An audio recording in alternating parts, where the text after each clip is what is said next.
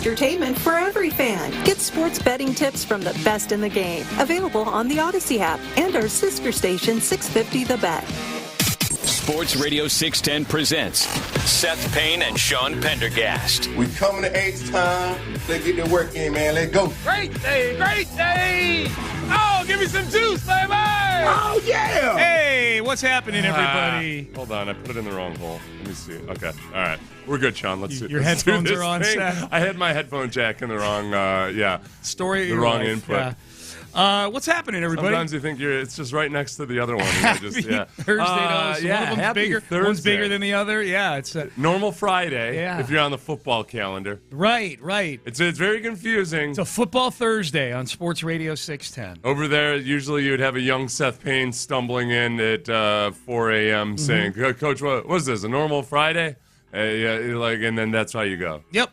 You forget your Gregorian calendar. Tomorrow's the travel day. Yeah. So it's man. The week it does feel a little strange. Like it's Thursday, but the game's really close here coming up. Yeah, I'm tired of these athletes whining about this short schedule that they have. When you and I and the rest of the Texans fans, we have real life to worry about. That's right. I mean, you and I have fake jobs, but we got real life to worry about. The holiday season, it can be a little stressful for people at times. So there is that. It is, yeah. So this year, adding to the tumult. Yeah. With all the shopping. Except you do have extra excuses for getting away from your family. Well, they asked D'Amico about that on the coaches show this week. Getting away from his family? Well, they asked about Christmas shopping. Yeah. And how you get that done. They asked both him and Nick. It was really funny, the two answers.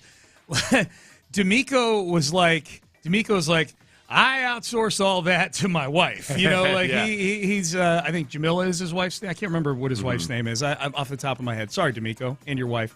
But he's like, the wife takes care of all that. Boy, Nick had a much more targeted answer. He was very precise about exactly how he allocates time and resources to shopping. Did it during the bye week. Yeah. And how specifically there were times on the calendar where you can go do things and stuff. I thought it was very intriguing.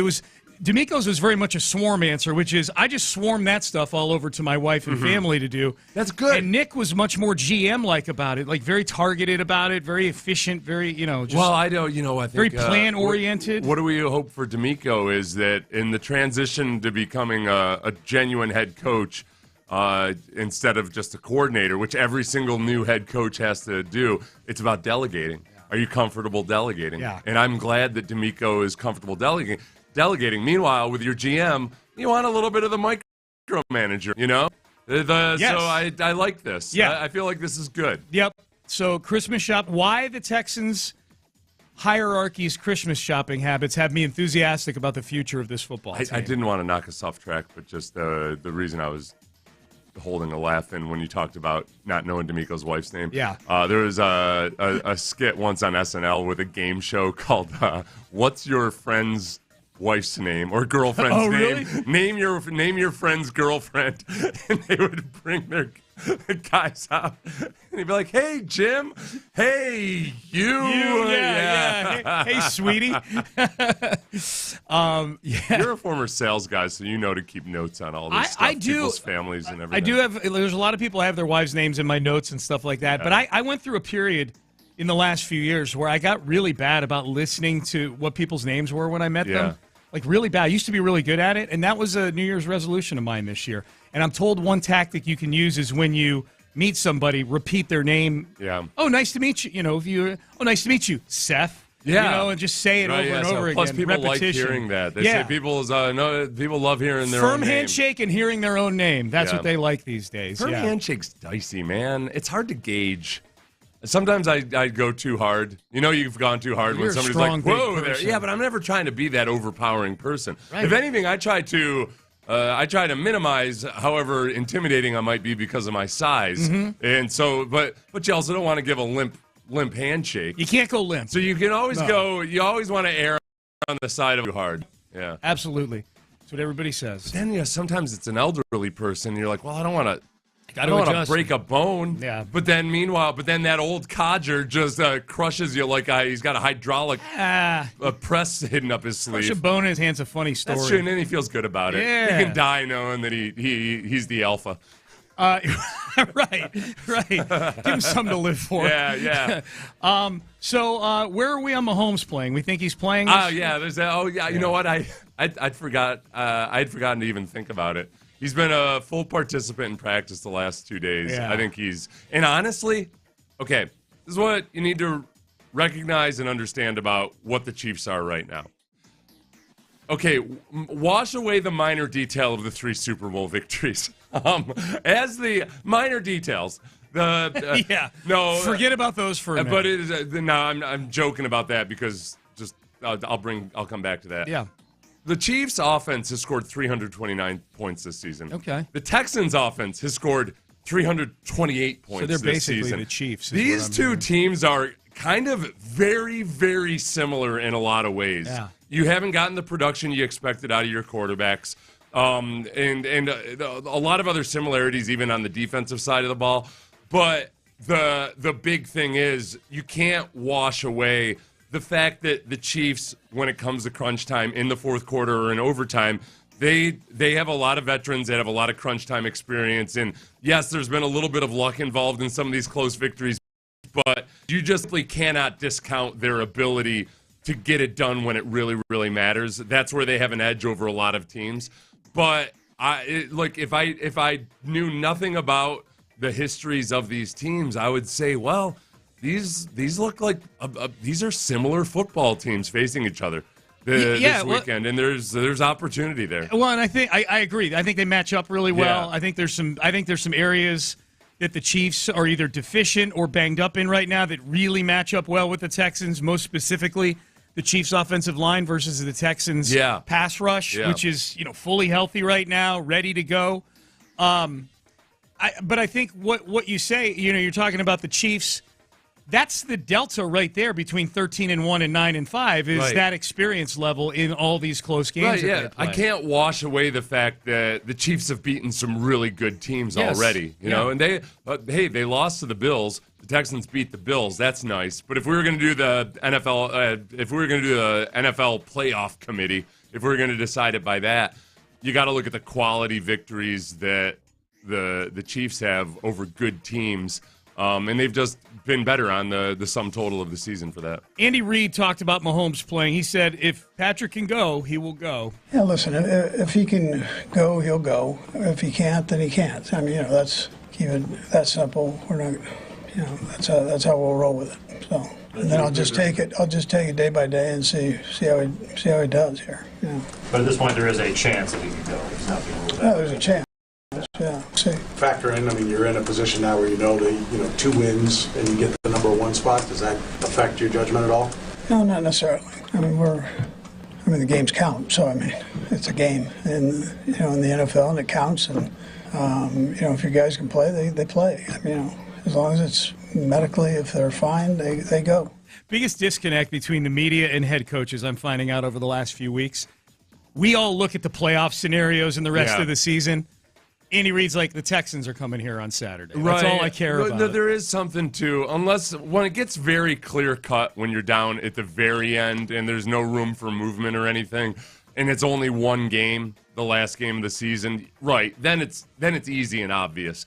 I think whenever there's any potential for movement within the playoff standings or anything like that, most coaches, they guard against getting overly clever. Mm-hmm. You don't want to all of a sudden pretend you're, some Machiavellian prince or something that's going to just game everything just perfectly.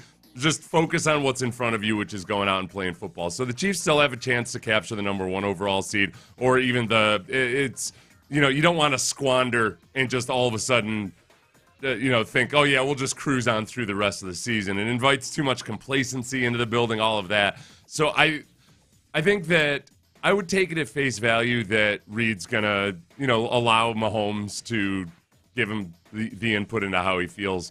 How nervous would you be if you were a Chiefs fan with Mahomes being in there in this pass rush? Rush was his reputation for violence. Yes. This is they're a mean, angry football team. Right, yeah. I hope that starts to really seep into people's brains a little bit. You know, we heard Aaron Rodgers on the Pat McAfee show a couple weeks ago talk about how when he saw Aziz Al-Shire on film, he was asking about him. Gotta find zero, Aziz didn't play in that game, but was, if he had, that Aaron Rodgers would have been very aware of where he is. Yep. So you lose, obviously, not having Aziz Al-Shire out there, not having the big hitter that is Jalen Petrie. But Jimmy Ward's got a reputation himself. He does, yeah, he does. Jimmy Ward's got a reputation. Mahomes said in his press conference, Andy Reid will have both him and Carson Wentz ready to go. Coach Reid kind of gave me that confidence to go out there and just push it and see where I'm at. Carson will be ready to go as well. I mean, he prepares as good as anyone I've ever been around, and his guys played a lot of games. So Coach will do a great job as far as practicing and stuff like that, getting both of us ready to go. But my hope is that I am able to go out there and play. But like I said, we'll make the best decision for that at the end of the week. This is where I'm honestly, I'm not just saying this for effect or anything. I might be a little bit more nervous about facing Carson Wentz in this situation where we haven't seen Carson Wentz, with an Andy Reid directed game plan. And Andy Reid is a guy, if there's one coach I don't want there to all of a sudden be a huge wrinkle for offensively, it's Andy Reid. For sure. Because I think Andy Reid could come out and run 25 designed QB run plays in this game and just figure, Mahomes isn't going to be. Let's just smoke him while we got him and just get everything we can out of Carson Wentz's athleticism. And it's tough. I think you got to spend this week preparing mostly for Pat Mahomes, but also very aware that you might get into a situation where you're basically playing against the Cliff Kingsbury offense or a Lincoln Riley offense or something that's just a wide open, college style offense with Carson Wentz doing a whole lot of RPOs and everything else. Yeah, who plays at quarterback for the Chiefs is an intriguing storyline for this game. I think it would be more intriguing if there were higher stakes for the Texans in this game. If the Texans had to have this game. Yeah. If they had lost the Miami game, and if they lost the Miami game, especially if the Colts had found a way to win, this would feel like a must-win, kind of thing. And that would have gotten real interesting, like who's going to be in there? Gimpy Mahomes or this potential Carson Wentz ambush? Yeah. We know empirically who the better quarterback is, but you're right. Situationally, Wentz being in there would be a fascinating situation. So the opportunities for gamesmanship. Last week, the opportunity for gamesmanship was D'Amico withholding the news that Titus Howard is going to be left guard for as long as possible. Aaron Wilson ends up breaking that story on a Friday afternoon or Saturday morning? Saturday morning, I think, yeah. Not really anything like that going on with the Texans right now. I think most people assume Titus Howard's going to be left guard, which I'm happy about. Yeah. I think they need to roll with this configuration as at the very least to be and see if Fisher does with it. I agree. But the Chiefs have a big chunk of gamesmanship, which is who's the quarterback going to be? That's a big one. Yeah, that's a big one. Maybe they've already decided that Pat Mahomes isn't going to play, but they're just really stringing this out. That'd be smart. Yeah, that would be a smart thing to do. The Texans, Saturday noon, kickoff against the Chiefs. You can hear it on Sports Radio 610. All right, news on the Astros front yesterday on something they were pursuing. Is this the most acute sign that we've seen that the golden age of Astros baseball may be over? We'll tell you what that is coming up next, but Men's Tea Clinic is what I want to tell you about right now. The golden age of the Men's Tea Clinic lives on.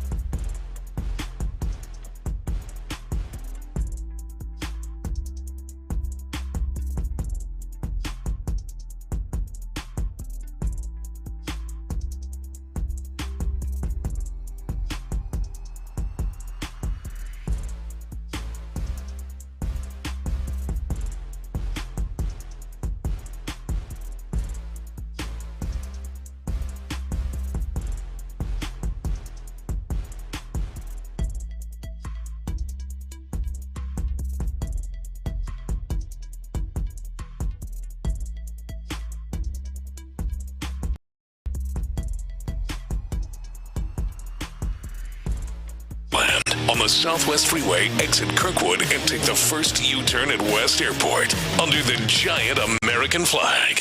Live from the Twin Peaks studios, Sports Radio 610 presents Payne and Pendergast. All right, Payne and Pendergast on a Thursday. Texans-Chiefs, Saturday, noon, kickoff. Seth and I have you for Texans Countdown at 9 a.m. here on Sports Radio 610. Headline, Cardinals, Nolan Arenado nixes trade to Astros. For now, as we know, the Astros may be dealing with a third base situation here. Well, they are dealing with one. They're trying to re-sign Alex Bregman. I don't know how well that's going right now. Bregman, we can talk about Bregman in a second. The Bregman thing's getting a little bit interesting to me from a certain standpoint. But we know that, Seth, the rumors were the backup plan, if Alex Bregman were to leave, they've got Isaac Paredes in the building now. He can play first base or third base. They've got a big first base problem, too. So Nolan Arenado is somebody the Astros were pursuing. The Athletic first reported it on Saturday that the Astros had emerged as a legitimate suitor for Arenado. This I'd not heard, and this is an article from Katie Wu and Chandler Rome. By the end of the weekend, the Astros had a deal in place to acquire the third baseman, and there was a growing sense within the organization that it would land the 8-time All-Star. Okay, so that's it. And now Arenado has a no-trade clause, and that'll be what we get into in a second. That part is interesting to me because this is after the Paredes trade for Tucker was already done. So Paredes is in the building. They had a deal to Nolan Arenado. That's a massive tell as to where they are with Alex Bregman right now. They were on the 1-yard line, according to one of the people involved. Yeah. They were ready to go, and then all of a sudden, and this was a surprise to the Cardinals as well, Arenado basically said, I'd like to see what else is out there. A little bit. Yeah, a little bit. So this is what Chandler Rome and Katie Wu say. Instead, according to multiple league sources, Arenado declined to waive his no-trade clause, preferring not to make a decision this early in the offseason. We got to keep in mind, there's still 2 months left and change of the MLB offseason. That decision is not final, and the Astros are going to continue to talk. What's unclear is whether the Astros will move on to a plan B here. You know, go sign Christian Walker, and now your corner infielders are Walker at first and Paredes at third, and then you move on with that. There's still interest in Houston. The interesting thing to me is that reportedly Arenado's hesitancy with the Astros had something to do with, A, the Kyle Tucker trade. You know, what direction is the team moving right now? And B, where they're at with Bregman. And I'm going, why do you care? The only reason they're pursuing you is because Bregman may leave. Right. They made it sound like, Bregman might be leaving. I don't know if I want to go there. I got this vision of Arenado kind of being on vacation and not paying much attention, and then he sat down to read a little bit when he was presented with the potential trade. Yeah. And he was like, oh, yeah, I'd love to. Yeah, they still got Bregman, right? And they're like, no, you'd actually be replacing Bregman. And that's not exactly what I'm maybe Tucker when a team like the Dodgers or somebody else might be in play, or the Yankees, who knows? I now this was interesting because there's a lot about this trade where immediately it feels a whole lot like Jose Abreu. You got a guy in his mid-30s who's been on the decline offensively for the last couple of years. Yep. One of the things that offsets that is that the Cardinals were going to pay a good chunk of his salary still. The Cardinals are getting. They're trying to clean house because they're going to have reduced TV revenue and for a bunch of other reasons. Yeah. So, but they were willing to pay a chunk of Nolan Arenado's salary. So it could still happen. It's just Arenado's got it on pause right now. Yeah, originally the Astros were on the list of teams that he was okay with going to. Yeah. And then he kind of paused when he'd watch how the last week or so unfolded with the Tucker trade. Along those lines with the numbers, just to give you an idea, because I think most Astro fans listening know that Alex Bregman's looking for $200 million over the next several years, reportedly. The Arenado deal would essentially be, for the Astros, a 3-year, $45 million deal. Mm-hmm. He's set to make more than that with the Cardinals, but a lot of it's deferred money, which I believe the Cardinals would owe, if I'm not mistaken. And then the salaries, the Cardinals would be picking up about $5 million each year in salary over the next few years. So they would be paying. The Cardinals would essentially be paying to get rid of Arenado. I would be interested to see what exactly would be required to go to the Cardinals in a trade. You know, as we know, the Astros not the deepest farm system system right now. But the bottom line is the Astros had a deal they were comfortable with, ready to go to trade for Nolan Arenado. And Arenado says, nope, at least for now, no, on that one. So we know that most everybody, like the last 7 or 8 years, starting with Verlander, Verlander was I think, a tipping point in terms of guys with prominent profiles wanting to come play here. And then the Astros became a place that guys did want to come play for several years because you knew you were almost assured of at least making the ALCS. Is Nolan Arenado's hesitancy here a sign that we are heading back into the pre-Golden Era days where we got to sell people on coming here? Well, the bookend kind of thing that would make sense is that, man, in 2015, Cole Hamels turned down a trade to the Astros because, no, I'm not going to the Astros. Plus, he had family up in Dallas or whatever. Yeah, he went to the Rangers instead. Yeah, but that was the last slap in the face in terms of marquee players just looking at the Astros as a place I wouldn't want to go. Right. And that was the year the Astros first made the playoffs and started this window. That's right. So, there's some symmetry there that, oh boy, we're not back to square one by any means, but the bloom is off the rose a little bit. I think going into last season or any of the previous couple of seasons, I don't think that this was as likely. I think it would be a slam dunk. Hell yeah, I want to go there and just, yeah. Well, especially when you hear that the story, when you see in Chandler's story here, that a big reason why Arenado is essentially, for the time being, taking the Astros off his approved no-trade clause waiver list is because of the moves they've made or not made over the last couple of weeks. Yeah. Like that speaks directly to, okay, how competitive can this team be? The thing about it is if you let go of Bregman, and I know Arenado hasn't been the same guy offensively the last couple of years, but defensively, he's still very, very good. And we've talked about that with Bregman. All right, well, you get, and then even when Bregman's slumping, you've got his very competitive at-bats. Arenado still does that really well. His strikeout percentage is in the top 10 percentile in a good way. His whiff rate is like in the top 10 percentile in a good way. So you still do, and I don't think that goes away. You might not get outright production, but you get a really good defensive player that can give you competitive at-bats. His pull rate is really, really high, too. Not to get too nerdy, but that's a big reason why they love Paredes since 2022. Has the second highest pull rate. Arenado is in like the top 20 of all players in pulling the ball. And so you're talking about tailoring your lineup to at least 81 games worth of the Crawford boxes. Yeah. That's not too technical. Yeah. That's like, hey, look at that wall and how close it is. Yeah. Hit ball over there. I just know anytime you throw a word in front of rate, they're like, people are like, oh, that's a rate. It's advanced stats. You just say he pulls the ball a lot. Pulls the ball a lot. Yep, that's what he does. He pulls the ball a lot. Someone says on the text page that Arenado is willing to play first. That's fine. Yeah. They have the point being that they've already got Paredes in the building, that they were pursuing another corner infielder that much. Mm-hmm. Fine, if he played first, then Paredes are like all signs are that Bregman is gone. This team is behaving like a team that thinks that Alex Bregman will not play for them. I think the year. only chance is if the market isn't what Bregman expected it to be for his services. Okay, now that gets interesting here. You and I talked about this off the air yesterday. Yeah.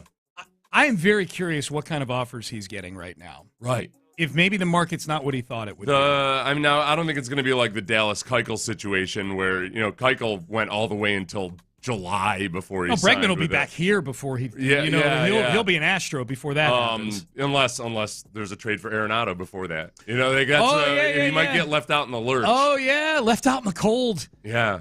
I'm guessing that there's a 5- and 6-year deal out there for Bregman right now. I would imagine so. Yeah. There's just too many teams that are willing to burn the last couple of years of the contract. Yep.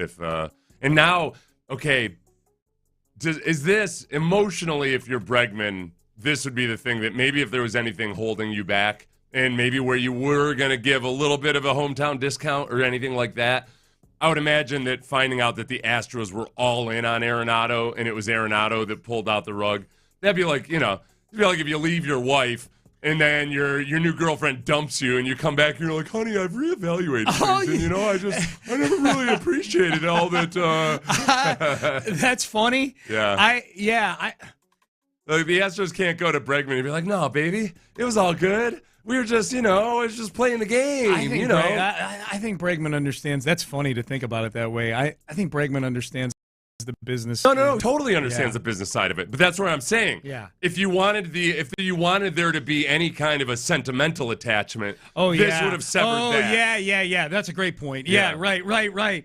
Hey, Alex, hey, remember all the good times we had? Right. Yeah. You completely lose any of that. You just banged Arenado. What are we talking? What are we talking about? The pictures are all over Instagram. How do I come back Chandler to this? Rome wrote about it. You changed your Facebook status. Chandler Rome wrote about it in that smut rag, The Athletic. Now I got to live with that for the rest of my life? Yeah. It's like Hamilton's wife. Hamilton, the music. Alexander Hamilton. Yep. Kyle Hamilton. Shouldn't the Astros have gotten approval to waive the no trade clause prior to agreeing to a deal? I don't know how I don't know the sequencing of how that all works. Wait, what was the question? Shouldn't the Astros have gotten approval to waiver the no trade clause prior to agreeing? It's up to Arenado. It's up to Arenado. Yeah, it's up to Arenado. I feel like the no trade clause is the thing that is just, for whatever, there's something in our brains that makes it hard for people sometimes to understand that, no, the no trade clause means that the player has control in the situation. Yeah. It's not the team that decides whether or not he gets traded. Just tell Arenado, man, you're St. Louis versus Houston. Like, Houston's just a way better city, bro. Just come down here. It's just a way better city than St. Louis. I think he knows he's going to be elsewhere. It's not Houston versus St. Louis. It's Houston versus LA, Houston versus New York, whatever it might be. Yeah, that's true. You know who likes Houston a lot? Who? CJ Stroud's mom. Oh, yeah? Yeah. She's starting a podcast with I knew that. Paris Johnson's mom. The Mom's POV podcast. They had they did like a trailer video for it. Yeah. I was very excited to hear this. You know that I have quarterback PTSD, that I want I want CJ to be here for a long, long time. One of the coolest things about training camp for me last year was watching Kimberly Stroud and Will Anderson's parents and a lot of those other young guys that came from big time programs, still kind of like wide-eyed about the fact that their sons were in the NFL. Yeah. Like, it was really cool. It's feels like a high school team. Yeah, and it's like like a really good AAU team or something. But like they all just all genuinely appreciative of how cool it is that their kids are in the NFL. Yeah, it's nice. This is CJ's mom, Kimberly Stroud, on the Mom's POV podcast. Houston is an amazing city. I mean, it's so amazing, and the people there are even more amazing. Yes. But and I know the food is great. I've had some of the food. Yeah, the food is amazing, and it's like there's so many aspects to Houston. But when we got there, it was like our eyes were just like widened, our whole family. And so we had to learn like the way that Houston works and the freeways. Ooh, goodness. Same here. Same here. That seems to be the biggest thing. Remember Diggs when he first got here? Yeah. And he feels like Houston is home now as well, as he said on Good Morning Football. He was tweeting about missing an exit. Yeah. I didn't know if I missed an exit, I had to budget in another 18 minutes into my trip. Right. Well, yeah, but the beauty of it, though, too, is that the feeder road system is novel to a lot of people. Yeah. Especially if, a lot of these other cities up north, they're older cities that were laid out before the automobile was a big deal. Yeah. Yeah, that's true. Whereas Houston, because they had all these wide open spaces to do whatever the hell they wanted, you can have as many lanes as you want. Just explore the area a little bit. Yeah. So, but the beauty of being able to miss an exit, but have an instant mulligan in that you've got a dedicated U-turn lane and all of that, you learn to appreciate it over time, but it's confusing. I remember I was at an appearance once where DJ Swearinger was signing autographs at a car wash. Okay. And I was there kind of emceeing the event and everything. And it was DJ's rookie year. And I got on the phone with DJ and I was trying to explain to him what his GPS was telling him. And I had to explain it. And I said, well, so you're on the feeder road, so just stay on the feeder road. And he's like, what's a feeder road? What's a feeder road? Yeah. Oh, my God. Did he make it? Eventually. Yeah, eventually. He got there. He did? But it wasn't he would have been on time if he had been able to understand the feeder road the complex instructions from the GPS. You're right. Once you get the hang of it, it's awesome. It's awesome. Yeah, but it takes a while. It's just different. It does. I was glad to hear CJ's mom say she likes Houston so much. Yeah, no, I hadn't heard that clip yet, so I was glad that she said her eyes were wide open. Yeah. Or opened wide to just everything about it. That's exactly the impression I got last year. Very endearing. Very endearing, no doubt. All right. She watches my YouTube channel, which makes me kind of nervous. She does? Sometimes, yes. Does it alter your? No. I'll always give a little bit like, hey, listen, I'm not saying this out of animosity or anything, but I feel like you're here to tell it like it is. Right. Yeah. I'm on YouTube. I'm not a jerk ever. I've tried to be less of a jerk on radio. I falter. Maybe like once an hour. Yeah, we all do. Yeah, we all do. Just keep trying. Right. That's all. Okay. Yeah, you're good. Did you on your YouTube channel? You kind of dial it back a little bit. Well, I just I don't know. It's just different. I'm trying to do. Yeah, I don't know. It's different. It's just different than radio. Yeah. All right. Headlines coming up next. We got some hardware for a Houston Texan back at practice as well. Thursday Night Football tonight. This one is of interest to Houston Texan fans, and we will tell you why in headlines coming up next. Hey, Trajan Wealth. Boy, you talk about getting to.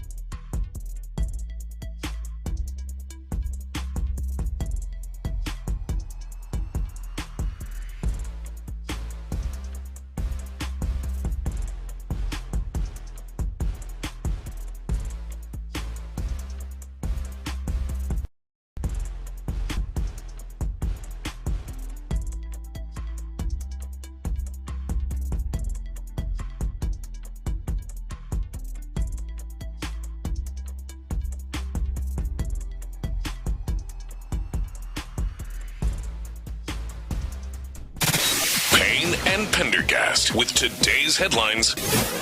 All right, let's get to the headlines today. Hey, first, congratulations are in order. Derek Stingley Jr., AFC Defensive Player of the Week for Week 15 of the 2024 season. 2 picks, 2 tackles for loss. I did not realize this little statistical factoid, Seth. Derek Stingley Jr. is the first cornerback in league history. Ever in the history of football, since time immemorial, to get 2 picks and 2 TFLs in the same game. Really? Yeah, first cornerback. In the entire history of they've been tracking this stuff? In the history of civilized football. Well, at least since they've been tracking this. So going back several decades, probably. Yeah. Wow. That's weird. I'm surprised by that. Yeah. I'm surprised, especially when you consider some of the defenses, like the old Tampa 2 defenses and everything, that had cover 2 corners that could come up and play the run. You know, like a Tiki. I'm honestly amazed that Rondé Barber never had a game like that. Yeah. No kidding. 2 picks.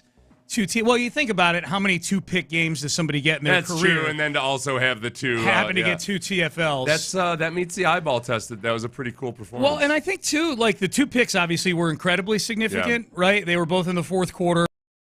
First one was in the red zone, literally, as the Dolphins are driving for the tying touchdown, and we know how important the last one was and how spectacular it was. One of his TFLs was the very first play of the game, and I thought where he came up, it was a screen or of some sort. It was a screen, it was whatever it was. It was short. Yeah, it was a short pass, and he came up and did a really good job of squaring up and tackling the guy. And immediately the Dolphins are in 2nd and 12. I'm like, it's a good tone setter to start the game. The marching orders for last week were to be sure that everybody was swarming and coming up and tackling, and not let anything underneath turn into a big gain. That's the first play. They did a really good job They did a great job. And people have asked, hey, can they just basically do that same thing against Mahomes? The quick answer is no, just because Tua does not want to extend a play at all. With Mahomes, it gets tougher because Mahomes, whether he's hobbled or not, can still extend a play a lot longer. So it becomes more of a test of, you got to come up and tackle, but you really got to be dialed in on the back end and stay in your zones. Be mindful of where your guy is while also keeping an eye on Mahomes. It's a much tougher challenge than Tua. Yeah, that's why that Dolphin game, I saw some people say, man, that's the second straight game that the pass rush didn't really get the Jacksonville game, they were held off the board sack-wise. You have the 2 big sacks, the Will Anderson strip fumble and then the Danielle Hunter one. The other sack was sort of, they ran Tua out of bounds. Yeah. But there were so many plays where, that I thought they got Tua jittery. He gets to his 2nd and 3rd read, he immediately gets jittery. Right, and clutter around. We talked about that going into the game, that a good pass rush wasn't going to look like a whole bunch of sacks, because that's not the way the Dolphins operate. Yep. If anything, look at the way it affected McDaniel's play calling. They had 12 passes behind the line of scrimmage. Yeah. The Texans were able to turn Tua into a college quarterback. That's right. And it worked. It was perfect. I'll take the interceptions over sacks any day of the week. Yes. Oh yeah. You kidding me? Possession of the football, and then a strip sack on one of your sacks. Yep. Setting up a short field. It was great. Kenyon Green activated. That came down late in our show yesterday. I saw a lot of people wondering yesterday. Okay, does Kenyon Green step right back in? No, the answer is no. Titus Howard, even himself in open locker room yesterday, talked about playing guard this week. I'll tell you honestly, Titus Howard in the run game, I think, is going to be a big improvement. There's even on some of the combo blocks, or when guys are working up to a linebacker, the footwork, the timing, everything else just looks a lot better with Titus Howard in there. Some of his bad plays in the run game weren't he had a couple times where he missed a guy, but that guy ended up getting an assist or being the second guy in. The guys still had to take a wide berth around him if they beat him in the run game. It was kind of stuff on the backside. I think he might be able to open their playbook up a little bit in the run game, maybe make the inside run a little bit more feasible, and you might have some options there. They just need time and reps and a few games work against good defenses like they are this week. You and I both think that this will be the combination they head into the playoffs with as on the offensive long as line. Blake Fisher holds up. As long as Blake Fisher holds up. If Blake Fisher holds up and they go into the playoffs with this combo, and this looks like it's a combo that's working, could this be the combo that they start week 1 of the NFL season with next year? every single coach or GM that I've heard talk about Titus Howard this week has been over the top grateful for Titus deigning to play guard this week. Bobby did it yesterday. Yeah, he joined the club. Oh, I can't tell you how happy we are and grateful we are that Titus Howard lowered himself to play guard this week. So I don't think you don't think so? Okay. I don't know. I mean, there's part of it. If Blake Fisher shows up over these next 3 games, obviously in the regular season, and at least one more, I don't know, man. There might be a get busy living or get busy dying thing going on with Blake Fisher. You know what I mean? Yeah, maybe though. You know what, too? If Titus Howard can be part of a push in the playoffs, and maybe they actually get a run game going for the first time all season, like a genuinely dependable run game. Yeah. Maybe he'll take some pride and ownership in that position. I don't think he's got a clause in his contract that says if you play left guard, you only get $12 million instead of $18 million. Right. But he's also learned from Laramie that, hey, those second and third and fourth contracts ain't so bad at offensive tackle. Okay, well, when Titus starts making Pro Bowls, he can worry about his third contract. Somebody's going to have to politely explain to him that he's not that guy at tackle. But, hey, maybe you could be the guy at guard if you really, really, really embrace. I like hearing that he looked good to you in the run game. Well, because, I'm skeptical of Titus Howard as a guard. But compared to what I've been seeing out of that position all year long, I think, yes, this could be a definitive improvement, especially with some reps at the position. I'm excited for this game on Saturday. I'm glad there's not clinch a playoff spot stress on this game. There's merely, I hope they can get better at football stress on this game. Yeah. That doesn't end your season imminently. You know what I mean? Denver at the Chargers tonight. This is a game, Seth, involving 2 teams that the Texans could see in the postseason. These are both teams that are probably going to be in the playoffs. Denver might be close to clinching a playoff spot. They're 9-5 right now. The Chargers, on the heels of getting blown out at home by the Bucs this past weekend, they're 8-6, but they're 2 games ahead of the next closest teams in the AFC. So preview of these two teams, if the Texans had to face one of you, we already know that there's a good chance they're facing the Ravens or the Steelers, probably something like that. But if the standings happen to fall in a way that one of these 2 teams winds up opposite the Texans, do you have a preference on either of these? I'd rather... You're going to be playing them at home. Yeah. I'd rather face the lesser quarterback. Which is Bo Nix. Yeah. And Bo Nix has done and he's a rookie, too. Bo Nix has done really well this week. But, Bo Nix last week was really struggling in the first half, and he talked about how, he was seeing a lot of stuff that kind of confused him. He just was kind of lost out there. I think this Texans defense, the way they're playing right now, mostly because they're young defensive backs, have really come along. They're able to disguise, and confuse more so than they were able to at the beginning of the year or really at any point last season. I like them versus Bo Nix. I do too. I'd take Denver in that. I would choose Denver as an opponent there. Be an interesting game tonight, though, man. If Denver wins that game, all of a sudden, any of these 6-8 teams win this weekend, the Bengals, the Dolphins, the Colts, that last playoff spot gets really interesting going into the final 2 games of the season for sure. All right, Sean Payton v. Jim Harbaugh. Now, you can hear that game right here on Sports Radio 610. Nolan Arenado will not waive his no-trade clause for the Astros. We got into that. Rockets back in action tonight against the New Orleans Pelicans here at home. A game where do it for the Gulf Pride. They're showing Christmas Vacation at Toyota Center tonight in conjunction with the game. Oh, we got to talk about Ron Hughley's incident yesterday. Oh, okay. We'll do that maybe in the 7 o'clock hour. Up next, Bobby Slowik speaks yesterday. Was asked, what exactly do you all do well? Do we agree with Bobby Slowik's self-assessment of the Texans offense? We'll get into that and a whole lot more. Nice long segment coming up here in the 7 o'clock hour. Stay there. But first, Texas side.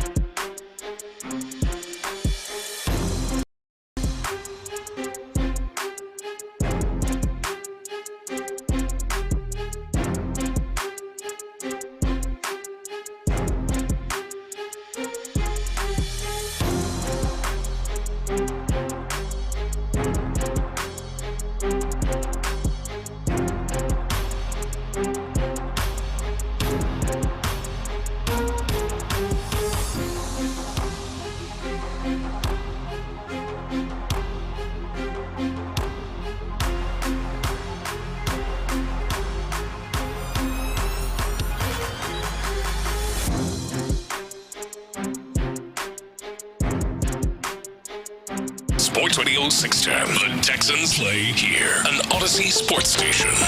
Sports Radio 610 presents Payne and Pendergast. All right, Bobby Slowik met with the media yesterday as we head into the 7 o'clock hour here. Payne and Pendergast on a Thursday.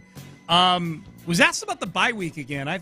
Bobby had done media since the bye week, but we've seen the results, at least initial results, of the self-scout offensively. And in terms of productivity, it was not great. They did score 20 points. They won the game. I acknowledge that. Here was Bobby on the bye week. Most of it was deep diving into us.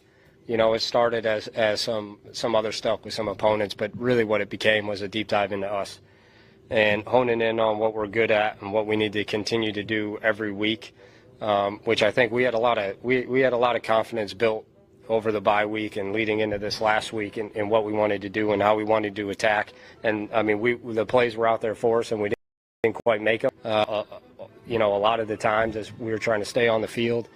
And I don't know what that is. Was it rust? Was it? I'm not sure. But I know if we continue to do that, like these are things we've proven that we've done really well, and we're all really confident. Like if we keep getting ops, we're going to make those plays, and at the end of the day, make more than we miss. So that really is what the bye week was for us. It was, hey, what do we do really well? How do we hone in on this?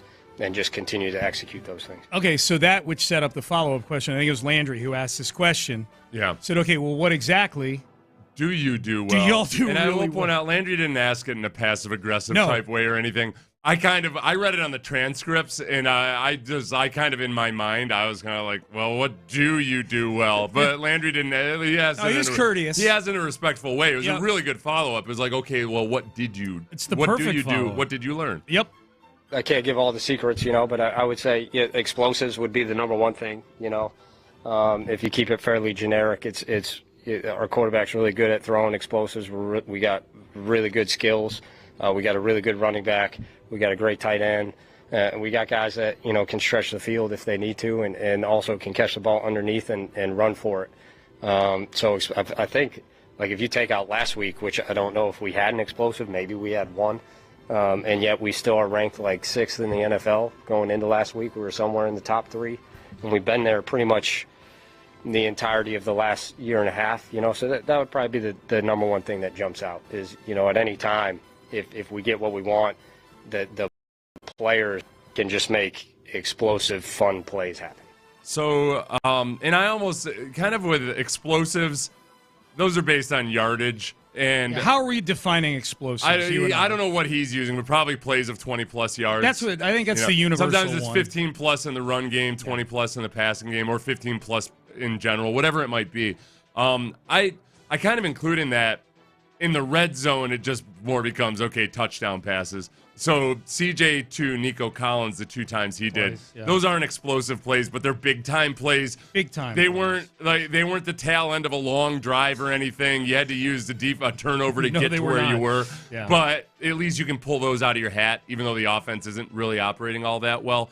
The issue with that is that, yes, that's a strength, but it almost feels like salt in the wound in that that's your only offense. Yeah. If your explosives are tied to, hey, we're making big passes because the team is really trying to sell out to stop the run, or hey, we're running the ball because they're so focused on stopping Nico Collins that we're just gashing him on the ground. You get every now and then, and you never know when it's going to show up. It's almost like having an unreliable father. It's like, hey, Dad's here for Christmas, and he's sober this year. Yeah. Like, okay, but I can't count on that every year. Right. You know? Right.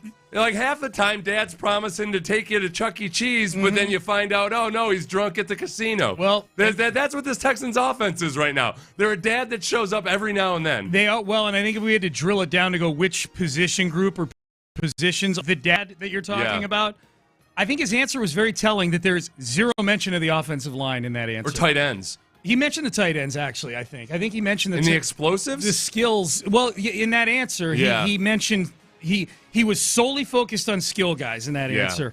And I was listening, man. I was listening, like, is he going to mention anything about the O-line? Even the fact that they're playing a little bit better the last couple of weeks. Has there been an explosive play to a tight end this year?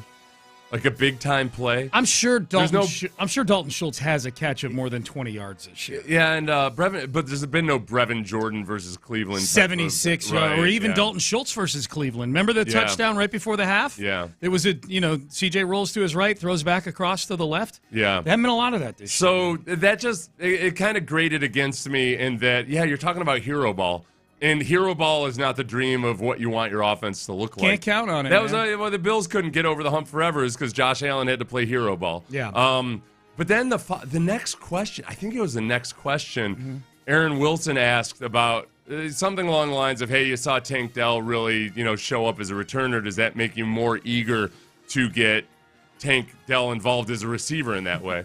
Yeah, I mean, it's always fun to see when you got someone with the ball in their hand making plays. I would say before he even had a punt return happen, I think we gave him a jet sweep pretty early in the game, and he made 3-4 guys miss. And I said, I don't know if we had an explosive. I think that actually was our only explosive of the entire day was that run on the jet sweep, which was almost all him making a play.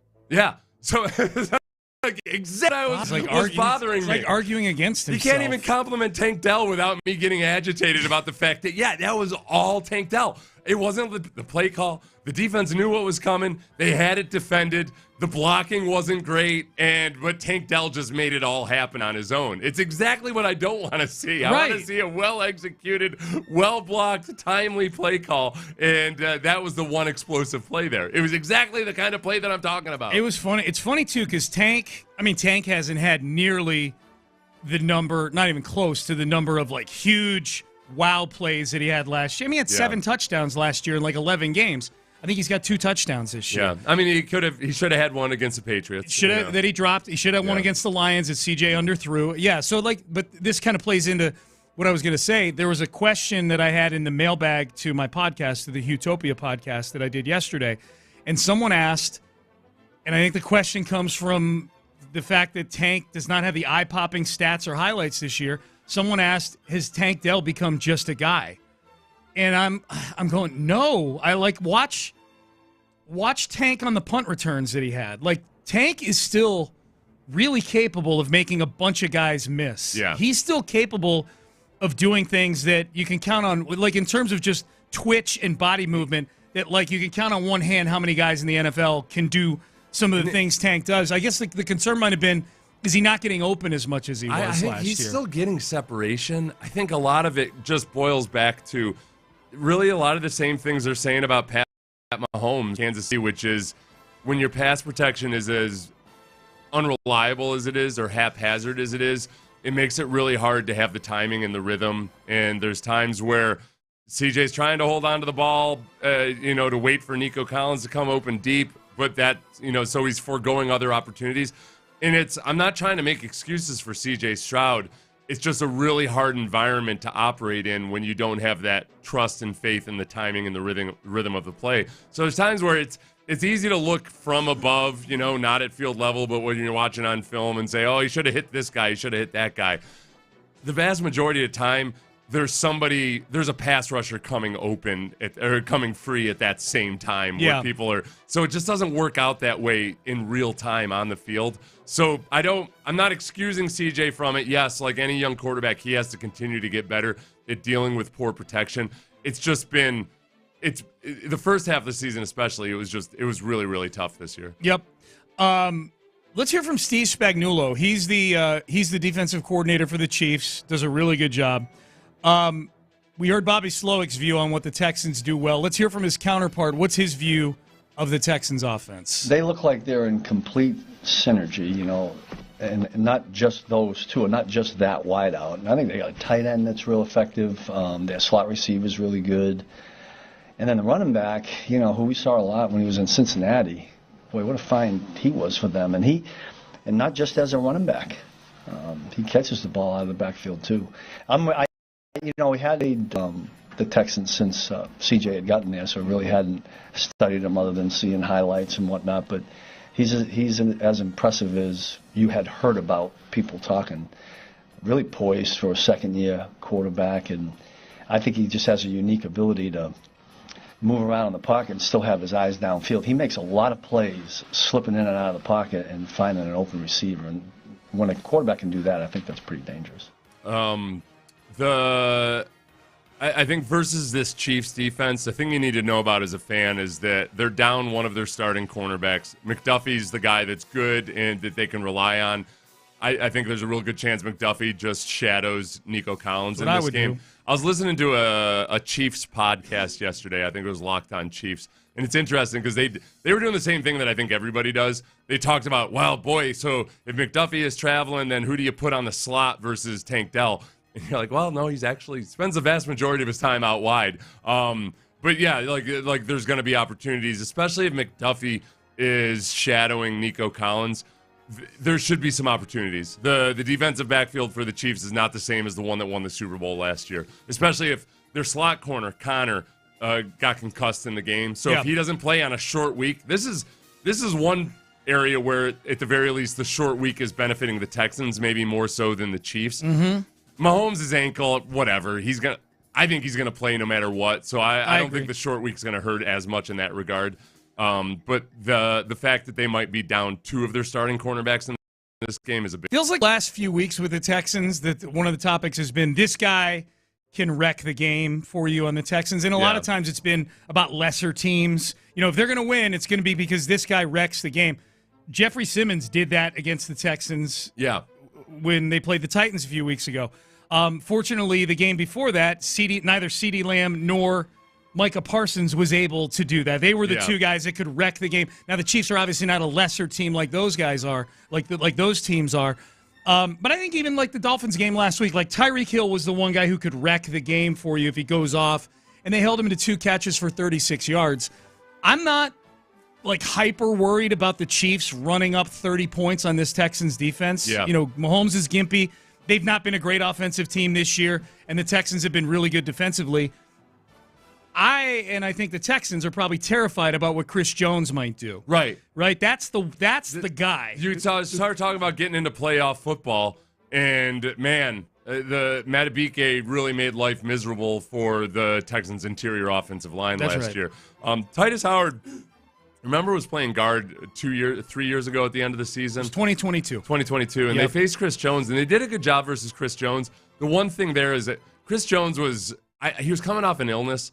And Chris Jones is not a guy that you expect to just battle through something like that.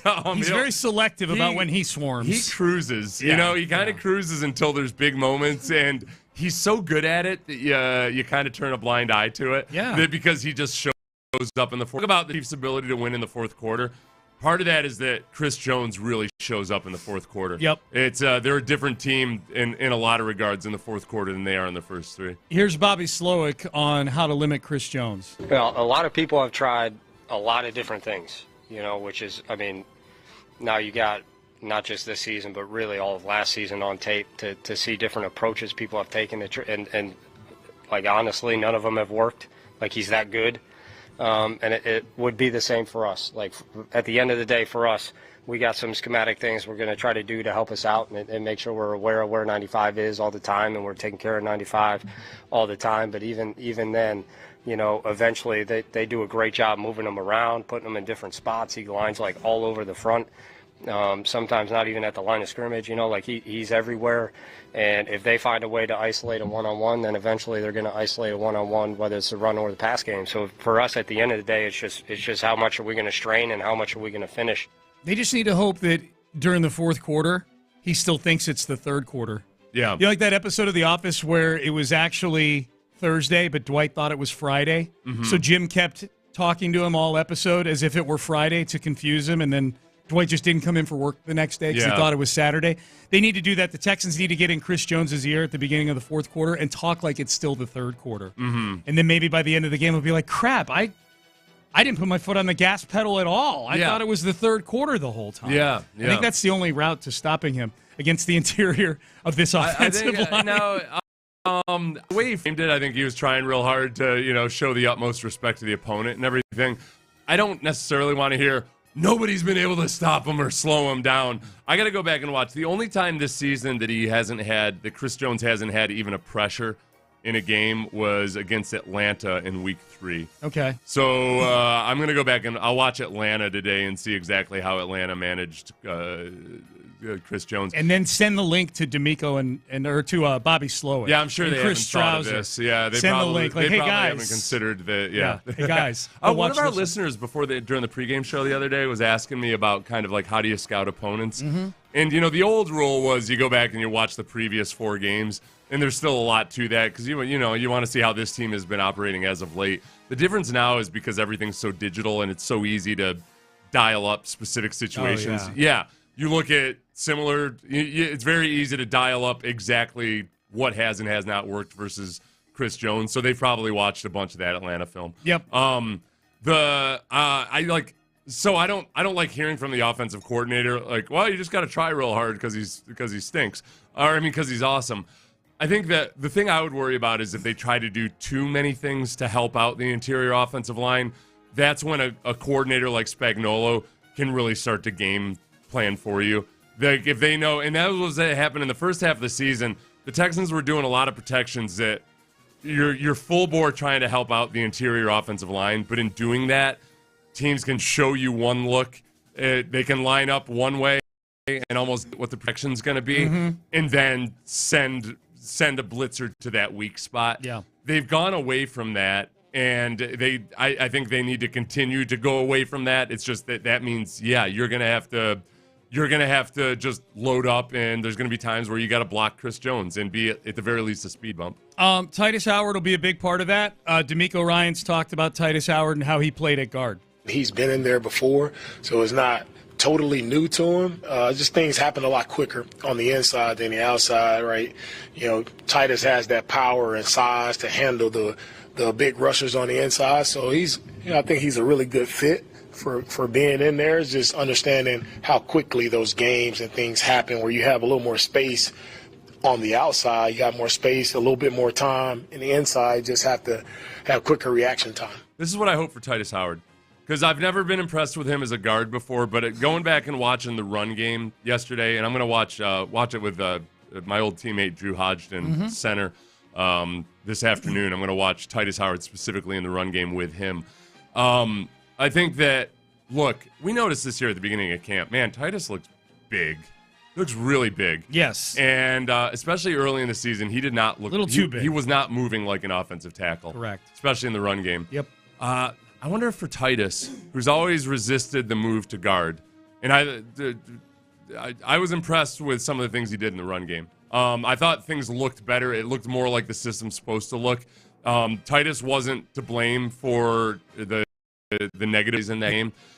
Maybe he realizes, like, oh, hey, I like to eat. And down here, that's actually a benefit. Yeah. Yeah. It's like when I came to Houston and I got put in to play nose tackle in a 3-4 for the first time, I realized that first off season after I had spent a year doing it, that like, I can eat as many burritos as I want in Houston, and it's Texas. Fun to just be big and strong and be here in the middle. Maybe Titus really latches onto it. Just embrace it, man. He should. You should just set a goal for as high a BMI as you can get. Yes. And just be a big load in the middle there, man. Yeah. By the way, if you get good at that, is there a better chance Titus eats his way into being a really good guard and gets another contract more so than staying at right tackle? With the cap increasing and everything, I think he's got a better chance. He's just never embraced it before. Yeah. I think he's got a better... I could see him being, he's got a higher ceiling as a guard than as a tackle. Yeah. If he genuinely commits embraced to it. Being a guard. Yeah. He's right next to his buddy Laramie for the next couple of years. Oh, yeah. You know what I mean? He can security blanket. Turn to him and like, did you see that sale on Amazon? On skinny jeans? Yeah. Laramie can be like, yeah, man, I've already bought 6 of them. I saw Laramie. Set hut. Laramie and Titus were on the bench just marveling, and they were jealous of Mike McDaniel's wardrobe. They're like, that's the way I want to look. The capri That's the way I want pants. to dress. Yeah. He should not dress like that as an McDaniel? NFL head coach. Yeah. No, you can't win a Super Bowl. Nobody like on that. a sideline for an NFL team should be dressed like that. No. I'm not saying it's a bad look overall. I'm saying nobody on an NFL side. The problem is, you know what? I think he very quickly, this is what happens, when you become a head coach, it's kind of like the presidents. They age more rapidly. They always look like, you look at the beginning of the inauguration, and then after 4 years, you're like, whoa, yeah, that's the same guy. McDaniel still is trying to look like the young kid. But he's a middle-aged man, or rapidly approaching it, and it's going to start looking desperate. It's like when Jerry Rice with his braids. You're kind of like, all right, man, you just got to let it go. You're 40. Yeah, like, yeah, dude, those braids are running away from your forehead as fast as possible. They're retreating. Gravity is pulling those braids down. Hey, let's hear from Titus right here. How does Titus think he did at guard this past week? Just trying to do what I can do so we can win. Got a couple guys down now. Got guys down. We had Blake who can come in at tackle, so I was open to moving, so to help the team so we can get some more wins, clinch the division. Just got trying to do what I can do to help win. I feel like last week was pretty solid. I'm not gonna lie, it's a pretty good game. A couple plays, here and there, just got to get back used to being inside. But I feel like it was a good game. Yeah, I do.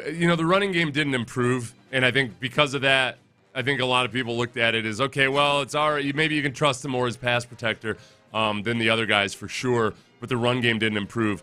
The run game was not on Titus. I think there's a chance there that maybe they can an inside running game, being able to run up the middle a little bit more. I think they could run more duo and just by sheer physics, the bulk of him and then him being a veteran player. It feels like he's really embraced it. Whereas before it was always, it was just glaringly obvious that he's a better tackle than he is a guard. Maybe that flips a little bit. Yeah. J.J. Watt was on the Pat McAfee show yesterday, making his weekly appearance. It's been kind of fun having J.J. on the McAfee show because the Texans get a little shine on there. They get some attention, Figgy and I have talked about this. The one thing I wish you would do is just buy a very affordable microphone. Agreed. Dude. Yeah. Totally agree. What are we doing? You can get really good microphones for your iPhone, but he's on there with his AirPods, and it sounds like he's on an old school cell phone. Yeah, I cannot believe that he goes on every week and sounds like I think that. With McAfee still wants to keep as much of like a gritty feel to it, like it's still a podcast. I feel like McAfee has probably told him, like, nah, don't worry about that. Oh, I guarantee you. He just likes having JJ. Just don't do that. Because it's easy for JJ to just pop on wherever he is in the world, whether he's in England or here or wherever else, to just put his phone in front of him and go. Yeah, it doesn't keep me from listening, but I thought the same thing every week. I'm like, why is JJ Watt, who has hundreds of millions of dollars, why can't he go buy a microphone? That's where I've actually sent microphones to people before. I have too. I sent one to McLean back when we were doing the podcast together. Yes, yeah. You can get a badass microphone for like $250. Oh, easily. JJ can afford it. No, yeah, I think he can. A USB microphone that sounds like a studio mic. Maybe he's having financial troubles. He's spread too thin. Yeah. Between the SOS and whatever else. The private jets. He's going to have to renegotiate his deal with Dick's. Right, exactly. Or T-Mobile, or I forget, with the cell company. Yeah. Or boy, there's more JJ on TV now than there was when he was a player. His commercials are really good. Yeah. So here's JJ. Here's JJ on the Texans, how they look coming out of the bye week. I think they needed the bye week that they just had. I do. I think they were going through it a little bit. I think they needed the bye week to kind of reset, recoup, came out, get a nice win. And now on Saturday, they've got the Chiefs with either a slightly banged up Mahomes or no Mahomes. We'll find out. Who knows? And it's a chance for them. 3 games in 11 days can either be really, really tough on you, or it can be a major catalyst. And I think this team had that chance to recoup. Okay. Now, their offense does still need to figure it out a bit. I mean, their defense is playing lights out. Danielle Hunter, Will Anderson Jr., Stingley, these guys are playing great ball. Special teams, special teams set them up for this touchdown right here with C.J. DeNico in the red zone. But the offense, there's just something little there that hasn't quite been clicking. And I think if they can get that going, they can make a deep run. But if the offense doesn't start to return to what they were able to do last year, it's going to be tough. He threw in the word catalyst. I was going to say, the most interesting thing he said in that cut was that 3 games in 11 days can be a catalyst. Right, yeah. Turn your the obstacle is the way. If you win, I guess. Yeah. Right, this is the challenge that's in front of you. And it is nice that, yes, the late bye week sucked. It is easier, much, much easier to overcome that obstacle when you're coming off of a week of rest and they got like several solid days of rest where you can come back and you can just, okay, this challenge in front of us, it's these 3 games and we're just going to hit it hard and then we get a big break afterwards. It's like running the last wind sprint, Yeah. And then you get a little mini bye after the Wednesday game and guys can come back similarly re-energized. I think the defense, that's where it showed up more than ever. I mean, you're looking at the Titans game which was the last real test you had before the bye. Because the Titans, even though they're not a good team, they presented specific challenges that have hurt the Texans before, and they looked like they were running on fumes. The defense in the second half especially. And they looked completely opposite of whatever the Tennessee version of the defense was, the Texans defense in the second half of the Titans game, whatever that version of the Texans defense was, they looked exactly the opposite in the Dolphins game. Yeah. Boy, that, as far as it being a catalyst, like they win these two games. If they beat the Chiefs and beat the Ravens, doable. How much does that shift the narrative on this team heading into the playoffs? I think it changes. I think everybody's just kind of been sitting back. People nationally aren't really talking about the Texans very much. This would be the stamp of authenticity. And especially if Mahomes plays. Yeah. Right? Yeah. And as far as this defense and the way they're playing right now, they're very, very opportunistic. They've been taking the ball away from the offense a lot. And the Chiefs defense, they took the ball away from the Browns 6 times last week, but they have not been super opportunistic. The Chiefs defense went through a real lull there in the middle of the season where they didn't look at all like themselves. They look more like themselves. They've been good 3 of the last 4 games. They've held teams to but the Chiefs offense has scored 21 points or less in 5 of their last 6 games. Yeah, they've struggled. It's a moribund offense as of late. And they're facing a Texans defense that really seems to be hitting their stride. And the one team they gave up a bunch of points to, Bryce Young and the Carolina Panthers. It feels like how much? Gave up 27 I'm points. telling you, these 2 teams are more similar than you think. Because the Texans would do that too, right? They gave up 32 to Will Levis. Right. Now I know Bryce Young has been playing different as of late, but the Texans last year defensively they weren't awful versus Bryce Young, but Bryce Young had one of his better games versus the Texans. These teams, aside from the minor detail of 3 Super Bowl championships, in a vacuum. If you knew nothing about the Chiefs, you'd say, oh, wow, that's a tough, gritty team that's won a lot of close games. But they're very, very similar to the Texans in a lot of ways. Yep. Here's one more from J.J. Watt, having nothing to do with the game this Sunday. Apparently, I didn't see the whole interview, Seth. I only saw this cut. But it looks like the lead into this had something to do with, not prayer, but the team chaplain. The team or chaplain, because JJ was talking about the team chaplain at Wisconsin. In Wisconsin, yeah. So that was sort of the lead-in, which led into an easy rampway for the McAfee crew to bring up one of their favorite topics, Jack Easterby. Did you go to Catholic school? Seems like you know a lot of these things. No, but I mean, locker rooms, literally, like the team chaplain or whatever always gets up and says a prayer, but Johnson, Father Tom also would come into the team meeting the night before, and he would list off like 10 of those, and we'd have to say, pray for us after every one. JJ was with the Easterby, we forget. Oh, yeah, Jack Easterby was running that thing. Mm-hmm. He was doing the redfish, bluefish, though. Yeah. Mm-hmm. Which also might play another day. That's what Jesus was doing. Maybe 1 fish, 2 fish. Speaking of team meetings, got up and spoke in front of the team before a divisional playoff game the night before the game. Who? Easterby? Jack Easterby? Did they ask him to? Who'd you lose to? Nobody asked him to. What are you talking about? You can just pop up. Jack, listen, not his fault. He was promoted from FCA guy to president, coach, general manager of an NFL team in 2 years. No. Not his fault. Obviously, he's going to take the opportunity. What was his message? Was it because we saw him speak? And he was. Were you guys receptive? You guys were receptive? I don't want to go too deep into that. Is that what started you and Bill O'Brien's fist fight? No. No, I didn't fist fight Bill O'Brien. Okay, yeah. JJ, I didn't get into a fist fight with Bill O'Brien. That's been written about, I believe, that speech. It has been. He's divulging information. The stories I've heard about it, the unpublished versions are just very much that there's a whole lot of Jack Easterby wasn't getting up to give a prayer. That was Jack Easterby getting up to give his pep talk to the team and the squad. The first we'd heard of that was in, I think, one of the SI.com articles where Easterby was completely just gushing over Deshaun Watson. Yeah. And Deshaun reportedly in that article was almost embarrassed. Yeah. This guy's up here. It's it was trying to distance himself a little bit. There was a lot of Easterby that just cumulatively felt like, man, this guy does not read a room well at all. Remember there was a story about him getting up and giving some he was telling some story, and he like threw in like, "Hey, maybe you're with your kids, Ray and Tashandra or something." Kiki. And people were like, Kiki and Ray. Like just trying way too hard. Well, kind of like he did when he did that crip walk. Like, man, you're trying way too hard. You're trying way too hard here. It was it's just awkward. Awkward is the. What do you think he's doing right now? Right this moment? Right this moment. What do you think? He's working on his book about how he turned around the Houston Texans. Yes. And definitely taking credit for it. Yes. I know he's put out feelers to various other professional teams and other sports as well. It's just he's looking for work, and he's writing his motivational book. Mm-hmm.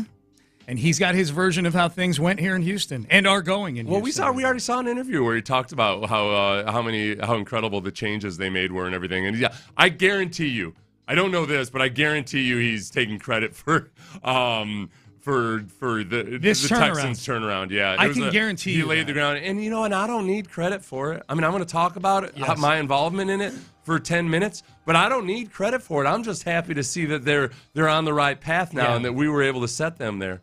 I can 100%. Yeah, I don't need credit, but I was a part of that. The most underrated kind of line, like below the radar line in that whole cut we just played with JJ, is when, and I don't know which McAfee minion there, but when JJ said that Easterby got up in front of the team for before a divisional round playoff game, and one of them went, "Who did you lose to?" As if to say, "Oh, it's a divisional round game. We know the Texans lost because that's what they do in the divisional round." Yeah. I thought that was a very underrated, funny line. Like, so who'd you lose to? That was It was the Kansas City game. It had to be.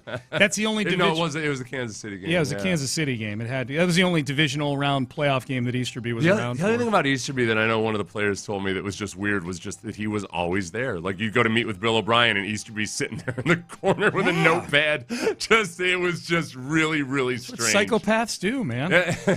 He was always. That was the feeling in the organization, was that Easterby's listening. And almost like a Cold War era where it felt like nobody knew who they could talk to or have a conversation about because you didn't know if it was going to make it back to. Easterby would have loved living in the Soviet Union. They're like encouraging children to dime out their parents and all that stuff. He would have loved it. Loved it. He would have been such a great communist. Speaking of drive-bys. He would have been Stalin's last living advisor. There would have been the one guy that Stalin could trust. Yes. Yeah. Easterby on Survivor. Meanwhile, he's plotting against Stalin. They need to plunk Easterby down on Survivor. Last night was the season finale of Survivor. For this new season. I haven't kept that up since Charlie, your future son-in-law, was contestant. Was on there? Yeah. He's been doing the podcast this year with Jeff Probst. You said you're a little bit jealous because Charlie's better at that. Really good on the podcast. You know what? A lot of lawyers, because he's out of law school now, right? He's a lawyer now. Yeah, he's a lawyer sworn now. in, man. A lot of lawyers would be really good at sports talk. Because they do what we do. They get paid to talk and perform. Yeah, at times they spew a little bit more BS than we do. We're we're more beholden to the truth. Of course, than we your are. average attorney. Sure, we are. Right, no, we are, because look, imagine if any attorney at any given time, like after every 10 minutes that he says, everybody listening has the internet at their disposal and can point out the flaws in everything they say. Yeah, like that's the pressure we live under. That's true. The lawyer just has to convince some drunk judge. Yeah, that's easy. Yeah, try to convince the masses when they've got the internet. Yes, it's not like back in the day when I could have just gotten up and told you any damn thing, and people were like, "Yeah, Seth just knows stuff. He knows stuff. He's smart, Seth." And now they're like, I fact-checked Seth. He's an idiot. He went to Cornell. This was pretty funny, actually. I'm not a huge Patrick Mahomes guy, but this was funny. He was asked at his Monday press conference, like, how did you keep the ankle loose flying back from Cleveland? It was a road game where he got his ankle twisted. Mm-hmm. This was a pretty funty drive-by on Russell Wilson. Just what went into everything you did yesterday to even give you a chance to practice today? Yeah, I think, first we did a little bit when we got back. I mean, just you get back a little bit earlier with the noon game and kind of got ourselves ready even on the plane. And then on the plane? What happened there? I wasn't doing high knees or anything like that. Oh. No, okay. Okay, so that's a reference to Russell Wilson. Yeah. And we're going to hear Russ now. That's Russell Wilson, his first season in Denver. Like in week 6, they went over to London, and he was asked, like, how did you What'd you do on the plane? Spend time to prepare on the plane. The next 4 hours, I was doing treatment on the plane. I was walking up and down the aisles. Everybody was knocked out. I was doing high knees and working on my legs and everything else. Making sure I'm ready to rock. That was back in the days of Try Hard Russ. It was that Try Hard Russ who was just like for 4 hours too. That's a part of it that rubbed me the wrong way. Yeah, for 4 hours. And that while everybody else was asleep, that's the part that bothered me. Is that like he's definitely bumping into people as he's doing this stuff and everything, But he's got to take care of. Because there's some that people would. That's the advice. You should get up and walk around on a flight. Yeah. You should do some deep knee bends or something. Go back and bother the flight attendants for a little bit while you do some. But Russ painted a picture of him basically doing a full workout regimen for 4 hours on the plane while everybody else slept. Is that Russ still around, or has he kind of disappeared? Has Tomlin been able to kill that version of Russell Wilson? I think the best thing for Tomlin the best thing for Russell Wilson pairing up with Tomlin is that I think that he's got a culture on that team, and I think that there's zero part of Tomlin that's going to kowtow to Russell Wilson. I think Peyton was that same way, but it was just going to be from the onset. I'm guessing that Peyton wanted nothing to do. Yeah, Peyton wanted to get Russell Wilson out of there. They made do as best they could, and they put together a credible product. Yeah, but he went into it, I'm guessing, really not wanting Russell Wilson. Agreed. Whereas, especially at that contract, when it's a whole different deal. They were desperate for somebody, and they didn't have to spend a whole lot of money on him, so it just makes a lot more sense. All right, Payne and Pendergast with you on a Thursday. Up next, speaking of quarterbacks who are annoying, the Aaron Rodgers documentary is out. What does a man on ayahuasca sound like? You will hear coming up next.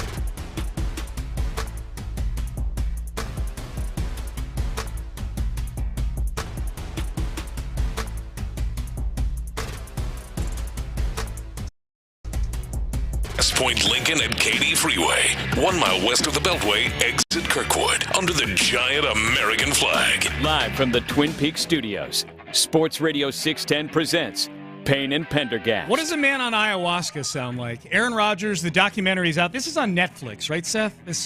Aaron Rodgers doc? Yeah. It's like 3 I got to get through Kings of Tupelo before you get to that. Oh, yeah. Kings of Tupelo sounds good. We'll get to that in a second, yeah. Aaron Rodgers, in this documentary, is about, I think it's about a lot of stuff they weren't planning on it being about. I don't think this thing was set to do before he tore his Achilles last year. So this whole thing looks very different than probably they planned on it looking. Yeah. I think either way, he's going on these dark retreats and these ayahuasca retreats, whether he's successful or not. For those of you unfamiliar, ayahuasca basically it's a psychedelic. Yeah. So similar to shrooms or LSD or whatever else. Right. So this is a scene from one of the episodes where it looks like he's sitting around with other people who are on the retreat. Yep. And Aaron Rodgers, fascinated with caterpillars and butterflies. Butterfly is just another term for the caterpillar. It's really the caterpillar the entire time. And caterpillar opens his wings and just cannot believe this is my life now. I get to fly around. I get to smell flowers and eat flowers. To live like that, living your wildest dreams every single day. That sounds good. He's got goofy look on his face. That's a good analogy he's putting out there. They're like, oh, all of a sudden, life can be like this. Do you think you would like ayahuasca Aaron Rodgers? If I were on ayahuasca, sure. Right. Okay. Or like post ayahuasca. Yeah, I think there's a certain a lot of it. They're doing a boatload of research on psychedelics now because originally in the 1940s and 50s. They had started to use it as a psychiatric drug with great success, but then it kind of got bundled up into everything else that happened in the 60s, and it was vilified. So they're doing a lot of research on it now, and it does have profound effects on some people psychologically in a positive way. If done, not that you're tripping balls every single day of the week, but if you're doing episodes like this, I think that Aaron Rodgers, who gave money back to the Jets 2 years ago, at the beginning of the season, basically, so they could go out and sell. I think that is at least partly related to kind of his psychedelic journey Zen and everything else that he's into. Yeah, I don't think he would have done that before. That's an interesting correlation right there, because I'll tell you this, as I watch that clip, and I know this is an audio format that people are listening to it on, not a video, but I will tell you that he's sitting there in kind of one of those loose white jungle shirts. Yeah. With some sort of beads around his neck. He's hugging everybody at the retreat after he gives his caterpillar analogy there. And I'm watching him and going, I don't know that I want that guy to be the quarterback of my NFL team. Seems like a swell dude. That's my whole issue with quarterbacks and head coaches. Yeah. I don't necessarily want them to be well-adjusted people. Correct. I don't want them to have perspective on life. Right. They are a tool that I am using for my own entertainment. And once they start having perspective on life, I feel like, no, they lose their edge. You need people who are maniacally devoted to football. Okay. And it's hard to... Sometimes you just kind of readjust and reassess how you feel about life. And like, in the grand scheme of things... Throwing those 3 interceptions wasn't that big a deal, now was it? No. I don't need a well-adjusted dude. Okay, well, let's localize this then. Yeah. That's a very interesting point. You've made that point many times, and I don't disagree with you. But let's localize this here, because I think C.J. Stroud is a maniacal preparer. I think he loves football. I think he's a football junkie. I think that's his favorite thing, other than his faith in the big picture and being thankful to just get to play this game that he loves every Sunday. I feel like CJ could go either way right now in the whole thing. How much does he fit the Seth Payne prototype? I think he's good. I think ideally you've got somebody that, because obsession is a bad thing, but like a focused passion is a good thing. Yeah. And I think people who do have a focused passion kind of are always struggling with, how do I dial it back a little bit? How do I relax? And that's why, with Peyton Manning and Tom Brady, as their careers progressed, they realized the importance of, okay, you got to set it aside at some point. You got to get your sleep. You got to do all that. I think that's where CJ just kind of naturally is. He's a guy that understands that his challenge in some ways is sometimes learning when to dial back, when to not care as much. Rodgers is a guy that never through his career did people point to him as like, oh, yeah, he's just like Manning or Brady. No, or you Breeze. could see the ayahuasca retreats coming. Yeah, it wasn't. So I think for some of those guys, it might be the best therapy for them. Guys like Peyton Manning or Tom Brady. Yeah. But for guys that are already wired a little bit outside the box and maybe do have a different perspective on life, I don't think it might have made Aaron Rodgers a happier person or helped him. It might have helped make him a happier person. But I don't think that's something that improves Aaron Rodgers as a quarterback. Yeah, I'm with you on that on CJ. Like I think he's also old, you know. Rodgers. I mean, there's that part of it. He's old. Yep, for sure. This is the annoying part about it. Is the one thing people say about psychedelics is that it makes you feel like you really understand all the platitudes. Like if you read it in a Hallmark card, you're like, yes, now I get it. Yes. Time does heal all wounds. Yes, I get it now. Yes, forgive and forget. Yes, I get it now. It all makes sense. And so for somebody that's had that experience, it totally it kind of drives home the things that really matter in life. You just don't want to hear them opine about it because it is. That was totally it. Then play it one more time. That was totally Aaron Rodgers. This Rodgers realizing that a greeting card he just picked up is the truth. Butterfly is just another term for the caterpillar. It's really the caterpillar the entire time. And caterpillar opens his wings and just cannot believe this is my life now. I get to fly around. I get to smell flowers and eat flowers. To live like that, living your wildest dreams every single day. It's there's a scene in there's that docu-series about John Adams where it's late in his life they show him kind of just appreciating this weed growing out of the ground and just how incredible this weed is, and just look at it and look at what God's creation has done. Weed, Ben. Yeah. No, like an actual weed.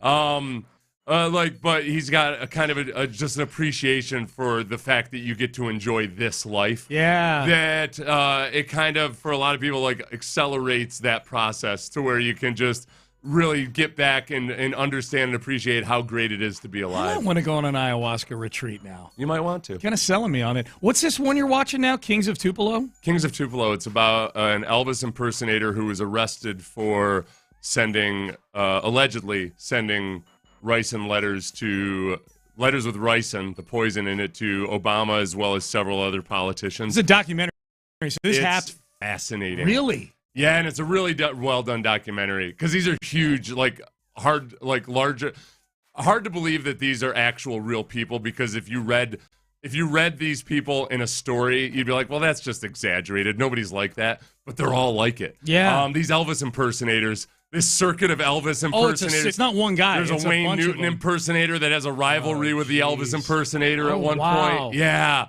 It's about there's a conspiracy about people selling body parts on the black market, and it's all a true story. Holy crap. But they do it. These true crime documentaries and podcasts, what they do such a great job of is just yanking you back and forth as to what you believe. Yeah. Like you'll start off and you're like, this guy's totally guilty. And then in the second episode, you're like, oh my God, there's no way he did this. And then by the third episode, you're like, oh, he's guilty. Are they able to get interviews with the perpetrators in this? Yes. Okay, that helps. They did not get Obama. They did. At least he was a victim. But they did get one of the senators. Did they? Okay. That was all. Do they talk about how they are able to sniff out that there's ricin in these letters at all? Well, there's no actual sniffing, I can tell you that much. Yeah. Because they wouldn't be able to interview those people. Right. No, you know what the biggest thing, they didn't address this directly, but I think the biggest red flag for people, like in the political world especially, is if there's no return address. Yeah. I think that's a red flag. Yeah. I think if there's no return address, they're like, all right, we got to examine this letter. Messy handwriting also is a big one but for the me. local judge, the local judge was an elderly lady who got one of these letters. Just, she opened it up. She's not thinking about getting poisoned. No. But somebody, she's remarked one of her staff, like, what is this all about? Oh, jeez. And her staff were smart enough to be like, get the hell away from it. Yeah, wow. Okay, Kings of Tupelo. Kings of Tupelo. 2 thumbs up from Seth Payne. Fascinating. Okay, I'm on it. All right, Payne and Pendergast with you. We head into the 8 o'clock hour. ESPN's computer model for the rest of the season. How would you feel if the rest of the season, we got scores, man, of the last 3 weeks of the season and how far the Texans go in the playoffs? Would you be happy with this outcome if you were the Houston Texans? We'll have that for you. What are the computers saying coming up next? But the folks I want to talk to right now,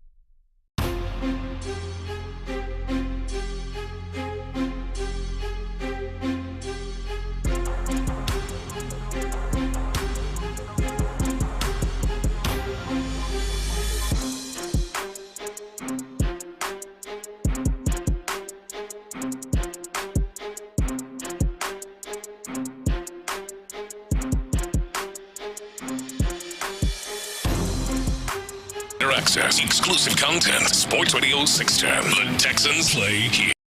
An sports station. Sports Radio 610 presents Payne and Pendergast. Payne and Pendergast with you on a Thursday. So ESPN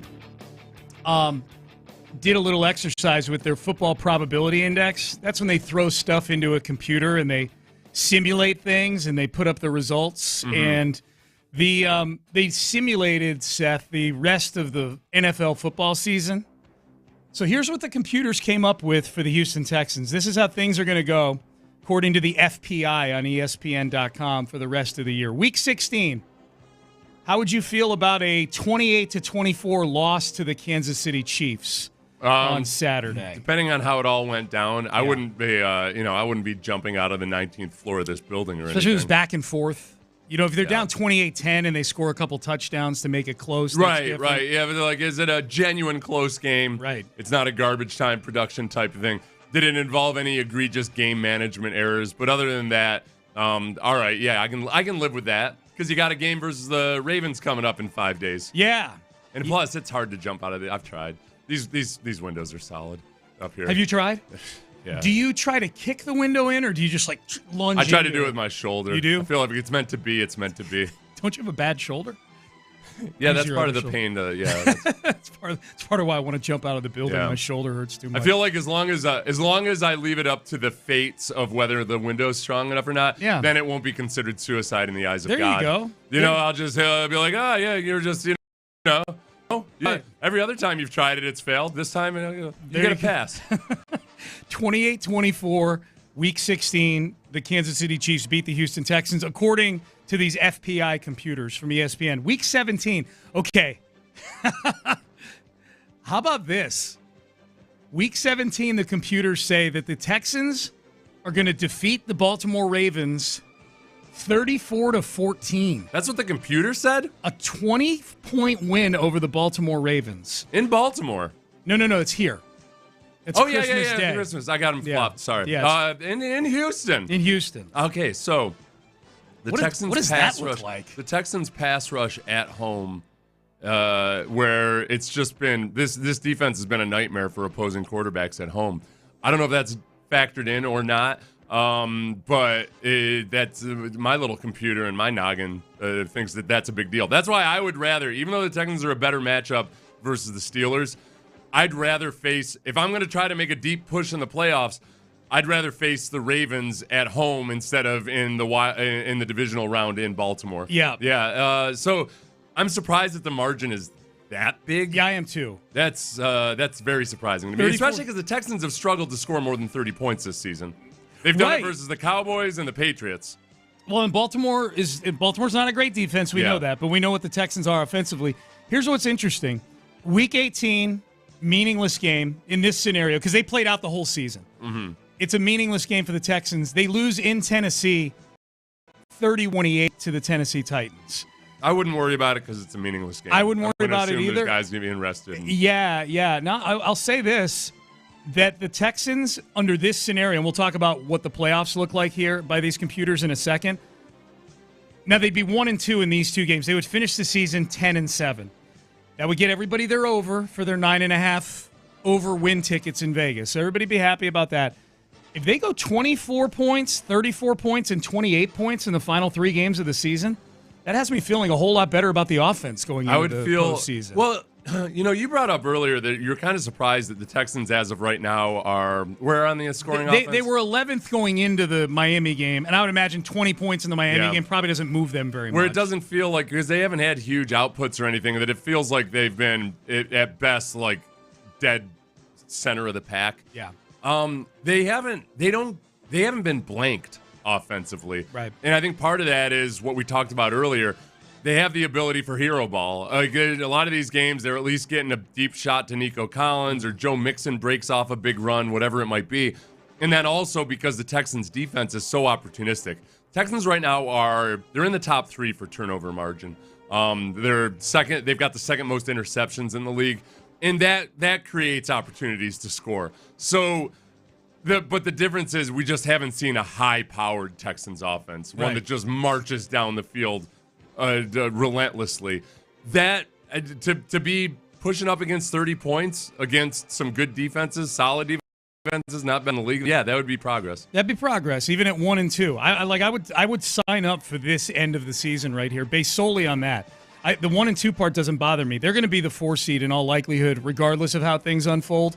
In the postseason, this is a funny comment on the text page.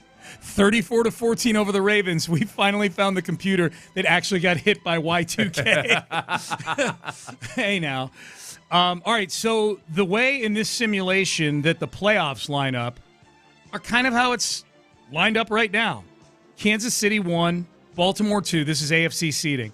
Pittsburgh 3, the Texans 4th, and then the 3 wildcard teams, all 10-7, just like the Texans, are 5 Baltimore, 6 Chargers, 7 Broncos. Mm-hmm. So they play all the tiebreakers out and everything, division record, head-to-head, everything. Baltimore has beaten both the Chargers and the Broncos this year, so if there's a tie with either of those teams, the Texans will be getting the Ravens as the 5 seed in the playoffs. And apparently the Ravens had revenge on their mind in this computer simulation. Damn it, computer. Because they come to NRG Stadium, the very stadium they got blown out in this computer 3 weeks prior, or 4 weeks maybe, whatever it is.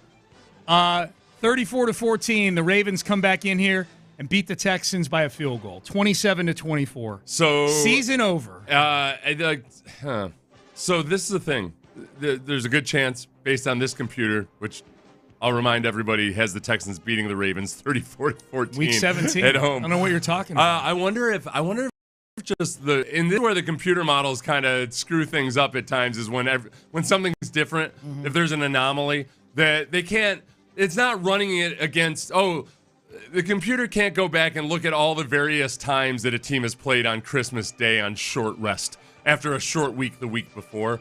Maybe they're overly weighting that of being on the road on a short week at the end of the year. Yep. Maybe they've gone back in and looked at how different various Thursday night teams have performed late in the season when injuries have mounted. So being on the road after a short week in which you also had a short week the week before, that's a big wild card in how it affects a team. The computer also has the Ravens losing to the Steelers this coming weekend, so maybe some of it's baked in, like let down. Kind of thing. And at that we point, got swept by the Steelers, and they're probably locked into the 5 seed at that point, or at least the wild card, at least the playoff spot. Yeah. If I'm I think the Ravens are the one team that's kind of hovering around this wild card fringe that they don't give a crap where they're seated. I think the Ravens feel as long as we're in the dance, we're the Baltimore Ravens. We can go play with anybody. It's the way it worked out in terms of the schedule makers for this 2-game stretch here, where all these teams, Pittsburgh, Baltimore, Kansas City, and Houston, are going to play on Saturday and then play again on Christmas Day. It worked out about as well as they could have envisioned it, other than the fact that the Texans are. The Texans are just, you don't feel as solid about those other teams in the playoffs. But in the way it is on paper, you got the 4 division leaders squaring off against each other, and the. Well, you do. Or not division leaders, but potential division leaders. Right. The Ravens in contention for the division right there at the end of the season. Yeah. That's about as good as it gets. Yeah. No doubt about that. And that's what I tell people too, because some people will still say, I feel like the league's out to get us the way they schedule these games. It's the opposite. If you believe that the league is also out to get Kansas City, Buffalo, Pittsburgh, and the Ravens. Yeah. No, if anything, it's a tip of the cap more so than anything. I think in their heart of hearts, the schedule makers may have bought into the Texans offseason, because the schedule comes out in May after all those moves had been made with Diggs and everything. I think they envision the Texans being where the Bills are right now, and maybe the Bills being among those wild card teams. Mm-hmm. Then you would, if the Texans were where the Bills are right now, you would have the 1 and 2 seeds going against each other on Christmas Day, and you'd have, well, no, you wouldn't. You'd have the 1 and 2 seeds going at it this weekend on Saturday, Ravens-Steelers Saturday, and then you'd have Ravens. It's still pretty good, but it'd be even better. Well, but you got the Broncos and Chargers tonight. Yeah. So from Thursday through Wednesday, inside of 1 week on the calendar, you're getting all of these teams facing off against other playoff teams. Yeah. It's pretty good. Well, this one was the one tonight is dumb luck. I don't think anybody planned on Denver being a 9-5 team. Yeah. But you're right. Well, like they flexed this one though too. Did they flex this one? I think that I thought this was I don't know. Okay, yeah, who knows? I don't keep the Super Bowl that the computers spit out. Buffalo 27, Detroit 13.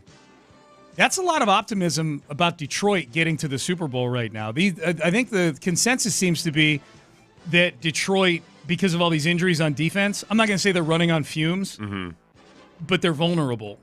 Detroit's going to have to win a bunch of shootouts to get there. Probably. Yeah. They just don't have guys. they've got do they have the most IR designations in the league? They do by a long margin. I saw a graphic yesterday. Yeah. The one side of that graphic that I saw that I liked was that the Texans are kind of smack dab in the middle of guys on IR, and I think that's notable just because last year I think a lot of people were starting to worry that, hey, is this D'Amico swarm style of play in practice? Does it end up with more guys getting injured?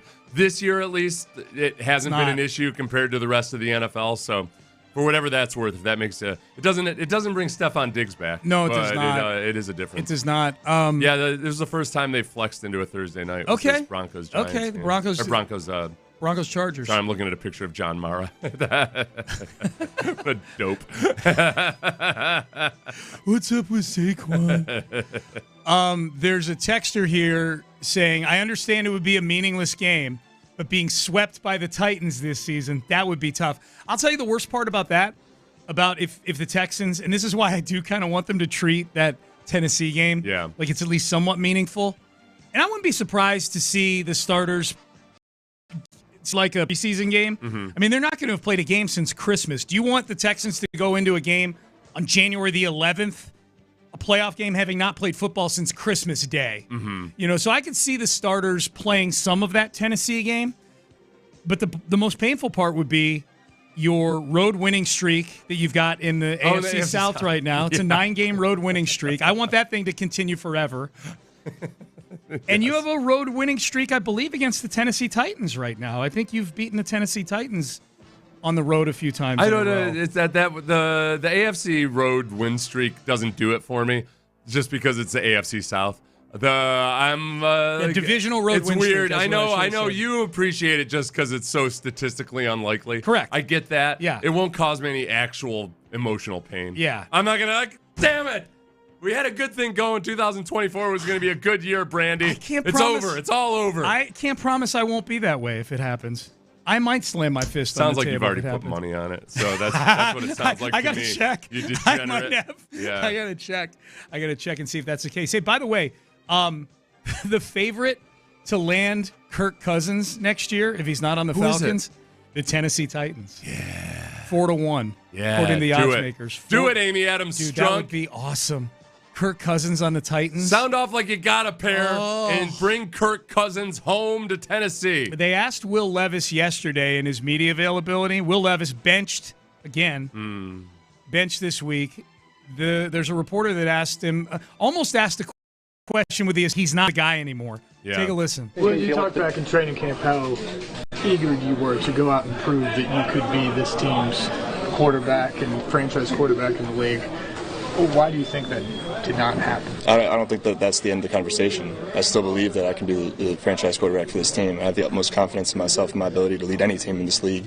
And I think that this year was great development for me, and I think that I truly did improve. And sure as heck don't want to go out like that. And I know that, there's a positive future for me, whether it's here or somewhere else. And I just got to, have the conversations I need to here, and hopefully I can show and prove that I can still be the guy. Do you think Will Levis gets that if it doesn't work out in Tennessee, are any teams going to be hot to give Will Levis the Sam Darnold opportunity? I don't think there will be teams that are intrigued by him and are going to give him an opportunity, I don't know, to step in and start, but kind of like Baker Mayfield in Tampa or whatever else. I think if Will Levis is looking for any kind of example of quarterbacks who had a rough go of it the first couple of years and then eventually it clicked, we've got more examples than ever of that in the NFL right now. Now, Baker Mayfield looked a lot better in his first few years than Will Levis has at any No point. doubt, he got him to the playoffs. He really, won a- Baker Mayfield's won a really playoff his game. shoulder injury that he was trying to play through Yeah. was worse than anything else. But yeah, I think Will Levis. He'll go back to one of those.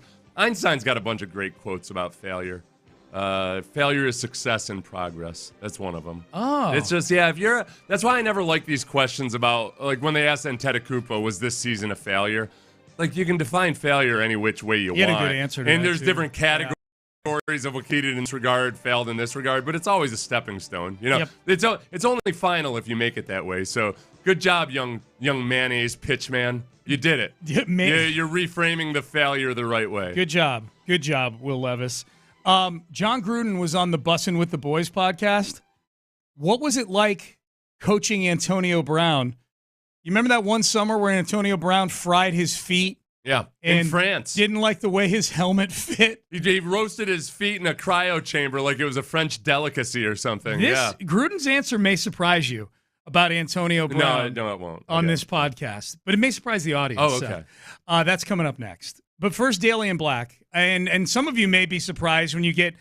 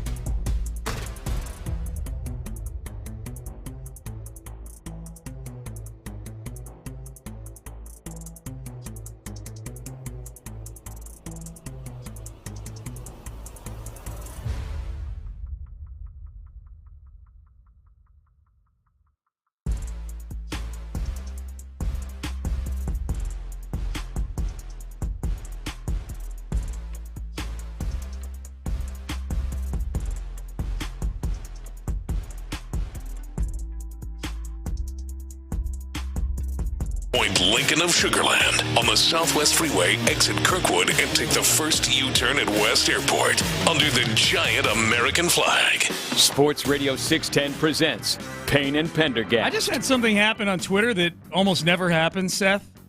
Normally when people remind you of things that you predicted on Twitter, they're freezing cold taking you. Yeah. They're pulling something Showing up. you what an idiot you were. Right. I just had somebody pull up a tweet that I posted on day 2 of the draft. It's from JJ on Twitter. Sounds like JJ Watt. At Clutch, but instead of the letter L, it's the number 1. That's definitely a JJ Watt burner account. Maybe. And he or she says, well done at Sean T. Penn, and retweeted my tweet from draft day where I said, Nick Casario's last 3 third-round picks, 2021, Nico Collins, 2022, Christian Harris, 2023, Tank Dell. And then I do that thing where you put some slashes around it to indicate that you're doing something. I said, opens up stockbroker app. Loads purchase 10,000 shares of Kalen Bullock. Hit send. Ooh. Pretty good job by me. I'll You're tell right, you what. JJ. That was pretty good. Kalen Bullock, and that's Kalen Bullock, people in the offseason were very understandably saying, hey, how come they're not addressing the safety position? Why, hey, Justin Simmons is out there. And the answer, which made nobody happy, was that they addressed it by drafting Kalen Bullock. And I think you look at Kamari Lassiter and Kalen Bullock, both guys who are not first-round picks, but have played better than the majority of first-round picks do in the rookie year in the defensive backfield. So, yeah, that's been a slam dunk. I mean, the way the secondary is playing right now, if you include a healthy Jalen Petrie and all of that, that's nothing but homegrown youth.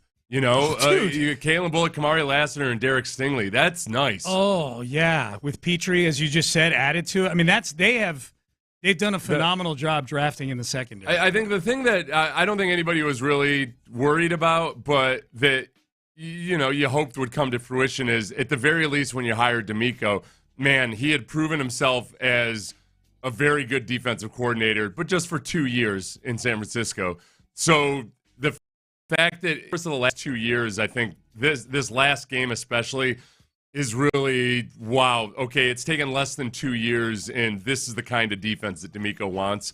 And they are peaking at just the right moment. Yep. And without 2 of their hardest hitters, they're still a ferociously hard-hitting football team. No doubt. John Gruden was on the Bussin' with the Boys podcast. That's Taylor Lewan and Will Compton's podcast, 2 former Tennessee Titans. Good podcast. He was on there and talked. It was about an hour-long episode, I think. Talked about a lot of things, but talked openly about coaching Antonio Brown. If you recall, Antonio Brown became an Oakland Raider back in the summer of 2019. Yeah. Kind of, Antonio'd his way out of Pittsburgh. Right, yeah. That was his first stay after Pittsburgh, right? The trade to Oakland. Yeah, they traded like a 3rd and a 5th for him. So Antonio Brown was in France and got some kind of cryotherapy, but didn't wear the booties they give you.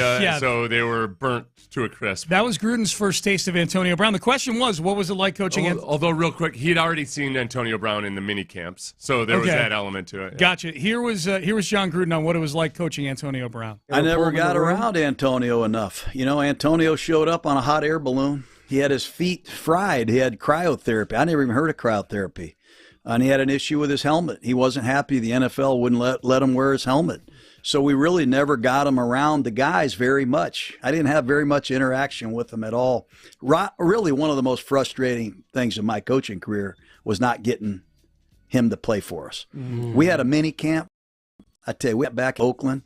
He put on a display. He took some of our routes that we like to call lookies. I got all these words. He made the routes look better than anybody I've ever seen. And his conditioning was sick. If we didn't have a fence around the field, he might have got killed by a car because he finishes everything. He'll run 100 miles an hour. I went home and got hammered one night after minicamp. I told my wife, I said, we're going to complete every pass. That's how good this guy looked. He was phenomenal. And unfortunately, I never got him for one freaking game. You know the thing I took from that? The player in me was like, yeah, camp's a real grind, I guess. But the coaches, meanwhile, are going home and getting hammered. Getting hammered. All right, yeah. That way, he's celebrating. He thinks he's got the next great thing. That's funny. You know what the description is? It's like he's describing like a completely like psychopath maladjusted version of Stephon Diggs. Yeah. That's what Diggs was in camp with the Texans. But they cannot be controlled at all. Except that with Antonio Brown, I think the athleticism was like he was still at his peak athleticism. Yes. Stephon Diggs isn't the peak 30s athlete that he now, was. yeah. That's the shame of it all is that and both day 3 picks also. And again, that's another one with Antonio Brown. I think people's knee-jerk reaction would be like, oh, he just shows up and he's not putting the time in. No, I think he's one of these guys kind of like Gronkowski that just never stops working out. Right. He's always in shape. He can step off the bus and be ready to go. And but that was when he was really, I don't even want to say going crazy because I think he's got legitimate mental health issues. Yeah. That's when it was really starting to come full circle. He was running off the rails mentally. It was funny because when people bring up Antonio Brown like that, they always bring up the Vontaze Burfict hit on him in the playoff game back in 2015, 2016-ish, where Vontaze Burfict just, clearly intentionally. We've seen a lot of that hit lately because of the Al Shire hit. The Burfict hit was much dirtier than the Al Shire hit. He was going straight for Antonio Brown's head, knocked him out, knocked him loopy out of that playoff game. And a lot of people attributes Antonio Brown after that Burfict hit, he wasn't the same. They were teammates on this Oakland team, the two of them. For a brief period of time. For a brief period of time. And you're going to hear here from Gruden, he talked about we had some high character guys on the team, so that meant we could bring in some characters. Right. Yeah. I always felt this. If you have football character on your team, and we felt our coaching staff, we had Derek Carr, we had some really good veteran players, good football character. Let's bring in some characters. So we bring in Burfict. Burfict really he's a great guy, and he's a smart guy. He just knocks the shit out of you. And what's wrong with that? I that's my feeling. And I think if you do have the character in place, you can bring in some characters and have some fun. And Richie Incognito's a great guy. Don't kid yourself on Burfict either. He's really smart. He's really a hell of a guy. He's misunderstood, perhaps by some. And I really enjoyed Antonio Brown. Hell, he went out with my son. He cut a song. They got a song out there. I'm not even going to tell you the name. Oh, somebody's found it already. I looked for it yesterday. Yeah. I Googled for a good for it. That is the dream scenario is always that your locker room is so strong and the culture is so good that there's a tolerance for some of the guys who are kind of out on the fringe.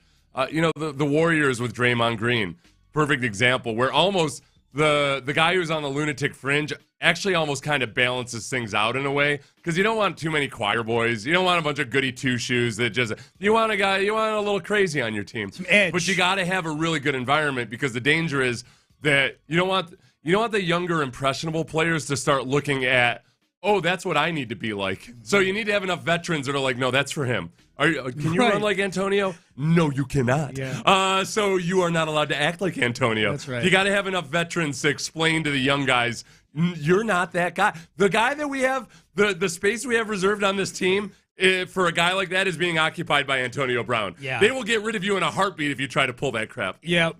Well, the problem, too, with the Raiders was they just didn't draft any good players while Gruden and Mike Mayock were. But in terms of what Gruden is talking about, look, Belichick was very much that way. Yes. Belichick would bring in an Albert Hainsworth or whomever else. Very fair point. They brought in Antonio Brown just to see if it works. And if it doesn't, you got to cut ties real quickly. Yeah. But that's how good Antonio Brown was that Tom Brady was desperate to get Antonio Brown down there because Tom Brady could see exactly what he could do and what he was capable of. Well, and Brady also saw, keep in mind, that was the season that by the end of the season, Brady is yelling at his receivers to run faster. Run faster. He had bad receivers there. That was his last year in New England. When he first kind of looked around, I was like, all right, I actually do kind of need some guys around me. And it's all right, okay, well, we compromise our values a little bit. You try to. You don't want it to be like Harlem Nights where the guy at the bar is, being come on to by the attractive woman. Right. And calls his wife up and says, honey, I ain't never coming home no more. Yeah, you don't want to do that. You can't abandon everything. No. But you got to have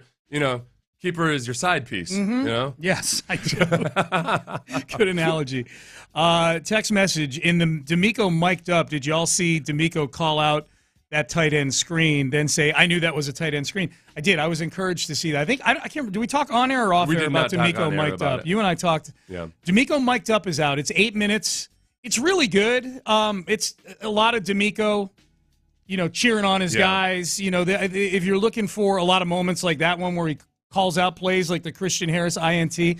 There's not a lot of that. I think it's just cool watching. I think it's cool watching somebody enjoy their job that much. That dude loves what he does. Yeah, man. he really, really does. And Loves I think that moment there is kind of like last year when he called out Christian Harris's pick 6 against Cleveland.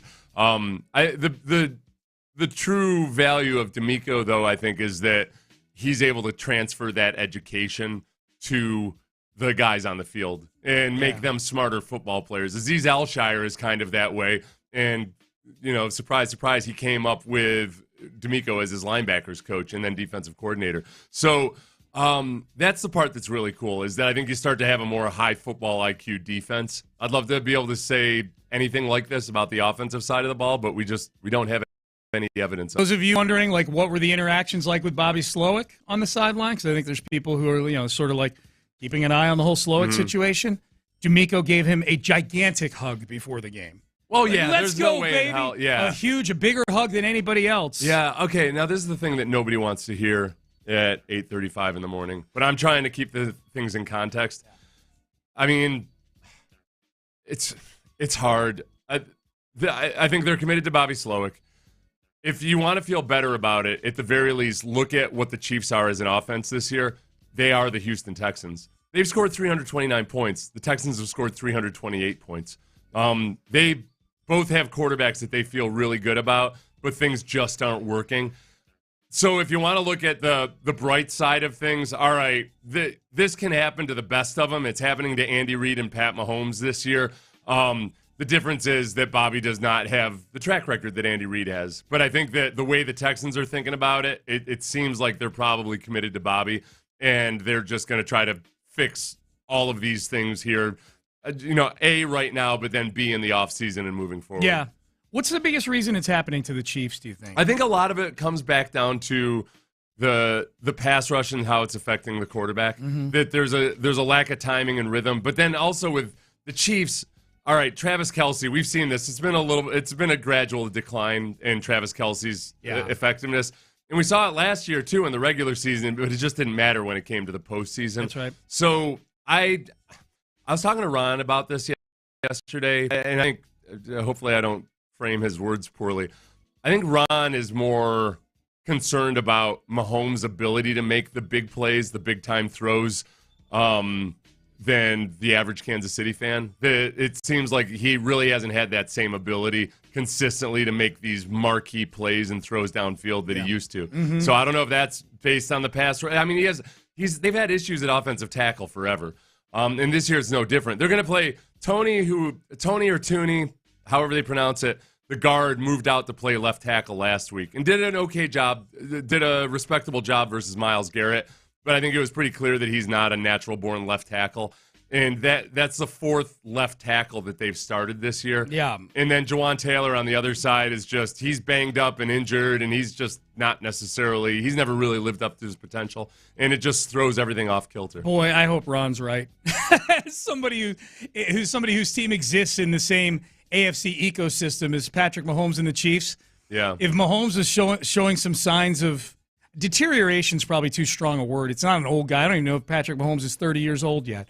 But if he were starting to have trouble doing some of the things that made him peak level Mahomes, it wouldn't be so bad. Maybe whatever the For accumulation, the accumulated trauma of various injuries, maybe it's just started injuries. to kind of mess up his anatomical chain. Yeah, or he's something. had so many ankle injuries he can't throw deep anymore. Be a real shame. Shame. Too bad. So sad. All right, Payne and Pendergast with you on a Thursday. Speaking of the Texans defense, let's hear from Matt. Talk about Patrick Mahomes. What are the biggest concerns with Mahomes for the game this coming Saturday? Noon kick on Saturday here on Sports Radio 610. We'll hear from the Texans DC. Coming up next, Beck's Prime. Today's a beautiful day to get to.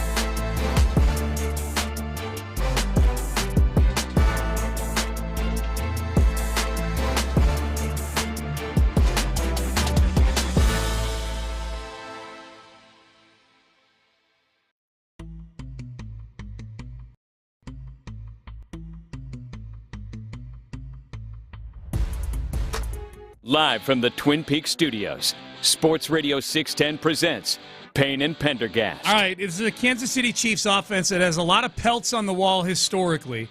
Not sure if you know this, but they've won a few Super Bowls in the last few years. They're the opponent for your Houston Texans on Saturday. Noon kick here on Sports Radio 610 as we welcome you back in. Sean Pendergast, Seth Payne. So let's find out from the Texans defensive coordinator, Matt Burke, what he thinks of this Kansas City offense. He was asked about Patrick Mahomes and his ability to improvise and scramble. That might be hindered a little bit by a bum ankle that he's on right now. Here's Matt Burke. We've played a lot of mobile quarterbacks and guys that escape and make off schedule plays. I think he's probably the least predictable of where he's going with it or where he's getting out. Like some guys, kind of where their favorite to escape to, or like the flush, or they don't want to go away from their throwing hand, or they want to step up, or he'll do it all. And he steps up, then drops back, then spins and goes and gets out. So that's the first piece. Is I think he's a lot more unpredictable in where he's escaping to and how you're trying to corral him.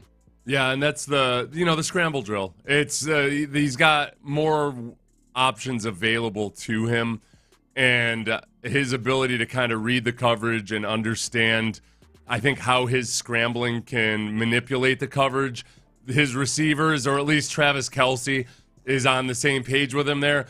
We talk about why he's maybe not quite the same guy this year. Part of that is, Xavier Worthy's a rookie. Hollywood Brown's been injured. And like that ESP connection with his receivers when he's scrambling isn't the same either. Nope. So I think he's still very much capable of making the big time throws. I don't think he has many opportunities. Now, the heyday was back when Tyreek Hill, Mahomes would scramble and Tyreek Hill would have 8 yards of separation, and then it's off to the races. And he still had that with Travis Kelce last year, and he still has it this year, but Kelce's just slowly declining in his ability. Yeah.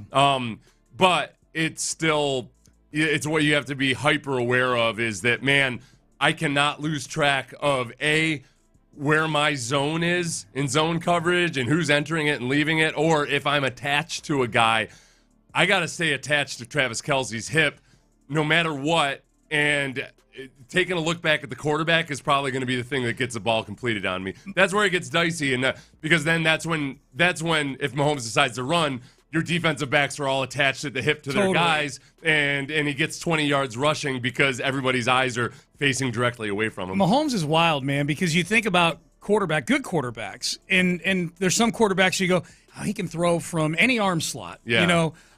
There's other quarterbacks you go, he's really good at scrambling. He gets out of the pocket. He's able to move. Yeah. He's very mobile. They talk about CJ a lot. What's his big thing? He keeps his eyes downfield. Like he's still seeing the whole field.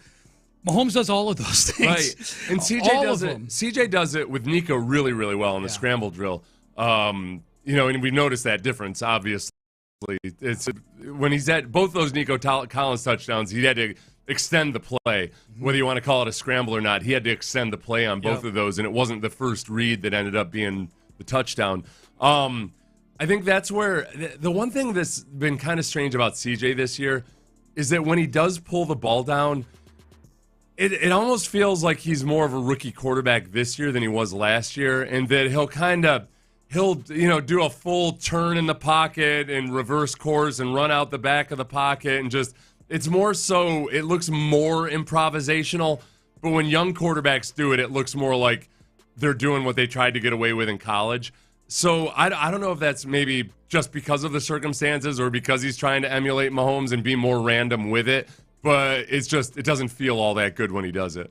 Here's Matt Burke on how the defense has to play against that version, the improv version of Mahomes. A team like this or an offense like this and that has those capabilities, it's a two-headed monster. Like our front's got to be good and try to corral them and rush them and keep them where we want to keep them. And then, our back end has to plaster and understand, you're in zone coverage. It's not just, they're not just going to run to you in your zone. They're going to sit down. They're going to move. They're going to break off your leverage, all those things. So, it's going to be a full team effort to try to stop this. Yeah, I think, last week the big challenge was, hey, keep everything in front of you, but just come up and rally to the ball. And that's always going to be, that's one of the main character traits of D'Amico's defense when they're doing it the right way. With the Chiefs, their ball that effectively this year. So it makes it a little bit easier to be disciplined and stay back and kind of have that attitude like they did versus the Dolphins last week of like, okay, if you run a little bit, then so be it. Mm-hmm. We just don't want to. We don't want to get Mahomes. Yeah, that's a. And then as far as the QB scrambling, like, Mike Vick back in the day, it was like, all right, make him run to his right. Just don't let him run to his left because he's a lefty. Yeah. Caleb Williams is the same book. When the Texans faced him earlier this year, okay, make him go to his left. He's not as comfortable for him. That's standard stuff. Mahomes is elevated way beyond that. One of our listeners says that CJ escapes to the right too much, and teams are going to scheme that up. That's interesting. That's an interesting thing to dig into because obviously CJ would be more comfortable escaping to his right. Although that first touchdown to Nico, I mean, granted, it wasn't a shot downfield. He was scrambling to his left yeah. and threw it through a maze of players right to Nico Collins. Yeah, but if they're taking away his first, you want to take away their first option in the passing game, but also with a quarterback, you want to take away his first option at scrambling. Yeah, well, and to this texter's point, to a degree, when CJ escapes to the right, I feel like a lot of good things happen on this. Because he can throw back across his body. Yeah. I think like when he's rolling to the left, he can throw back to, against the grain to the right. Mm-hmm. But he's really lethal when he's scrambling to the right and he can throw back to Nico or throw back to Dalton Schultz. Yep. Some of those things that should theoretically open up with the bootleg in the zone game. That's right. CJ's very good at doing that part of it. The old rule was don't throw over the middle of the feet in the down. That's changed in that some quarterbacks can and some quarterbacks can't. Yeah. And I think CJ is still very much a guy that you're okay with him throwing it into the middle of the field late in the down because he's got a good feel for what's going on in front of him. I am, no doubt. Yeah, I'm okay with that. Here was Matt Burke. Is Hollywood Brown playing in this game? They're not sure yet. Okay. This is interesting. Whoever asked this question, I couldn't tell if it was Cole or somebody else. Okay. But I left part of the question in asking about Hollywood Brown. What makes him so dangerous, even if he's at, say, 50% or 60% of this game? I hope he's at 20%. It's obviously the speed. It's another speed element, and they brought Worthy in, who obviously has some speed as well. So now you're at another guy that can stretch the field. I mean, Hollywood, that's been his calling card for a long time. So, I think if he plays, like it's just another sort of top end guy that we have to account for. Now if the Texans have a true bad boy image now in the NFL, that quote would have gotten picked up, and people would have said, Texans defensive coordinator wishes injury upon opposing He's trying player. to injure I think even that's pretty self-explanatory. I hope he doesn't play. Hope we don't have to add that. I hope he's 20%, not 60%. He hasn't. I don't believe he's played yet this season. So the question is whether I think you're right about whether he comes back and is healthy enough to play in this game. And that'd be interesting too. If Mahomes doesn't play, do they maybe consider more putting Antonio Brown out there to give Carson Wentz one? Brown, yeah. Yes, and Antonio Brown if they can get that him, would be something if they can find him. Yes, he could probably step in still and get like 5 catches. Oh God, yeah. Right, he's probably still in shape. Antonio Brown's definitely one of the There's conversations been had with anybody in NFL offices about whether or not they should talk to Antonio. I don't Brown. think so. I think you held on to this. You held on to this notion the longest that he'd play again. They'd never close the door. I thought that at some point after he jumping jacked his way off the field in Tampa, I still thought that he was going to play in the NFL. You were going to be the last one to turn the lights out on the Antonio Brown will play. Honestly, and I don't even know what his status. He might be indefinitely suspended at this point. I'm not sure. I don't even know. It's hard to keep. Did he leave suspended? I don't think so, but it wouldn't surprise. I wouldn't be surprised if, by the way, he still has a suspension. It wouldn't surprise me, but I don't recall that he was suspended. Right. Yeah. Is this time served? Yeah. Him sitting out the last 2 years or however long it's been. I'm not going to ask ChatGPT about it because ChatGPT sucks for sports information. Yeah, they're not good with stuff like that. One of our listeners just texted in something erroneous. You politely corrected him. I did. And he blamed ChatGPT, and I believe him. Because, did he? Okay. He had said that the last remaining player who was on the team when DeAndre Hopkins was here was Larry Tunsil. Titus Howard. Which is false. There's several guys that were here when DeAndre Hopkins. But he blames ChatGPT. The last question I asked ChatGPT where I learned my lesson about, you just can't ask it factual stuff about sports was I wanted a list of players from non-Power 5 conferences who are now in the Hall of Fame this century. Who were inducted, and they gave me a couple of names, and then also Ed Reed, who is from the tiny University of Miami, apparently. Oh, that's small school. They just threw Ed Reed's name in there. So if I had gone, would you do that? Because he's an idiot. ChatGPT. He's one of these idiot savants. Yeah, they're just kind of I'm reading these articles lately. I can spot some of them just by what they leave out. So I read this article about the amount of exercise that will put you in the top 25th percentile of longevity or what have you. One of the common variables they found in this one study was 230 minutes of walking per day. So that was the study. 4 hours? I think it was 230 minutes. Okay. It was whatever. I think it was just it was like it was somewhere around 3 hours. It was like somewhere between 180 and 240 minutes. I read this article, which is a synopsis of a study that was done.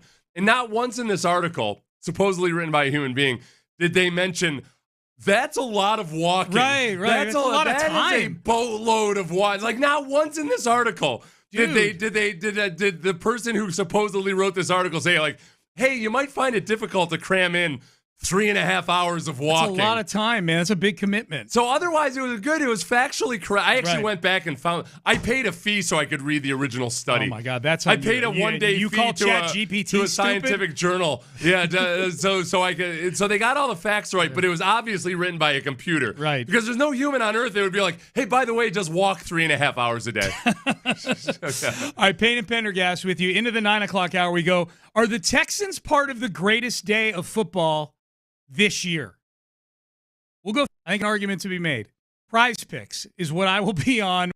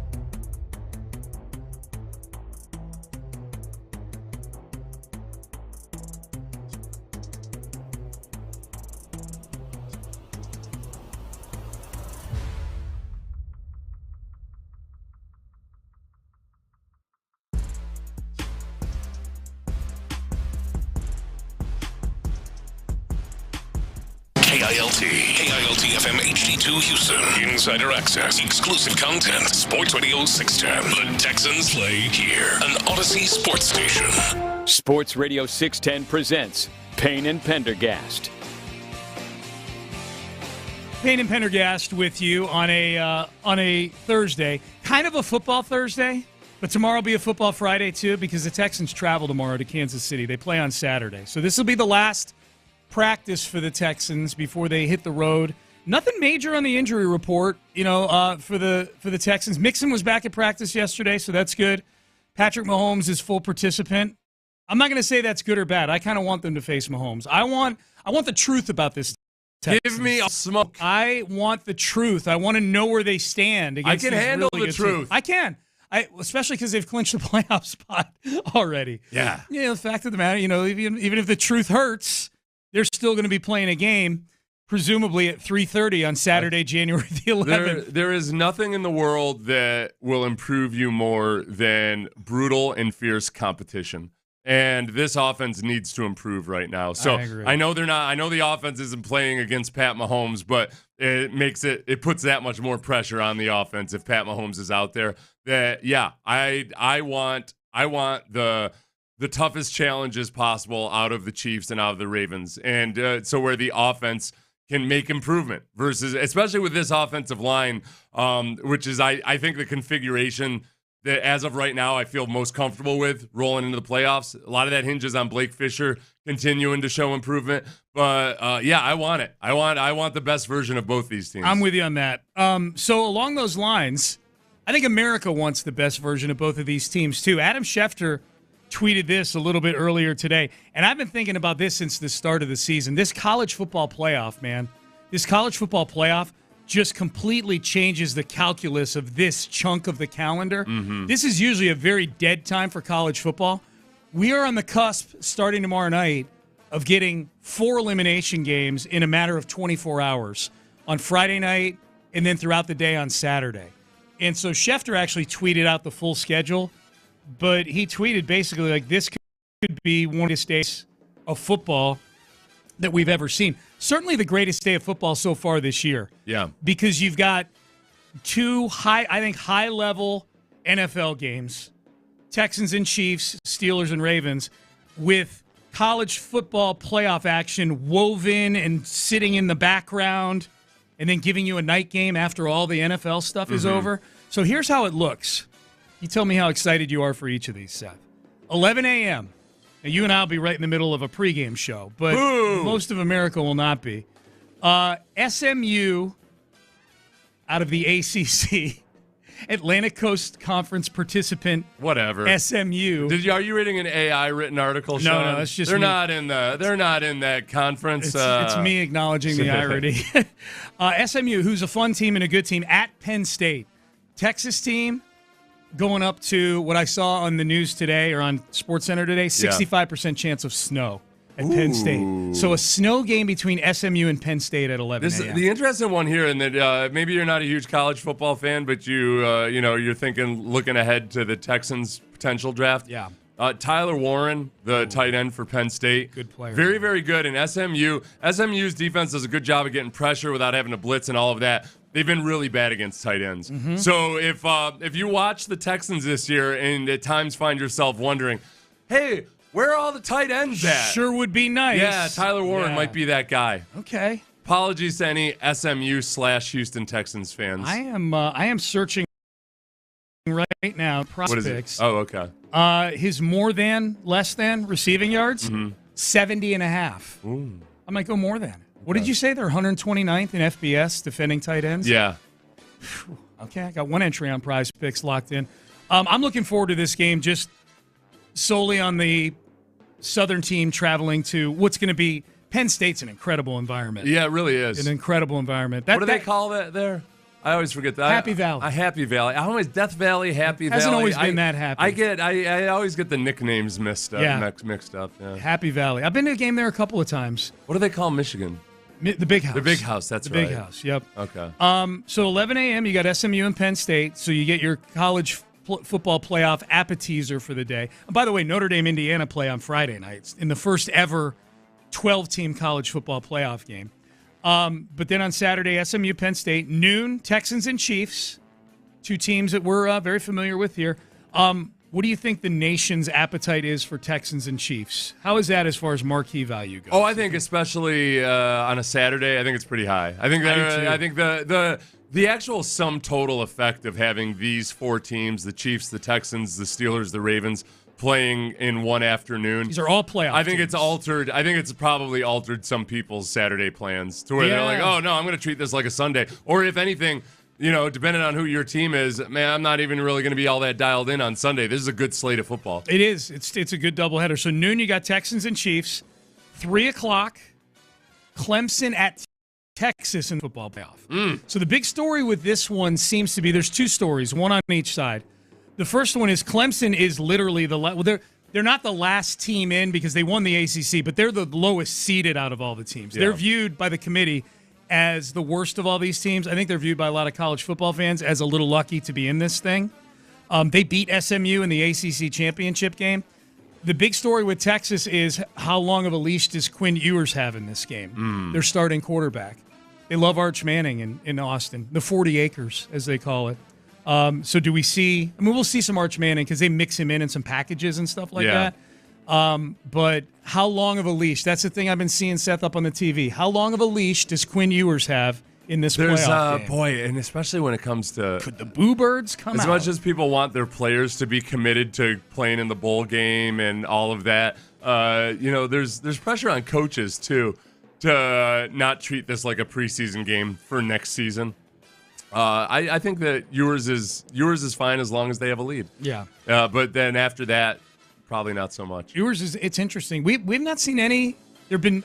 I thought we might see opt-outs from playoff teams. Yeah. Possibly. We haven't seen any though. So good. I wonder, good on these young kids for hanging around. I wonder if maybe they're starting. Maybe if some of the agents are starting to see some kind of a trend towards teams really do look at this. Like with, I know that was one of the things they loved about Will Anderson. I think that's one of the things they loved about Kamari Lassiter. Yeah, that's true. I mean, you've got at least evidence with one NFL team where I think they really liked the fact that, we're hearing all these good things about these things, but all right, but they're sitting out of the bowl game. They're kind of going into the business for themselves. I think there are a lot of teams, and maybe it's more of the better teams that feel like, no, we want guys that are just football junkies and are going to play and are committed to their teammates. Yeah, opting out of a playoff game would be a tough look. Playoffs, yeah, you're right. Yeah, way different than a bowl game. Playoff game would be a tough. Game would be a tough look. What we have seen, and we saw it with Penn State with their backup quarterback, whose name escapes me, but this the schedule with college football, they've got to get into the transfer portal now, and there's teams like Penn State, like this is our backup quarterback. He's got to get into the transfer portal. They're comparing it to like having free agency start before in the season week over. 16. Yeah. Or maybe like your assistant coach is interviewing for head coaching jobs before the season. When you're smack dab in the middle of the playoffs. Yep. So that's 3 o'clock, Clemson and Texas. 3:30, Steelers and Ravens, which is certainly in the argument for best rivalry, most collegiate rivalry, I would say, collegial rivalry. Well, in the NFL. Like there's feels genuine, like a college because both those teams draft football junkie, old school types, guys that are not modern NFL athletes in terms of I want to love everybody. Let's just hug each other. Can we please? Can I have your jersey if I give you mine? They got no business. They got no room for that. They hate each other. Yes, and that's the way it should be. Yeah. Hatred for your opponent. No jersey swaps in this I had a grumpy series. old man conversation with Baselli about that before the Jags game this year. About the jersey? Yeah, just about the whole, and Tony's a very devout Christian and everything, but on the football side of things, he's like, these guys don't hate each other the way they do. It's true. You got a football hate your opponent. What is all this? Agent, shoe contract, team that you're on. Yeah. That's a hierarchy for a lot of guys. Family beneath that. Family beneath that. It's a hierarchy for a lot of guys. Okay, so I had to fact check myself on this just to be sure I got it right. By the way, it's 160 minutes of walking a day, not 260. Okay, gotcha. I was wrong on that. Gotcha. But it was just still a lot. It's 2 hours and 40 minutes of walking. It's a lot of walking. Yeah. They've won 6 straight games. The Steelers have won 6 straight games. Yeah, against Lamar's Baltimore. record against as underdogs. Pittsburgh, as underdogs. And and Lamar's overall record against Pittsburgh is awful. I think he's only beat them once. Yeah, they got a little bit of a thing with the Steelers. And the last game was, how many field goals were in that game? There's 6 field goals. Boswell kicked 6 field goals. The Steelers won 18-16.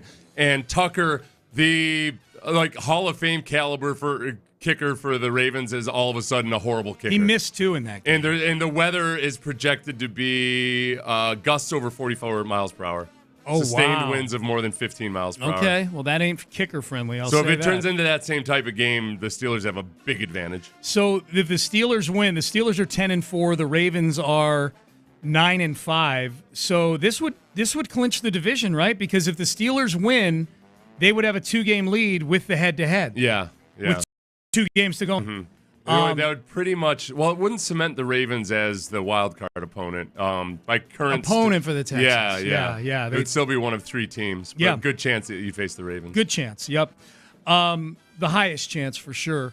The last game of the evening, Ryan Day coaching for his job possibly at Ohio State, which is crazy to think because they've had a ton of success.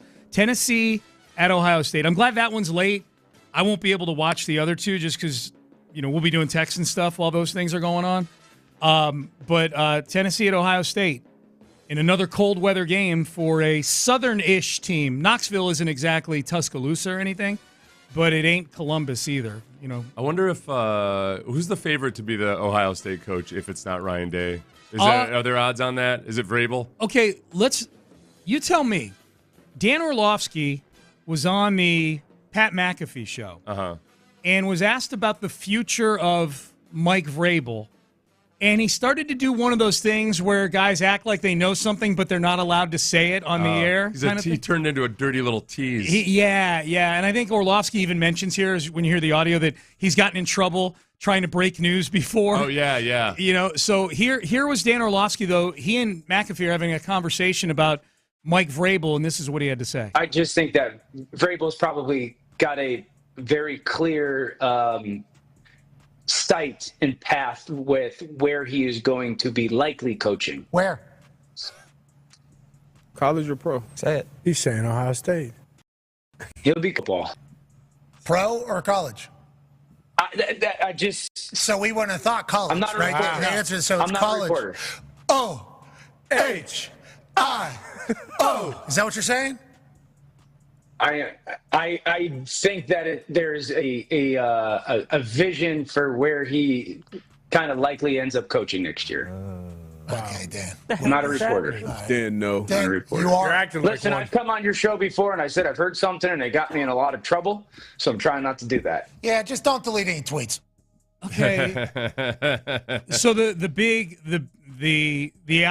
aftermath of that, the outcome from that quote from Orlovsky was a lot of people assuming he meant Ohio State there. Yeah. I think Vrabel would be a great hire at Ohio State. Ohio State fans seem to be resoundingly in favor of Vrabel returning to Ohio State, his alma mater. It would make a lot of sense. Yeah, I think he'd be a great college coach too. I do too. Now he's kind of old school, so I wonder if Vrabel, looking at the college landscape, might have some hesitation about going into that environment because there's a lot of moving parts. Like it's hard enough to make that, and he's been a college coach before. It's not at Ohio State, position coach. But so it's not like he's unaware of how to coach college. It's just that this is a completely different version of it. Oh yeah, and also he's got that ability to be kind of like Dan Campbell. I think that he can coach guys real tough, but they still seem to like him for it. He doesn't. He's not positively oriented as Campbell. I think Vrabel's got it. Vrabel's like a more entertaining Belichick. He's got an old grouch in him, but because he's funny when he does it, it softens it a little bit. But he's got more personality. He's a former player too, so he's got that kind of vibe about him. I just remember Vrabel coaching the linebackers in West Virginia. Who's just constantly screaming all the time. Just killing Jadeveon Clowney. That's right. And he got, as a linebackers coach, I thought he got some really good play out of his linebackers. He got great play out of Clowney. Yeah. It worked. And he got great play out of the Titans until everything fell apart. Until it all fell apart at the end there, yeah. Vrabel would be a great hire at Ohio State. Nobody, if there's another worldwide pandemic, there's nobody better than Vrabel to have. He was great that season. I would put that in my dossier. Yeah. You remember they shuffled the offensive line around like almost every single game. They had a different offensive line I just remember the Titans being the team that seemed to be playing on the strangest days of the week. Yeah. Because COVID would hit like on Saturday, and they're like, well, game postponed to Tuesday. That was the fun part about the COVID season is it felt like there were games every day. Bonus days of football. A game Tuesday at 4. Yeah. There were Monday night doubleheaders that didn't overlap with each other. That was a lot of fun. Not that I'm begging for another pandemic, but that was a silver lining in the whole thing. More football. Dan Orlovsky, I don't know where I'm at with the passive reporting of things. Like that's it feels a little like an empty flex. Like I know things, but I'm not allowed to say them on your show. And did he even say he didn't really say he knew Vrabel wanted to go or where like he was likely to go? It's like I think there's a path, and it was if you watch it, you can clearly tell Orlovsky is holding something back. That feels like a Schefter report where you're reporting a possibility. Yeah, we're like, okay, great. Yeah. Sources say there's an expectation of a probability that there might be a path of Vrabel to Ohio State. You don't say. Thanks for that. Could be. One of our listeners says Dan needs to shut up. He has no bleeping clue. Vrabel is not going to college. He's the top NFL coaching candidate. He's a top NFL coaching candidate. I don't know if he's the top. There's a big debate going on in Chicago right now as to whether he would be right for the Bears or not, just because do you want to hire another defensive-minded head coach, yeah, right? Now Vrabel's got experience being a defensive-minded head coach. And now, one of our somebody brought this up the other day. Oh, it was when I was on that chat, on Corey Barrett's chat, was that, D'Amico, having only been in the coaching profession for very little time, he doesn't necessarily have a Rolodex full of names and associations of people that he's coached with or that he's keeping an eye on and everything. So when it comes to hiring offensive line coaches or what have you, there were probably some hires that he made his rookie year when everything has to be done immediately that he might start rectifying as he's got his eye on somebody else or what have you. Vrabel does have that when it comes to selecting an offensive coach. He's going to have whichever interviews he does, he's going to have a plan for that. Yep. Now, the other thing is, go ahead. We got to get out. All right, Payne and Pendergast. So many Vrabel thoughts. I know, Payne and Pendergast with you on a Thursday. Titus at left guard. You think he did? How do we think this looks going through the rest of the season? We'll hear from Titus Howard coming up next. But first, West Point Lincoln, Katie Freeway.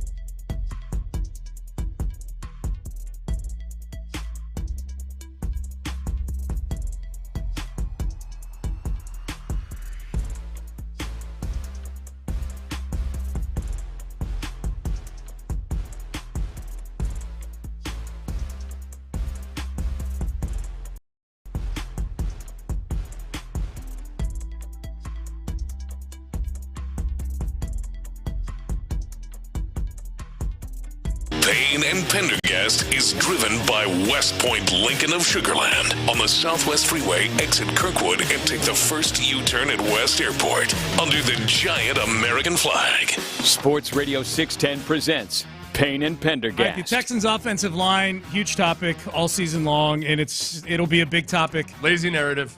I think that's worked itself out. I think we know there's issues. Yeah. I know what you're referring to. But Titus Howard, this permutation of offensive line, Titus Howard at left guard, and I can't believe that we're saying this on the heels of how Titus played at left guard last season, but that's kind of indicative of where they're at with left guard this season. Right. Yeah, it's not the ideal scenario. And I'm a little bit more optimistic about Titus Howard at guard this time around. Yeah. I saw some good things in the game. Yeah. And it wasn't the reason the Texans couldn't run the ball, it wasn't because of Titus Howard. I thought there were some things in the run blocking that were improvements over either Juice Scruggs or Kenyon Green or Kendrick Green. And if he can, as long as he's genuinely embracing the role this time, it might end up, I don't know. I've put a higher ceiling on his play at guard than I would have previously. Yeah, could this be a long-term solution? We'll see. I mean, it's one game this especially season if Blake so far. Fisher balls out. That's right. He doesn't even need to ball out. He just needs be solid. And he was adequate for 3 quarters. He had a few rough snaps in the fourth quarter, but I was largely very happy with the way Blake Fisher played. I was too. For a first start for a rookie.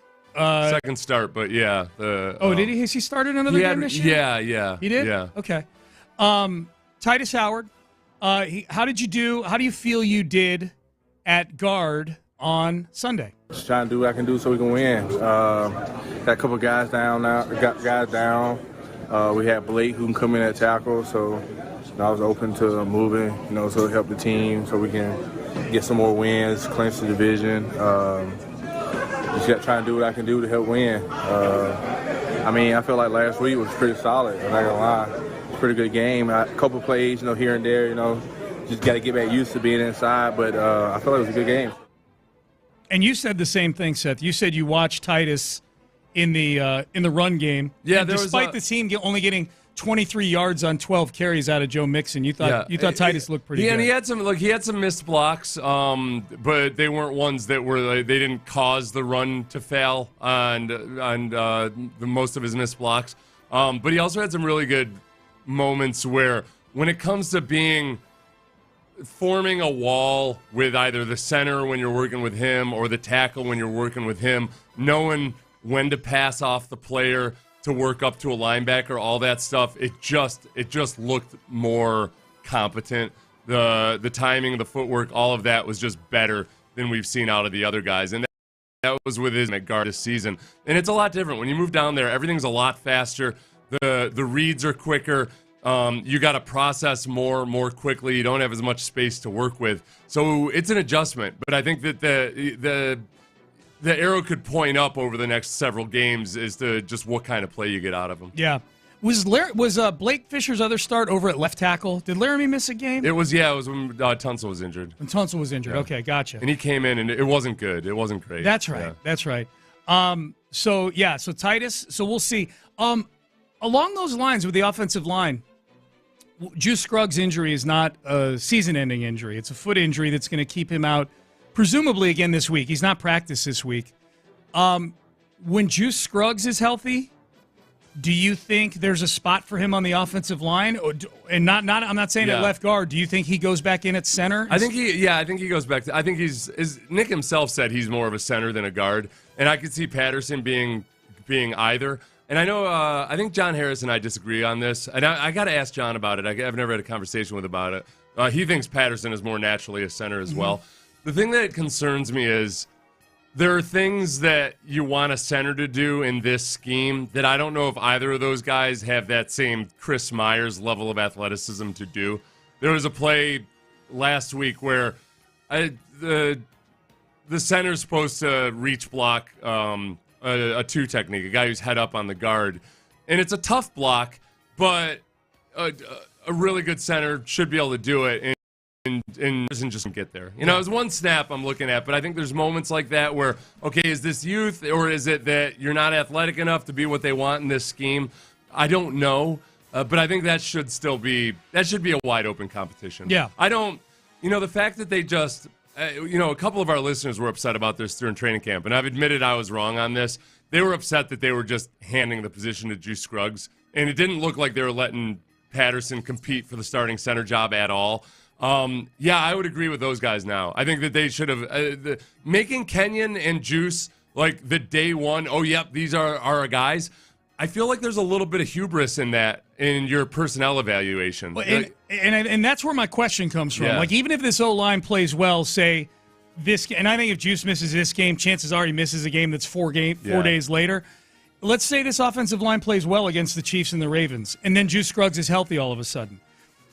Do you think do you think that happens? I He goes right back in at center. I think they the reason Juice Scruggs went to guard, where either Patterson or Scruggs could have played guard, was that I think that Patterson's done a better job with the calls. Yeah. There haven't been the miscommunications, the egregious stuff, like when Laramie and Agumbawale were both trying to block an off-ball linebacker while the actual edge rusher ran free. Yeah. A lot of that, because that happened in the Green Bay game to both Titus and Laramie.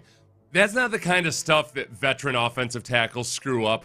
That to me is usually there was some kind of a miscommunication, and that went away when Patterson playing center. So I think they stay with Patterson at center. Yeah, I think that, and as long as Blake Fisher plays well, I think that they keep Titus Howard at guard. Yeah, I think the bottom line is if whatever they have out there is working, don't change it. As long as the 5 guys are healthy, don't change it if it's starting to work. You've had a hard time finding a combination that works. I'm not sure if you've noticed, Texans. Text message. Are teams viewing the Texans as a super physical team these days? Are we headed towards a reputation for aggressive, physical defensive play? I hope so. I think we're there. I think we're there with the Texans.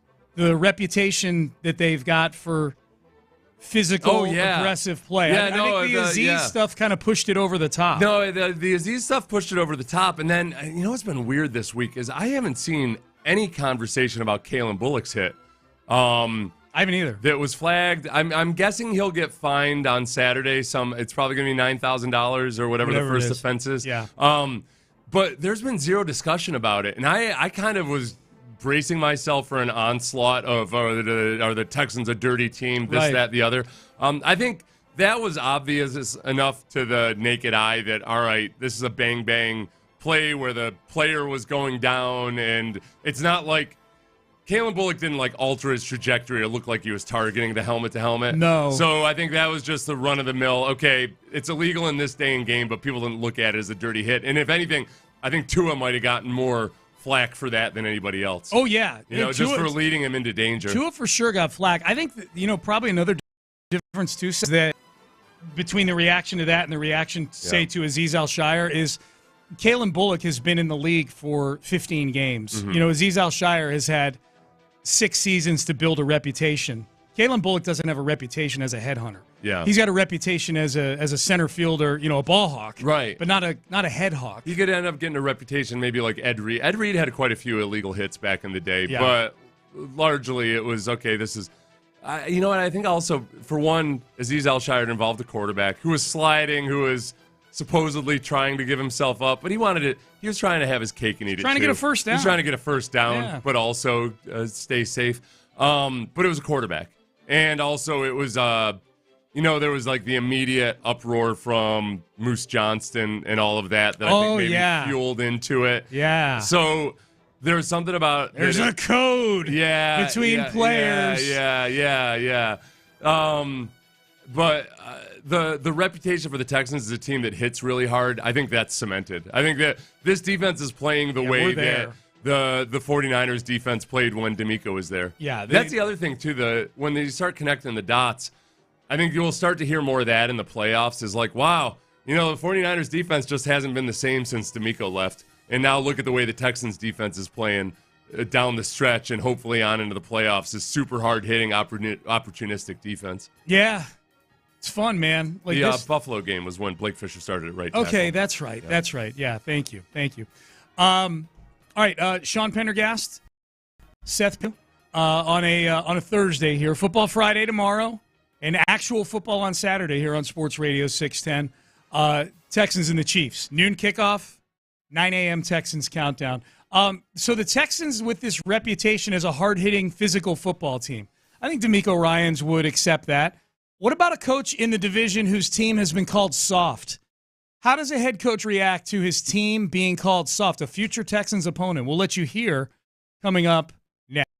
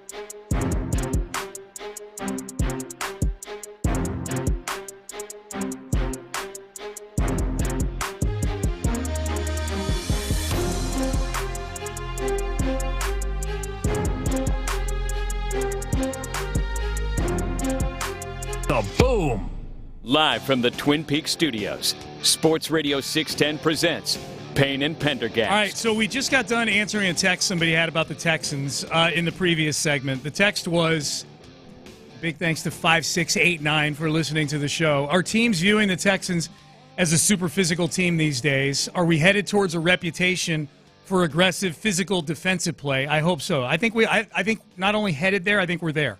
I think they've got that reputation for being a hard-hitting defensive team. Swarm is not some empty acronym on the wall like DTS used to be. Yeah. Dependable, tough, and smart, or STD. Or tough, dependable. Yeah. I pointed out that acronym is STD. Yeah. And then they somebody was taking notes because they changed it from STD to something else. DTS. The Giants, meanwhile, one of the big issues with their organization right now is that they also lifted that slogan, smart, tough, dependable. Yeah. And is right up. I think they have the STD variation of it up on their office wall. I saw on Hard Knocks this summer. Sounds about right. Yeah. Yeah. Good job, Giants. The place is raging. They don't have enough STD, that's for sure. No, it's one of the problems with that organization. They do not. They do not. So that's the Texans at one end of the spectrum. The other end of the spectrum be teams that are considered soft, right?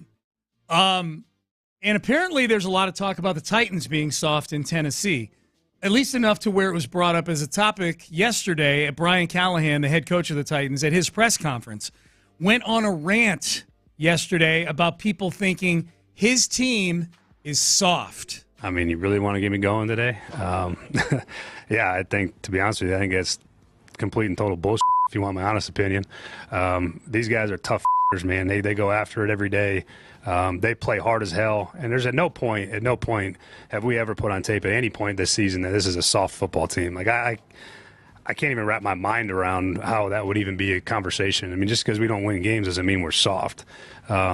These guys play their ass off. They play hard. They play physical. You can ask any team that plays against us that when they come off the field, they know they played us. Yeah, that makes me relatively angry that would be something. That means you just don't watch the shit, you don't do anything about it, that you don't know what you're talking about, you don't know what you're looking at. So I'm not going to stand for anybody calling this football team soft. I think that's bullshit. So if there's opinions out there that feel that way, then they don't know anything about NFL football. So I'd like you to walk in there and call one of these guys soft and see what happens. This is not a soft football team at all, mentally or physically. You can kind of shove that one right up your ass, to be honest. So. Okay. I wish these coaches would just, make a stand every now and then. They're all cursing more and more. Not a soft response. I think the thing about the Titans is there's some similarity to the Texans in that I would never call their defense soft. The Titans' defense soft ever. I don't think we're allowed to. Right. Yeah, exactly. By virtue of losing to them. But their offense, I don't know. I'll listen to arguments. I'll listen to what your evidence is, because the proof is in the pudding. The Titans' defense goes out, and they're a tough defense. Going into that game, I expected the Texans to win, but I knew that the Titans presented some real challenges for exactly what the Texans have struggled with. You might say the softer elements of the Texans' offense versus Titans' run defense that had some really physical defensive linemen that played good defense in general, had a tough pass team. Yeah, that Titans' defense is not soft. I'm not so sure about the offense. Likewise, the Texans, if somebody came up, I'll fight you in the streets if you say the Texans' defense is soft. If you tell me the Texans' offense is soft, I'm going to, ask if you coffee, And we'll go and I'm going to do something soft. Yeah. like chat black over coffee. Oh, yeah, Black sorry. Yeah, no sweeteners. No sweeteners. I haven't had a sweetener in my coffee since 1993. You're not soft. Damn it. Yeah.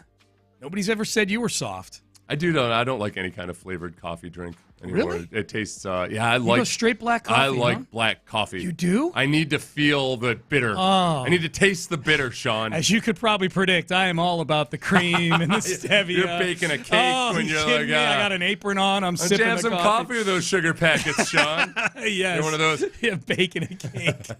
Yes, that's me with the coffee, man. A little quick story. I remember I was having, I was at my high school girlfriend's best friend. We were at her cottage. They had a cottage. It's a nice best friend to have. Yeah. But her mom, I could tell, her mom was very flirtatious. And I think she this is when I was actually, I think, a freshman in college. and back before I got fat, and she, I think I had like a Mrs. Robinson scenario going on because she would like cook for me. I wake up early in the morning and everything. She'd cook for me, and she would marvel at how many eggs I would eat. She's like, Melissa's last boyfriend. Dude. I made an omelet I was going to make eggs for him, and I asked him if he wanted eggs, and he said, I would love an egg. And that was the least manly thing she's ever heard. That is horribly unmanly. And meanwhile, I'm like, more bacon, wench. Yeah. And she's like, yes, this is what I want. Where's the second? Throw against the wall like I'm in a cover of a romance novel. Okay, so was she married at the time? Oh yeah, she hell was? of a guy. That's what kept me from acting on it.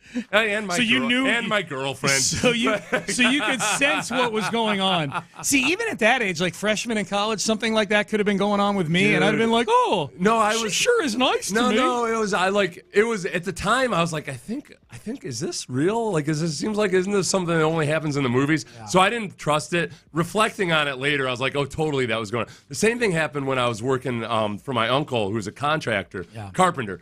So I was his assistant for one summer. And again, this was back when, before I went the full fat defensive tackle route, I was a strapping young dude and everything. Sure. I'd be out there working with my shirt off and everything. And there were at least two scenarios where I totally could have walked myself into a plot line of a bow chicka bow bow. But I was just too dumb and naive to believe that it was really true. I thought they were just nice ladies. Yeah. Yeah. Where it was like, no, this woman's bringing me lemonade every half hour. And this is a quote I'll never remember. I'll never forget. The woman was sitting down. She brought me some lemonade yet again. And I'm sitting, and my uncle was gone. He trusted me to do the work. I was doing drywall work and everything. And then she's like, I was on the phone with one of my girlfriends, and I just was like, I don't know what to do. I've got this young man who's out there with his shirt off. How old were you at the time? I was like 19 or 20. Yeah. And I just was too... I would have been just as dumb. I was too nice. I was just too nice and naive. Did you sip the lemonade at all? Could you taste any alcohol in there? I did, and then I rubbed it on my neck. You did? And I was like, the glass. I was just wondering if maybe she tried to get you a little tipsy. I should have been like, oh, I wish I had a towel to wipe the sweat off my abdomen. You were smart. You would have. Yeah. Not smart, but smart to what was going on. I've got any number of, and I'm pretty critical of myself. Like every married guy will tell you about the times he could have scored and all this. Yeah. There are a bunch of times early in my life where I was like, man, wow, I was too dumb, young, and naive to like. I was one of my brothers. I was a freshman in high school, and my brother was a senior. And I remember, but this is when he was in college. He had a party at our house while my mom was gone. And I remember one of my brother's friends, like, she was like, Seth, let's go talk. And this was like the girl that was like the hottest girl in the school. But she was 3 years older than me. And I just looked at her like on a different level. And I'm out on the back patio at a party where she pulled me back to talk because she wanted to chat with me. Just like a young, dumb idiot. All you did was talk. Yeah. Because I was like, I held her up above what I was capable of pulling off. Yeah. Brought up some documentaries you just watched. How about the Menendez brothers? Yeah. That's funny.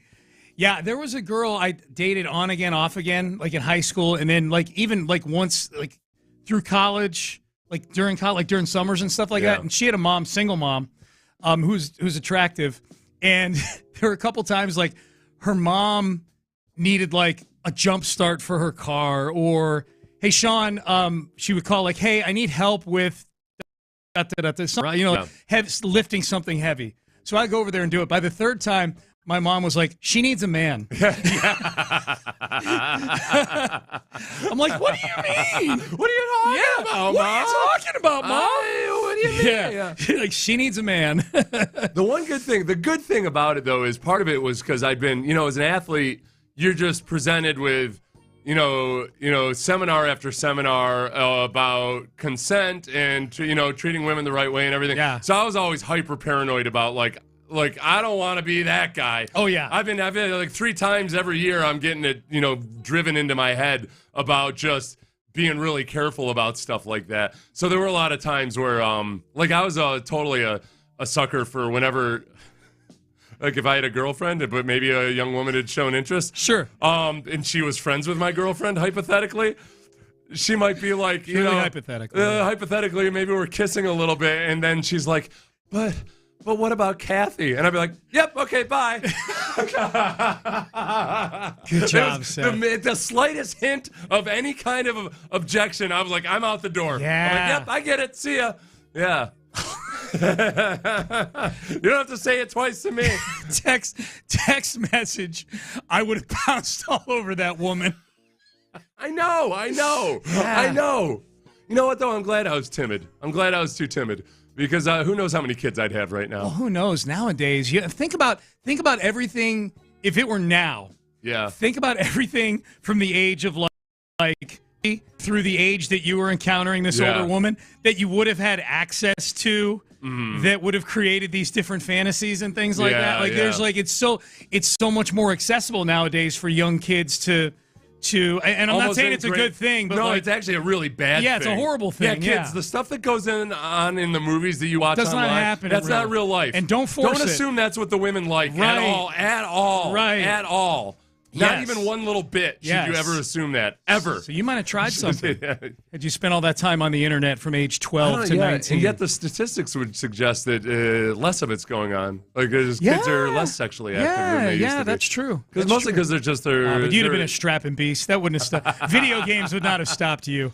Yeah, so the other advice, listen, if the woman you're working for is bringing you lemonade every half hour, she's interested in maybe a little bit more than a work relationship. And there might There's be a something, chance that she's more interested in something in the lemonade as well. Yeah. That's Just saying. Yeah, my uncle was pissed he kept coming home with me sleeping on the job with nothing having. Why are your pants on backwards? None of this drywall is finished, you lazy bum. I'm like, huh? Well, I swear I don't remember. But I got a date on Thursday. All right, Sean Pendergast, Seth Payne with you. John Lopez, Reginald Atatula, they are here. They are in the house. What's up, fellas? Nothing. I love this conversation. Yeah. I love the best text ever. I would have pounced all over that woman. Yeah. Seth was telling stories of a possible Mrs. Robinson situation. Oh, yeah. That he found himself in. Almost a definite Mrs. Robinson situation. I just didn't. Had you seen The Graduate at that point, the movie? I knew the song plant that seed? and what the song was about. Simon and Garfunkel? Yeah. That song was for that movie. It was. Goo Goo Goo, Mrs. Robinson. Yeah. You ever It's find your... Cuckoo-ca-choo. Whatever. It's a... Sounded like you said something anti-Semitic. Yeah, You're going to do what to a Jew? What the hell? Jew. Sean. J-O-O-B. Oh, they're really cuckoo. Check All right, I want to take 10 steps back from that one. I want to make sure. I thought I was doing the onomatopoeia from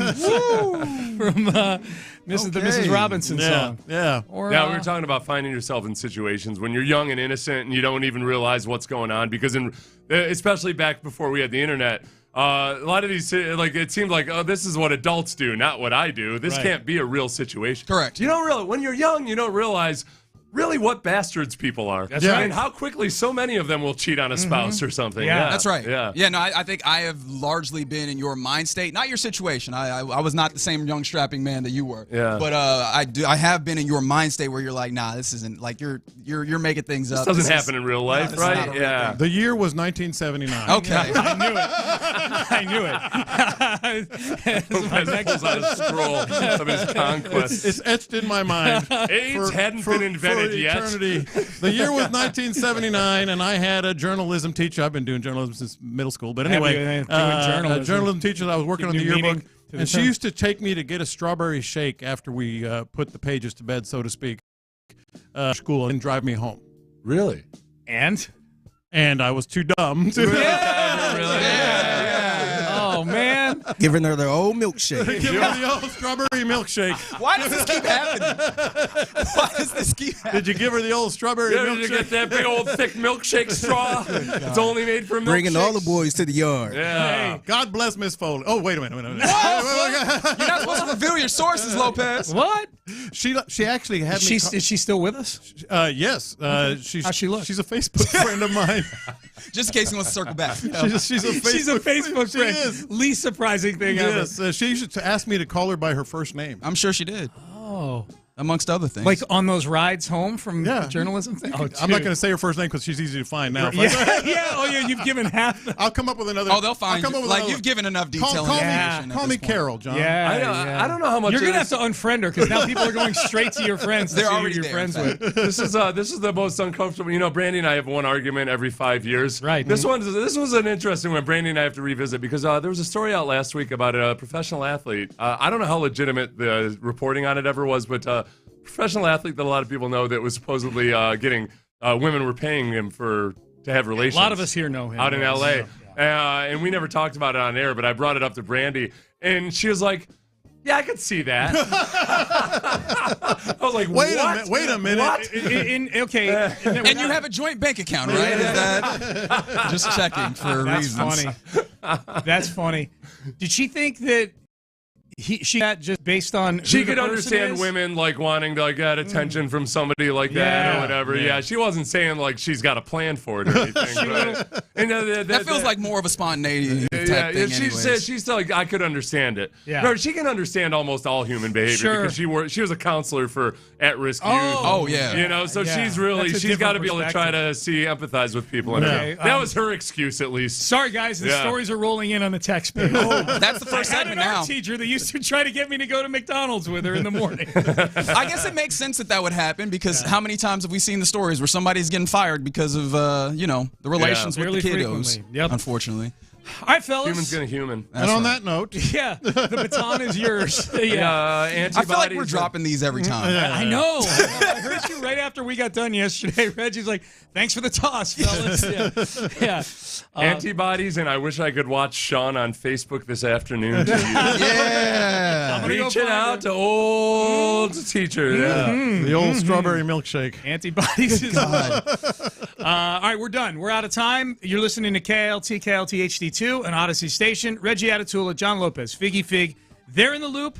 They start now. How does one follow that? I have no earthly idea, but we'll do our best. We are indeed in the loop. Sports Radio 610. It is John Lopez, Figgy Fig, Reginald Atatula here with you on a Thursday as we careen towards a Saturday edition of Texans football. They play against the Kansas City Chiefs at Arrowhead. Super excited for that one. Get involved with the program as you already are on the text 1-3-572-4610. Look, you hear the handoff, and it is unhinged in the best way every time. And you know what? We want to lean entirely into that. Of course. Let us know. Let us know what your Miss Robinson situation was. And honestly, I need to also know this information. I need on the backside of that as well. Did you realize in the moment, or were you the dummy that had to think about that hours, days, months, years later? Because I also want to do just like a impromptu sociological study of sorts of is this kind of general thought process of dudes and women, but mostly dudes that we just miss all the hints. I want to kind of put that to the test here. So help us out here. 713-572-4610. There's also, of course, the YouTube and the Twitch are available for you to get involved with the program. Lopez, I learned too much about you already today. I want to say that. I'll show you a picture. No, I don't want. Less is what I want to know. It ain't like it used to be. I'll tell you that. What's her name again? Good. Was it Miss Johnson? Hey. Oh my goodness. We're not doing that. One note on that. Okay. On guys being stupid and missing signs, it changes once you get married and you hit about 40. And then you see all the signs. Then you say, "Oh, she wants me." Because they're all. Is it because they're all landmines that could blow you up? Me. First of all, we're like, nah, no way. Then we get married, and then we get, in about 40 years old, 38, 35, 40 years old, we're like, oh, she wants me. Okay. No, she doesn't. Yeah, no, she doesn't. That feels like an inaccurate prediction. I'm going to be completely honest. Yeah, no. That woman just. Yeah, no, exactly. That was it. No, she does not. She does not. That's right. I don't know how to segue. Honestly, I was trying to set up a segue. Sometimes don't got you it. can't. Yeah, don't got it. Sometimes it just be like that. However, switching gears. Yes. Moving on. Yeah. Would you be happy with these predictions if they came true? 713-572-4610. What predictions, you ask?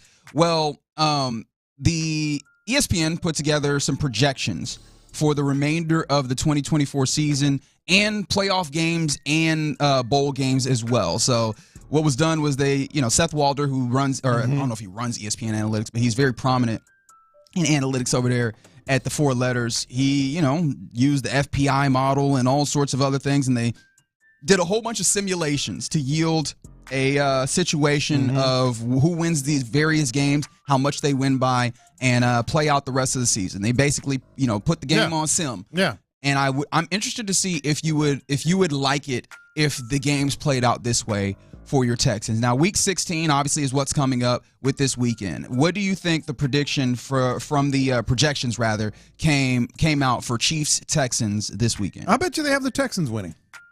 You would be incorrect. However, really, they have Chiefs 28, Texans 24. Yeah. Okay. So a relatively close game.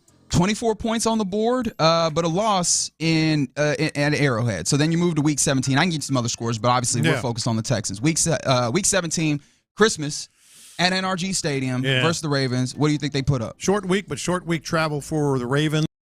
Yes. I'm going to say. Keep that in mind if you're talking about home team. I'm going to say Texans get the dub there. Texans do get a dub. 34-14 is what the projections have.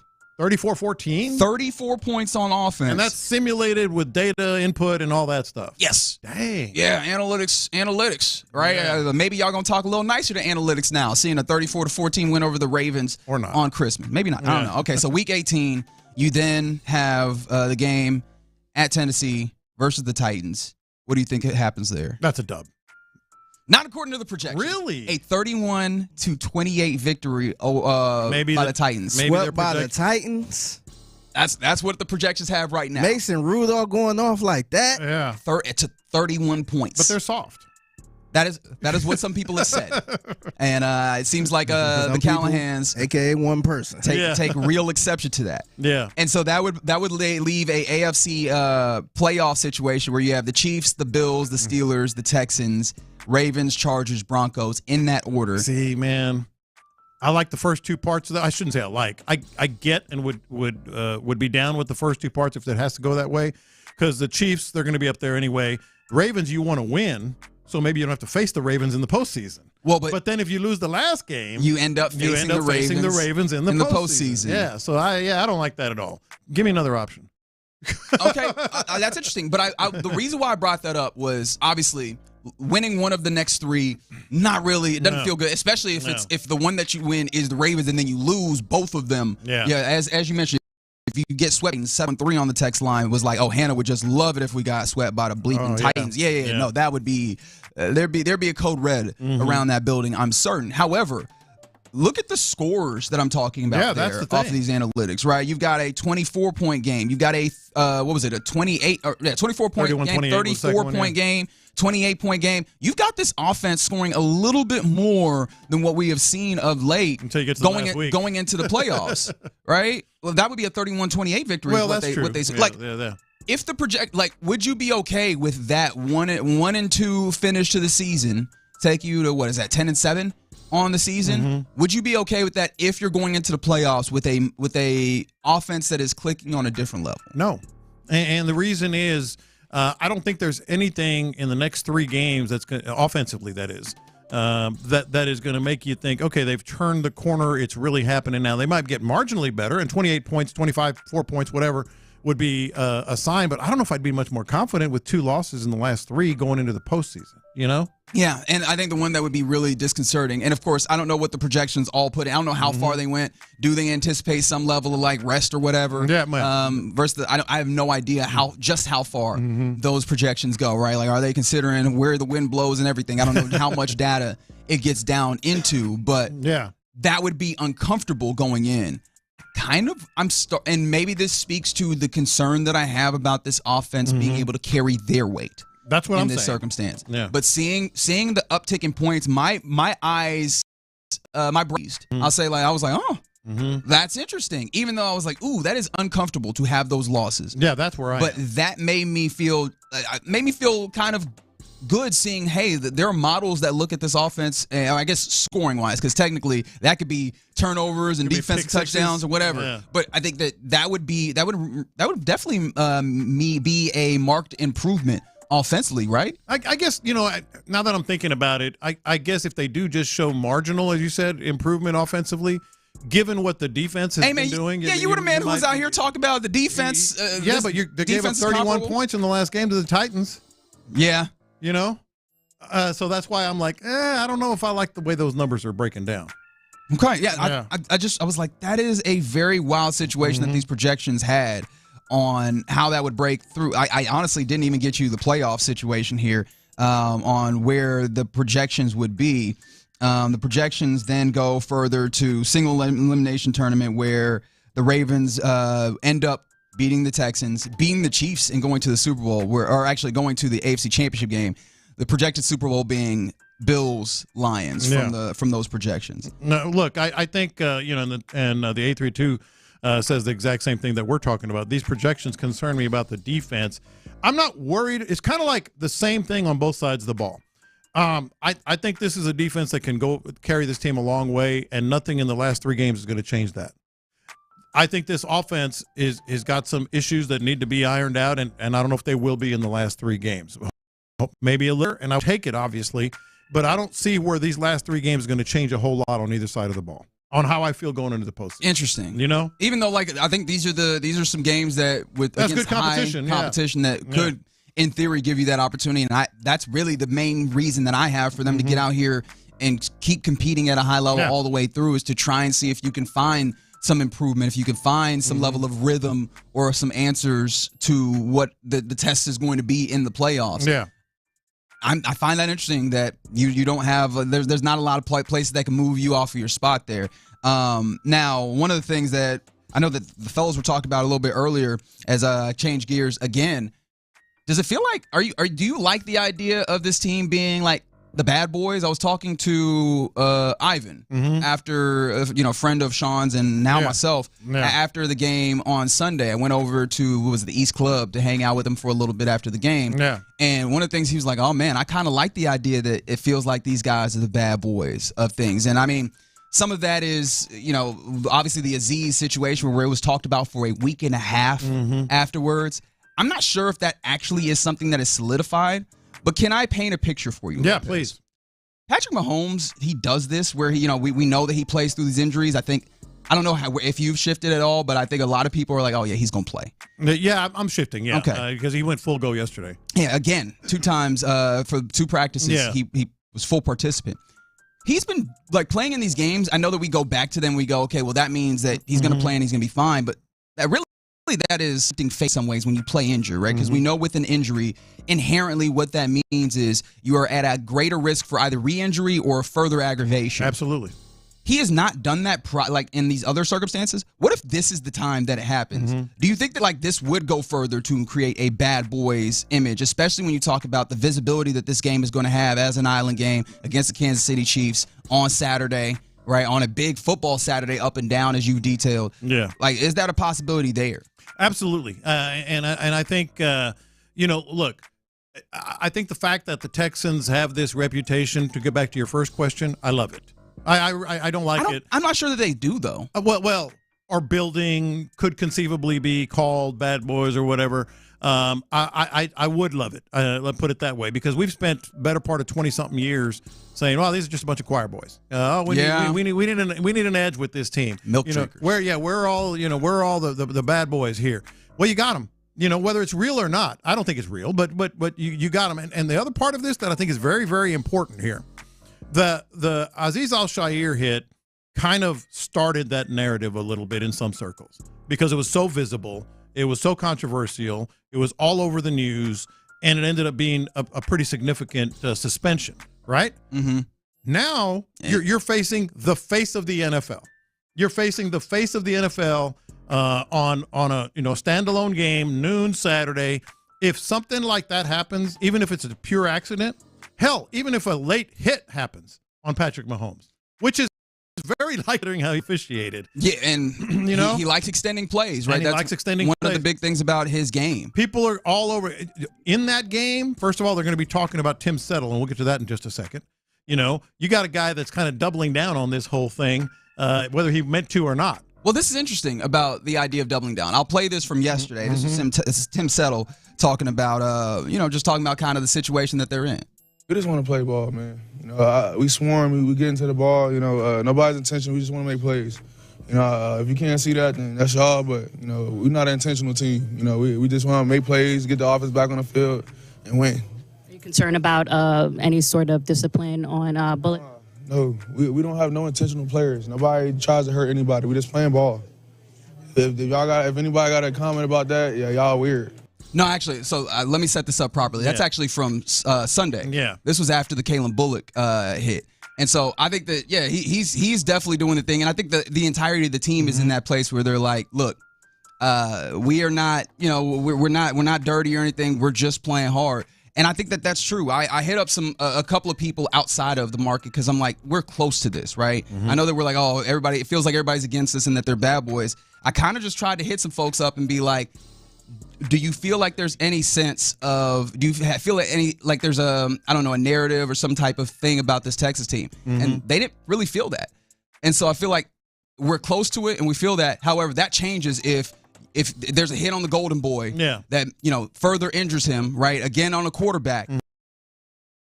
And then stays kind of look, these reputations are probably the vast majority of time, not really warranted. Sometimes they are. Sometimes there are some bad boys. Yeah. But they're not really warranted, but it's kind of out of your hands. The Azeez Al-Shaair thing, everybody came to his defense. But I think that really speaks to Azeez in particular than it has to the entirety of the team. Yeah, but what I'm saying is, Nick Caserio, D'Amico Ryan's teammates, everybody's like, you guys don't know him. This is not fair, blah, blah, blah, et cetera. They all came to his defense, and it didn't matter. It didn't matter in the narrative perspective nationally. Sure. You know what else is not going to matter is if somehow Mahomes gets injured again and it's borderline or a late hit or something, then it's not going to matter because that's the most visible player in the league. It might not be true. You just heard Tim Settle, but then Tim Settle didn't help himself much, and again, it wasn't necessarily intentional and it wasn't necessarily like trash talk. It's just how he feels. But you don't think this is going to be played during the broadcast? And this is the top team in the league right now by the NFL, but it's nothing. I definitely see this O-line. It definitely has its loopholes and it definitely has its their struggles. But I feel like that we can take advantage of that. We got an elite D-line. I feel like Pat's a little banged up, so I don't know if he's going to play or not. But I hope he's mobile enough because we coming in Arrowhead. You guys plan to get after that? I hope he's mobile enough. Sure. Pat better make a good decision. I ain't making no threats. I'm making promises. Come on. I mean, you don't think that's going to get played during the broadcast? This is a dirty team. Yeah, exactly. Pat made good decisions. We're coming. I mean, that probably is just him being honest. Yeah, no, that feels...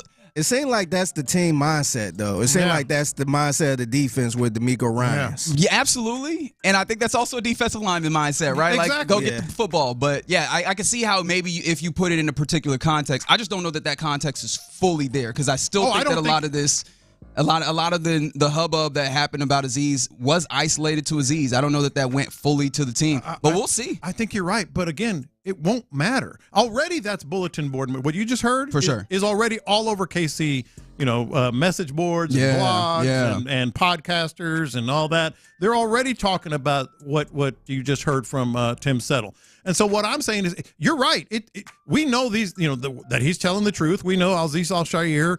That was just something that he probably shouldn't have done, but he's not a bad dude that's a headhunter, by any stretch.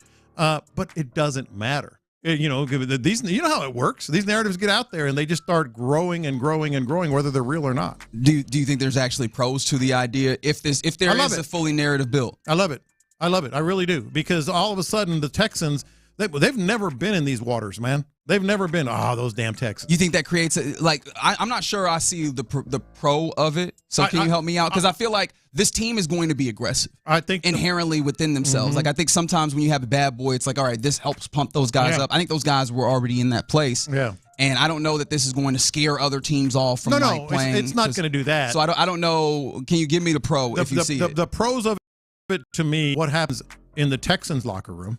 This is the swarm mentality. This is a team that's going to be, maybe even bonded a little bit more than they already are with that. Another pro of this is the Texans are a team that they've never been hated. No. They've never, ever, ever been hated. When opposing fans hate you, it just sort of rallies you even more, especially on the road. And he said, in Arrowhead. He said, in Arrowhead, we coming. And so I think, that's a good thing for this team. And again, I'll go back to the age-old thing. As long as this organization has existed, they've been choir boys. I like the fact that they have a little bit of an edge. Now, whether it affects the opposing team, I don't think it really will. But they have a little bit of an edge, and that's going to make them even more of a swarm-type team. Well, you know? I mean, that's going to be super necessary. The idea of a tough defense, great to hear it, all those things, great to talk. You better effing win, says 713. And I think that's ultimately one of those things is, are these things going to fully turn into wins? And we saw on Sunday, right, that defense absolutely turned into a win. Can they do it again on Saturday at Arrowhead? That is what we were hoping to see. And right here on Sports Radio 610, is, of course, you'll catch that live right here on Houston Sports Leader and your home of the Texans, Sports Radio 610. All right, coming up next, we're just getting going, by the way, on a Thursday here in the Loop. We will have Andy Kalu, as we always do, at 11:20. But coming up next, Nolan Arenado invoked his no-trade clause in apparently a deal that was going to have him on your Houston Astros. What does that say about Bregman and the Astros going forward? We'll discuss that next. The Drive is heading back to the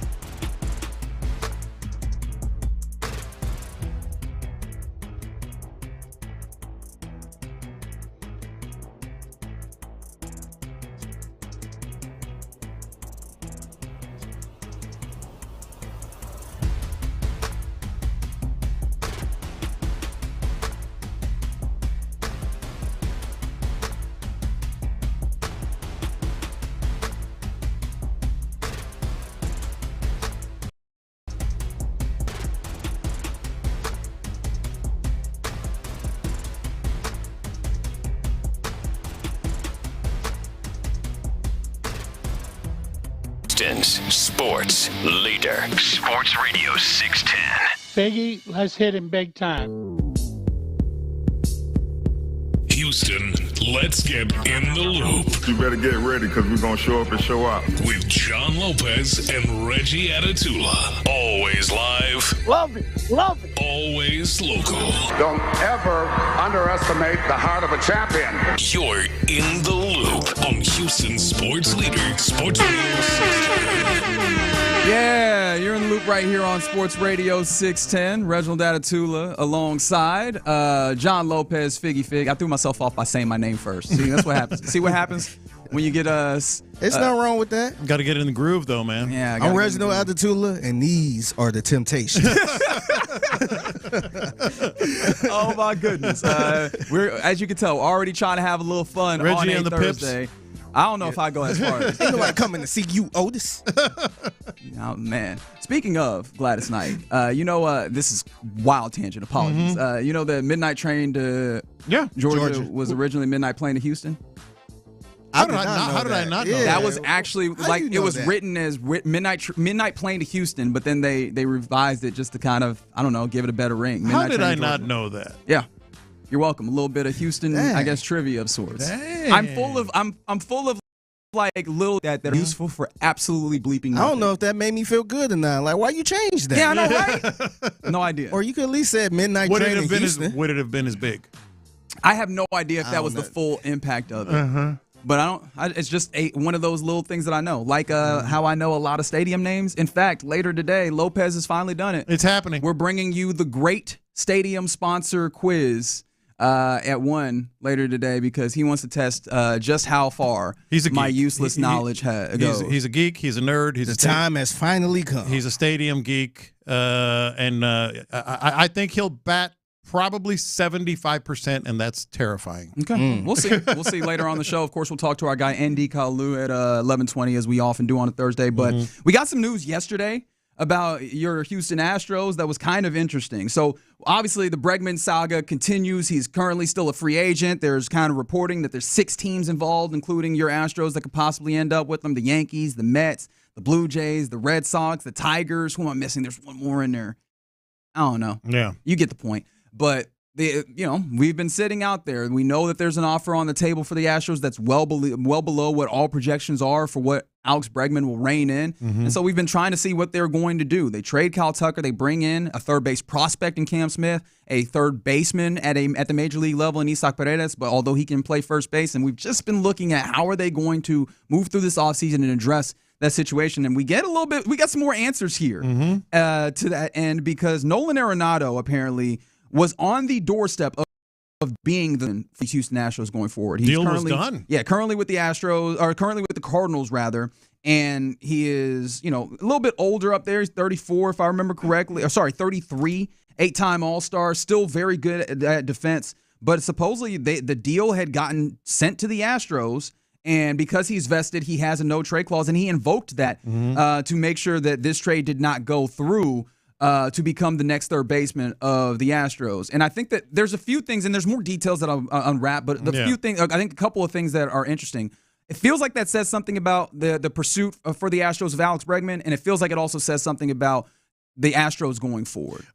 Yes, I think it says something about the Astros going forward. Is this an organization where a player like Nolan Arenado, who's only, I think, had one playoff win in his career, crazy to think, would not want to play if the window were still wide open? That's the first part of it. I was like, dang, we're not the only ones wondering. Yeah, it got to be something personal though, right? Well, maybe, but like even things that are personal won't prohibit someone from going to try to win a championship with a team that is championship ready. So that's real. Like Nolan Arenado, obviously been in the game for a long time. Wants to win. Has only had one postseason win in his career.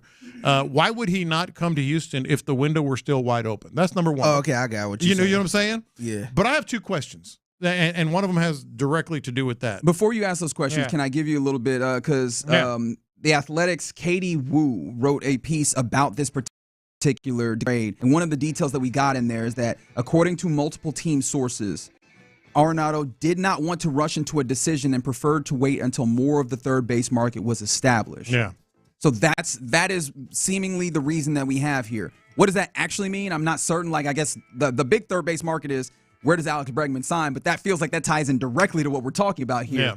But it's everybody who's reported this, it seems like they're all still making it clear that there's still the possibility that this trade ultimately goes through. It's described as being on the 1 yard line. So this could still happen, and he just kind of had some hesitancy to see how more things fall apart or fall down, I guess. Yeah, I think this is more business related, right? He wants to see, where things are in the market, if there's any chance for him, moving forward. But my two questions are, one, we kind of speculated on just a second ago. Why would he not? Why would he not? Even if the Astros were not, the window wasn't as open as it has been previously, and we think that's the case. Why would he not, just for the sake of that's a team that has always been able to have a chance, even when the window's only slightly open. Last year's the best example, and he would be locked in. I mean, he's locked in at a place in a position that he'd be taken care of. So why else would he not? Some hypotheses that are coming in on the text line from the 832. A lot of players still don't want to play for the Astros due to the cheating scandal. Do you feel like that still reigns? Is it? Because I feel like a lot of those players, I think the particular players and people in the system gone at that time, it's all over, man. They gone. The manager gone.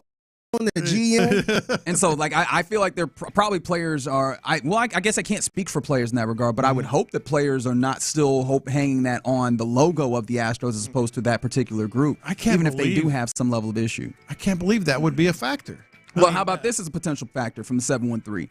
They say our awful manager is the reason, a manager that gets out-coached. Do you think that, like, maybe the managerial situation also factors in? I could maybe see that. I could maybe see that. Maybe general manager. Maybe, there's a reputation out there of Dana Brown. Maybe it's ownership. I could see any of those as a possibility. Here's another question that I had when I saw this. Why do people think all of a sudden that since Nolan Arenado used his no-trade clause, that all of a sudden that gives the Astros a better chance of re-signing Alex Bregman? No. I don't see how it could. No, this feels like it the other way. Where it seems like they on the... But it's out there. It's all, hey. It seems like it's on the plan C. Yeah. That is correct. C plan, like they just going down the line like, all right, what's next? I think Bob Nightingale said maybe even that Alex Bregman is still in play. The only reason I feel like he might still be in play is if Alex Bregman said, you know what?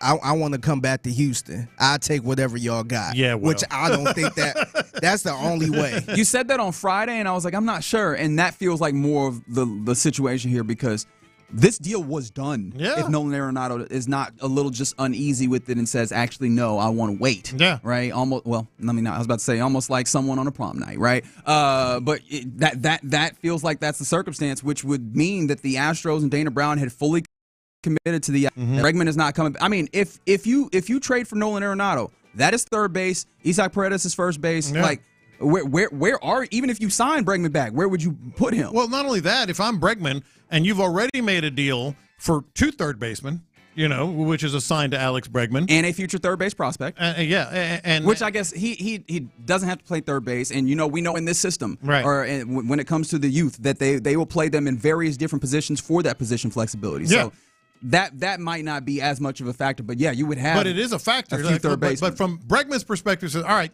you brought in Paredes and you brought in Cam Smith, and they both can play third base. Now you had a deal in place with Nolan Arenado, and you want me to come back? My answer to that would be, okay, but we were just talking about 7 years, $190 million. Let's make it 8 years and $230 million. Okay, Cowboy? I mean, that's what he would be saying. That's what I would be saying. Like, oh, I'm your backup plan? Okay, I'm good with that. But instead of 1 more year and $25 million more, it's going to be 2 more years and $50 million more. But I do think that's all. And that ain't going to happen. It just seems like the money and the term has clearly been a factor. And it seems like this team with Jim Crane is going to be very hard line about that particular thing. One of the things I did think about, because if this trade happens, it seems like the reporting is that the Astros would still be on the hook for a majority of his salary, nearly $45 million, and then he has like $22 million in deferred money that goes till 2041, if I remember correctly. And I understand increment 2041, so it's not the same, but I was like, What's the big difference there when it comes down to it? It's like having money off into the future besides just having maybe like an extra year of Bregman. You know what I mean? I do not fully understand it, but maybe this is just one of those, a man's got to have a code, and this is Jim Crane's code, and he will not move off. And he's not. And so, but if Bregman is basically his third fallback plan, based on the trade they already made and the deal they had in place with Arenado, Bregman is basically their third fallback plan. I'm not just going to say, okay, I do love you guys, so I'll stay. No, hell no.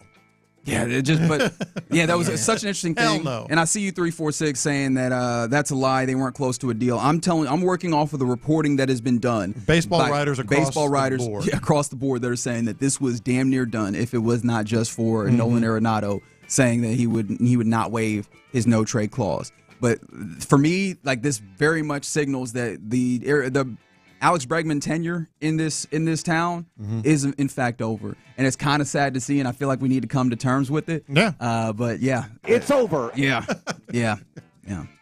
All right, you're in the loop right here on Sports Radio. That took me by surprise. 16. I like that, Figgy. It's over. It made me sad. I didn't expect a drop to make me feel so sad. Honestly, I'm low-key sad about Kyle Tucker getting traded, man. Oh, for sure. Yeah, it's just, I mean, we knew it was going to happen eventually, but it just happened too quick. Yeah, quick, fast, and in a hurry, right? That all came together. Right in the back of the head. Yep. All right. You're in the loop right here on Sports Radio 610. Now on this Thursday. Coming up next is our question of the day, and we're getting into the holiday spirit. And so let's do this. What are the names in sports that most evoke the holidays? In fact, I will start the betting at Rockets guard Aaron Holiday. Oh, okay. Can you raise me? 713-572-4610. Let's have a little fun with that next. Thursday Night Football.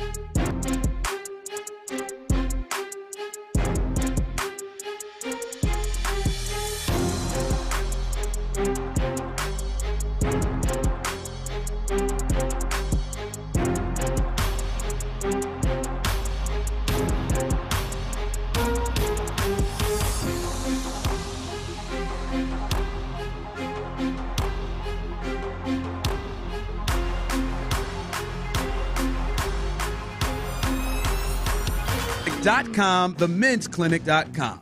Live from the Twin Peaks studios, Sports Radio 610 presents In the Loop with John Lopez and Reggie Atatula. Mommy's kissing Santa. Yeah, Christmas vibes going, and we keep it going with our question of the day.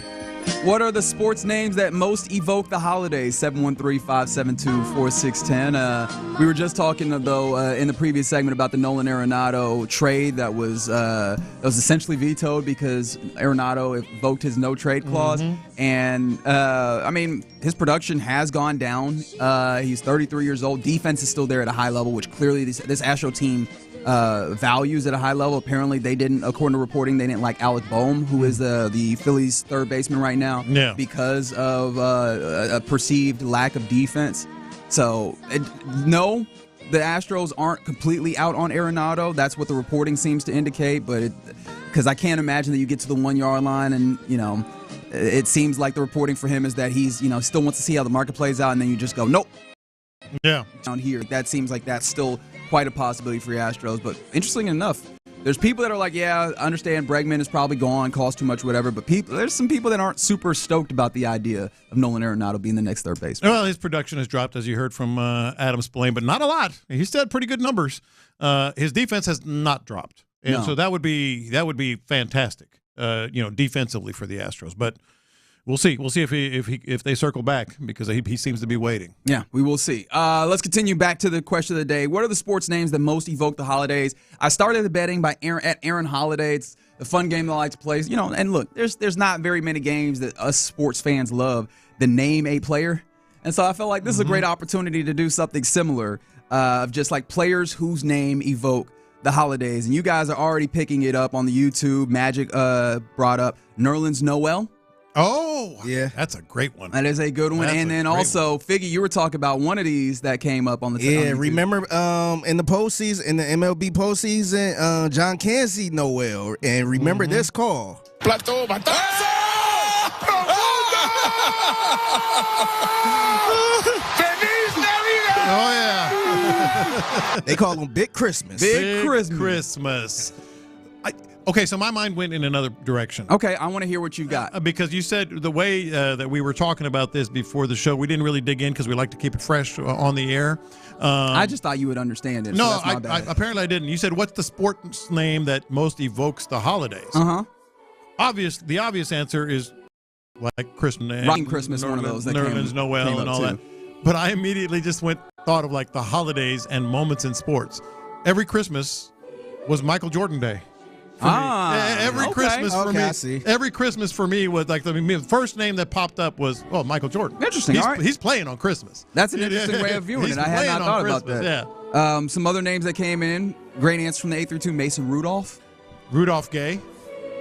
Okay. I never think of him as Rudolph, but yeah, Rudy Gay is a Rudolph. Are we still making Rudolphs? Oh yeah. We're still rolling Rudolphs off the line. Yeah. Okay. Very good. Mike Tannenbaum. Scott Frost. Scott Frost was one that I had on my personal list. He actually just returned to UCF, reminding you that you can always go home. Right? Apparently, they went back to the positivity that they had in the past. How about Darius Garland? No, that's not bad. I didn't even think about that. Thank you. Does this count from the 979? The Iceman, George Gervin. You can maybe squint and see where that would happen. That could go for a December name or something, depending on where you at. Like that, yeah. Okay, from the 832, most Christmassy player name, all Hispanic players name Jesus, like former Astros player, Jesus Alou. All the baby Jesuses. That's right. All the baby Jesuses. What about Le'Veon Bell? Oh, because it's Bells? Yeah, okay, I like that. I think that counts. Count it. Remember that great Aggie and Packer, Johnny Jolly? There you go. All right, I like where we're going here. Johnny Jolly, yeah. Count it. There you go. From the 832, Eric Snow. Getting all of it. So good ones. The funny thing is, I remember when Eric Snow played in Cleveland, and the announcer would be like, every time he hit the shot, Eric Snow. Oh, really? Yeah. There's the holiday wing of things from the 346, Matt Holiday, and then also we got Roy Holiday, rest in peace. Yeah. That Drew came Holiday. through. Drew Holiday, of course, the whole Holiday family in the NBA at this point. Can I interest you in Darius Slay? Jarius Slay, Okay. that's a good one. Right? Yeah. Yes. Spelled a little different. A little bit different, But it's still a you get the Slay. point. Look, man, Yeah, we're it's getting still this a here. Slay. Magic on the YouTube comes back around to Bart Starr. I like where they're going with that. And if you have a star, you need a Tree Rollins. There you go. I like what you're doing there. You need a Tree Rollins. What about Damari Carroll? Yes. Absolutely. I thought of Pete Carroll, but Damari Carroll absolutely fits in there. JT Snow. JT Snow as well. A lot of snows that come through. Let me see if there's some other ones. How about this might be a lot of a stretch here as I'm trying to evoke the holidays, and now I'm going to like the Christmas story of the baby in the manger and everything. How about Reed Shepherd? Sure, absolutely. Can I get that one to walk? Absolutely, you can. Chan Ho Park. I appreciate that. Yeah. I appreciate the effort given there. Jamal Tinsley. Because I went with Garland. You go to Tinsley. Tinsel. Is there a clause? I was trying to think of a clause. There's got to be some German somewhere in the name clause. What about this one? This one might be kind of weird because the person, Metal World Peace. I feel like world peace. That's cool. I think we can make that work. Jimmy Clausen. Clausen? Yeah, that's close. Clausen? Okay. I think that's close enough where we can make that work.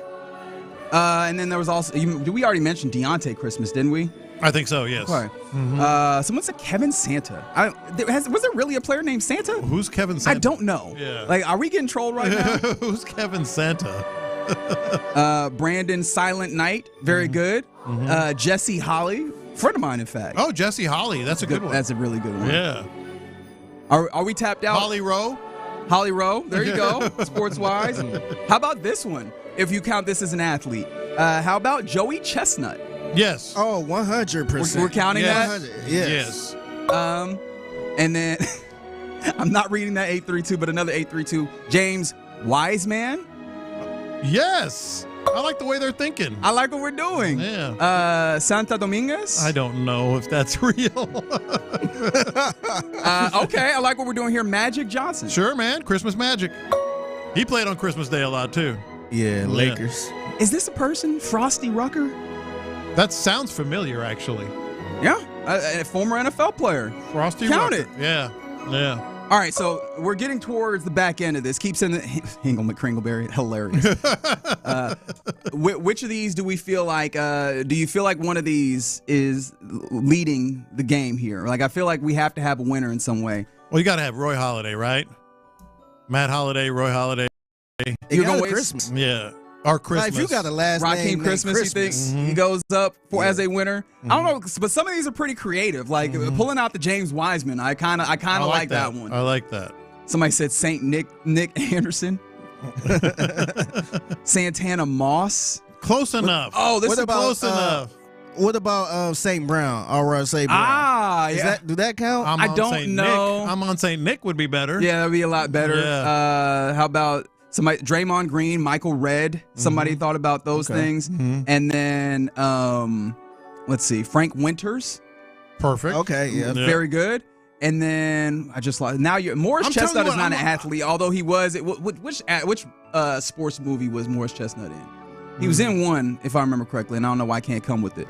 Boys in the Hood count as a sports movie? Because he was a football player. That is true. There we go. We'll go with that one. He just got killed. And there was one that came through that I absolutely. Kyle Rudolph was one. Yeah, I like Mason Rudolph. Kyle Rudolph. He was a football player and the best man. Morris Chestnut. There we go. He's had a few of those. Hasn't he? All right. Okay. Saint Nick Casario. Nerlens Noel. Dwayne Bowe. Okay, yeah, Bo. Okay, I do like Slay. Yeah, that was Darius that was Slay. creative. Yeah, Thank you. I appreciate it. I appreciate it. Lloyd Chris was not an athlete though. Very good. Yeah. All right. Dude, okay, so now let's get the winner. Who's the Taylor Rapp? I like what you're doing there. I like what you're doing there. Do you have a winner? I found one on the internet. I don't even know if this looked like a riff. Achiuwa? Is that Precious Achiuwa? Yeah, I think so. Okay. Mm-hmm. Not Lopez. You got to pick a winner. Who we got? I like Darius Slay. I like the creativity of that. Yeah. I get to be the winner. Deal with it, ladies and gentlemen. All right. excited to get to the holidays. We're very close to getting to Christmas Day where your Texans are playing. That's a great gift in and of itself. But I hope you're enjoying the holiday season as well. All right. You're in the loop right here on Sports Radio 610. Coming up next, let's go around the NFL where there was a long-form piece put out at just how incompetent New York Jets owner Woody Johnson is. We'll talk about that and more next. Your AFC South.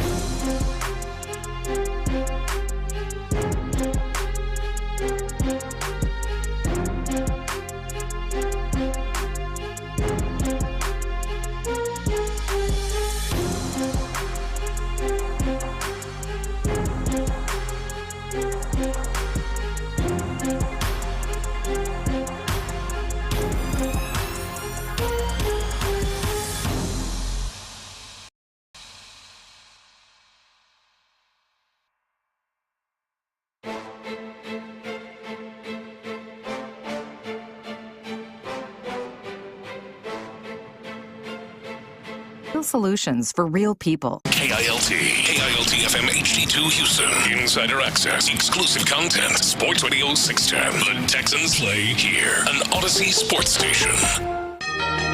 Let's go around the NFL in the loop style. Why are you smiling? Because I love football. Brought to you by Quick Assist. Here's John Lopez and Reggie Atatula. I'm going to tell you all about how much fun you're going to have this season. On Houston sports leader, Sports Radio 610. Yeah, apologies in our question of the day for missing DeColdest Crawford. Oh, yeah. Oh, 100%. That's just the coldest name anyway. That's right. DeColdest Crawford of Louisiana Tech.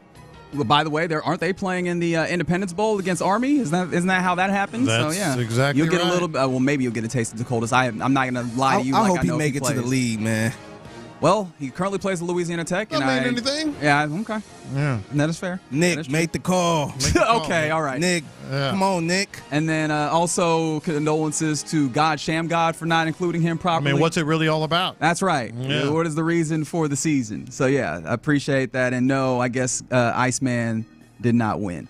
But, yes, I appreciate you guys getting involved there. Let's go now around the NFL, which is brought to you by Quick Assist.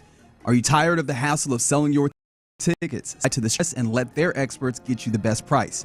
Download Quick Assist from your app store today, and they'll handle the rest. That's QUICKASYST, Quick Assist, your ticket everywhere. And we begin around the NFL with a very interesting piece, deep dive into Woody Johnson, or as he likes to be called, the ambassador, Mr. Ambassador, Woody Johnson, the owner of the New York Jets and the heir to the Johnson & Johnson throne.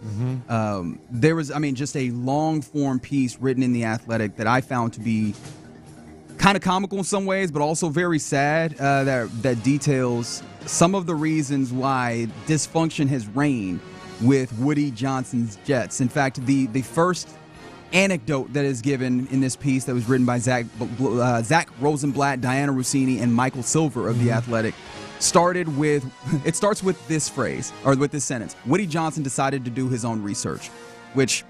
How does that make you feel? Ain't great. Not so great. Apparently, in last February, the Jets were trying to decide if they wanted to trade for a wide receiver named Jerry Jeudy. Are you familiar with him? Former first-round pick of the Denver Broncos. Then General Manager Joe Douglas expressed interest in that. And after a few weeks, Douglas and Joe Douglas and George Payton kind of got into the situation. They were in negotiations, and then abruptly it fell apart because Woody Johnson, I guess, had done some Googling, and he felt that Jerry Jeudy's player rating on Madden was not high enough. EA Sports. It's in the game. And Google never lies, and Madden never lies, right? You would hope. Madden is the Bible, man.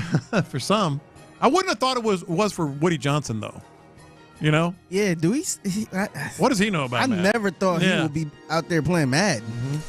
But and I'm going to take this opportunity to apologize to Aaron Rodgers. My bad, dog. I was giving you a little too much credit for oh, man, you out here ruining the Jets. They have given you so much leeway. And, yes, that would still be an indictment of the Jets as an organization. But you know what? Sometimes you just got to make it easier. Incompetence at the top. In fact, there was a quote in part of this from people that were talked about when it comes to the team. They said, quote, They keep on doing the same thing over and over. They change the football people. The football people are not the issue, one former executive said. It's, hey, I have brain cancer, and, well, you just cut off your foot. Yeah. The issue with the Jets, we can point to all these various things. It's not Robert Saleh. It's not Joe Douglas. And oddly enough, it's probably not Aaron Rodgers to the largest degree. It's Woody Johnson. Well, and the thing I'd be terrified if I were a Jets fan. First of all, Woody Johnson is not going anywhere. That is just not going to happen. He doesn't need the Jets for money. He doesn't need to sell. They're going to have to find a scandal on him or something, man. Well, yeah, force him out. I don't even know if that'll do it. You think? Because Snyder style. I don't even know if that would do it. The NFL, and then that leads to my second point.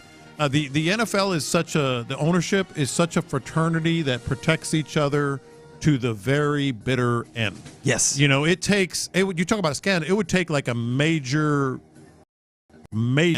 for something like that. All the owners got to get together like, yo, dog, you messing it up for all of us. Yeah. And just sell the team, get out of here, you'll be good, man. They're not doing that. That ain't happening. And then the other thing that I was thinking when I saw this is they're at the point now where people are just taking advantage of his stupidity, of his gullibility, of his involvement, whatever you want to say about it. Like even Aaron Rodgers, he has no right running that team, but he did. Yeah, I mean, and this speaks to how much winning in the NFL also deals with having good management, and the management goes all the way to the top. Mm-hmm. One of the things that's detailed in this is the myriad ways and the many ways that Woody Johnson kind of has his hands in things or makes it difficult on the general manager, whoever it is that's in theory in charge of making sure that there's good football being played. In fact, at one point, a current team executive, somebody who was actively on the team right now, said, quote, "Your job becomes managing Woody." That's not unique for an NFL GM. The difference here is that not only are you managing Woody, but you have to manage all the people who influence him. That could be family, media, people in the building. That's absolutely nuts.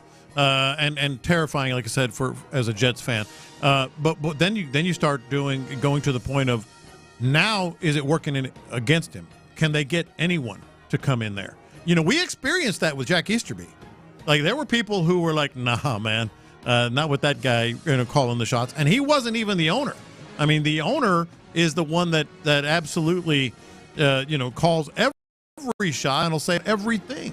So it's scary over there. No, and one of the tough things about it, as you mentioned, the question then becomes, can you get people to come into your organization, or is your organization too much of a laughingstock to where people look at it and say, that's bad money, that's not good money, and I don't want that job? And the problem is, you're dealing with a cartel. You're dealing with a legal cartel. There's only 32 of these things. So if you want in at some place, you might have to say, bleep it, there's not enough of these things, and I kind of just got to take what's there. Well, let's look at the coaches.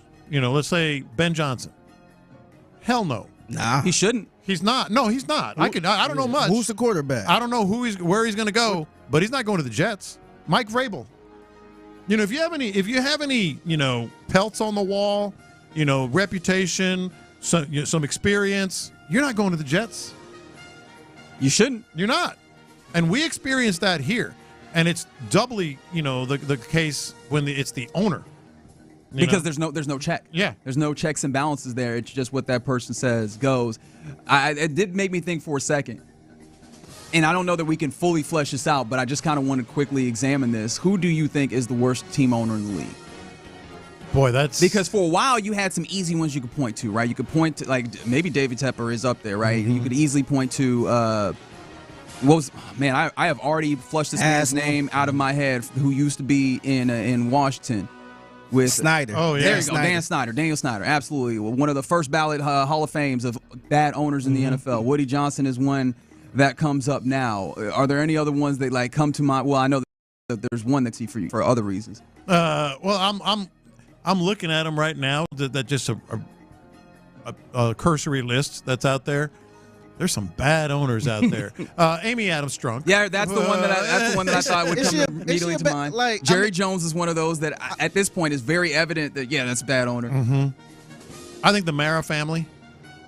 The Maras are interesting because they're kind of and maybe this is just the legacy that gives them some status and esteem. I don't necessarily view them as bad owners. For the Giants? Yeah. To me, I think. I feel like they've been doing a bad job. Don't get me wrong, but at least at one point he went out there like, man, this is embarrassing. Like, I want to win. At least he kind of stood out there on his own and said, look, like, this is embarrassing. I want to win, and this is not what we want to be like. Yeah. By the way, I started with that Jerry Jeudy kind of situation. Don't forget Jerry Jeudy this week for the Browns put up yards, had over 100 yards this week as well, and it seems like he's been balling since Deshaun Watson got hurt. It seems like he had a little response to this story that came out. Yeah. He put on Twitter, or X rather, I blame @Ochocinco because Chad Ochocinco works for Madden as the ratings adjuster. So there you go, a nice little funny tag onto that. People mentioned Irsay as a bad owner in the league. But yes, I think also just another opportunity to take a second and appreciate that the ownership for this Texans team is in a place where you're very happy. They allow their people to cook, and I think that they're progressing towards. They kind of give you a chance. 100%. They're not trying to jump in on a trade or if it's something huge, of course they're gonna come across it and give their opinion. But They letting Nick cook. They are letting Nick cook. I think the common thread here of the worst owners, Jimmy Haslam.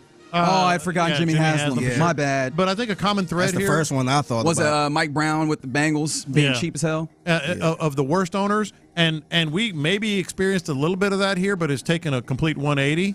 Is the worst owners are all the offspring of the people who actually built it. Second generation money, man. Yeah. They are the silver spoons. That's kind of like when your grandmother have her house and when she passed away and the kids take over. And they start fighting over it and everything. They don't take care of the grass. They don't paint the that's house exactly anymore, what it and is. they eventually lose the house. Because I said Mara, it's John Mara, I guess is who it is. Like his dad and grandfather, his grandfather, I believe, was Wellington Mara, who brought the. That is true. That name will never leave me. Wellington Mara, who was considered one of the best owners in football. If your name Wellington, you cannot be broke. You could never be broke. I feel like you got to go by your middle name or something, because I don't think that I've ever met a single broke Wellington in my life. But I don't think I've met a Wellington, to be fair. But he was considered a great owner, and the record said as much. But John Mara, he's the silver spoon kid. How about Mark Davis? Even though you can say what you want about Al Davis, Mark Davis has been okay.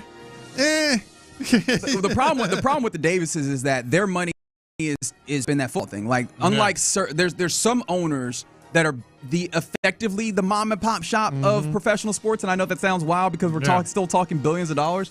But I think about them. I think about the buses with the Lakers, where their money isn't tied up in another business outside of sports. The sport is their business. Yeah. And this place was, I guess, at one point kind of like a vanity place where you use the excess money that you have from your other stuff.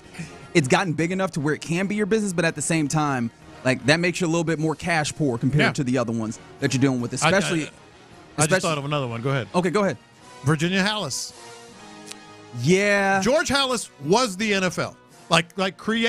Helped create the NFL. And that Bears thing is nasty. And now it's just a bleep show. Maybe the exception that maybe proves the rule is the Roonies. Yeah. In Pittsburgh, because that thing continues to hum. Man, that's probably the best ownership in the league, to be honest. The way they ran. Yeah. They running that organization. Only 3 or 4 head coaches? Yeah. Over a long period of time? That's crazy, man. They find the right guy and let him cook. And they're not super reactionary. Man. Yeah, no, they're very good about that. Somebody said, where's Jerry on that list? Hi. He's high on that continuing list. Around the NFL. Thursday Night Football tonight. Of course, you can hear that on Sports Radio 610. Broncos-Chargers flexed into this spot, but it's the first of 4 games in this Week 16 slate that'll pit likely playoff teams. So Broncos-Chargers obviously vying for their lives in that wild card area of the top 7. That'll be Thursday, of course. Texans versus Chiefs, as we know. Saturday, Pittsburgh, Baltimore, and Minnesota, Seattle are the other ones that are involved. How interested are you in this football game? Big time. I mean, all these games that have the potential playoff teams, but particularly the one tonight, obviously Saturday against Kansas City. That Ravens-Steelers game sure does have my interest. Man, that incredible like rivalry there. Between those and teams. Impact, significance to the Texans, all of it. Now, what's interesting about this game that's happening tonight is that between Broncos and Chargers, this was the one that was flexed in. This is the first Thursday night game flexed in. And it seems like some of the parties involved are not super happy about that, because like it really shifts all of the planning that goes into place. Obviously, so many of these travel situations are booked well ahead of time. So I mean, they did flex this a few weeks back, but still, that's really not that much time, all things considered, to get yourself ready for this. But it should be a fun football game for those of us that are just putting on Amazon Prime and watching. It's a lot on the line too. I think that's just guys saying what every player feels. I'd rather not. I don't think they're minding it. They've had time to prepare. They've known it's coming for a couple of weeks now. So yeah, Chargers. Well, I think it's the fans that are very disappointed. Yeah. The ticket thing is awful. Yeah, travel. Yeah, but flexing. Apparently, John Mara. Speaking of him, he must not have been one of the owners that was in favor of this that helped approve the Thursday night flex. But he said to flex a game back to Thursday night to me is just abusive. And to be fair, he is right in that regard. Like the Thursday night schedule is always been really tough on these players, and so to have a schedule where you already kind of had some plans for a longer schedule, and then a few weeks out, it's like, actually no, you're going to have that really short game or short week where all of a sudden you go from having a full schedule of rest and recovery to now quick turnaround. That is tough. And generally, they will have already played one on a quick turnaround. Yeah. So it changes that dynamic as well. Absolutely. And then we also, around the NFL, we got some announcements. The NFL announced their new and returning Pro Bowl skills for the Pro Bowl games. Obviously, they moved away from the All-Star AFC, NFC game that they had previously to this kind of Pro Bowl games setup where the Pro Bowlers go and they do compete in various different skills challenges, I guess, to find some way to try and make it somewhat entertaining. We have some of these like pass the test, which is quarterbacks trying to hit targets at various distances. You're kind of familiar with that. Satisfying catches presented by Snickers, where a wide receiver and a tight end and a defensive back will compete in an obstacle course with catches off of a jugs machine, a relay race, Helmet Harmony, which is a game show to test your knowledge of your teammates. We're getting into game shows in the Pro Bowl. Okay, you're up on that one. Okay. Well, not necessarily as a Pro Bowl substitute, but I like the concept. And then Dodgeball, presented by Bud Light. Yeah. None of this. There's some more stuff, too. Punt Perfect, Great Football Race, Tug of War. Any of these interest you at all? No. No, this is. But here's the thing. The NFL can get away with this because it's the NFL. I'm not going to care. It's not going to do anything for me. But all the other leagues are trying to copy this. And it's a. I'll say, would you rather watch the NBA All-Star game or the Pro Bowl? We will get to that. If I had to choose one, it'd be the Pro Bowl because I want to see the quiz show.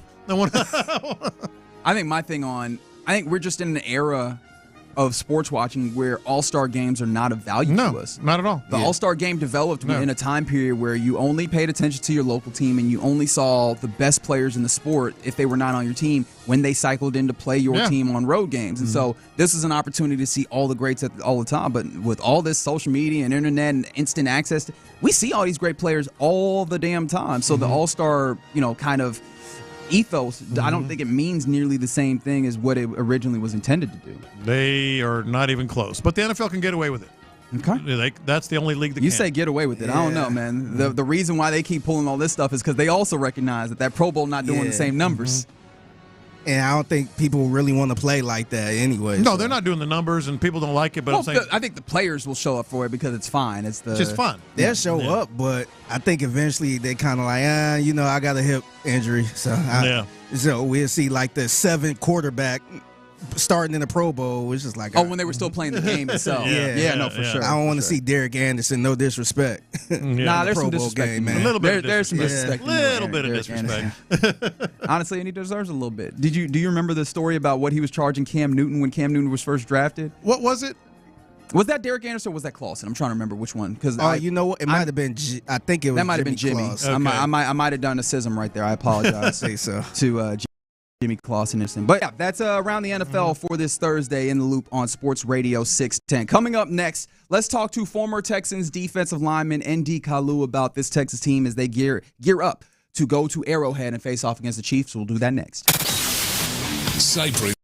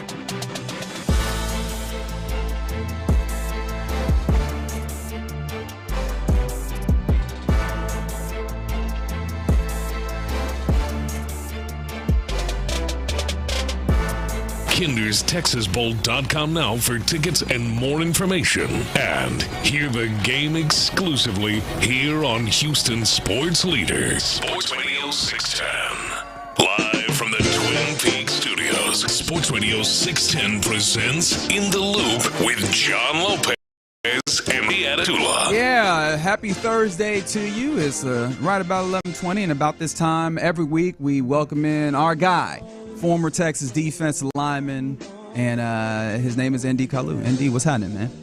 What's going on, man? How y'all doing? Doing quite well, trying to get into the holiday spirit in full.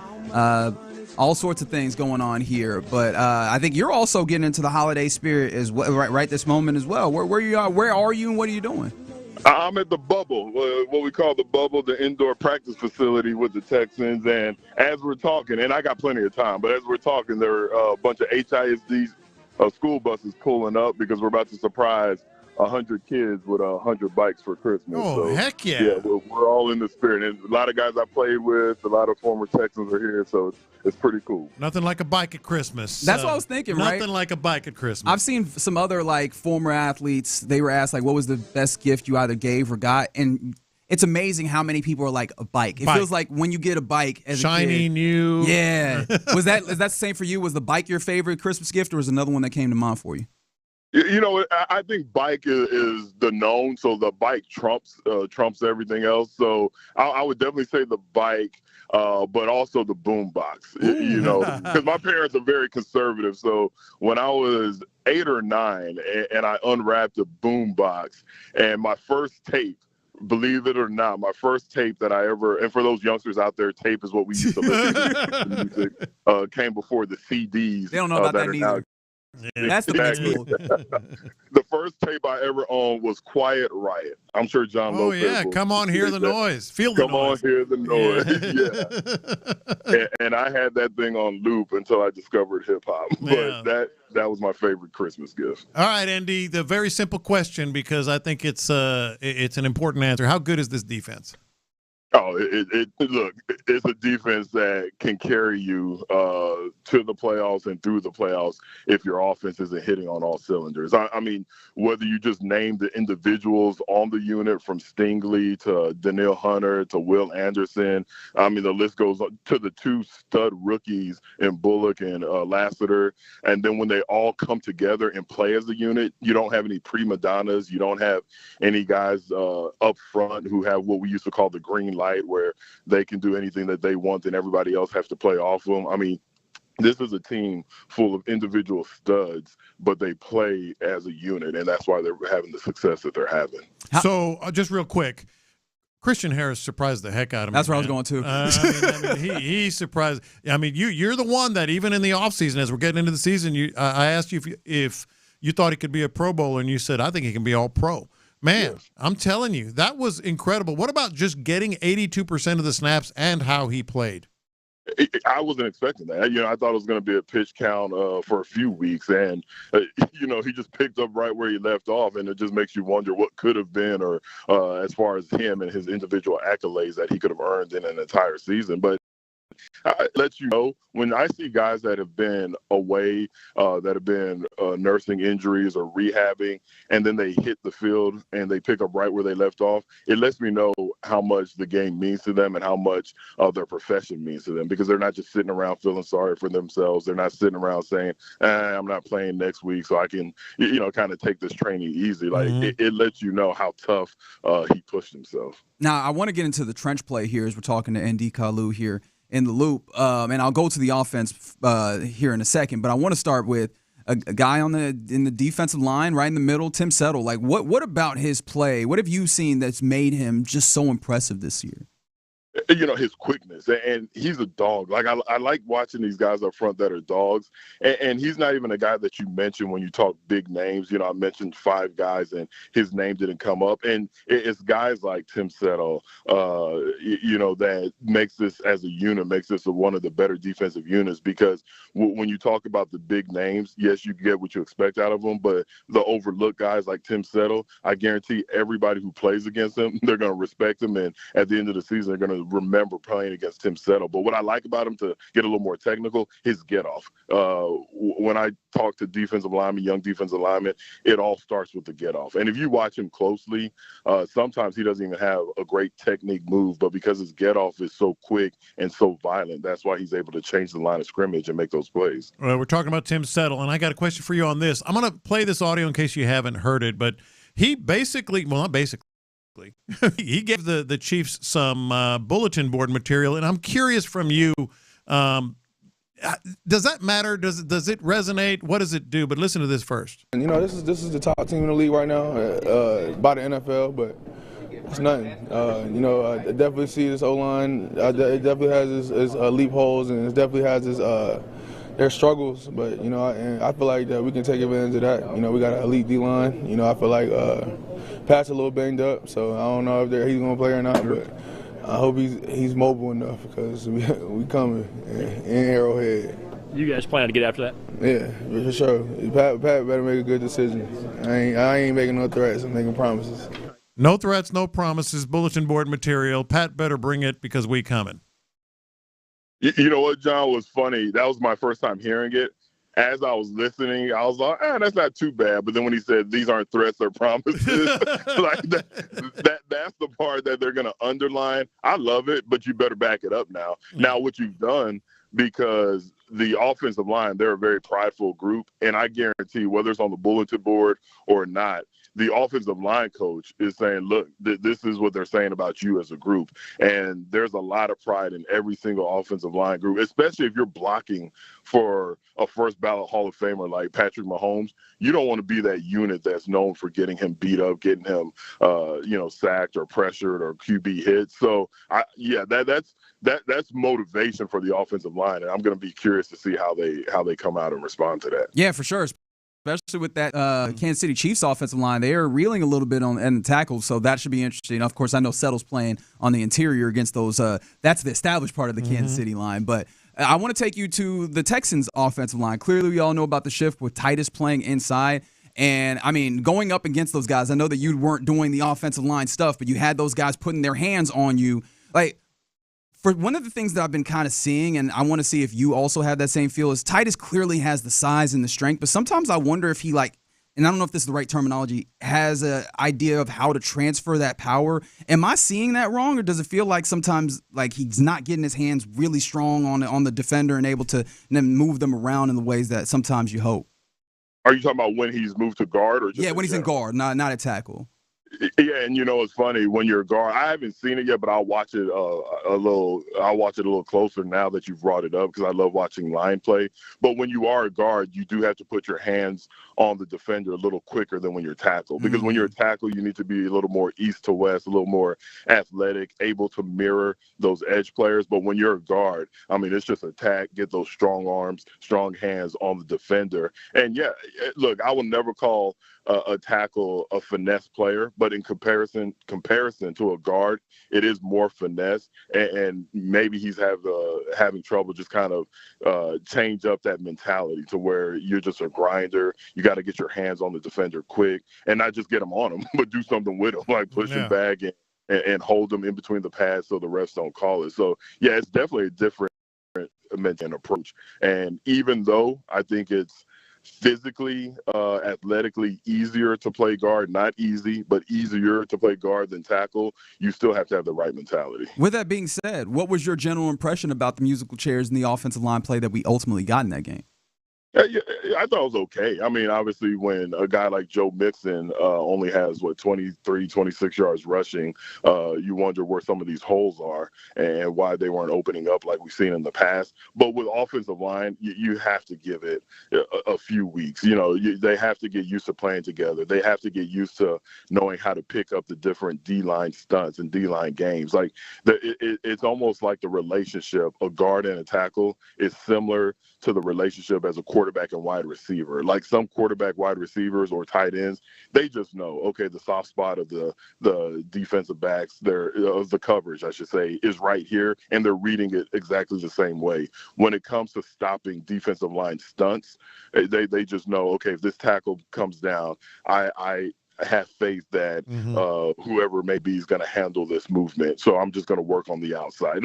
Like you have to play together to kind of get that feel. I'm just curious about the whole thing because clearly, and D'Amico said as much, and Nick Caserio as well. Like you paid Titus Howard a whole lot of money, and then you go to him and say, "Hey, would you like to move to guard? We'd like for you to move to guard." That's a big ask, and I think it says a lot. What were your thoughts on going to Titus Howard and asking this?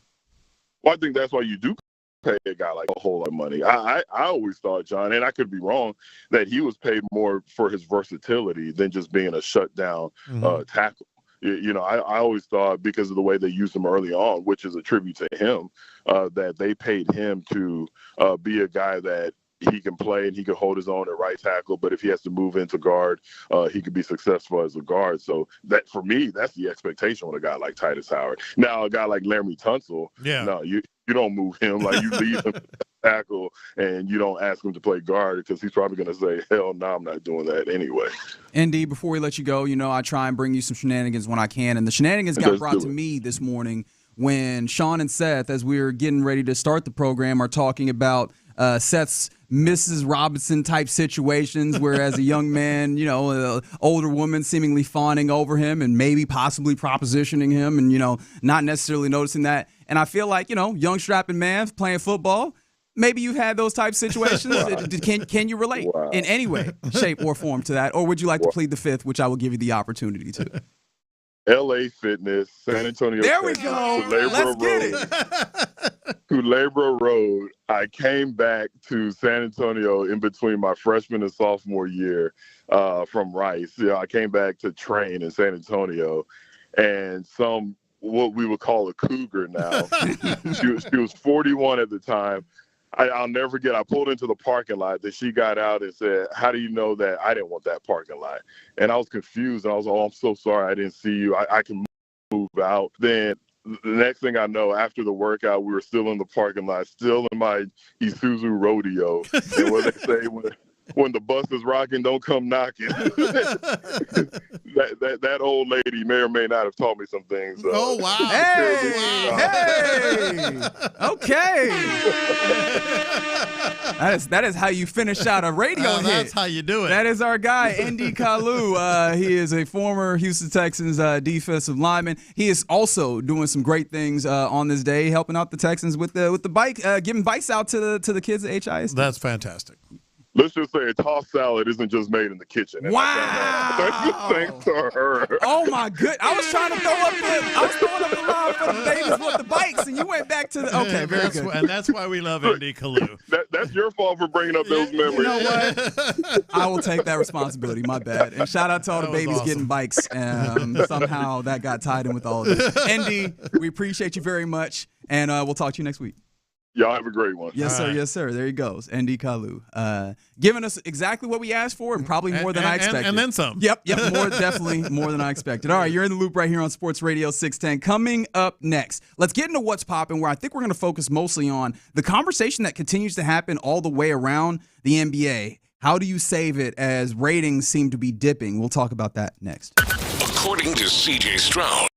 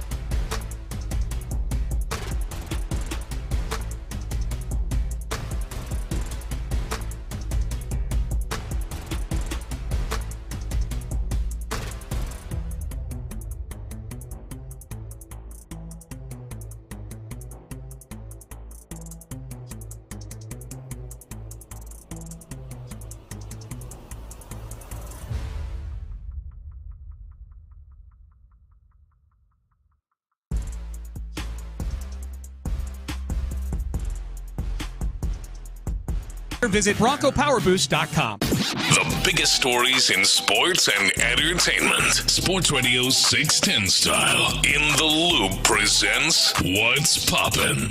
All right, let's get into What's Poppin' here in the Loop on Sports Radio 610. Appreciation to ND Kalu for joining us just a moment ago. Some few things that are popping, and one of the things that's happening in kind of the sports space, specifically like the basketball space, is that there's so much conversation about the NBA and ratings. And one thing I will say though is, before we even dig into it, because we're going to talk about it, and I think we're going to talk about it in a serious manner. Mm-hmm. But sometimes I do wonder, right? Like the conversations that are had. I know that there's some people that are incentive or that have an incentive to talk about these things because they right. Sometimes I do find it interesting how much like the layman or like just the average sports fan has found so much conversation in the like numbers of ratings and stuff, because that's not in theory what we come for, right? We don't come for how many people are watching this. It's like, is this game or not? Is this game interesting to me or what have you? And maybe the idea is that speaks to it a little bit. But in the conversations, the ratings in the NBA are down.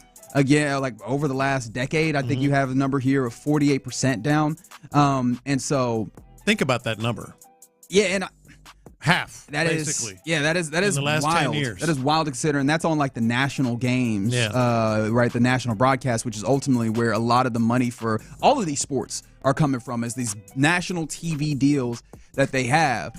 And so the question keeps coming up, like, what can the NBA do to save to make it better or to save themselves? You have some ideas on this, but this is clearly like I have some ideas. Issue. I don't know if they're going to be anything is even feasible here. All right, consultant John Lopez on the job. All right, so you think about this, and I'm correlating this to boxing. Hell, I'm wearing that Muhammad Ali shirt you gave me today. What's my name? I was the biggest boxing fan, the biggest Muhammad Ali fan ever, and it has just damn near died. And you say the ratings numbers, do they resonate with people? I think they resonate in this way. It makes me sad. It makes me sad what boxing is now. And what makes me sad on the NBA is they're going down this path. Dramatic. 48%? 48% in 10 years ratings have gone down? There's always biases here. Like if you're a big basketball fan, sure, you might say, "Oh, it's not that bad," and then try to justify it this way or that way. And that's the bias that I'm trying to make sure that I fight on this. Yeah, and then there's also the bias of people who just don't like basketball. Yeah. Oh, it's a dead sport. It's because of this, and this.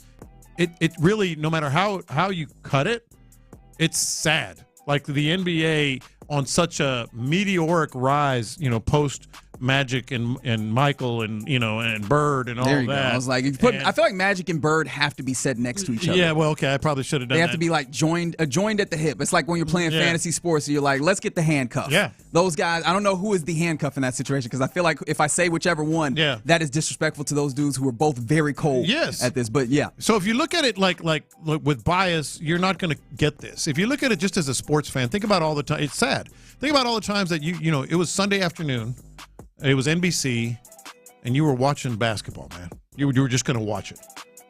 No, that's absolutely not as many people do that anymore. One of the things I do wonder is how much of this happens because of the fractured landscape of sports. Mm-hmm. Well, I'm going to get to that, but finish. Because, just in general, but specifically with basketball, and we're seeing this somewhat with baseball as well, the regional sports networks. And I know these numbers that we're talking about on a larger scale are the national numbers, but I think that the regional numbers also matter in some ways, or the ways that that's happening, because if you feel like you don't have access to your local team, that's going to harm your investment in the overall product, right? I think that that's one of the things that I imagine is happening, and we've seen these regional, like even the general model of regional sports networks is failing. Yeah. And or maybe I shouldn't even say failing. Maybe that's being too dramatic, and I don't want to be over dramatic or whatever. But it does feel like it's really tenuous. I think we have to say these things. It's failing. At very best, it's tenuous. It's not something that is sustainable as it feels like as it's currently structured and situated. So I think that makes it tough for people to stay involved with their local teams. But then also, like, there is the fact that we've lost the value of being a good team. And some of that is the incentive structures that are in there. There's a lot of different things that factor in, but those are the things that hit me strongest is sometimes I get sad seeing teams being like, "Oh, we're not going to win a championship, so we got to tank." And I'm like, it is sad. That is nasty, right? Like we're throwing these games away. Like there is some value in just being a good basketball team. Yeah, I think so. The players aren't off the hook here either. No, the players are by no stretch off the hook here. Davis. Yeah. In some cases, yeah. And in some cases, it's because the recognizability. I think the game itself. The 3-point line. That's been a lot of conversation. Really, is the actual style of the modern NBA, and I think about this more in the context of all sports. Is that we're finding more. Everybody's playing kind of the same way. It's becoming more homogenous. These styles of play. Football is one of the places where you can still the game can still have different styles in it, and I think that diversity of styles is fun. But basketball, baseball, they're almost trending to where they're operating like solved games where it's like, hey, this is the way to win. And it's one of the things we talked about with baseball in some ways with, the development of pitchers, but just generally.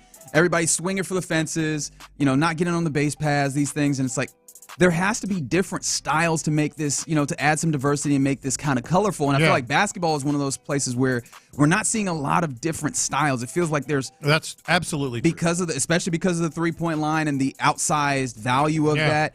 And teams adding the analytics and seeing what works to win isn't always what works to make the game attractive.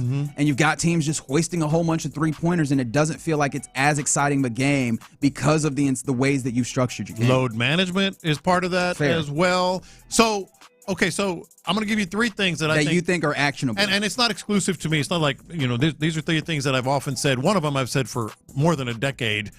But I think all 3 things, they won't happen unless ownership and players take a step back and recognize their problem. The old 12-step thing. The first step is recognizing you have a problem. And I don't think it's going to happen. But I think these 3 things, if somehow, some way you could put them in a room and say, guys, these have to happen, or at least 1 or 2 of these things have to happen. Number 1, you have to make the NBA accessible on network TVs. No more of this streaming this and streaming that. And, can I watch that in this city? And I want to watch my team. And that's never going to happen again. But when I just said it, Sunday afternoon, I was watching basketball. Yeah. It was just happening. NBC, let's go. Bulls and Pacers. It could have been anybody. Yeah, it could have been anybody. But that's a big problem. It's hard to find a team, even if you're looking for one. Yeah, it's hard to afford it. And some of that is just the TV landscape. The only thing that works as a plant your flag type thing, even as live sports is the best thing in TV because it's appointment television watching, is football. Right, football is the only one that still has that kind of gravitas. We're seeing even baseball, like the national TV broadcast, they're moving away.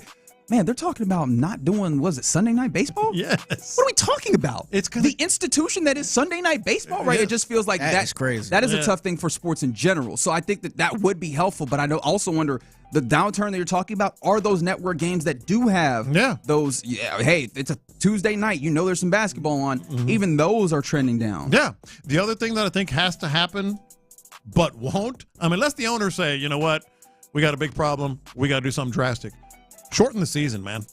You got to shorten the season. And ain't nobody giving money back, right? No way in hell. That is less inventory for these TV deals that we're talking about, which means inherently you're going to get less money. I think you're right that in order to shorten the season, to make these things more valuable, relatively shorten the season would be a good thing. I'm good for shortening the season in basketball and probably baseball as well. But again, they're not giving these dollars back, and that's a tough thing about it because I think that would go a long way in helping this out. Not just with this, I think the quality of play goes up with not having many games. I think the health, some of the issues that you were talking about with player or load management, those types of things, those can get better if you shorten the season. There's no way they're doing it. I would go so far as to say shorten the season and shorten the games. Play 2 halves. Go old school. Go old school college. Right. No. Okay. Because 2020? how many times have you, and even you're as big a basketball fan as I know. How many times do you come back to it in the third quarter? I'm a sicko. I'm watching most of the game if I can. But most people are not. But I recognize I am definitely the outlier. I never looked at the game and said, you know what, these games are way too long. But I think the main thing is shorten the season. I'm just saying I'd go that far. Yeah. I'd go that far. And then the third thing, which might be the most realistic, even though it's probably unrealistic, but the most realistic of the unrealistic things, you got to eliminate the draft and create a hard cap for every team. This is something that has been talked about a lot. I think I've been talking about it for over a decade because this whole luxury tax thing, right now there are 14 teams that are over the luxury tax. That means more than half your entire league. Almost half your league. It's 30 teams, right? Yeah. 15 would be half. So I'm saying more than half have no shot. I wouldn't say have no shot, but that's why the luxury tax, they have so many of these like various levers and stuff to try and create some competitive things in there. But I'm not sure if I go with the hard cap if I'm with you there, but I definitely agree on eliminating draft. And the reason why is like you give away or you take away the incentive to be bad. Yeah. Right, like the fact that there's an incentive to be bad means that teams can light years on fire, and then that local fan base is dealing with the team that has little to no hope for a large period of time. And as you could tell, I'm not speaking in specifics about basketball in that I just don't love the incentives that you have naturally as teams are finding any little facet to get better in sports. The little facets to get better can be, hey, if we're bad for now, we can be good for later, except for that time period. There's fans that want to be watching that are watching a lesser product intentionally because your team is trying to actively be better through that one avenue. Take that avenue away, and they don't have incentive to be bad. I'm a big advocate of a hard cap for this reason, and it's relatively basic how I'm explaining it, and there's going to be levels to it, but I think this is the gist of it. If you have, Golden State Warriors, who are the number one team over that paying a luxury tax right now, so they can buy stuff, and they're not afraid to buy stuff. But if you say, hey, Warriors, you've got $300 million. That's it. Same as Charlotte. So what that does is all the superstar players are not going to go to Golden State. Well, they're going to go where the money is. They might. Well, because they all can't. The thing about the hard cap is that when you level out what teams across the board can offer, then this is when people start complaining about the big markets or the markets that are nice places to live. They literally cannot. Well, monetarily, there's no luxury tax. Monetarily, it's $300 million. Monetarily, right. And then if somebody goes, I'd rather live in L.A. than I would Indiana. Okay, do they have a spot for you? Are they willing to pay you what you want? Charlotte is. No, I Charlotte is. I hear you to some degree. Let's say you're, I don't know. Let's just say Jalen Green wants to play in L.A., but they don't have $65 million for him. Charlotte does. Where the hell you think Jalen Green's going to play? Charlotte. I think that will work for somebody like him, but then you'll have somebody like LeBron did with the Miami. He took a pay cut pretty much. Okay, that's fine. Then you want to take a max. Oh, no, but it's still just $300 million or whatever it is. I think this is why it's it's clear that these things aren't easy. We can talk about these things in such a way in like a 12-minute segment and try and make it seem like it's basically what I think would work. Right. These aren't the easiest things to get done. So I want to make that clear. And I think one thing that also needs to be mentioned on the way out here is the 832 text in. Everything is losing popularity because of all of different options that people have for entertainment. And I think NFL is not. We're losing monoculture. Right? Like the idea that, hey, there's these things that everybody pays attention to. We have fewer and fewer monoculture things in our lives, and everything is finding niches. And football is probably the one thing in sports that is holding steady as, everybody is in on this. And it feels like everybody's trying to find how to make that work in the new world order of things. Yeah. All right. That was a long discussion, and that felt short, all things considered. One thing I did want to mention, Rockets back in action today after 5 days off. They'll take on the Pelicans at 7 at Toyota Center. Scott Foster's roughing that, so anticipate some calls. Hell. Maybe not so good calls as well. All right, you're in the loop right here on Sports Radio 610. Coming up next, the coordinators speak, including Bobby Slowik, which brings up one of these questions. What does this offense do well? We'll discuss it next.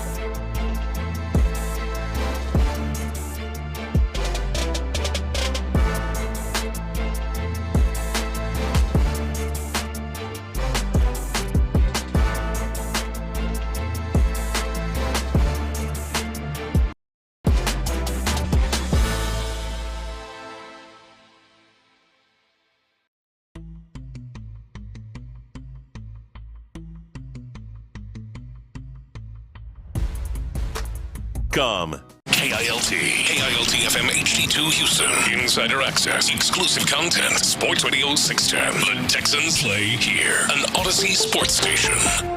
Sports Radio 610 presents In the Loop with John Lopez and Reggie Atatula. Happy Thursday here in the Loop on Sports Radio 610. Did I forget what day it was? Maybe. Mind your business. All right, John Lopez. Figgy Fig and Reginald Atatula here with you. I shouldn't laugh. Like Feliz Navidad is everybody knows it. It's a Christmas staple. Pedro Feliz. What they saying? Merry Christmas. No, I was like, is that a sincere question? I'm not trying to be mean. Yeah. But I feel like we all knew that.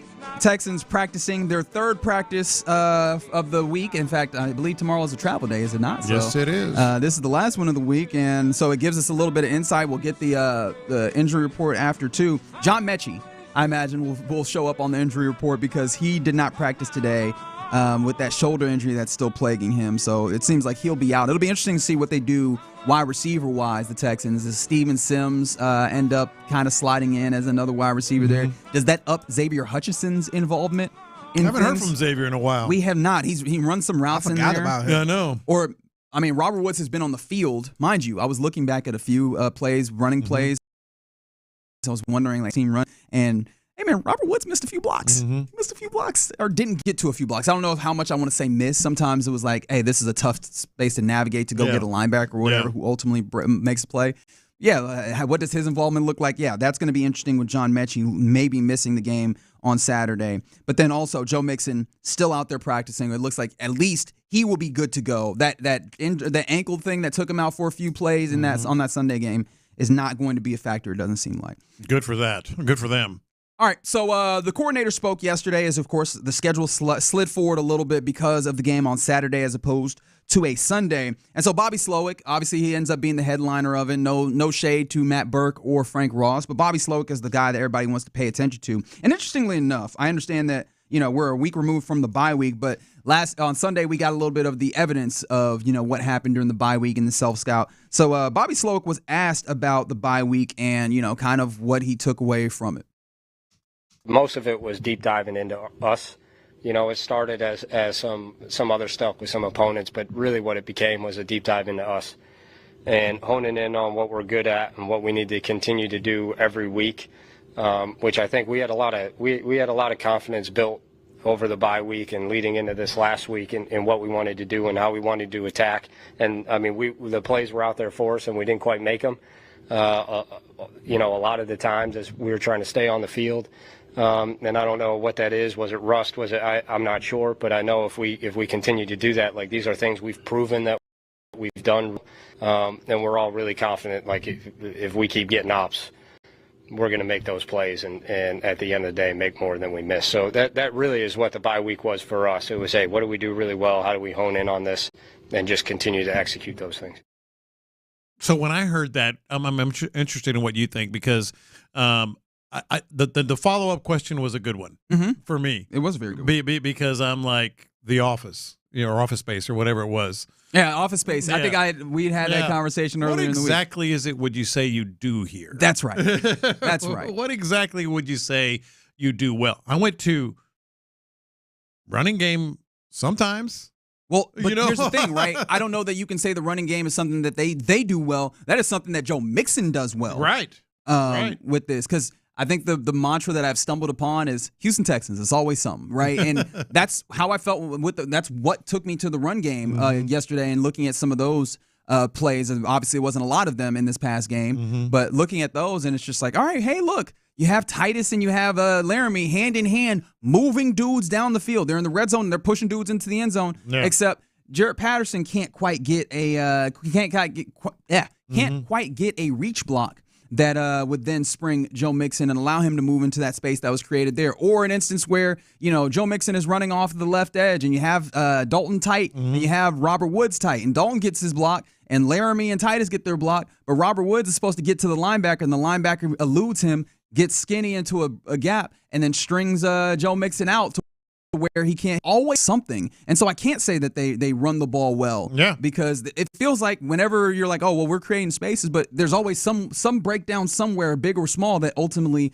does not allow them to flourish in some way unless Joe Mixon is finding some level of cutback and putting on his cape in order to create explosives. So let me ask you, and Figgy as well. Like if you say, because there's certain teams you're like, okay, they're going to get the ball Travis Kelce. They're going to, Josh Allen's going to be out in space. When other teams like, what they do well. Like if I asked you flat out, okay, the running game is really Joe Mixon. You're right. What do they do well? Like as a team? Offensively. What do they like? I'm putting you on the spot. Yeah. They do this well. And this might be a stretch. This might be more Nico Collins, but I feel like they do good with the big plays that take the top off type of plays, but that's only Nico Collins for real. That's where I went. That's the only one I could come up with. Well, I was gonna say maybe throw it and hope Nico Collins makes a great play. I was gonna say when he has enough room to actually do this, right. Scramble drill. Right, Yeah. like when you can get Nico Collins moving, and obviously it was even helped when Stephon Diggs was still healthy, and we got a small portion of that, although it wasn't a scramble drill play where that third down where C.J. Stroud makes a completion to Tank Dell while wrapped up. But those kind of plays outside of structure, you see some of that. But even then, CJ has been a little off. That's one of the things that's been frustrating is when those opportunities have been there, he's been a little off. But you mentioned the secondary question after that. What exactly do y'all do well was asked to Bobby Slowik, and this was his response to it. I can't give all the secrets, but explosives would be the number one thing. If you keep it fairly generic, our quarterback's really good at throwing explosives. We got really good skills. We got a really good running back. We got a great tight end. We got guys that can stretch the field if they need to, and also can catch the ball underneath and run for it. So I think. Like if you take out last week, which I don't know if we had an explosive, maybe we had one, and yet we still are ranked like 6th in the NFL going into last week. We were somewhere in the top 3, and we've been there pretty much the entirety of the last year and a half. So that would probably be the number one thing that jumps out is at any time if we get what we want, that the players can just make explosive, fun plays happen. I mean that's about it, right? I mean he mentioned Dalton Schultz. And, Schultz has some catches, and he's been relatively durable here. But I don't consider Dalton Schultz, a big-time weapon. I mean, he kind of he's moved the sticks. He's made a couple of big plays. But I think he's kind of fallen short of what we thought he would be. Well, and the idea that the explosives are what they do well, it ends up being a little frustrating because yes, you need the chunk plays, but you also need to kind of be able to do the offense in between those chunk plays, unless you're just, all explosives, right? And I don't know that I'm seeing that. Are you seeing that? Where just like every play they're out here throwing down the field. Plus, I don't think that they're allowed to. Early on in the season, right. I'm kind of shocked at how accurate I felt I ended up actually being on this thought, where I was like, I feel like C.J. Stroud is probably in for a year where they treat him kind of like Patrick Mahomes, and not in the fullest sense of that. He's like, he's the best player in the league, but where teams just decide we're going to put a dome on this, right? You're not going over the top of us. Can you consistently dink and dunk us, or take what is there and work your way down the field and be surgical and dice us up? And so the idea that explosives is what they do well, teams have made it even more difficult for them to get off explosives, and it doesn't feel like they've even done that at a high level. So if that's what we're leaning on, and I understand he was trying to be a little coy and not give everything, but if that's what we're leaning on, that the idea of explosives is what this team does well, you don't even have a lot of opportunities to get off explosives. So that ends up being frustrating for a team that has so much potential. And the Chiefs certainly know how to put a cap on things like that. I mean, that's something they do well. It's funny because I was having this thought, and I appreciate Seth for kind of being the confirmation for me. Mm-hmm. This is a Spider-Man meme matchup, is it not? Yeah, it is. Right? It really is. We think of the Chiefs, and I always think of this almost in the Alabama sense, where we think of the brand when a brand gets so big, where we don't think about the individual teams year to year. We just that is Alabama, right? They do that. Those are the Kansas City Chiefs. But this year's Kansas City Chiefs, that offense isn't all that great. They've done a lot of making it by the skin of their teeth and making that happen. It's the defense that's carrying the day. And then when they need to make a play, the offense comes through. That sounds kind of like this offense, except not often coming through necessarily of late. And it kind of sounds like the quarterback, to be honest. Patrick Mahomes not having the best year. No, he is not. C.J. Stroud not having the best year. No, they're mirrored the Spider-Man meme, as you said. And so I do find that interesting in this matchup here, who is going to outplay whom with that, because it does feel like the same way that you're going through these things, the Kansas City Chiefs have gone through some of those things. The problem has been what is supposed to be and what has been for the Chiefs and has allowed them to only lose one game. Well, some of that is just good fortune, which, again, I don't blame them for. Yeah. But it has been there. But also the good fortune of Patrick Mahomes. The thing that's supposed to be the thing that elevates, even if the rest of this is kind of going a little up and down, is that, well, we got a quarterback who we know when we absolutely need it, when the cards are on the table, when everything's on the line, he's going to go out here and extend the play and make people miss and throw across his body and get the ball across the chains and move for a first down or get you in a field goal range or go score a touchdown. And C.J. Stroud, we believe him to be that type of player, but unfortunately he has not produced that this year in a year that's been a little disappointing for him, unfortunately. But they could say the same things about Patrick Mahomes, but he's got a lot more pelts on the wall. Yeah, and that's the thing. That is a fair thing. I might even be doing too much where I'm giving. I might be giving him too much credit just based off of the idea that he's done this for even longer, and so we can go back further to years past where he's even done that. Yeah, some more. No, absolutely we can. And he also asked about what we've been saying is why have they not been using Tank Dell more? But they're not using him as much anymore. In fact, I was just looking at the numbers offensively. So Tank Dell, you can't really even go there as much. Yeah, and some limiting factor is clearly offensive line. You'll notice in that talking about what this team does well, offensive line did not end up popping up, which it would be. I feel like people would be mad if he did say that, right? But that's clearly been a limiting factor. That's one of the things that you're placing some hopes in these final 3 weeks. If that's stabilizing a little bit more, if that gives you some level of continuity and opportunity to get better. But you did mention Bobby Slowik being asked about Tank Dell, and I'll play it here. He was asked about getting Tank involved more in the passing game in the same way that we've seen him get involved as a punt returner. Yeah, it's always fun to see when you got someone with the ball in their hand making plays. I would say before he even had a punt return happen, I think we gave him a jet sweep pretty early in the game, and he made 3-4 guys miss, and I said I don't know if we had an explosive. I think that actually was our only explosive of the entire day, was that run on the jet sweep, which was almost all him making a play. And that's the thing, and why you only say, explosive of the day, buddy. Exactly. What exactly do they do well? Yeah. They've got to do more of that, got to get more guys involved. If you look at this, the numbers, Stephon Diggs played just 8 games and still has more catches than Tank Dell or Dalton Schultz. Wow. I did not realize that. Stephon Diggs has 47 catches. He played 8 games. Tank Dell has 45. Dalton Schultz has 43. That isn't efficiency. That is not getting guys involved. Shout out to Ocho, who said this is where I usually slip in a Brian Thomas Jr. But here's the thing, right? Adding another dude in there does not change this, because it's not like you think Tank Dell is bad. It's not like they have dudes. It's been getting them the football. So, okay, if we do not feel like, because I'm in this place and I think we agree in this, we're not certain on the thing that they do well as an offense. What is the thing that it feels like they can do well, right? Because to be solution oriented as you try and get towards the playoffs and as they're working towards making this team better, is there something that you look at that goes, okay, but they can do this well if something gets something gets moving in the right direction? I'm with a lot of people on this. Joe Mixon out of the backfield. Especially with the not just running the ball, catch the ball. The old call players, not plays. And right now, Joe Mixon is getting it done. And frankly, Tank Dell, how many different ways can we say this? He's got to be able to get him more involved. They got him more involved in the game, but that was Frank Ross and D'Amico Ryans putting him in special teams. Yeah, I could see that.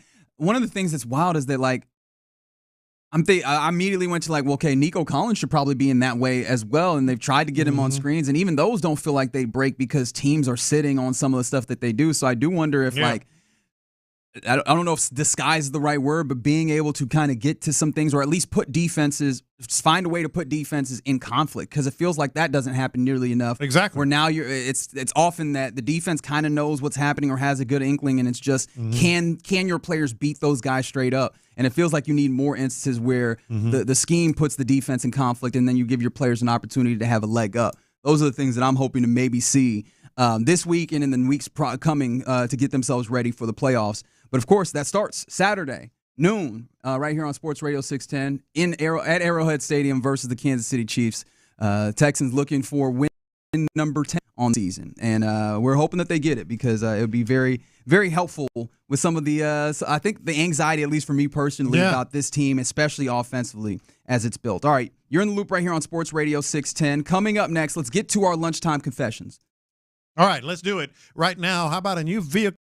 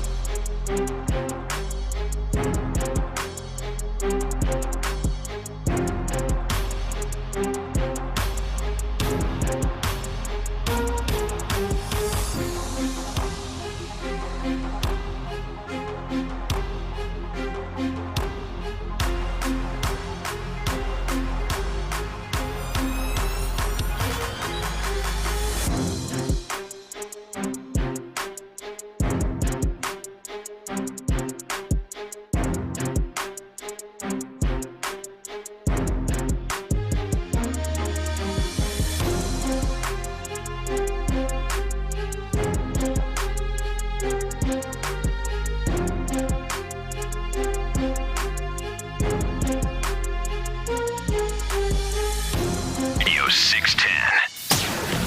Sometimes it's sports, sometimes it's not. Whatever it is, Reggie and John are keeping it real. It's In the Loop's Lunchtime Confessions on Sports Radio 610. Watch this.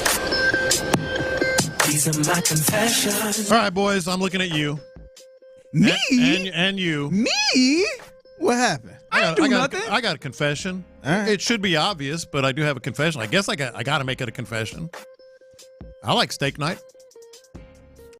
I told you to your face you weren't invited to that. I like steak night. I told you to your face you weren't invited to that. I'm just saying. So this was pretty much the remake, or the redo of what was supposed to happen before. Mm-hmm. Because remember, me, Tyler, and Reggie, Tyler invited us, brought it up and said, "Hey, boys, we should go steak night after the show." And remember that time? That was like 2 months ago, too. Yeah. And Tyler didn't make it. So I'm like, screw Tyler. I'm going regardless, even if it's by myself. And Okay. I pulled up. Try to do you pulled up. I'm sitting there, scrolling, watching TV. You know what John Lopez is? Uh-oh. He about to tell you about yourself, John. I'm taking over. It's my confession. John Lopez is that guy that you just got to invite him so he can say no. No. Yeah, my mother is the same way. I can invite my mother to something all day long, all year round. As soon as you don't, because you figure she ain't going anyway. Yeah. Oh, I wasn't invited. Yeah. Oh, I like steak night. Oh, did she get invited? Yeah. He didn't ask me. Hey, here's the thing. If I can't go, I'll tell you. If I can go, I'll be there. Okay. All right. Yeah. You're invited next steak night. Yeah. I think Sean kind of did the same thing. We're going to have a big old steak night soon. I know. We should just have a little family event, man. Everybody just pull up. All right, y'all are going to get the invites to the next steak night. But let me find out you don't pull up. Let me find out. Hey, if I don't, it'll be a good reason. I think the other thing, too, is... So you got to go call your wife? Yep. I think the other thing, too, I don't be wanting to bother people. That's fair. Like, I be, I get it. Like, me and Reggie talk. I'm like, that's a good picture. And they had lamb chops too. It was good. Oh my God, it was so good. It was good. Shout out to the steak night. Let's do it next time. All right. These are my confessions. I'm like an amateur boxing fan. I'm not of amateur boxing, but I'm a relatively low level. I like boxing, but I'm not gonna pretend like I am the biggest boxing fan in the world. But December 21st, which is Saturday, it's already a very packed day with sports. I am finding time for Usyk Fury 2. I am finding time for this fight. This fight is so interesting. First of all, the first one was good, and then they put out a promo video that was phenomenal. Here is just a quick 20-second snippet of the start of this promo video, and tell me what it sounds like to you. What is it you would like to talk about?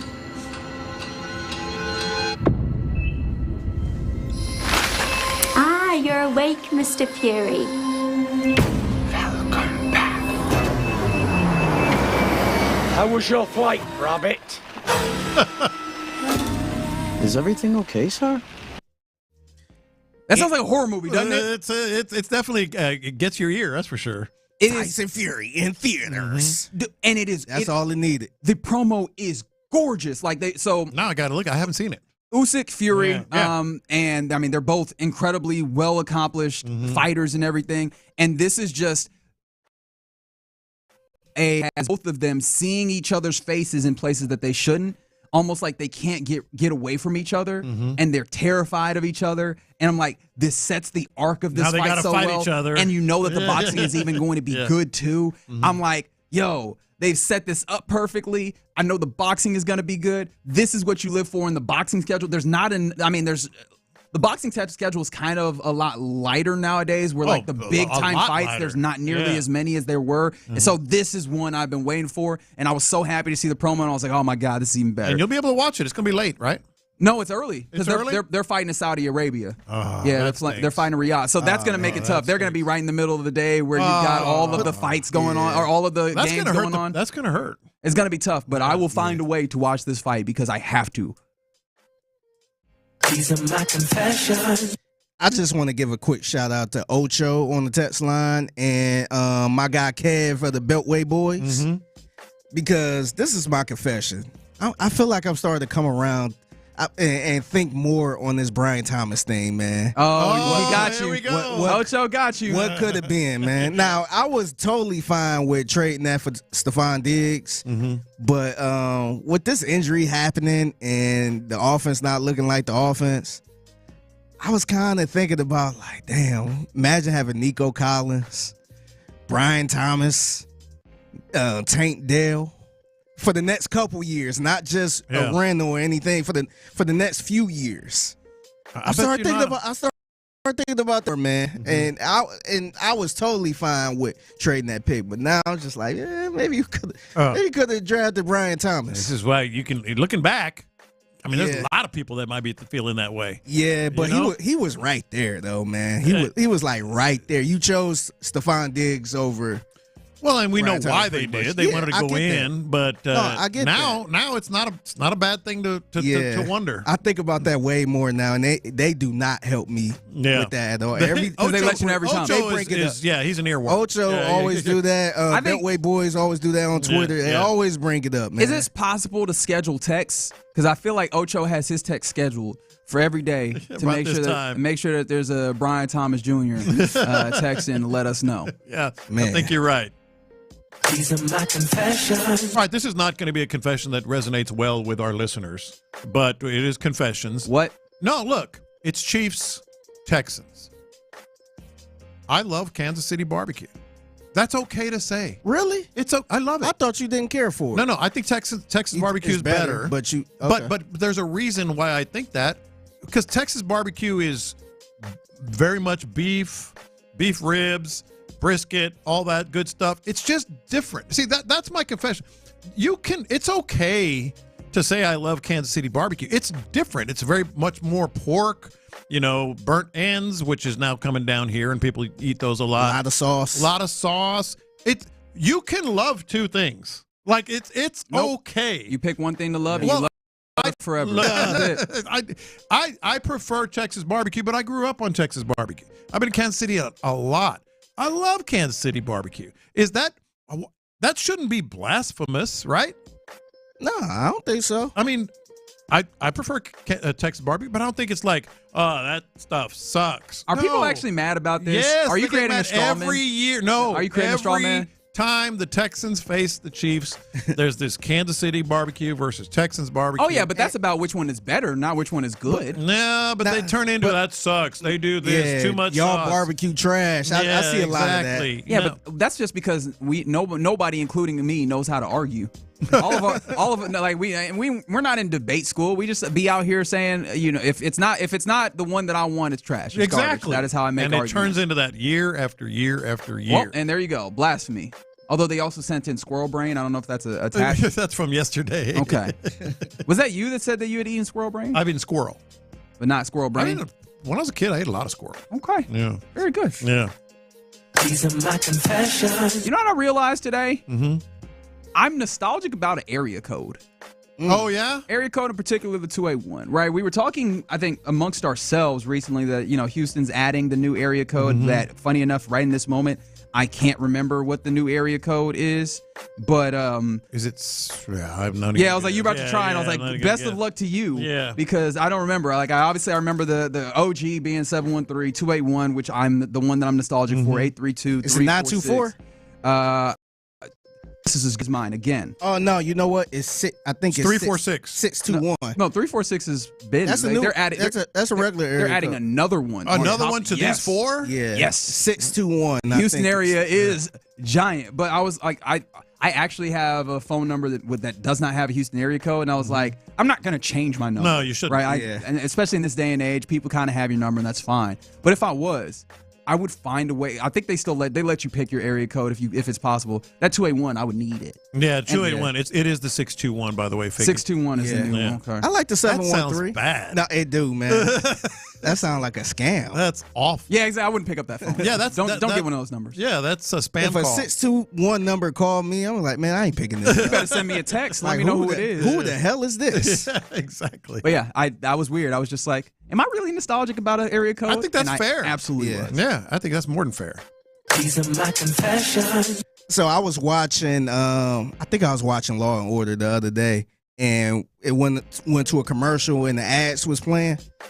I saw an ad with Paris Hilton. Yes, she's back. I'm like, wait. I'm like, she's written a book, dude. If I remember correctly, dude. And she had a whole life change. Yeah. Yes. So she is married with kids. She have like she's a DJ now. Well, she's always been a DJ. Yeah, she wrote a book. That's right. She's like changed her whole lifestyle around, because when I think of Paris Hilton, you're thinking kind of no disrespect, but no, she was a trashy. girl.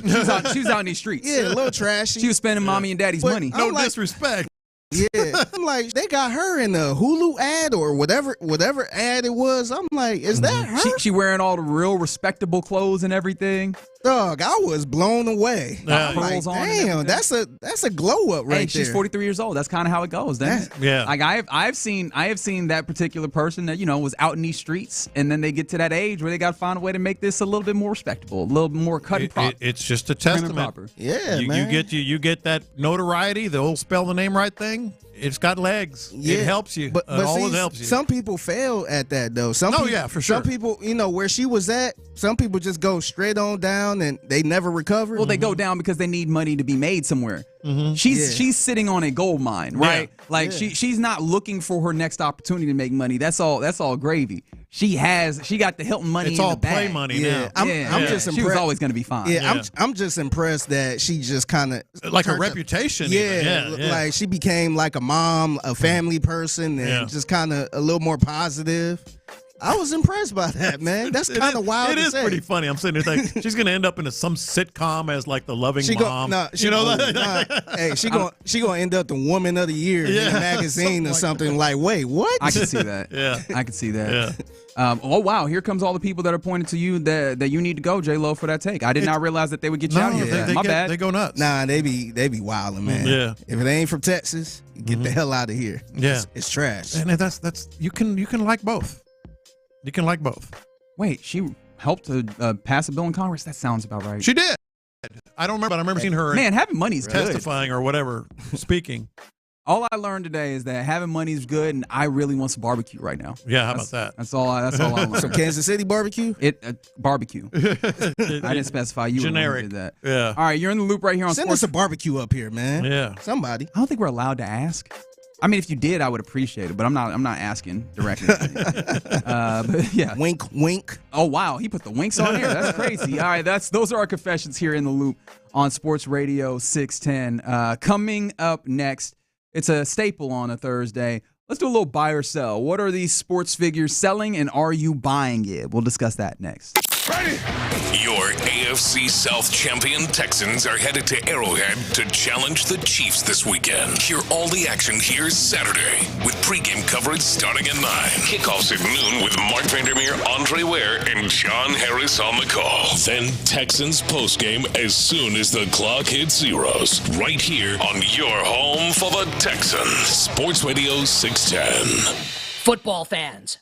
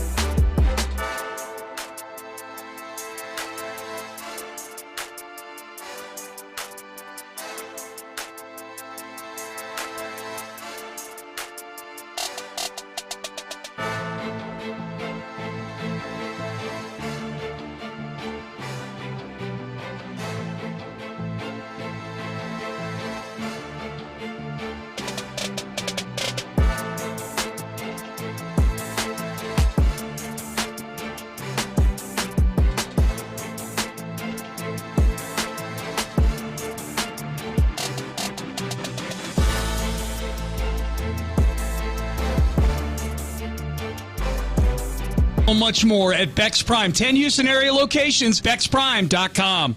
Live from the Twin Peaks studios, Sports Radio 610 in the Loop with John Lopez and Reggie Adatula. All right, you're in the Loop right here on Sports Radio 610. Hey, man, we are getting in the holiday spirit. Hopefully a nice Christmas gift will be had for the Texans, a little early Christmas gift on Saturday, and then the actual Christmas gift on Wednesday, and we could be celebrating a team racking up wins and getting themselves back together. That'd be really fun. Of course, Saturday and on Christmas Day, of course, you can always hear those games right here on Sports Radio 610. 9 a.m. is when things get going on Saturday with Sean and Seth getting you kicked off and getting ready for that game. But before we get there and all of that, actually that's not even the segue that fits. I'm just jamming right now. He's riffing, jamming and talking. I'm just trying to let this bed run out. Yeah. All right, cool. I feel like we've had enough. Now let's circle around to a Thursday staple here in the Loop and get some buy or sell going. Yeah, you tell me. Let's start with, we've been talking about him a little bit today, Bobby Slowik. I'm distracted. The music, you was talking about beef ribs in the break. I am hungry. I'm distracted. Beef ribs. All right, I'm focusing now. You have my attention. Let's go to a barbecue spot after the show. Let's go. Are you? I mean, if you're real, I will pull up. Let's go. Hey, I'm down. I'm just trying to put the OG on the spot. Let me check my schedule for you. Like, no, I can't. Man, the wife. Gotta call the wife. Hey, the wife. She FaceTiming me, man. I can't do it, man. She's FaceTiming. I can't do it. All right, Bobby Slowik. Okay, I know him. You know him. Figgy knows him. Tell me if he's telling the truth here. Are you buying or selling? I shouldn't say telling. Are you buying what he's saying or selling what he's saying? We'll see what happens when it comes to Titus Howard staying at left guard this week. This week, I'm selling that. Like Titus Howard's playing guard. He was in the guard room. He's talked about it. But I think that when he says we'll see what happens, I think he's trying to not have someone on with an actual Texans logo on their quarter zip saying officially yes he will play. And then also I think that leans into something that we've pointed out, that various people have pointed out, that hey, this is not going to be a permanent solution forever, though, right? Maybe for the rest of this year, but it is way too obvious with all the people thanking Titus Howard for thank you for your service, as if he's like a serviceman, right, in the armed forces, for deciding and being willing to move. He's so brave. Yes, exactly. Move to guard on the other side. And I'm not saying that because it's like that it's easy or whatever, but they're making it abundantly clear that this was an ask for him, and he said it. He reiterated again. I am a tackle. I like to play tackle. Boy, he did. So he will go. He will make his way back to tackle at some point. But I think that's probably part of we'll see what happens to making sure that we're not getting further and further down the line of he's a guard now for sure. It kind of remind me whenever our program director Parker asked me to fill in as a co-host. I was just like, man, I'm a producer, man. Like I fill in a couple times, but I'm a producer. I can do my thing as a co-host. Hey, don't sell yourself short. But so are you buying or selling? We'll see what happens. I'm selling it. He know what's going to happen. He a coach at the end of the day, and he don't want to give up all the information early. Also, that question came on a Saturday game. Yeah, y'all know what it is. Yeah, y'all know exactly what it is. All right, couple of Jerry Jones. Jerry Jones is on this list just about every week. No, we took a few weeks off. Thank God. God bless. I got a back-to-back, a 1-2 punch from Jerry Jones. The jab is, quote, I give them both high grades this year, talking about Mike McCarthy and Mike Zimmer. And the cross is, I've eaten a lot of raccoon.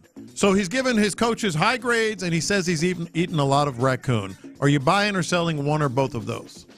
Ooh, okay, so the raccoon for sure. Like, that's certain. You're buying? Don't forget, that man is from Arkansas. Yes, he is. That man is from Arkansas. And that quaint folksy stuff, 100%. Comes by it naturally. That is all in there. Yeah. All right, so the second one is tough because am I buying that he actually gives them high grades, or am I buying that they should get high grades? Because I buy that he would give them high grades. Oh, heck no. I would buy that he actually would give them high grades. They dealt with a lot of injuries, and they have rattled off some wins. They've won 3 of their last 4, the Cowboys have here now. Those wins are against the Commanders, Giants, and Panthers, rather, so do with that what you will. But they're messed around, and they're at 6-8 with a slim chance of still being able to make the playoffs. After having a 5-game losing streak in the middle of their season, right? They had a lot of injuries, and I'm sure that is the thing that they are using as some level of cudgel and crutch for those coaches. to maybe say that, okay, well, with the circumstances that they had, that it was really tough, and they have had a lot of injuries. So, yeah, I believe that he would do that. Should he? No. I am buying that he ate raccoon. He's eating a lot of raccoon. I am. That is given high grades. That 5-game losing streak and all the issues within, I just don't see it. Figgy? I'm actually buying him eating raccoon as well. I'm buying him with those high grades, man. I just feel like to me, the worst thing the Cowboys could have did was get to 6 games with all the injuries they got and all that stuff, because now I feel like Jerry Jones might be a little delusional, where he feel like, oh, well, if we all was healthy this year, we could have got the 10 game, or we could have won the division, or we would have been competitive. So, no, I'm totally buying on that, and I wouldn't be surprised if he tried to bring the coach back. Oh, he said that. He said that. Yeah. He has said that. It would not surprise me at all. I think he's full of red mud. All right, so back to this game, but let's go look at the other side. Travis Kelce said, quote, "I'm excited about playing on Christmas Day." Ooh. I'm being a contrarian, I know it, but I'll say bye. And the reason why I say that is Travis Kelce, and I don't know what the right thing, knock on wood or whatever, he's getting up there in age. Like I was maybe he's hinted at retirement. Right, he's hinted at retirement. He got himself a nice lady that he wants to go do things with, and I know that that's probably not. Oh, I haven't heard. Yeah, right. But I imagine that factors in somewhat.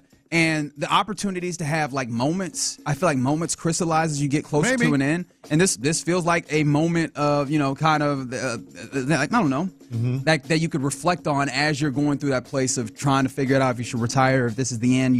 I feel like you appreciate those things more. And so having to play on Christmas, a thing that does not happen in the NFL, might actually mean something to him. You stated a strong case. So what about you, Figgy? He's excited about playing on Christmas Day.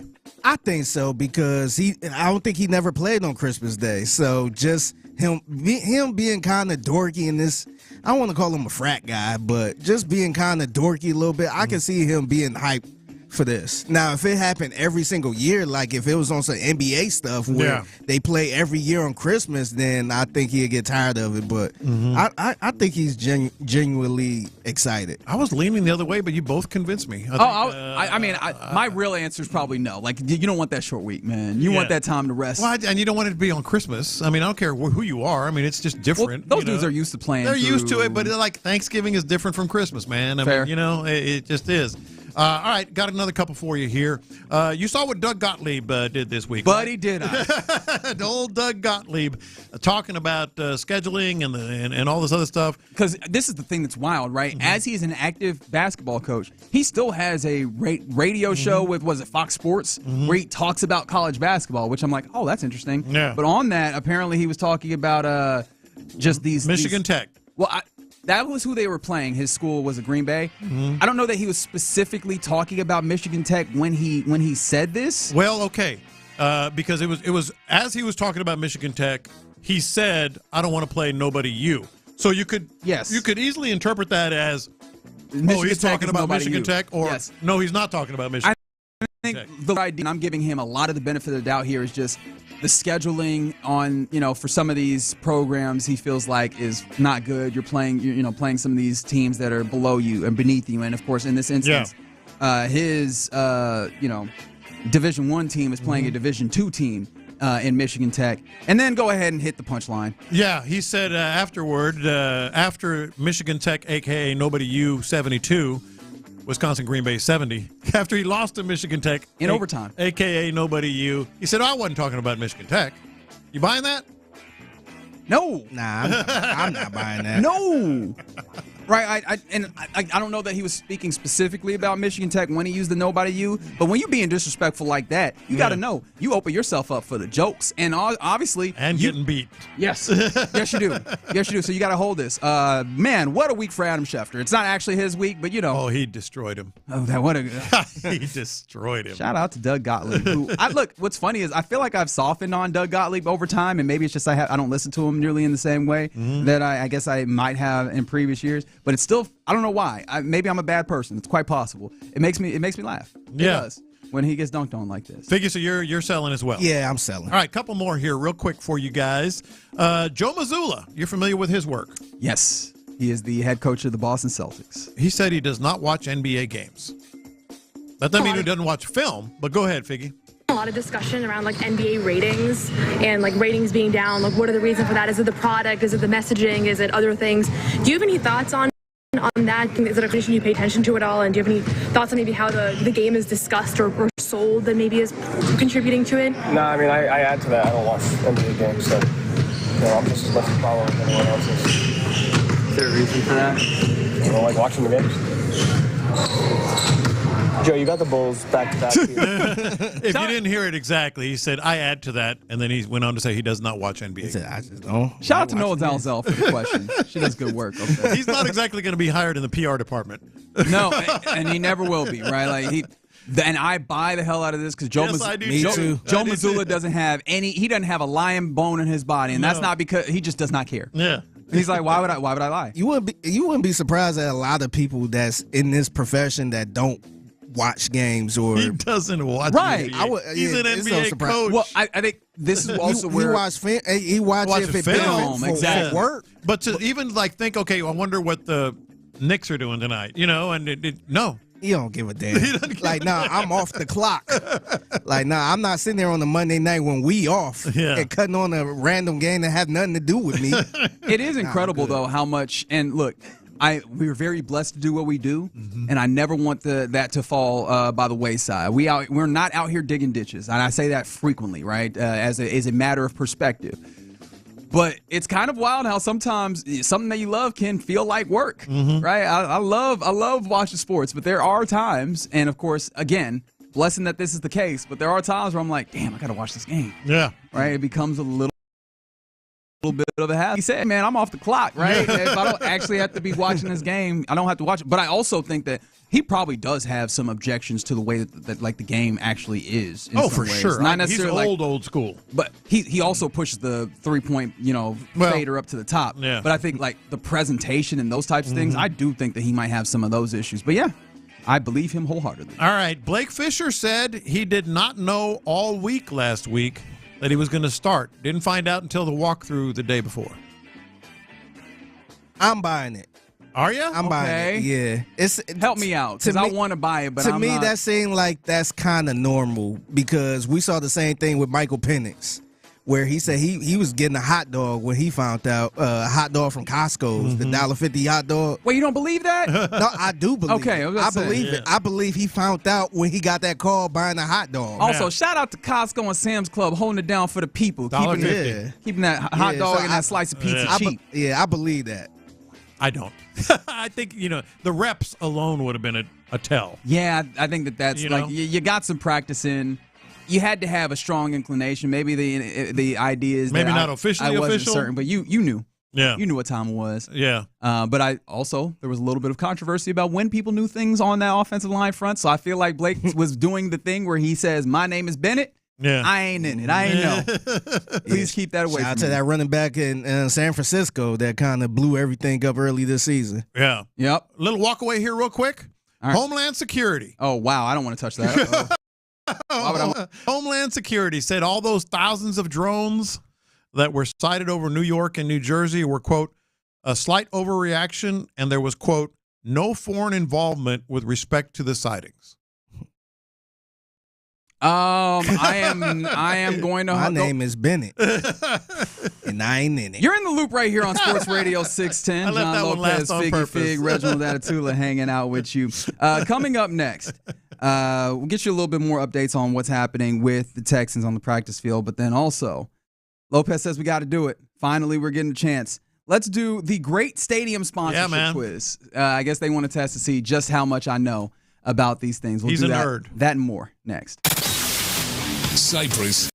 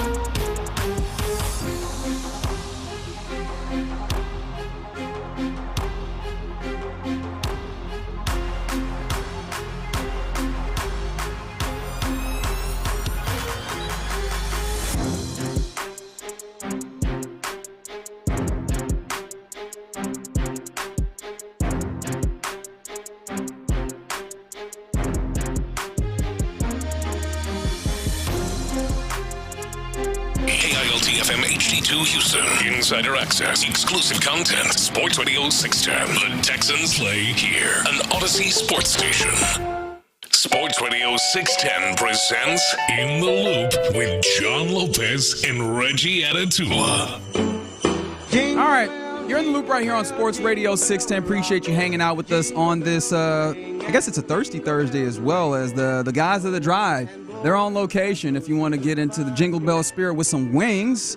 Buffalo Wild Wings in Cypress is the location where those guys will be at later today. So go out, check out Clint. Actually, I believe it is Clint and B. Scott. Okay. Yep. Okay. Ron is at jury duty. Yeah. I don't know if he got picked. Yeah, we'll find Jury out. duty. We'll find out. I'll have to send a text and whatever. He'll probably explain it to us one day. But he said since he been in the business, he been picked like 5 times. Wow, that's crazy. He said he cannot get out of it because I know Lopez got this little trick. Yeah. That you got put down. Y'all are trying to get out of jury duty?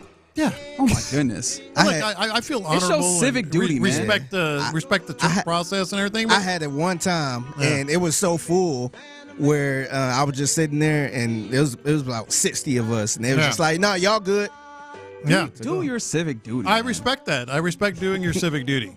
I also got things to do, man. All right, whatever. I got things to do as well when it comes to letting you folks know something that just came down the pike, which is that according to, and let me make sure I get this gentleman's name correct, Adam Teicher, who is an NFL reporter, NFL Nation reporter for ESPN, who covers the Kansas City Chiefs, Patrick Mahomes will start on Saturday against the Texans, according to Andy Reid. Now, Andy Reid hedged a little bit, saying that he wanted to see how Mahomes responded after today's practice, but there you go. Yeah. Got more interesting. I don't care what anybody says. Something that we kind of figured was happening with the way things were being played, but no, he will be the quarterback of the Chiefs, which expected. Do you want him to play, or like, I know the idea was either he plays and he might have a little bit of a, he might be a little hobbled or whatever, or Carson Wentz plays. Which of those is preferable to you? I would prefer Carson. I started coming around to the idea of him playing as he stayed healthy this week during practice. But I don't mind it. He's not going to be quite. I mean, he's still going to be mobile. He's still going to be able to do his things. But I don't think he's going to be quite the same guy, that we've seen when he's fully healthy. Yeah, and in fact, Matt Burke was talking about this yesterday when the coordinator spoke to the assembled media about Mahomes' unique ability to scramble. We've played a lot of mobile quarterbacks and guys that escape and make off-schedule plays. I think he's probably the least predictable of where he's going with it or where he's getting out. Like some guys, kind of where their favorite to escape to, or like the flush, or they don't want to go away from the thrown hand, or they want to step up, or he'll do it all. And he steps up, then drops back, then spins and goes and gets out. So that's the first piece. Is I think he's a lot more unpredictable in where he's escaping to and how you're trying to corral him. Boy, that is the truth.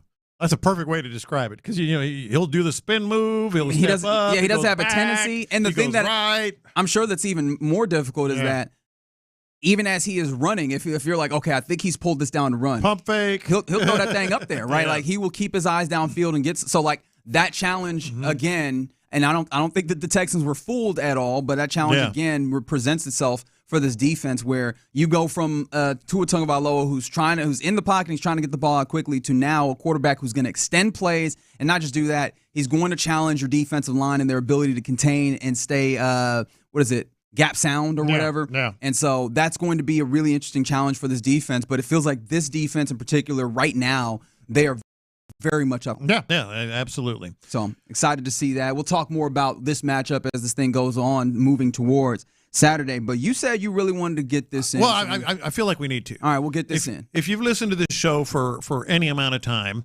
you know that my man over here has a very interesting, unique, weird, whatever you want to call it, knack for knowing stadium names. I couldn't tell you 5. Like, I mean, just the big ones, I'm a Wikipedia searcher. But like, the people that just all the little things. Yeah. Like we all have quirky little, whatever, hidden talents or I things wouldn't call it a talent. Well, it is. Okay. So here's the test. Figgy, I want you to get in on this because I think he's going to actually knock this out of the park. Pretty good. Are we sticking to NFL or are we bouncing around various places? Okay, baseball and basketball and NFL. All right, the great stadium sponsorship quiz is on now. Should I start with an easy one? Just throw them out there. Let's start easy.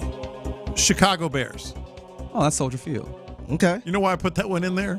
It's been Soldier Field since the beginning of time. 1925. Beginning of time. 1925. Now the other end of the spectrum. I think I got you on this one. Okay. I think I got you. Chicago White Sox. Oh, that's Rate Field. Dang! Ooh. It used to be Guarantee Rate, but Guarantee Rate as a company changed their name. Yeah. Like yesterday when it became official. Like yesterday. That's crazy, man. It became official that was the name. He said it like it been that since 1920. Oh, that's Rate Field. Oh, of course. Well, it is. See, I'm doing some hard ones now. Toronto Raptors. Raptors, that's Scotiabank Arena. This is crazy, man. This is stupid. Like, you need to get out more. The sad part is I wish I could be like, no, I'm out plenty. No, I probably do need to get out more. He knew Scotiabank Arena? I'm telling you, I be watching. I got 3 TVs, dog. They too. be on. Figgy does too. All right, I got to get some even. All right, just go to the $1 million questions, man. Yeah, Milwaukee Bucks. Oh, Bucks! Thank God, Fiserv Forum. I thought you were gonna say Milwaukee Brewers because that one, I think I know, but I'm not sure. Milwaukee Brewers. I shouldn't have given it that. How do you do this? It's not Great American. It's killing them too. It's close. Yeah, I can't remember what it American Family Field. There it is. It's generic as hell. What am I supposed to do with that? What am I supposed to do with that? All right. Some of these are too easy in the NFL, but I'm going to give you another NFL one here. Jacksonville Jaguars. Oh, that's Everbank Stadium, or Trevor Bank Stadium, as they like to say.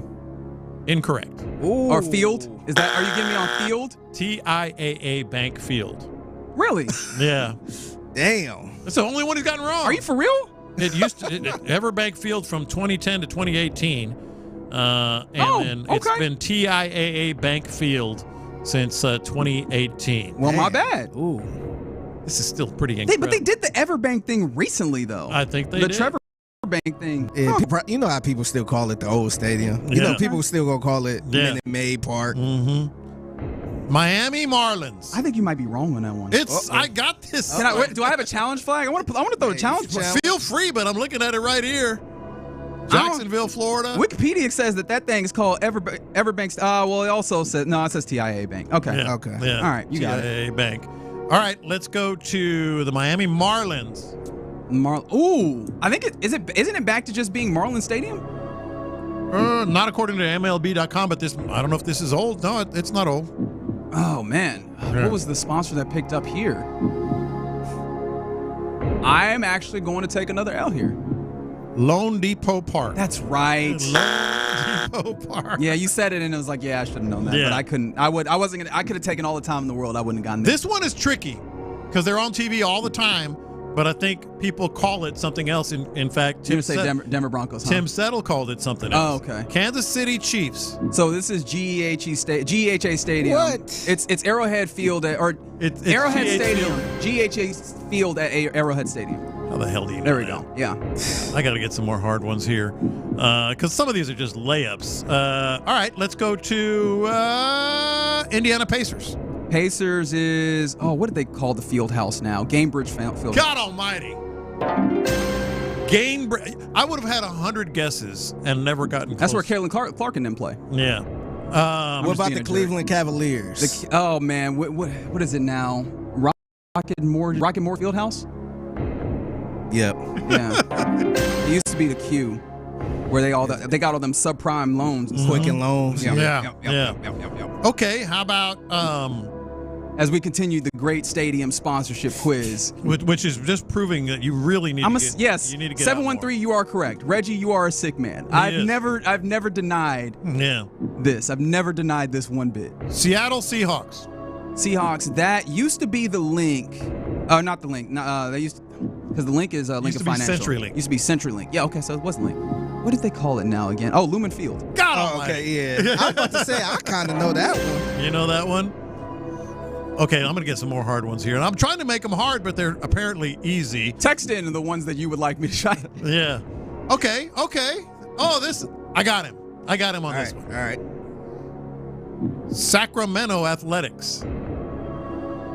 Oh, I don't know the AAA stadium. You got me. I do not know that AAA stadium. What am I supposed to do with that? Sutter Health Park. Ain't no way in hell. Sutter Health Park. Ain't no way in hell I was getting that. Not never. Where do the Las Vegas A's play? The Las Vegas. They don't even have a name for that stadium yet, do they? No, I don't think so. I don't think they sold the name on it I don't yet. think it's built yet. Yeah, that is correct. Yeah.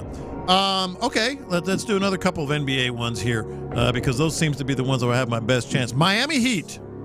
Miami Heat. Oh, what did they change the name of this? Because they got caught up in the crypto thing because that was FTX Stadium, FTX Arena. Oh, who did they sell this to? You might me here. I don't remember who they sold this to.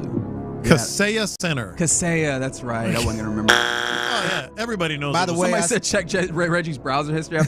I mean, look, the only thing that I have up is Everbank, but that's because I was calling a challenge. I will turn my computer just so that we know that the interest. Also, I would have picked up some of these other ones as well. By the way, I said Las Vegas Ace.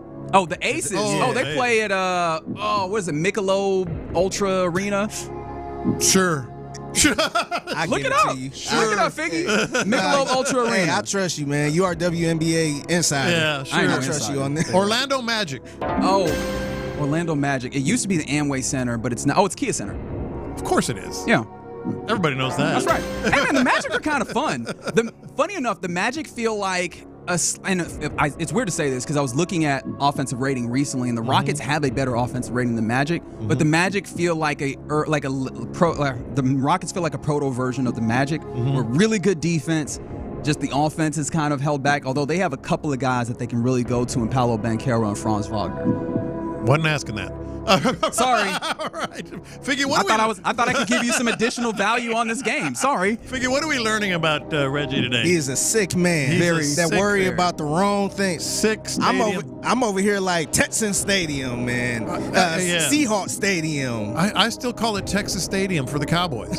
I mean, all right. Well, that's not even the same stadium. I know. That's what I'm saying. 8-2. Washington Wizards is Capital One Arena, I believe. Yes, it is. And then 281 says Guardians. Oh, what is that? You no, got that's the card. Progressive I knew. Field, That's right? one I knew. That's been the one that's been around for years. Yeah, I was like, I don't think that they've changed from Progressive Field. Yeah, even I knew that one. All right, a couple more here for you. I think this is not easy, but Reggie's probably going to get it done. New Orleans Pelicans. Oh, that's Smoothie King Arena. Of course it is. San Antonio Spurs. Oh, what did they change the name of this to?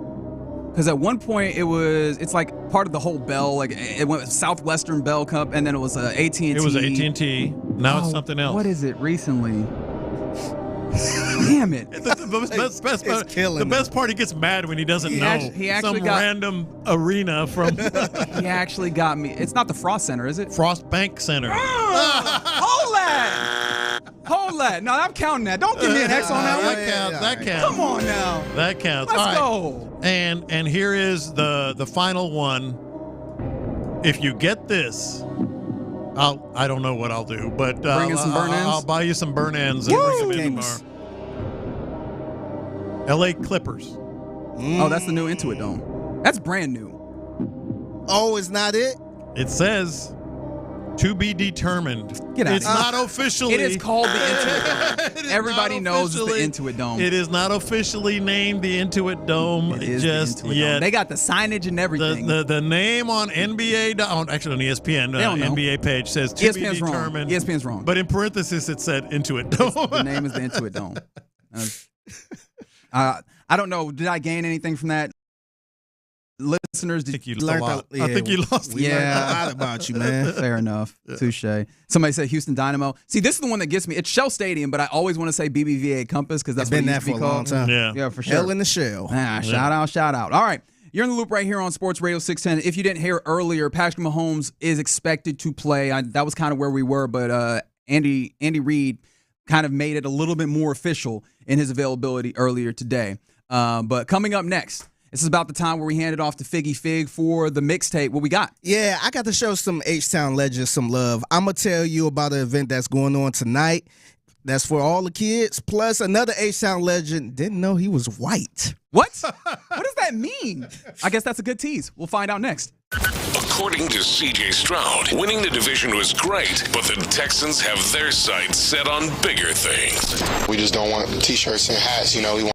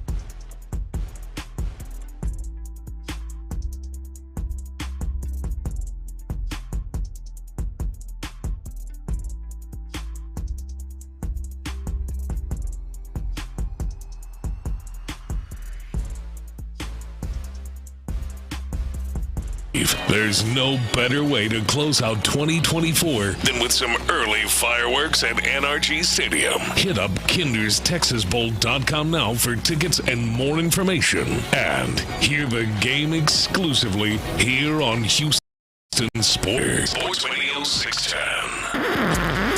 Pass the aux cord and crank up the volume.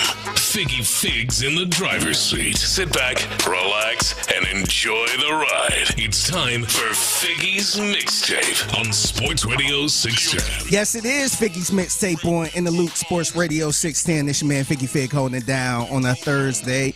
Happy Thursday to everyone out there. Happy holidays to everyone out there. Yes, sir. I'm sure everybody getting ready for the Christmas day and all that good stuff. And I want to give a special shout out. I'm ready for Hanukkah, for Festivus. I'm about to say Hanukkah. I'm ready for Festivus. I mean, I'm shout out to our Jewish brethren, but I'm ready for Festivus. So I got some complaining to do. Okay.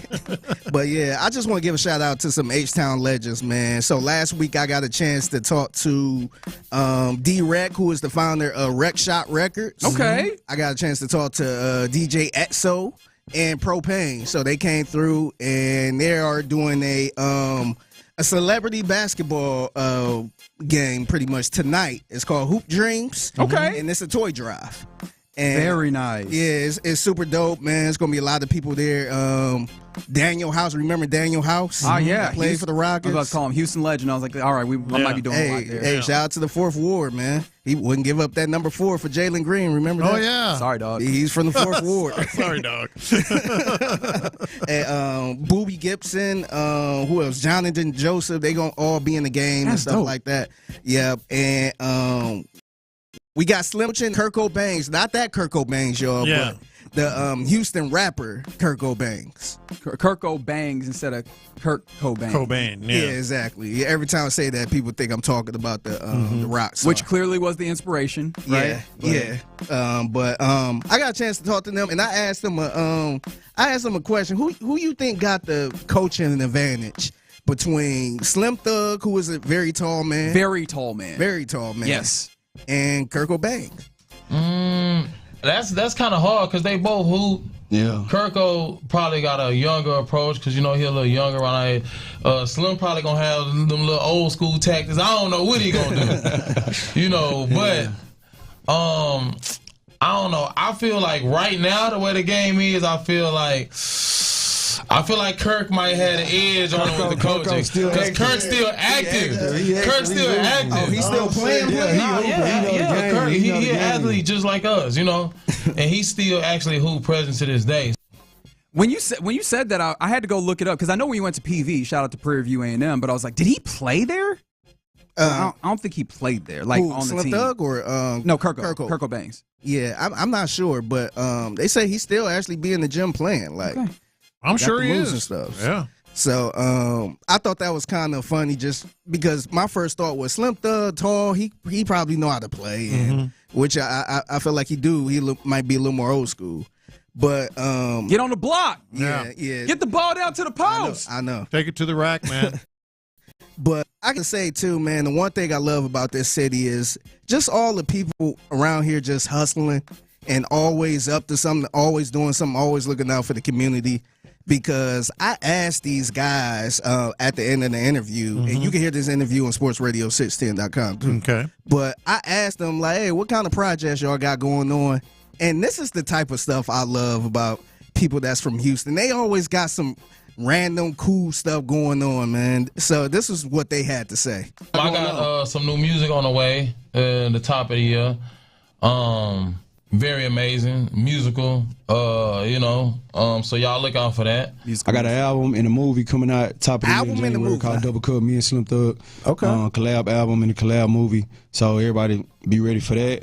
I joined venture with Zero on the project, so he got to call me, wrote the project coming out right now. Got the lead single with him and CeeLo Green, but support ASAP Bell Bonds, you know what I'm saying? Okay. We got Rain, restaurants and bar. Got a restaurant? Is that all? Rain HTX. A restaurant. Got third part, 4 or 5 coming Another up movie. pro in there, and X, yeah. So it's gonna be a big year, a lot of things, man. Just having fun. And another thing, man, we just want everybody to come out Let's and get back understand to the kids. the purpose of what this is for. We all want to have fun. We all want to put on for the city. Of course, we all want to win, but we also want to make Christmas eventful and good thing for the kids. So y'all keep that in y'all minds when y'all come out, and we want everybody to bring the toys, man, and let's make this the best one we done never had. Man, it's really, really about the kids, man, trying to enjoy. That's so dope. Yeah, man. I was sitting there. I was just like, man, that's so dope how y'all got all of this stuff going on. Y'all looking out for the kids. And oh, by the way, I got a movie with Slim Thug. You know what that made me feel like, though? What? Do something with your life. Exactly, right? Are you ever the friend in the friend group that's like, oh yeah, I'm doing all this and I'm over here. Yeah. I'm just going home, watch TV. Working my 9 to 5. Just Hey, yeah, I'm traveling to Greece. I'm going all in. I'm like, I'm going to work tomorrow. I'm just looking at That's what I felt like. Names. Also, multiple people let us know. Shout out to Slim Thug, but he cannot hoop. Oh, that's got to be a tough existence. Like being I hate when tall guys, the tall person that can't hoop. Oh man, I feel bad that people do this, but I'm also the people that do this where I go, what a waste of height. Yeah, like, you can play no volleyball, play no basketball. We couldn't do nothing. I just feel bad when it's the assumption that he played basketball, and that's what I'm saying. Some 6'6" guy, is out there. Oh, where'd you play? I played the violin in orchestra. I mean, it's like, and I feel bad. I'm right there with you. Like, I'm like, people shouldn't do that. And then at the same time, I know in the back of my head, I'm like, yeah, but you can you can post up, do a little something. I can rebound. And see, I feel like stuff like that turns a lot of tall people off of sports. Period. Fair. Where they just hate sports because all throughout their life, people say, "Oh, you should play basketball." Yeah. But just shout out to them, man. Hoop Dreams. If you ain't doing nothing tonight.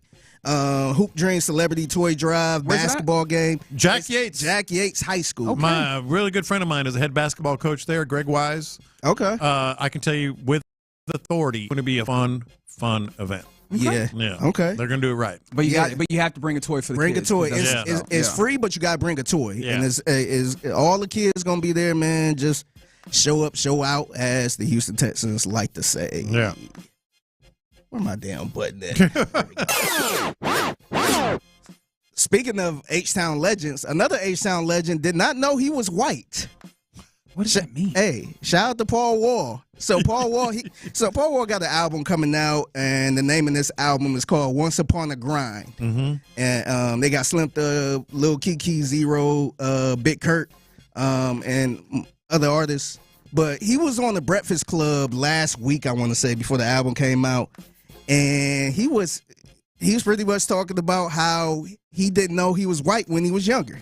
I didn't know I was white. White people told me I was white. Oh, the white people came back to recruit you. Like, yeah, they was like, "You white? Why you talking act like that? You white?" And I'm like, "What do you mean?" But I mean, all my friends were black or Mexican or Asian. I lived in a very diverse neighborhood. There was, there were white people there, but it was, Mexican, black, Vietnamese, Indian. We got a great mixture of growing up in America, I guess. And when they told you was white, he was like, "Damn, man, how did you cry? You sure?" He just said, "Did you cry?" I went home crying. I wouldn't cry in the car. Mama, you ain't telling me I was white. But my mama did take a DNA test. She 3%. What? Yeah. There we go. What? That whole conversation has me. But that about you, man. Like the diversity here is incredible. I just don't understand how we ended up with the Mike Tirico effect here. Right? Like, I mean, I understand very diverse and all that, but like mirrors exist. Mirrors exist. Puddles of water. I mean, you can look in there reflections and see. And all sorts of I want to see the rest of his damn family. I was thinking about Steve Martin in the movie The Jerk. I was born a poor black child. That's an old reference. It is. But it is. That's what I was thinking of. And now we have it in your voice. Go ahead and clip that for me right quick. Thank you. But I don't. How is this possible? Like, I get the neighbor. I grew up in a very similar neighborhood, mostly Hispanic and black. but you know what you are, don't you? Yeah, I don't know. Maybe we got to get him up here so he can kind of explain a little more. Yeah, because I was shocked at that. Because usually, if you like the only white boy, you know it. You know it for sure. Yeah. Like I kind of grew up around Machine Gun Kelly. He knew he was the only white boy in the neighborhood. I don't think he had any questions about what he was. Mm-hmm. But salute to Paul Wall, man. Buy his album. Check his album out. Once Upon a Grind. Mm-hmm. Okay. New Paul Wall. From one rapper to another rapper, man. Fat Joe from New York City. Okay. He could be a little New York biased at times. Very much so. And so he was I feel like New Yorkers in general. Big time. They drive me nuts, everything man. is about New York. They drive me nuts. And now, to be fair, I feel like people from Texas are kind of similar, but they're not as bad as New York. That is fair. If we are going to be honest about ourselves, that's why we can be very it's a lot of strong But New Texas York, pride. for being considered this media mecca, and it's the biggest little town on the planet. Well, like size-wise. Like I'm talking about just their personality, how they treat them. So, like what you're talking about. Like they're homers, they're little town. Yeah, big time. So Fat Joe was on a podcast. I want to say it's a podcast called 7 p.m. in Brooklyn. Yeah, that's Carmelo Anthony. Is it Mero? Oh, sorry. The Camaro. Yeah. So he was on that podcast, and he was talking about Karl Anthony Towns. And Karl Anthony Towns, he said he is the best offensive center ever. I don't think I've seen a better offensive big man in my life than Cat. Sat in the game and watched Cat do 10 moves. You cannot know what he's going to give you. Hit it with the left, hit it with the right, spin on you this way, that way, that way. That's impossible to guard. He's dumb. So you believe that Cat is the best offensively ever? Ever? Yes. I'm talking about Elijah Wan. Shaq is the most dominant big man, but he ain't doing. Come on, man. What the hell are you doing, man? I almost cussed on air. Well, you hurt your own Karl argument. Anthony Towns. You hurt man. your own argument when you start mentioning actual other centers that were better. You know, and he went immediately to the two that I would immediately go, I can knock this down in a second. And I want to give Karl Anthony Towns a little bit of credit. Since he went to New York, he has found a better play to. I mean, he had found some of that recently in Minnesota as well, just playing at a little bit better pace and knocking down some more shots. But yeah, man, 25. 14, rebounds. He's, doing a decent job with the Knicks, and he's really been good there. But, man. He's having a great year. Offensive center? Come on, man. Compared to Hakeem. And then also. You can name a dozen. Like, when you talk about all the versatility offensively, Hakeem comes up. And then if you want to just talk about, all right, who can't you stop? You went to Shaquille O'Neal. Shaquille O'Neal didn't go like to the basket as much as he went through people. Doesn't matter. And it's still like his offense was still incredible. You could not do anything to him. Yeah, but when he said Hakeem, I'm just like, come on, man. We know Hakeem is the greatest of all time. I like that ties right into the New York of it all because yes, anybody from Houston would fight him about that. Yeah, I know, man. 100%. Hakeem is better than Tim Duncan, better than David Robinson. How you feel about that, Lopez? Oh, you know how I feel about that. Better than those dudes. But you can go down the list. You just Wilt, Kareem, Shaq. That's the crazy thing. We didn't even get to Wilt's numbers are so crazy that we still don't believe that they actually fully happened. Yeah. Which, to be fair, I understand some of that disbelief because where's the footage? Yeah. It wasn't that long ago. They got footage of everything but that game. No, they don't. Not have just that footage game. of that game. Even other games of his where I'm like, hey man. You're sitting next to somebody who saw him play. It's did real. Did you see him score 100 points? No. Yeah, all right. I saw him score in the 40s and 50s. I was like, did you score every night? Score 50 all the every damn night. time? Hey, Karl Anthony Towns is scoring the 40s, 40s and 50s every night? Not every night, I'll tell you that. And with 3-point shots, too. 281, Fat Joe, ever heard of some dude called Kareem Abdul-Jabbar? Yeah. Exactly. What are we talking about here? Crazy, man. That New York bias, but I love that Texas pride, though, man. Yeah, 100%. We're gonna bring that every time. All right. That's the mixtape right here in the loop on Sports Radio 610. Appreciate you hanging out with us on a Thursday. In fact, a Thirsty Thursday when I think Clint and B. Scott, who is in for Ron, they are out at the Buffalo Wild Wings in Cypress. Go out and see those fine fellas as they'll be broadcasting there this evening. Coming up next, we made the mention that Patrick Mahomes is likely or liable to play for the Chiefs this weekend. We also talked about the idea of Marquise Brown who is going to be available he's being activated from the IR for the Chiefs. What one player are you most concerned about headed into this game? We'll talk about that next.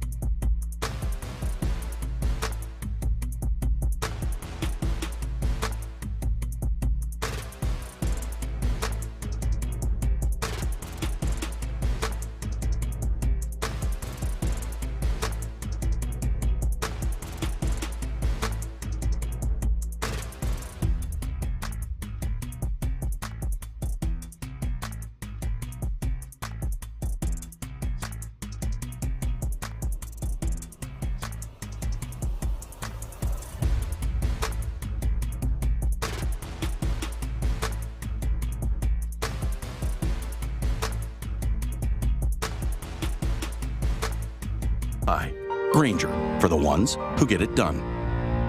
Thank you, Figgy. Live from the Twin Peaks studios, Sports Radio 610 presents In the Loop with John Lopez and Reggie Atatula. Oh, this is really... Little Kenny G. Oh, I thought, okay, you're right. I thought it was the Pretenders one. The Pretenders one is really good, too. We'll do that tomorrow. Okay. Yeah. Is that like set your clock? Set your clock. For the one, for the set your alarm. Return. Yeah. You're right here on Sports Radio 610, trying to get into the holiday spirit.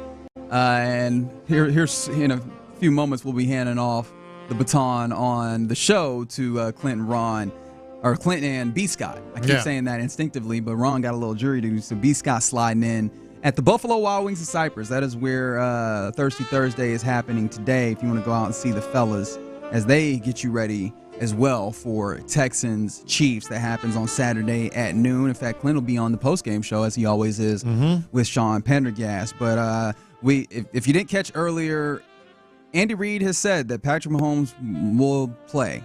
He will start for the Chiefs at quarterback. And so does that then make him the single player that you're most concerned about in this game for the against the Kansas City Chiefs? It does. I mean, it's not very creative in terms of, what can really scare you here? I mean, let's be honest here. Let's be real. Even Patrick Mahomes on one leg, as he proved in the postseason, can still do some incredible things. But I want to look, if we can look beyond that, like what really scares you, or is Patrick Mahomes not at the top of your list? I don't think he is. Really? And that's the reason I feel like it's blasphemy. Yeah. Yeah, I mean, like I think we have made him into a football deity. I use football very clearly there. Please do not come for me. You understand what I'm trying to say. But we've made him into a place where like he is unquestioned in some of those ways. But again, you can point to the fact that Patrick Mahomes is not having the best season of his career by any means. Yeah. I mean, this is clearly a down. Doesn't he lead the league in interceptions?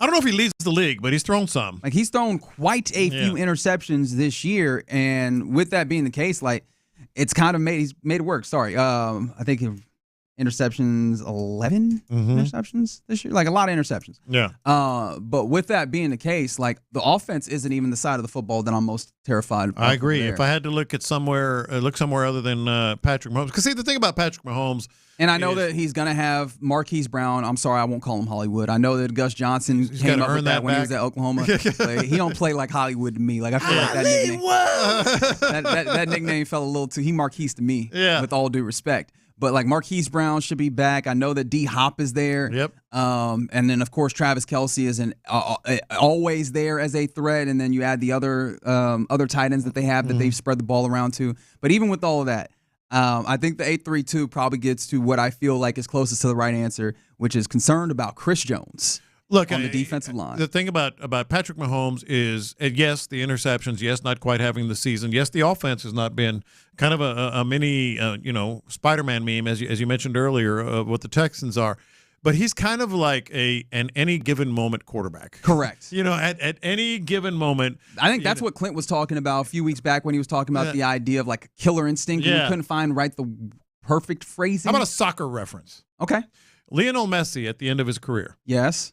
You're like, okay, he's moving the ball okay, but he's not quite the same. Oh wow, how did he score that goal? Like all another goal, right? All of a sudden, he's not the same player he was 4 years ago or whatever. All of a sudden, he does some spectacular. At any given moment, it's still there. And it's not like Mahomes is old. It's not like the Messi comparison exactly, but this season he still has it in him to, okay, they're down 2 touchdowns. Oh wow, how'd they win that game? That's what he is. Outside of that, Chris Jones. I mean, Chris Jones, they're still learning on the interior here. They're still learning to play together, I should say. Oh, yeah, absolutely. Yeah. With when you talk about the interior, Titus Howard now at left guard, even though he wants you to remember he is indeed a tackle. Boy, does he. Don't forget Patterson center and Shaq Mason at the right guard. Yeah, man, that interior is going to be challenged in a real way by Chris Jones, who, I mean, just a mountain of a man. The thing that I find interesting, though, is the question for me then becomes, how scared am I of him? And he can be a game wrecker, and this is a team that had quite a few sacks against the Browns last week as well. But I for some reason still do not view this defensive line as like terrifying. They're not. It's not one of those. And this is where maybe stats will get you in a bad place because I look at it and I'm like, they don't generate a ton of quarterback pressures necessarily. And I think that they ultimately fall in like 16th when it comes to quarterback pressure rate in the league, which is just right at the midway point in the league. They're right about average, I guess, if you want to put it that way. But they don't generate a lot of pressure on the edges nearly as much, to the point where Chris Jones, during the course of the season, they've had to move him outside to try and gin up some pressure times. Yeah. And I think with this offensive line, the seeming improvement, and of course that'll be tested here. I'm kind of optimistic about this. I guess I'm asking you to talk me off the ledge here, because I feel like I'm optimistic that Chris Jones won't be as much of a terror as he possibly can, because it's going to be him basically having to do it a lot, although George Karlaftis is there along with him. Karlaftis has done some revenge game for Charles Omenihu. Yeah, Figgy. That is true. I forgot about that. My Nigerian brethren. And he's been playing better of late, because he had a knee injury, I guess, in the postseason. He had a suspension too, right? Was it this year? Injury. I know he had the injury, and he's getting better. So you got the D-Hop revenge game. You got the Steven Nelson. I know he probably Nelson on the revenge practice game. squad, but Charles Omenihu revenge game. Justin Reed revenge game. Yeah, that's a good one if you throw him up there as like a secondary. Who is the guy you're afraid of? Justin Reed comes. I like that secondary will be interesting. I know that Trent McDuffie is one of those guys. Even though I think he got his first interception of his career. Was that this week? I think that was this week. But, I mean, he is a terror outside of, like, taking the football away. He is a terror locking people up, guarding folks in routes. Man, not only are there 4 former Texans, on this roster, 4 former Texans that played pretty big roles here. Yeah. Like Justin Reed was a starting safety, man. Yeah. And Omenihu started coming in, then he went crossways with Bill O'Brien. I mean, he was playing well. Yeah. And of course, we know what Stephen Nelson Easterby. And Jack Easterby. And we know what Stephen Nelson did. But anyway, to your point on the pressure, that's how I got to Omenihu, because I think he's been playing better. You got Karlaftis. Even if they don't, I just think Chris Jones, it doesn't matter. The middle of the field, the pressure he can bring. Whether he's getting a lot of help on the edges or not, I mean, we've seen what he can do. Yeah. And I guess the Mahomes thing, the reason why I might consider him in here for that possibility is because of like the Spider-Man meme type stuff, except the differentiator that feels like is there between the Chiefs and the Texans is that guy when in those moments, as you talked about, those kind of situations where you just need your quarterback to step up and carry, is that he's still kind of doing those things. Although it seems like the text line not as worried because he's not at full speed in theory. Do you subscribe to that at all? Be careful what you're saying now. I do think that he could be in a world of hell when you talk about the best pass rushing tandem. He could. I mean, we know what Danielle Hunter and Will Anderson can bring. Refresh my memory. Has he faced good defensive lines before?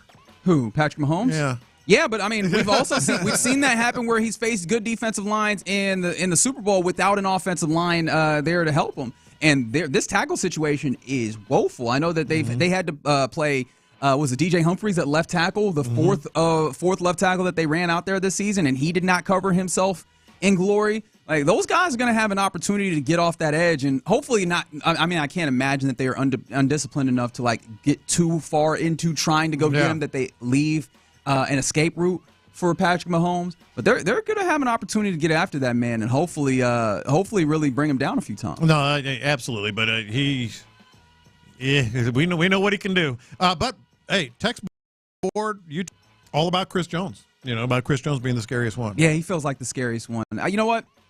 I got some great people to ask. Oh, wow. Okay, before we even ask that, from the 713, this just pops up on the text line as I'm about to go to Cyprus. Mahomes might die on Saturday. What are we doing here? Well, that's a bit much. What are we doing here? All right, guys, calm down. Let's go to the Buffalo Wild Wings in Cyprus, talk to our fellas, the fellas Clint and B. Scott out there. What's happening, fellas? What's it look like? Fellas, it's another one of them Thirsty Thursdays, man. It always looks good. I told y'all, Buffalo Wild Wings, I don't know when they made this shift, man, but the low light, almost a lounge vibe at Buffalo Wild Wings, I'm really into, man.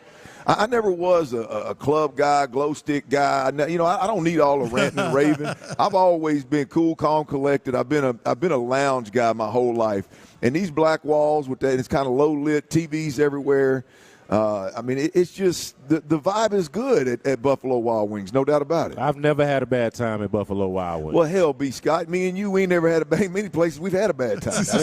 It don't take a whole hell of a lot for me and you to have a good time. But damn. Point well taken. Point well taken. But the point is, we're doing good out here in Cypress at Buffalo Wild Wings. That's right. That's right. Hey, real quick, man. Yes. I was listening to In the Loop on the way in, and I mean, I've heard a lot of sayings in my time. You know, Ora Lou from up in Grangerland back in the day, my granny, she was full of them now.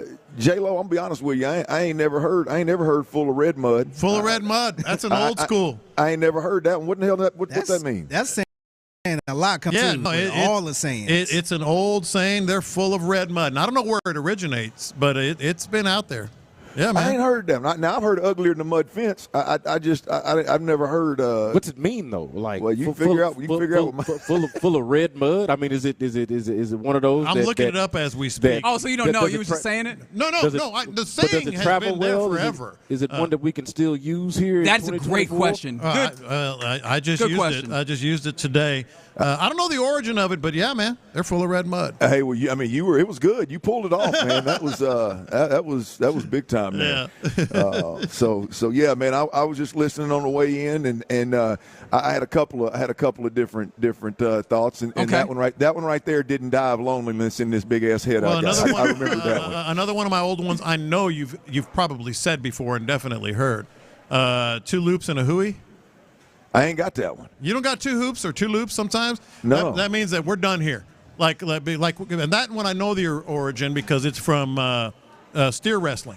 You know, when they do the 2 loops on the legs and then they throw up their arms, they go hooey. Yes. Okay. Yeah. So that I use that one a lot too. 2 loops and a hooey on this show, man. I'm gonna tell you, I got to write that one down and practice it a bit, but I'm gonna steal it. Yeah, that's a good one. 2 raps and a hooey. Okay. Oh, they say 2 raps on there? Texas Monthly, but I mean. Texas Monthly says 2 raps. I say 2 loops. 2 loops and a hooey on this show, baby. Either way, man. Tie them back legs up and get your hands in the air, baby. Yeah. What's the clock say? I like it. All right. The indications there are just a whole bunch different than I realized. Look, I mean, I think it depends on the ears that hear it. I don't know where the hell your mind's at, but you do know where my mind. You know exactly where my mind's at. I can't wait for the weekend, brother. Apparently these guys have been sicked out. The listeners have been sicked out by my ability to just kind of know various different sponsors for all these stadiums and arenas where people play. Do y'all have one of these kind of little talents, if you can call it that, that you just kind of got in the back pocket? Oh, nope. What is my random? I don't have my memory. My memory wasn't good before I got hit a bunch, and it damn sure ain't good right now. Yeah. I have nothing for you. I am blown away because you know who. Hell, my partner every day, Ron, he's got it. Ron's got that same. Name. Ron will come up with some stuff, and I'm like, how in the hell did you know that? Yeah. No, he's got a sickness with the stadium names. Like I am a basketball history buff, but other than basketball and Coming to America lines and references and conversation, other than those 2 things, that's probably it. Those are probably my expertise. Ron has one very similar to you, Reg. Ron has like this plethora of like legendary play-by-play calls by like several different people across multiple sports, and he knows them verbatim word for word. Oh, wow. That's a good one. Like he can mimic like some of the biggest sports calls you've ever heard. Yeah. That's okay. Good. No, that's a good one. Yeah. And then we got someone on the text line trying to help us out. Full of red mud refers to the waste product from aluminum production of the process that is dangerous and can pollute the environment. Okay. So that means you're full of bull. Basically. Yeah, you're full of bull. Full of red mud. Nicely. All right. Oh, it's a polite way. It's an FCC regulated way of saying fully, you know what. Yeah. Well, today I learned. Yeah. I'm looking forward to learning a little bit more. Thanks for adding that, Lopez. I appreciate that, man. Yeah, man. Great. I'm looking forward to learn a little bit more as these fine fellas are at the Buffalo Wild Wings in Cypress. Go say what's up. I'm sure there's some gifts. There's some prizes to be won out there, and of course some great sports talk. So you're listening to KILT HD2 and Odyssey Sports Station. We are full of red mud. No, I'm just playing. We're out of here in the loop. Coming up next, these fine fellas. Right now, the drive is live. 2 loops and a hooey. Get your ass up out of here, J-Lo. 2 loops and a what? Yeah, that's right, baby. That's right. Ron Hughley is out, and Brandon Scott is in today. We're at a Buffalo Wild Wings in Cypress off 290. And what's the ways up here now? Yeah. Yeah, it's a little bit of a travel for me now. Quite north and quite west, and you are quite east. So I thought about that on my way up. I'm at least west, so it was just north for me. I thought about you coming all the way from the east side. I think this is the first time I've been to this Buffalo Wild Wings. I think it's my first rodeo. I've been here. I've been here before. I come up west and north all the time, so I think I've been here at least once. But yeah, man, it's a good look. It is a ways. It is a nice little trek, but well worth it, man. Well worth it. Like you mentioned, the vibes, the scene, of course, the Bud Light here and everything. Man, it's well worth the ride. Well, it's not a trek for the people right around here. Y'all come on through if you're coming off 290. If you live up this way, we're gonna be here for the next 4 hours, 2 to 6 p.m. We're gonna be hanging out. Come on through, discuss, and grab you a couple of Bud Lights. Now, I asked my man when I walked in, I said, all right, man, we got to tell these people about these specials. And he said, hey, man, we got Bud Light coming out of our ears, baby. Come on through. We got great deals. Grab you a Bud Light. And obviously the TV situation around here is off the charts. You can't miss nothing. But you can hang out with us, and we'll talk a little ball and break a little bread and all the good stuff on this Thursday. Again, up here at Buffalo Wild Wings in Cypress. Coming up in the show today at 2:24, that's the next segment. We got Bobby Slowik, the offensive coordinator, in full. Bobby Slowik is, I'll be honest with you, I look forward to hearing from Bobby Slowik more than I look forward to hearing from D'Amico Ryans at this point in time, and C.J. Stroud. Bobby Slowik right now is one of the hottest topics, hell, nationally when you talk about the Texans, to be honest with you, but definitely right here in the city. Love or hate, Bobby Slowik, this is, that guy right there. This is really, really, really good audio. He hits on some monster topics that are going on with the Houston Texans. And it's the biggest question mark, too, about the team. Yeah, right? Well, I mean, the offense itself, I mean, that is the A topic when it comes to the Texans. Yeah, well, the thing about Bobby gives you something. I mean, you ask a question about Titus Howard, he talks about Titus Howard. You ask a question about Blake Fisher, the rookie, playing tackle, he talks about that. You ask him about Tank Dell and getting touches, he talks about that. I mean, it's not the hey, let me talk to you like you ain't ever talked ball before, and really I'm saying a whole lot to say nothing. Bobby actually gives us a little bit in these press conferences, so we'll have that in full for you in the next segment, and I'm telling you, you're going to want to be here and listen to that. Also, today, if you're in the building, for those that are in the building, again, we're at Buffalo Wild Wings up off 290. The Bud Light giveaways today. Bud Light always comes through clutch. We got a pair of Texans-Ravens tickets. We got a pair of tickets to the Texans-Ravens game on Christmas Day. We'll all be there. It's depending on how this weekend goes, it could be it doesn't matter how this weekend goes. It's going to be a monster game for the Houston Texans, just with the history between the Texans and the Ravens. And if we're honest, the Ravens, the Kansas City Chiefs, these are all teams that the Texans are chasing and trying to establish themselves in the AFC the way that they have over the years. But we got a pair of tickets. You got to sign up right here in this raffle box. If you're in the building and you're going to be here for a minute, sign up in this raffle box. We're going to give away a pair of tickets. We got 2 $25 gift cards, Visa gift cards, so you can spend them wherever the hell you want to spend them. We're going to give 2 of those away, and we got a Bud Light game chest somewhere around here that we're going to give away as well. So make sure if you're here, you got to be here to win now. If you're here, put your name in the box right here, and we're going to pull some different names throughout the show. And hopefully you're living right and you can win one of these suckers right here. That's right. Big shout out to Bud Light for making this possible. We've been with them all year long. Buffalo Wild Wings every Thursday with Bud Light has been big time. Now we do have a little bit of news on the game on Saturday. I almost said game on Sunday. The game on Saturday. There's some news coming out of Kansas City. I don't know how much people are worried about this or not, but the name actually rings a bell. Hollywood Brown. I heard In the Loop guys calling Marquise earlier, and I was like, who in the hell is Marquise Brown? I'm not real sure. Hollywood, I got you. But Hollywood, who's been injured in Kansas City, I believe all year long. Since the preseason. Yeah, since the preseason. So he is one of those weapons that they signed up there. It's official. He is going to play this weekend, this Saturday, against the Texans. Again, having not played all year long, ultimately, and this being the first time back, and they've got guys like Worthy. They've got DeAndre Hopkins. They've obviously got Travis Kelce. They've got plenty of weapons offensively. Yep. But him being back does add another speed element to this team at the very least.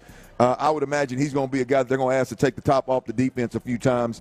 And if he is able to take the top off, Pat Mahomes don't miss too many of those. So Hollywood Brown playing for the Kansas City Chiefs is definitely something we gotta check out as we move forward here over Friday and Saturday come game time. Yeah, and I think if you're a Texans fan, you take some comfort in the way that the Texans defended. Of course, Tyreek Hill and Jalen Waddle, of course, got hurt earlier in that game.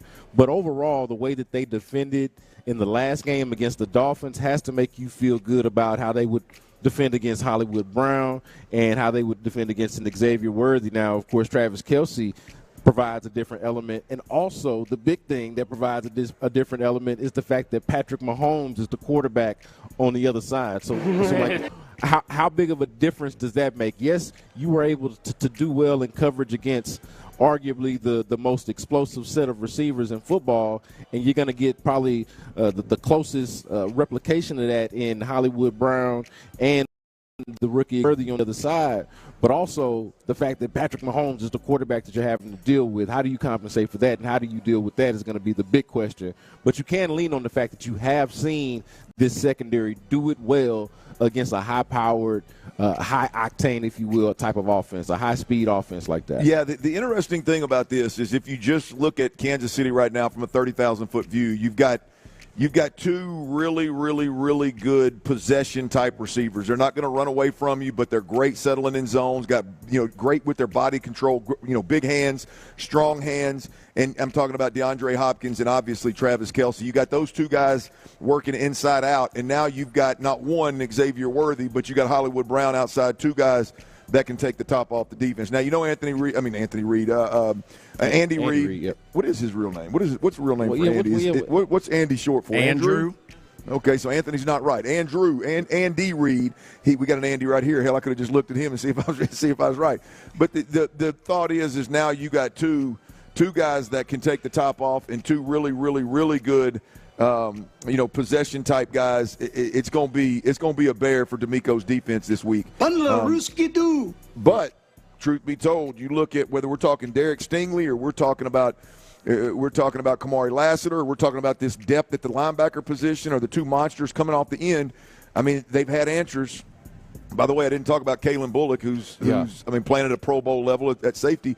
I mean, they've had answers for every offense that's thrown at them in one way, shape, or form, maybe with the exception of Minnesota got away from them, and the explosives in general have been a problem. But for the most part, they've had answers. They've had a game plan. D'Amico Ryans has been a big-time weapon from the sideline. And so, man, they're dangerous, but I feel really good about D'Amico's ability to lock these guys up. But again, to the point, it does make this a much more well-rounded offense, right? When you talk, like kind of the way you painted the picture, you got these guys on the inside that have the strong hands, that can take care, that can be the possession guys for you, and DeAndre Hopkins and Travis Kelce. Now you got two guys to account for. All of a sudden, now you're talking about at least from a passing standpoint, an offense that doesn't have any weaknesses on top of the fact that Patrick Mahomes is the quarterback. So when you talk about test for the defense, for the Texans defense, like we're going to have a conversation about, how good this Kansas City defense is and whether it's the best defense that the Texans have faced. But you also got to think about, the offense with Patrick Mahomes and now them adding Hollywood Brown, where this ranks in terms of the offenses that they face and the defense that has performed well, been one of the best in the league. What kind of test this is for them on top of or back-to-back going behind the Miami performance. We'll see if Hollywood Brown can impact the game given the offensive line issues in Kansas City, as well as Pat Mahomes being banged up with that ankle, which, by the way, he's been full go in practice all week long. So all that Pat might not play and the Kansas City Chiefs should sit Pat for the rest of the year, that was bull jive. He's going to play. And he's going to be full go, has been full go all week long. So Hollywood Brown is back for the Kansas City Chiefs. We'll see what D'Amico Ryans has in store for him. I'm Clint. Brandon Scott is in for Ron Hughley today. T-Mill, I heard him a little nasally back there, Heard he went over to Kirby Ice House last night, went to that steak night over there, so probably had him a couple pops. Are you upright, T-Mel? Are you upright, dog? Are you okay? No, I'm good. It wasn't even that late of a night, really, but a beautiful time last night for sure at steak night with old Fig and Reg. There you go. I'm gonna check in with them and see. Did you Uber home? That's the key. Did you Uber home? No. I was very okay to drive. Then I take it back. You're responsible. I mean, you have a good time. You're not a party now, but you are a responsible young man. I'm 34 now, man. I'm getting older. Tyler lives. Tyler's his stomping grounds and where he works is far enough away from home where, boy, you can make some pissy poor decisions on the regular if you ain't careful. I'm gonna tell you, Tyler's a responsible young man. I mean, I bet Uber has picked him. I bet Uber has picked him up from Kirby Ice House on Wednesdays at least 42 times in the last couple of years. Oh, at minimum. Yeah, you're all over it right there. It's always better to call that Uber, friends. That's right. Hey, let's jump into this real quick with C.J. Stroud, man. I went back and I watched the film again. I rewatched the game film, and there's no doubt about it.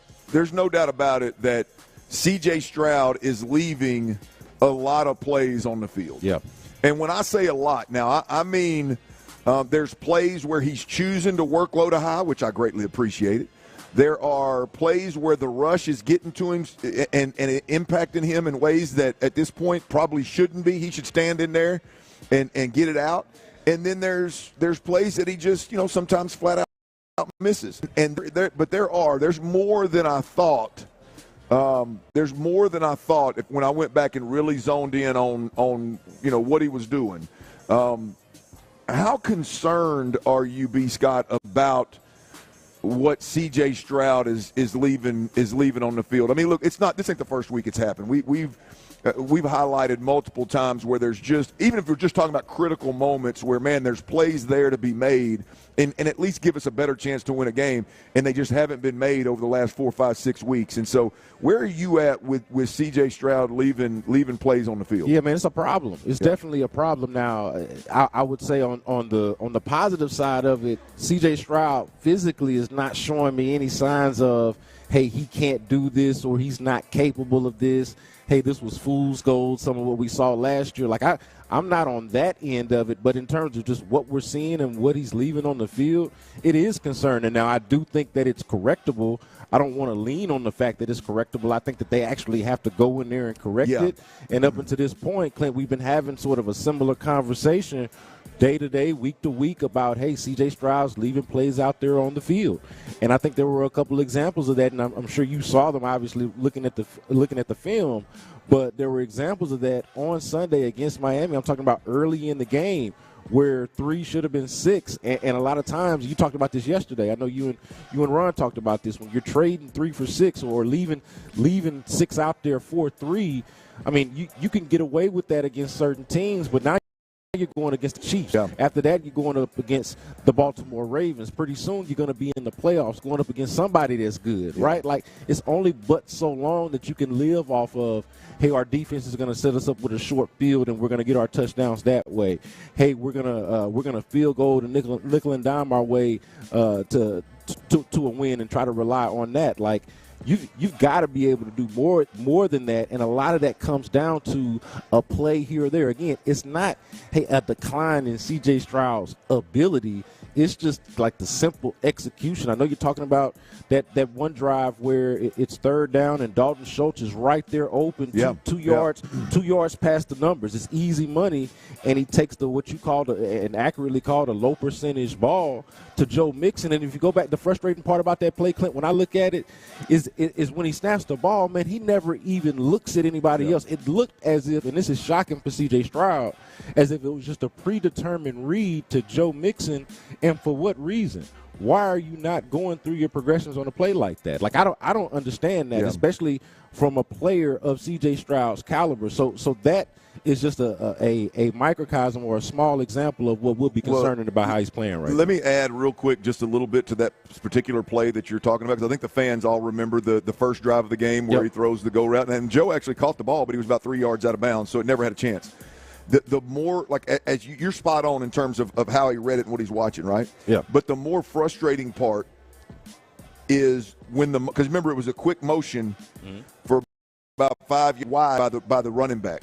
And the whole point of that motion, I don't care there's no way. The point of that motion is if that linebacker widens with that running back on the motion, it's widening the window to throw the slant to Dalton Schultz. Yep. It's why you do it's why the play is designed the way it is, and it happened instead of, boom, getting his eyes back and taking the for sure completion for the first down and keeping the drive alive. He stays over there and throws a low percentage route. It's just like stuff like that is unacceptable. And those kind of things are why, it's really difficult for me to be super, super critical on a week-to-week basis of Bobby Slowik.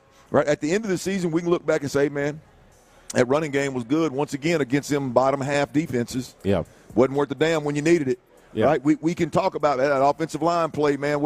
Is it the offensive line coach? Is it Bobby Slowik? Is what's going on? Like, I think there's going to come a time and a place, and we really need to have some hard conversations about Bobby. But those kind of decisions are the ones that by CJ are the ones that make it really difficult for me to be super, super like, hey, it's time to replace the OC type of conversation. Well, that's a third down play where there's nothing wrong with that play call. No question. There's nothing wrong with that play call at all. It's actually a great design for third and short. If you execute it, you're moving the ball and you're putting yourself in a position to not trade the 3 for 6. You can actually get the 6, which is valuable, man. Yeah, again, you can get away with it against Miami, but look, this is a pattern. This is something even going back to the game that they blew against Detroit. I've been talking about this since that game, right? Since that game, okay? Everybody talks about how they blew the lead in the second half, which was unacceptable in its own right. The fact that they left 6 on the board so many times, like that was 3 field goal drives at the end of that first half when they should have been put that game away, Clint. So it's a similar thing now. Like that's the same pattern that you're seeing from there, however many weeks ago that was,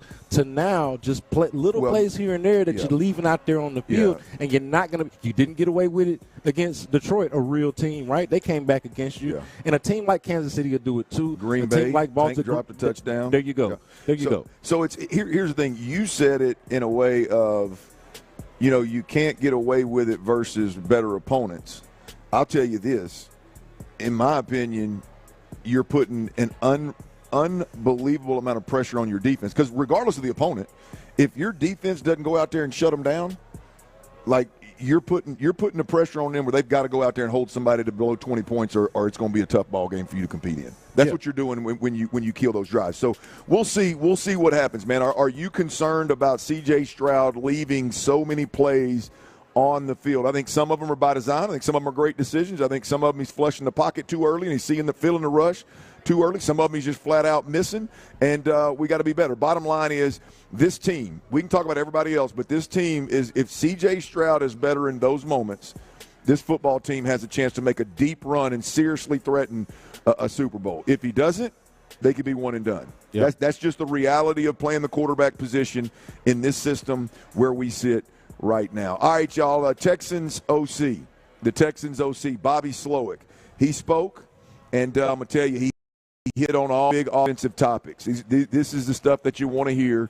Whether you're going to like what you hear or not, I don't know, but it's what you want to hear from the organization. Bobby Slowik gave it to us. You're going to hear it in full next right here on Sports Radio 610. The men's clinic can help you with all that you need, and they specialize in ED, and their product is something that nobody else on the market has. Man, if you've tried those little blue pills, hey man, they're yesterday's news. They don't work consistently, not like the product that the men's clinic can offer you. Because what they can offer, it's the only clinic that offers a 100% satisfaction guarantee. And if you're one of the few that they can count on their hands that they haven't been able to help, they'll let you get that money.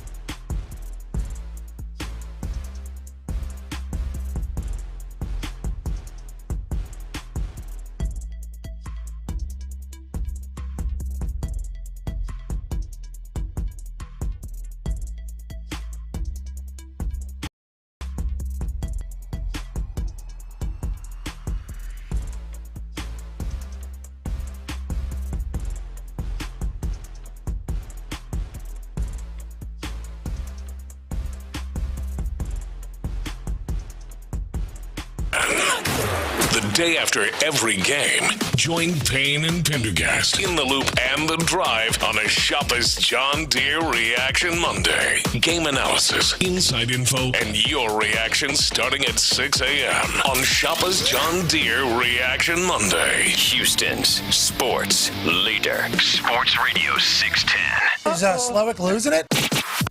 It's a Thirsty Thursday with our friends at Bud Light on Sports Radio 610. Live from Buffalo Wild Wings off 290 and Cypress, here's The Drive with Stoerner and Hughley.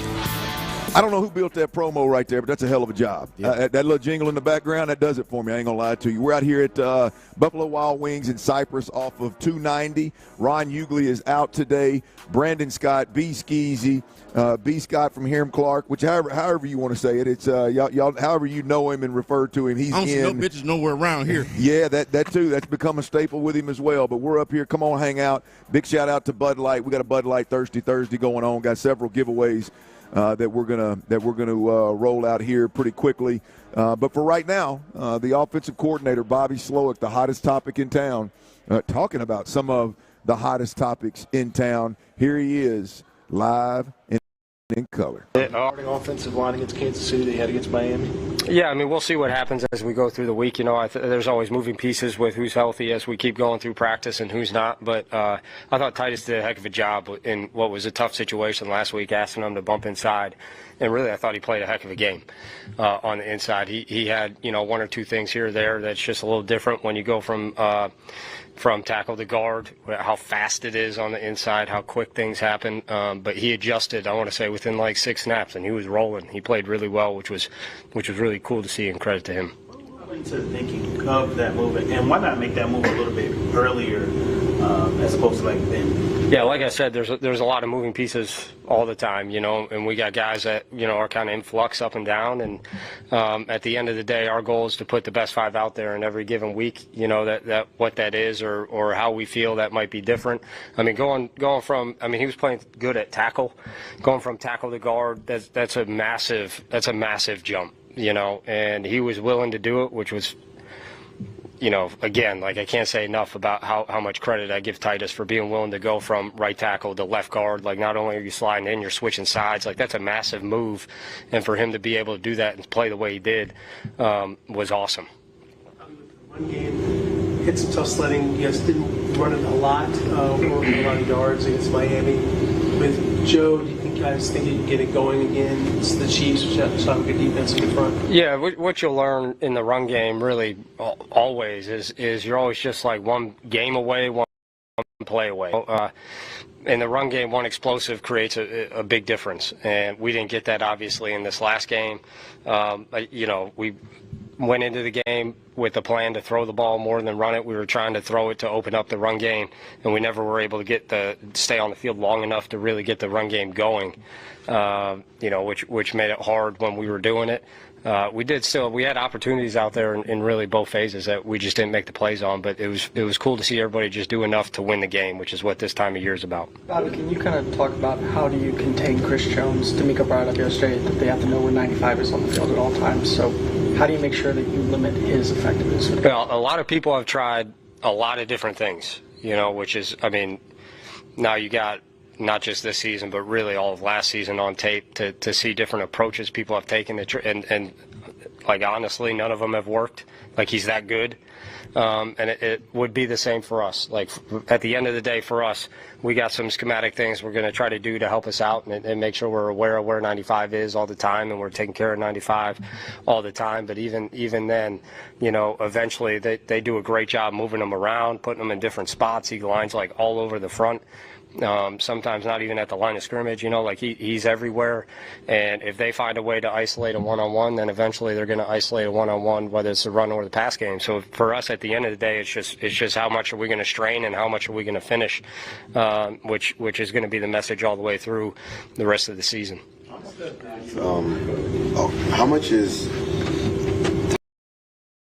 How different the Chiefs kind of do their pre-safety, post-safety movement compared to other teams in the league, and how much of a challenge can it present for an offense? Yeah, I think it's really like team and scheme dependent. Spags, you could tell, puts a lot of time into disguise and pre and post snap movement and how they want to handle that, how they want to help confuse the quarterback and mix it up with some of the pressures they have, with some of the coverages they have. I think they're really tied together and in tune with what they're doing. That's one thing that jumps out when you watch them. They're a darn good defense.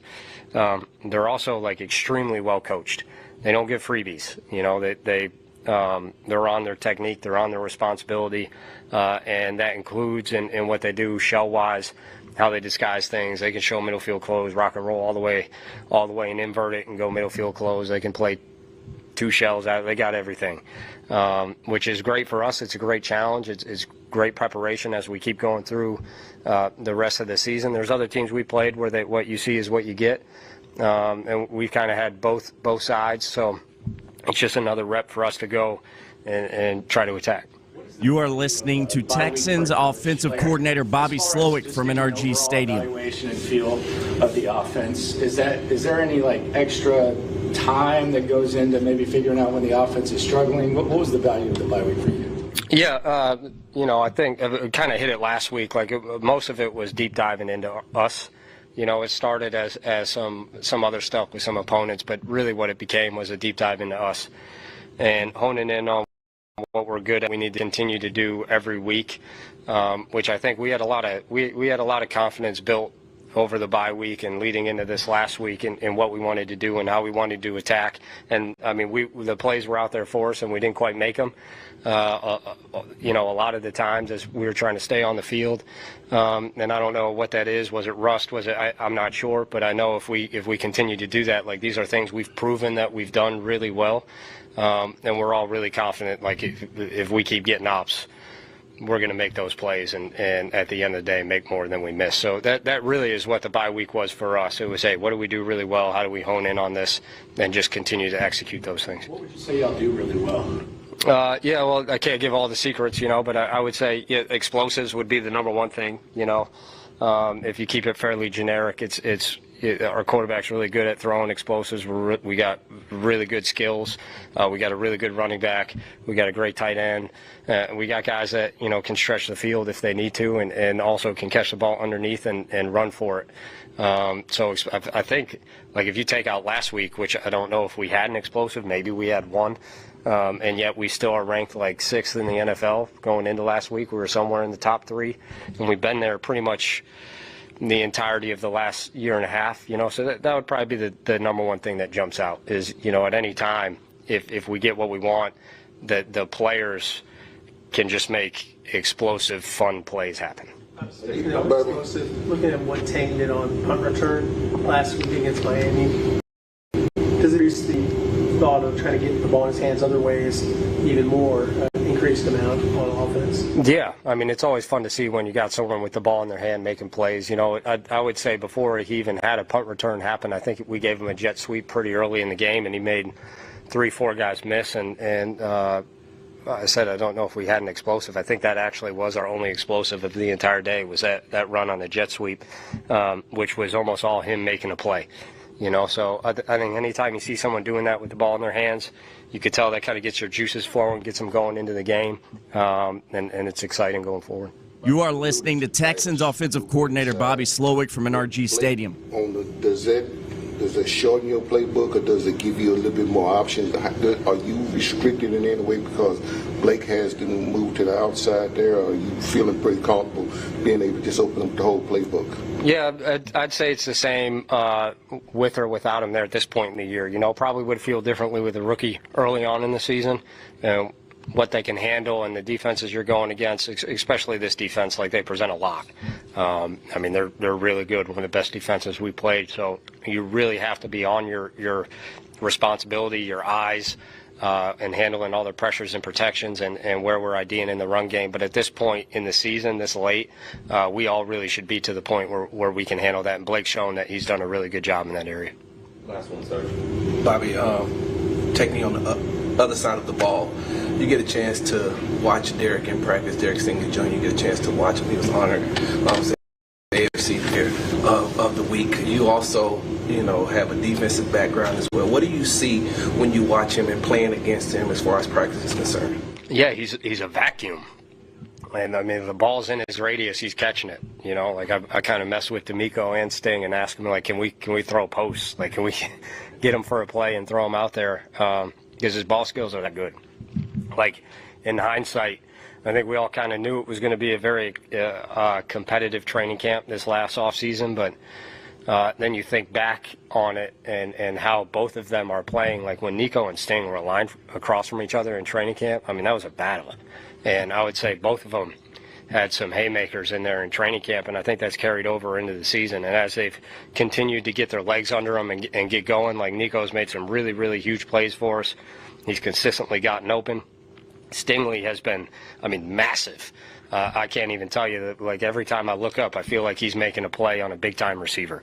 And I think that goes back to what D'Amico always says, iron sharpening iron, and the rapport that, like, they built within the locker room, like, and how much Sting just kind of inspires. I don't even know defense, just offensively, what he does for us.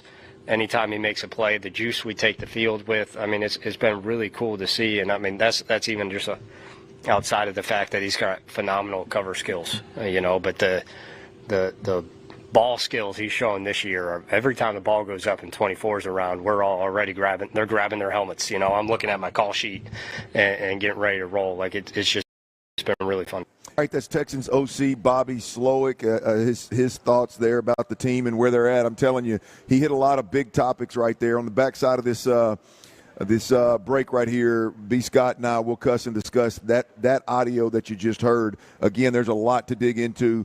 We'll revisit a lot of it throughout the rest of the show for sure. And we've got the most recent Texans injury report has just been released as well.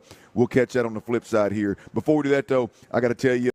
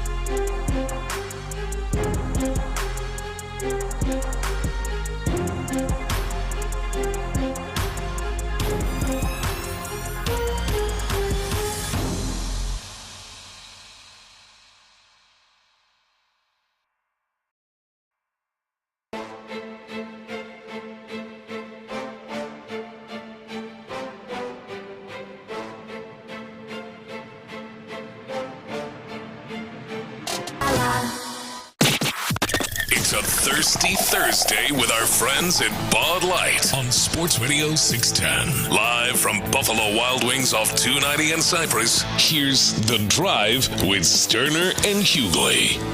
Man, bring your ass. We're out here in Cypress off 290, baby. Come on out. It's a Bud Light Thirsty Thursday, and we got some things to give away. We got a pair of Texans-Ravens tickets. That's that Christmas Day game. Ron likes to let everybody know he wants to know the headliner's Beyonce now. Yeah. But you come on through. We'll give away, whether you're looking to see Beyonce or you're looking to watch the Texans and Ravens, or hell, if both of them tickle your fancy, you can win these tickets right here. But you got to be here to win it now. Hey, I got to be honest with you, Clint. I lean toward Ron on this. Let me just tell you a quick personal story. One of the best Christmas gifts that I've been able to give so far was to get my lady into the suite to see not the Texans-Ravens game, but the Beyonce concert where they're going to play football at. Wow. Well, I mean, you've deserved that. I mean, here's the deal. You're a good man. Yeah. Hey, look. You went and asked for one ticket. You know what? That's reasonable. We can make it happen. Yeah. I mean, you didn't pull. I got a pair. Okay, well, two's fair. Yeah, I got a pair. Well, of tickets. you did. So you didn't. You mean tell me you didn't go for the? Not for the 12. Not for the 12. And I worked for it too, man. I did a couple extra things behind the scenes. You know, I did some stuff. Yeah. A couple extra things and was rewarded for it, man. Yeah. So I've got some folks that's gonna go see the Beyonce concert where they're gonna play football. I'm gonna have to check in with Ron tomorrow, man, and see if he capitalized. See what if they shot him down on them 42 tickets he wanted to the suite for. Can't be greedy now. Ron said Ron make you feel bad for not asking for 10 of them. That's my boy Ron. All right, but what we're going to do, we're going to give away, we got two $25 Visa gift cards. Now, you can spend them anywhere you want, but we're going to give one of those Visa gift cards away in this next break. So if you're here, make sure your name, all you got to do is put your name. I don't want your email address. I don't need all that. Unless you win, we're going to email you something probably. But at the end of the day, we don't need all that in there. Just put your name in there and be in the house right here. Buffalo Wild Wings in Cypress off 290, and we're going to start giving some stuff away here in this next segment. All right, Bobby Slowik, real quick. We just heard from Bobby Slowik, the offensive coordinator. He hit on several topics. And, again, I love the transparency. He probably doesn't appreciate the fact that I pick it apart and we figure out ways to like it or dislike it. But nonetheless, I appreciate the transparency. V. Scott, you're around this football team more than anybody, like on literally at NRG, at all the press conferences. Just your quick takeaway, real quick, biggest takeaway from Bobby Slowik's audio. Man, Clint, I thought it was a much nicer version of some of the things that we were already talking about. Like the early parts of Bobby Slowik's comments where he's saying, hey, I thought some of the plays were there, and for whatever reason we did not make them. I think that's exactly what we were just talking about C.J. Stroud leaving plays out there on the field. And we had a texter that came in and said this on the text line during the break, but he essentially said that we need our quarterback to be better without throwing his the bus, naming him by name or even by position, saying this particular guy needs to be better. And it's not just C.J. Stroud. We talked about the offensive line. We talked about the tight end position kind of being in flux with the injuries. I know you like Irv Smith a lot, but there are a lot of other issues outside of C.J., but it all falls at his feet, right? And he is leaving plays out there on the field as we talked about before. I thought Bobby Slowik early on in there, and he talked about quite a bit, and we can hit on quite a bit, but the thing that stood out to me the most was him pointing out that there are plays to be made out there on the field. Not to say that he's perfect, but there are plays out there to be made on the field that are not being made right now. I couldn't agree. I couldn't agree more. Now, I don't like the offensive coordinator necessarily leaning into that as an overarching excuse, if you will, but I do agree with him. He is spot on. You can look at John Mechie's drop. You can look at guys that have uncharacteristically dropped balls throughout the year. You can look at, again, CJ kind of just being out of whack there, and there's definitely plays out there to be made. He is spot on about that. There are plays out there to be made. And I'll be honest with you, I'm not even the guy that watches the film and just watches all 22 and goes, oh, there's an open guy over here. He should have threw it. Right. He's wide open, CJ. Yeah, I exclude. There's nothing worse than the guy that posts all 22 and then goes, well, CJ could have threw it over here. Just constant. You can break down Pat Mahomes' film of every game, and in fact, Dan Orlovsky did it earlier in the week. He broke down some Pat Mahomes film and talked about the offensive line and was showing how there's guys running open, but he just doesn't, with the offensive line, he can't afford to look there. Right. You pick any quarterback film apart. I exclude those, and still with that said, there's still plays that CJ's leaving out there. I mean, throw in the ocean type plays, a couple a game, and some of them are touchdowns. So, if the beautiful thing about that is if CJ just kind of keeps chopping wood, which he will, if he just keeps chopping wood and over the next 3 games gets better, by the time the playoffs start, he hits a couple of those, they're absolute game changers. What makes it even more important, Clint, other than the obvious, is the quarterback is C.J. Stroud. We get it.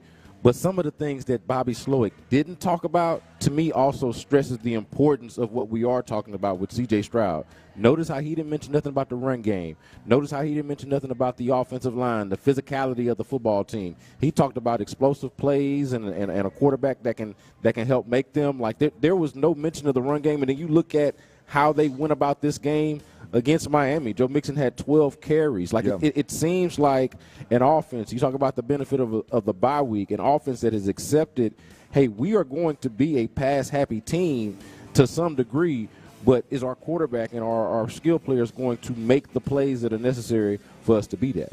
All right, that's Brandon Scott of SportsRadio610.com. I did it again. That's B. Scott Helly's all over the place. He ain't just everywhere. SportsRadio610.com. T. Mill is behind the glass. Tyler Milner back at the studio keeping his train on the track. Well, I mean, at least so far he has. The injury report versus the Kansas City Chiefs, the Texans right now, it looks like they've made some decisions on several guys. Foley Fatukasi, Juice Scruggs, Cade Stover, all 4 are out for this game. I don't know if any John Mechie's a little bit of a surprise, I think, being out. I don't know that I knew he was not practicing, but I didn't know the shoulder was that bad to cost him a game. But the other 3, I would say folks knew were trending towards being out. Joe Mixon was limited, but no designation for the game, so he is good to go. The one, I mean, just standing out like a sore thumb here is somehow Christian Harris found his way onto this list with an injury to his ankle. Yep. Practice Tuesday, practice Wednesday, Thursday did not practice, and right now is questionable for this football game. There must have been something that went on at practice yesterday, must have rolled an ankle. Don't know the severity of it, but did not practice today and is questionable for the game. So that one right there, I think, is the one that sticks out. We'll continue to update that and try to get some details on what's going on with him and that ankle. For now, we got to change pages here, baby. We got to talk about a little college football. We got some big games coming up this weekend, man. And I'm gonna tell you that I don't know that there's anything more sexy in college football playoff action than the first round home games. Having a playoff game on your campus is I just couldn't imagine. Yeah. I couldn't imagine if my school was playing in Fayetteville in that stadium, how nuts that would be. And you got places that are doing it, obviously, with the expansion of the playoffs. You got places that are doing it for the first time. Yes. Notre Dame is one of them. We'll get in. This is really, really good. They're all great venues, too. Yeah. I mean, just great venues. So we'll get into it. But we'll talk about those college games, those matchups, and everything. We'll do that next right here on Sports Radio 610. Before we do that, though, I got to tell you about Twin Peaks. Twin Peaks, there's 5 locations around.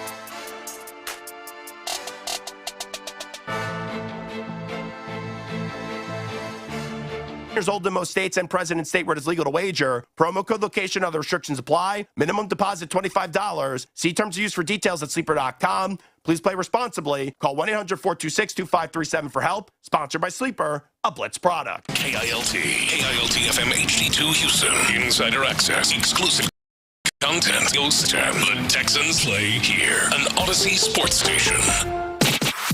It's a Thirsty Thursday with our friends at Bud Light on Sports Radio 610. Live from Buffalo Wild Wings off 290 and Cypress, here's The Drive with Stoerner and Hughley.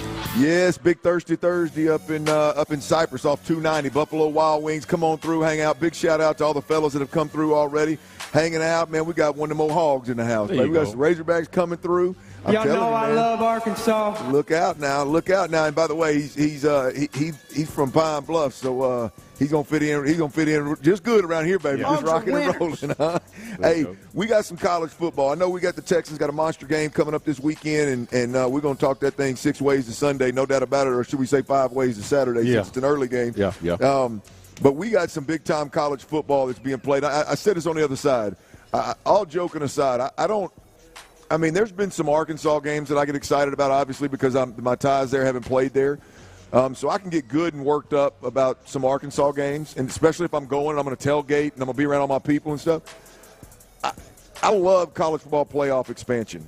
I love the thought of going from 4 to 12. I would be okay if they even expanded it to again to make at least one more round of playoffs, and they quit playing, Alabama playing a smaller school. To make $1 million, but really guys are out there getting their head beat in. I'd be okay if that was a drive-by on Alabama. Everybody does it. I didn't mean it that way, but you know what I'm talking about. Like, let's play in those silly games and let's expand the playoffs, and it all makes sense, right? For me, anyway, I'm here for it. The coolest part of the college football playoffs for me, B. Scott, is the first round. You've got 4 home games on college campuses at a time of year when you don't have home games on college campuses, right? And it's for all the marbles, man. This is absolutely crazy to think that you've got, and the way it worked out this year was unbelievable because you've got a game at Notre Dame. Yep.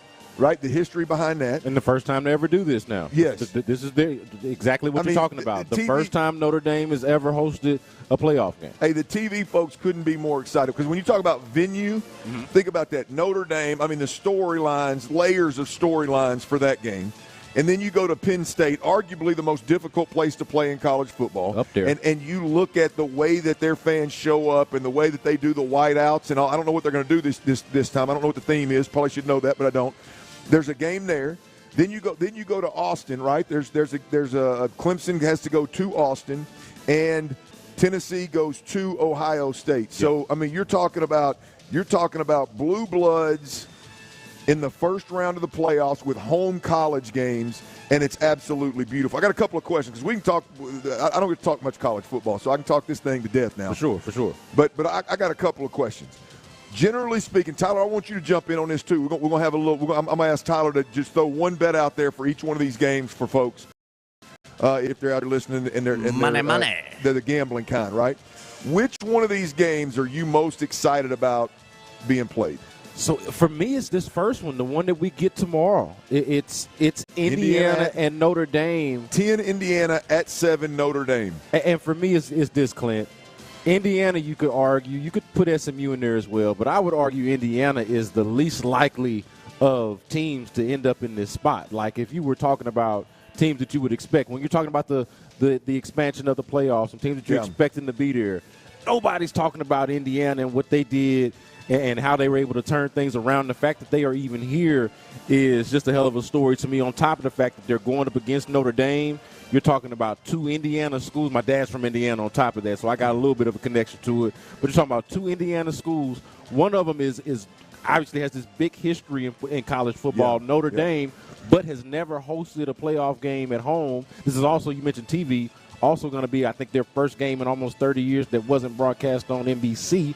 So you know that who's getting this, ESPN, ABC, is like got to be ecstatic about that, getting the Notre Dame audience all of these things coming together, and then on top of that, I think it's a pretty decent matchup. Like, Indiana's got a shot. I'm picking Notre Dame to win the game, but I think it's a good game on top of all of the storylines around it. So, honestly, if you take away my Texas bias, because of course I'm looking at that Texas-Clemson game for obvious reasons, but if I look at it from a bird's eye view, it's this first game that we're getting on Friday night. Hey, man, I got a little football horny when I put one. I don't know why, but I was fully aware that there was one Friday game and then 3 on Saturday, but I didn't put together that's tomorrow. Yeah, it's like I guess I was tomorrow. Still thinking that we were just away. It's tomorrow night. When you finish the show tomorrow, you're going to be getting ready for a college football playoff game. Tyler, which one of these games you most excited about watching, man?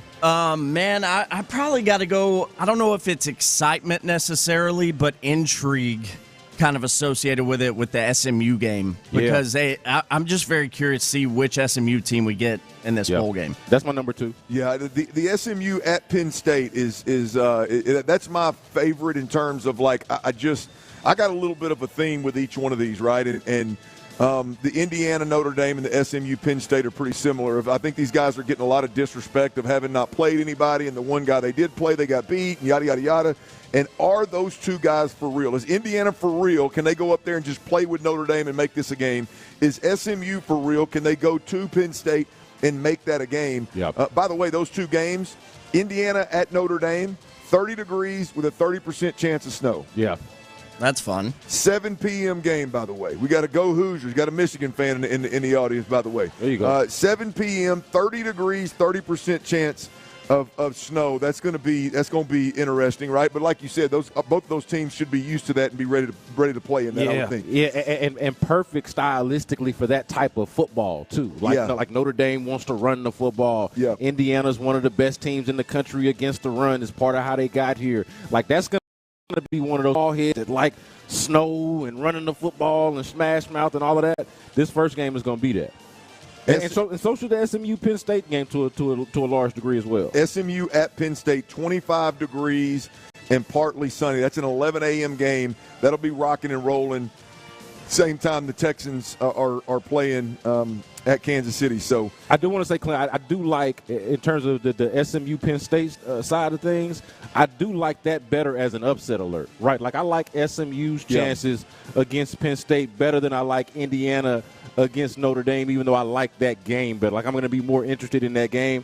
I think if you're on upset alert, that would be the one that I would be on would be SMU against Penn State. Yeah, I'm with you on that. Now, I've been very transparent. Rhett Lashley's a friend of mine, and I want him a little bias here. I want him to make a run here and have as much success as they possibly can. I mean, there's just something about a team going from group of 5, no Power 5s wanting them, one of the last schools to jump into the Power 4, I guess, into the ACC.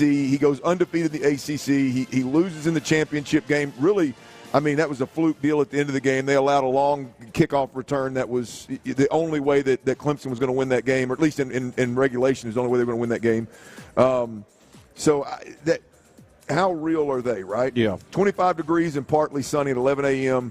At Penn State. I'm going to tell you, the one that I'm most excited about, now it may have to do with my wife. She is a Longhorn. Right.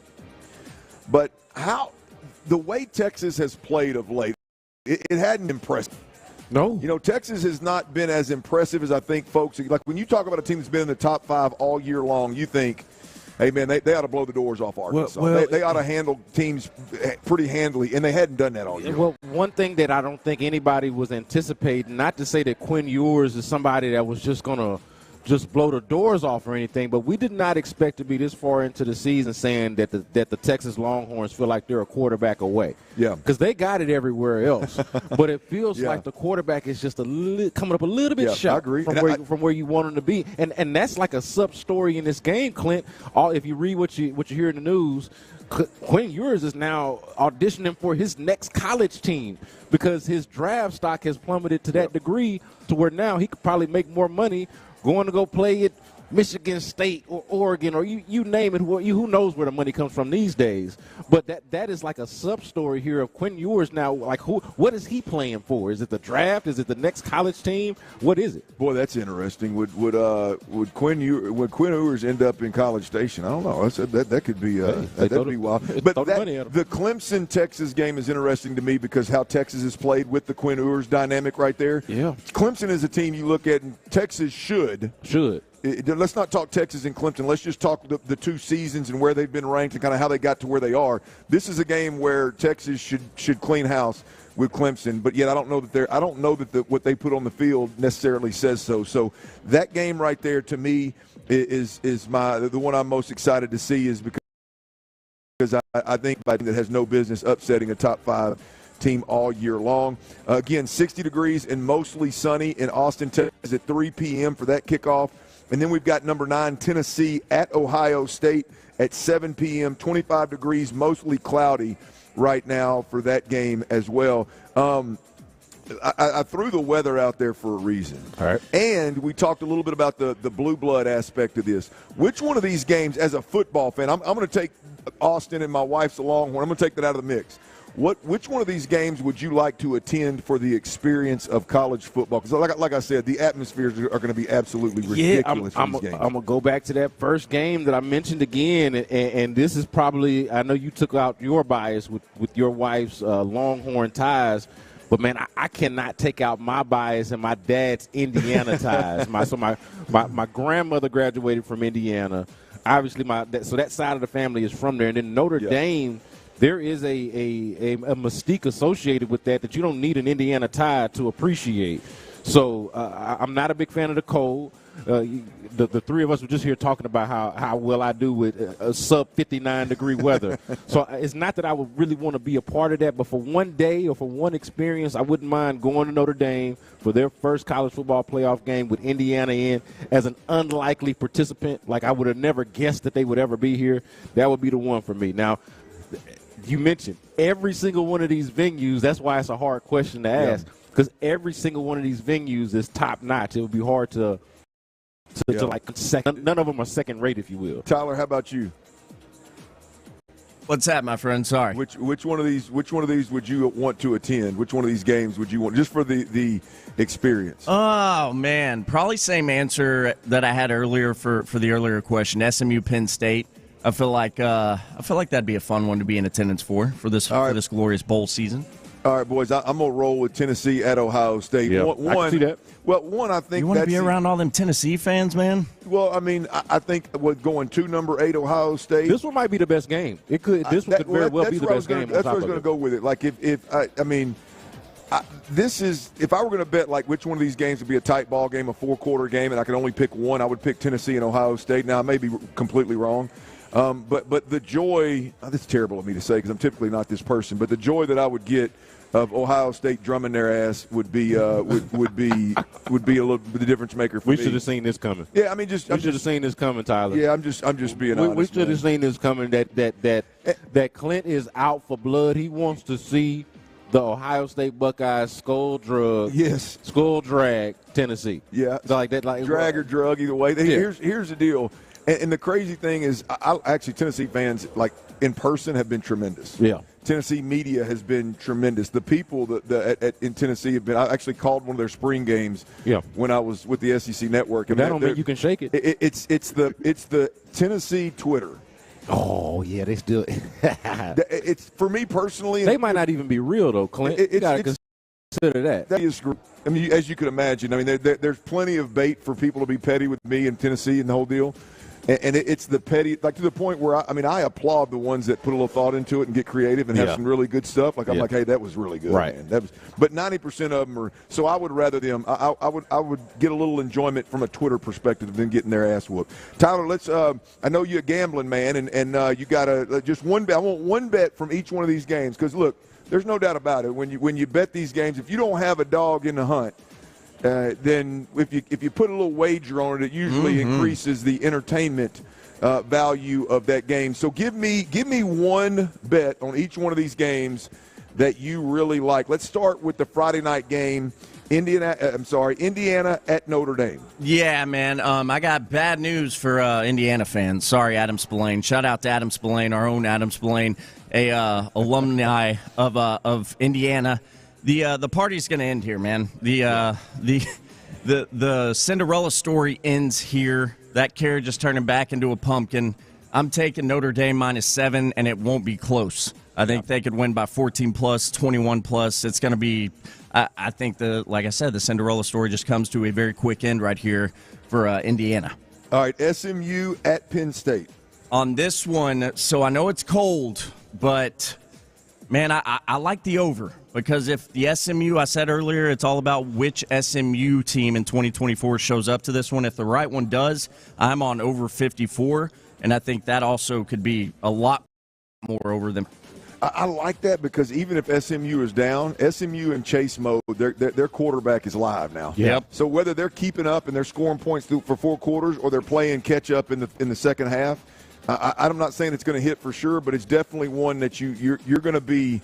You're going to be puckered up for 4 quarters. They're an interesting team, man. The quarterback is live. Their top running back really used to be a receiver, yes. So he's a dynamic weapon in his own right. They are an interesting, fascinating team. I think I'm right there with Tyler on this bet right now. All right, 12 Clemson at 5 Texas at 3 p.m. on Saturday. 60 degrees and mostly sunny.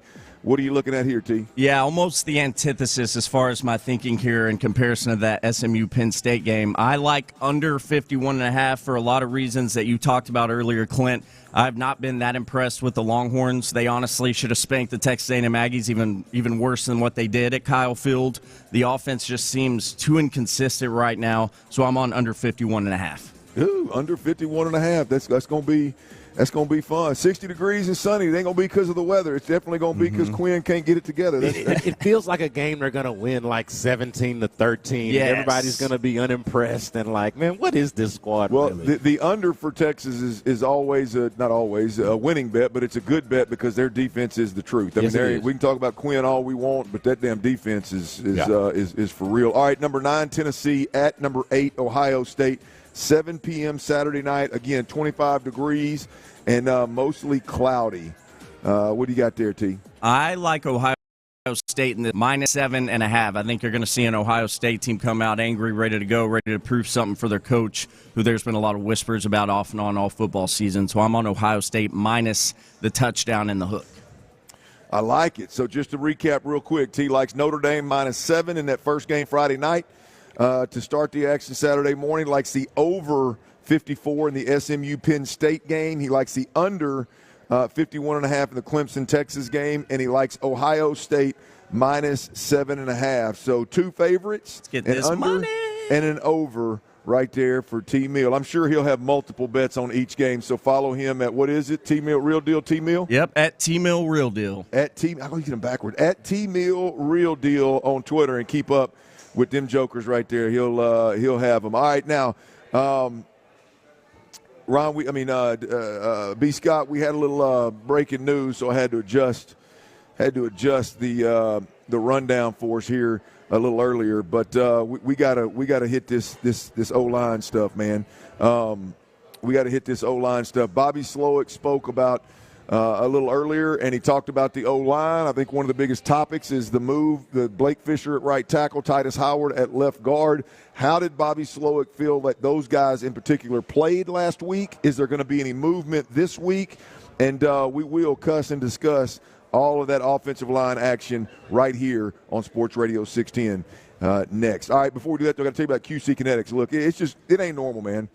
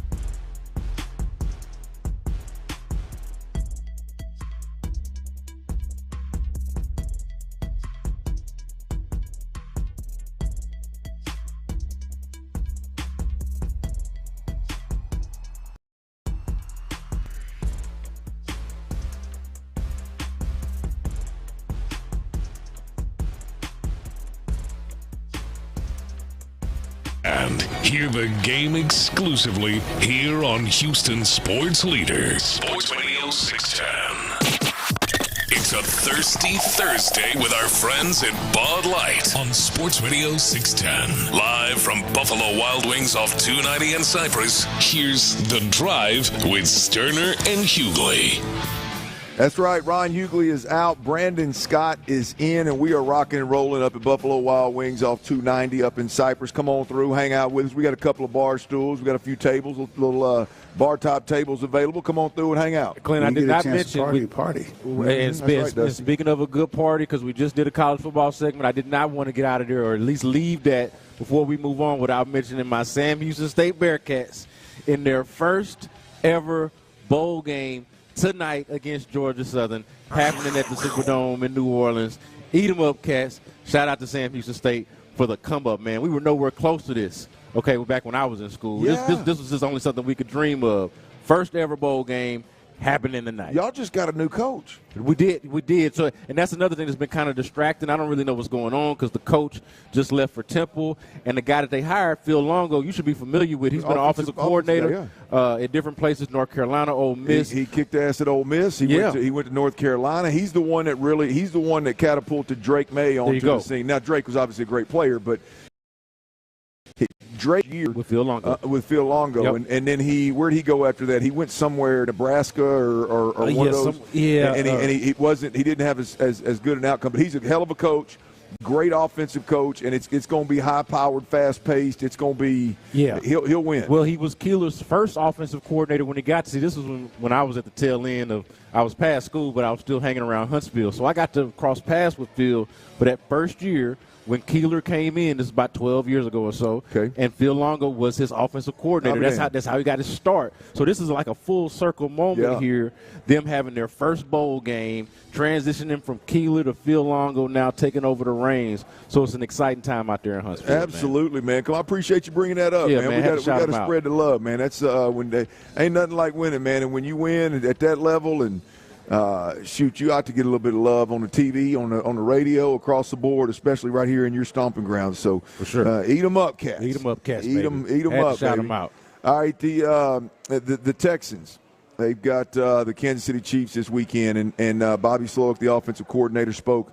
We heard you could hear him right here on Sports Radio 610. He spoke a little earlier. If you listen on the Odyssey app, go ahead and hit that rewind feature and go back and listen to him in that 223, 225 segment right there. Bobby Slowik was tremendous. But the starting offensive line is a big topic with the Houston Texans. And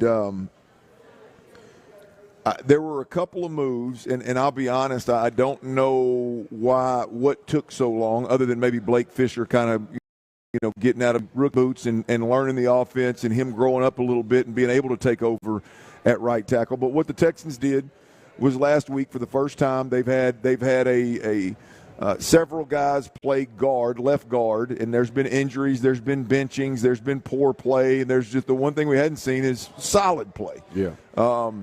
And they moved Titus Howard, who's one of the highest paid right tackles in the game. They moved him to guard, which is no surprise. He's played guard before. They've moved him to guard before. They moved him to guard, and Blake Fisher, the rookie out of Notre Dame, he played right tackle. And I said before the game, B. Scott, I think this is the best combination of offensive line that the Texans can put out there. Now, I don't really need to see a whole lot to get there, because that internal pressure on a quarterback is just devastating. If you can't play guard at a level where you can at least hold your own, your quarterback has no chance. And so just the upgrade of Titus Howard at guard, I was pretty confident would be enough for this combination of offensive line to be the best five for the Texans moving forward. Now let's they did play last week. They played well last week. A lot of folks are up in arms about the inability to run the ball, even though that's been the case against better defenses all year long, no matter what the combination is. But here's Bobby Slowik. Let's hear Bobby Slowik on Titus Howard. Bobby was really of Titus Howard, and rightfully so. Here's the offensive coordinator on Titus Howard. I thought Titus did a heck of a job in what was a tough situation last week, asking him to bump inside. And really, I thought he played a heck of a game on the inside. He had, one or two things here or there that's just a little different when you go from tackle to guard, how fast it is on the inside, how quick things happen. But he adjusted, I want to say, within like 6 snaps, and he was rolling. He played really well, which was really cool to see, and credit to him. And why not make that move a little bit earlier as opposed to like then? Yeah, like I said, there's a lot of moving pieces all the time, and we got guys that, are kind of in flux up and down. And at the end of the day, our goal is to put the best 5 out there in every given week, that what that is or how we feel that might be different. I mean, going from, he was playing good at tackle.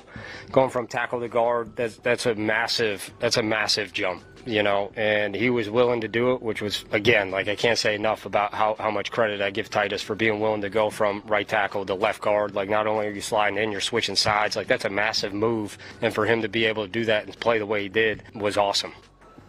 Let me answer that question for Bobby Slowik of why you didn't make the move earlier.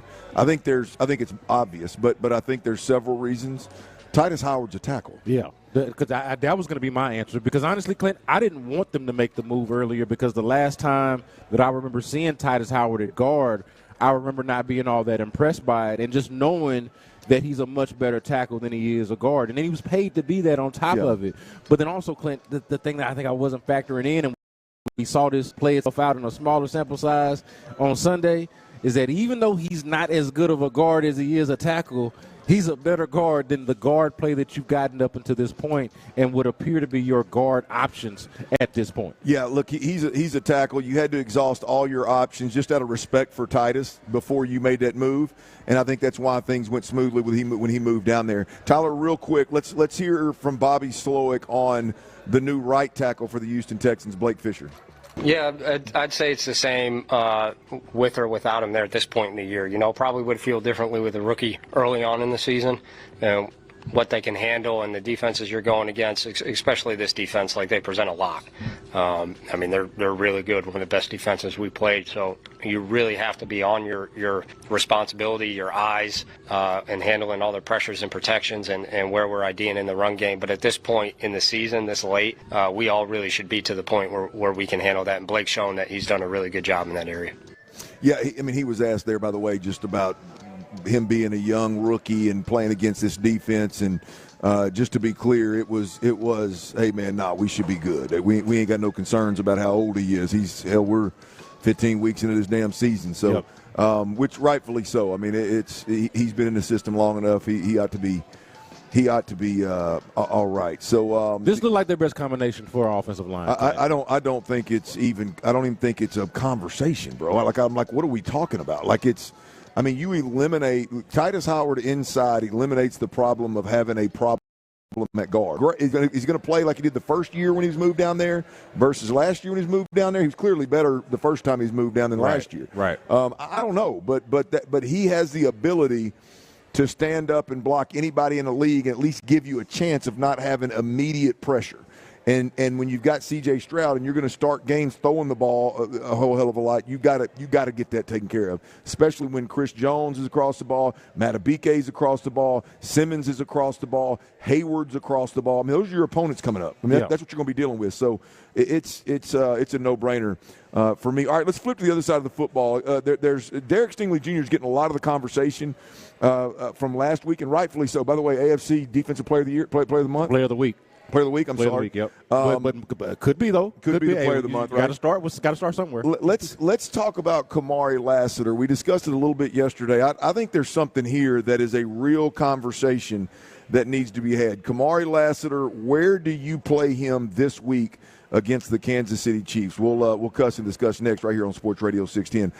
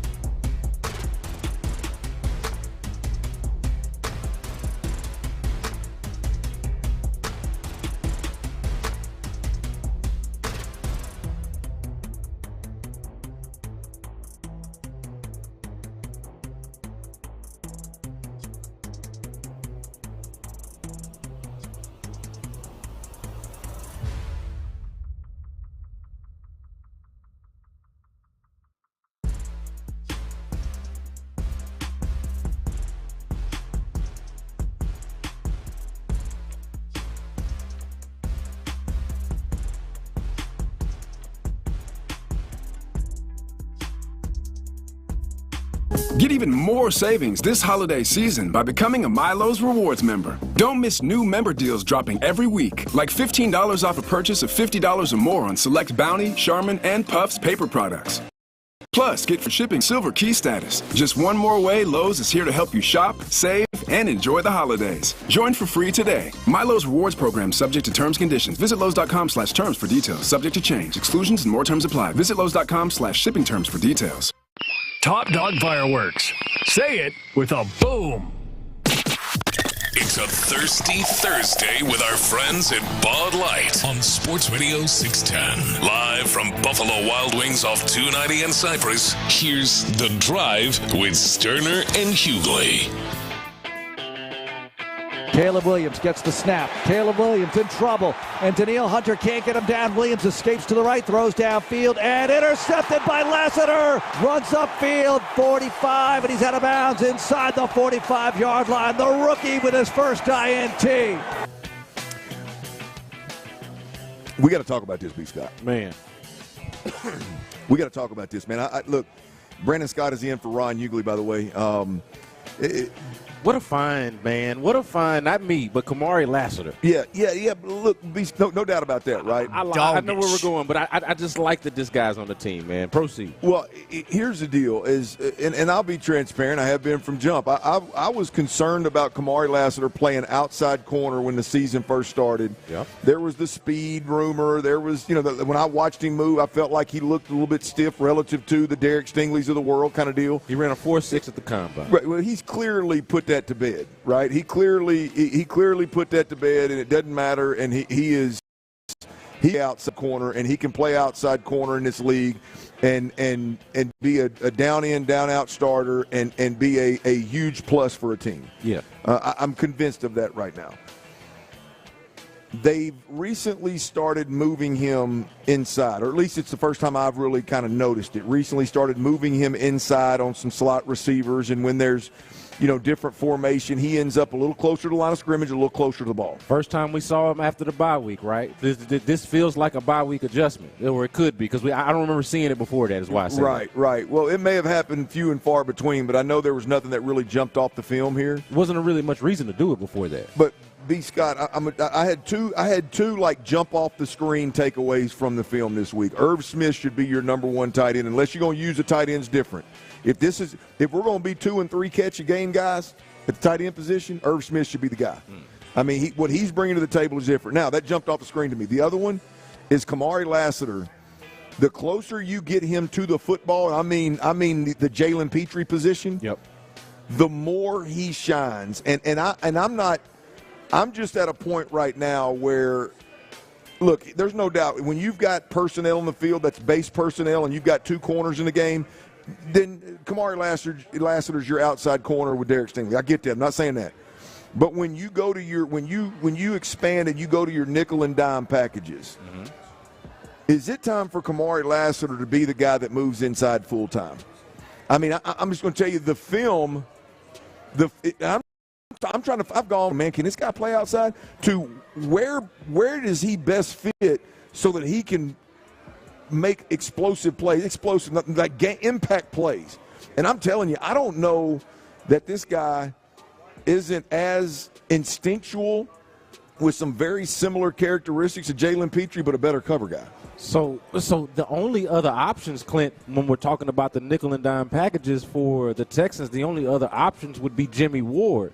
So then it becomes a real simple question at that point is, would you prefer Kamari Lassiter, a much younger and an actual corner, playing and has shown the ability to do it, playing nickel corner, or an aging and ailing at times, and sometimes not healthy safety playing in that position? And I think it's a very obvious answer to that question. I prefer Kamari Lassiter in that role. And then also I think this is another side of it and another thing that allows you to do it. It's Jeff Okudah finally getting healthy, because that wasn't always the case. And we talked about this a lot, the lack of depth at the corner position. They didn't have enough outside corners that you could trust absent of Kamari Lassiter to put opposite Derek Stingley to feel good enough to bump Kamari Lassiter in. Not only do you feel good about Kamari Lassiter in that role, but you feel a little bit better about what's replacing him on the other side, with Jeff Okudah finally being healthy and seemingly acclimated to things after a few weeks being activated. And to me, it just allows you to do more things. It's not even a question to me of who you would prefer to be there based off of your personnel. Like, ideally, Jalen Petre's not hurt. He's your slot. Slash linebacker, hybrid role that he's playing. But given that this is your situation, Jalen Petre's not coming back. So given that this is your situation, I don't know how you would go another way, especially given now that Jeff Okudah is healthy and gives you that flexibility to bump Kamari Lassiter inside in those particular packages. Well, if we're going to keep it a buck, I mean, and I'm not talking this week, I'm talking longer term, I'd be shocked if D'Amico's not looking at this thing as if we can acquire a veteran true outside corner or draft early a true veteran outside corner, our defense gets significantly better if we can put Kamari Lassiter in because right now, like, say what you want. I like Jalen Petrie. I like Jimmy Ward. But you get stuck in a man situation and that quarterback gets protected, we're in trouble. Yeah. Like, to me, Kamari Lassiter at nickel defender really allows D'Amico Ryans to open the playbook up to a whole nother level if that does indeed happen. I just think it's a great conversation, man, because Kamari Lassiter has played himself from, man, can this dude play corner, to, yes, he can play corner, but, yeah, he's probably better and can impact the game and help this team win games and make – like, because he's just as good defending the run and rushing the passer in the pressure game as he is playing outside corner. Yeah. Like, I mean, I don't know. I just think you want to talk about this defense taking a next step next year, like just like being even better next year, is if they find a way from a personnel standpoint for a guy like Kamari Lassiter to be a true nickel defender instead of an outside guy. Conversation that has changed with Kamari Lassiter from, hey, is he just a slot corner, to no, he can definitely play outside corner, but what he provides to you, not in terms of limiting him and putting a ceiling on what he can do, but is he just this good at this particular thing that maybe that's the best way to play him for your team? You know, B. Scott, there's defenses out there, and I would say the most recent ones that we as Texans fans have seen, I would say Miami a couple of years ago when they just said, hey, we're going to play zero coverage and come after you. And then the next week they did the same thing against Lamar Jackson. It became a national story when they did it against Lamar Jackson. But that kind of defense, and then I think Baltimore was probably a defense that did that to us a time or two. But the ability to go, hey, man, we finna line up and play zero, and we're going to come after your ass, and we're going to let everybody know. Everybody in the stadium's going to know what we're going to do, and you can't beat us. Yeah. Like, we don't have the ability to do that right now. Like, D'Amico has done a tremendous job scheming and moving things around and all that kind of. The next step for this defense is to be able to line up and show folks like, hey, hey, I know you know what we're going to do. Hey, Pat, I know we're going to know you know what we're going to do. But we got dudes that can lock down and your ass can't move, so we're just going to tee off on you. Yeah. Like that, to me, that's the next step with this defense. And I don't know that Kamari Lassiter at the nickel defender doesn't really give you the chance to potentially do that. Yeah, and it's like it's an odd thing because it's almost a blessing in disguise. They prefer to have Jalen Petrie out there, I know. But it's like, hey, does this kind of give you a window into what this guy could potentially? It's not on Jalen Petrie. That's what's so odd about the conversation, because Jalen Petrie was playing well, playing well in his role, and obviously allows your defense some flexibility in the fact that he's kind of a slot nickel linebacker. Kind of, your base is your nickel defense at the same time. It's a cool thing, but at the same time, like what you're saying, Kamari Lassiter might just actually be a game changer at that position. I'll say this: I want to see more of it. We got a good taste of it against Miami, but throughout the rest of this, that is a thing to watch. As you look at the Texans as a team that has already clinched its spot in the playoffs, that is another thing to watch when you're watching this defense. Well, you look, I'll take you back to something recent, right? And I blame this on D'Amico, by the way. I'm not putting this on Petrie. But Petrie getting matched up in the slot with the game on the line against the Jets. Yeah. Getting matched up with Devontae Adams. That ain't fair. Should have never happened. That's not fair.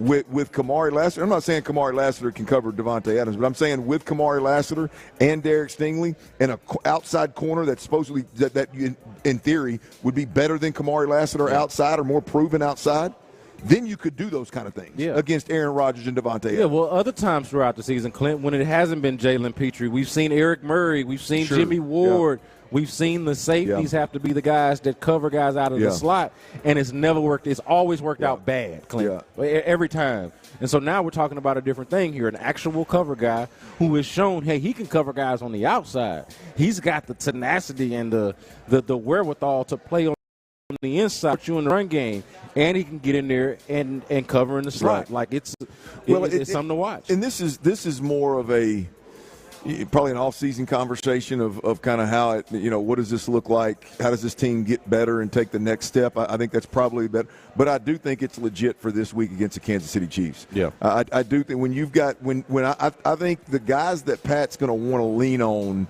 in critical situations, especially not being able to move, I think it's going to be Travis Kelce, old trusty. I think it's going to be the quarterback friendly, which we all know, DeAndre Hopkins and what he brings to the table.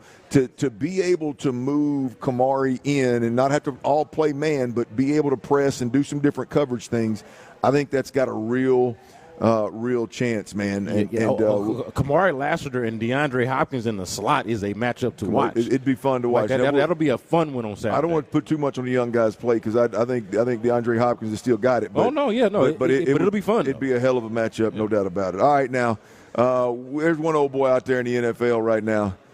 Y'all, he's eating raccoon.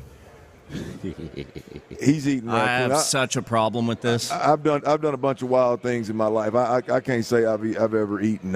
Come on now, raccoon. I thought y'all was country, man. We got to hear from this gentleman, and we got to have a discussion about what the hell YouTube been putting in y'all's mouth as well. We'll do that next right here on Sports Radio 610. All right, now Coshada Casino Resort.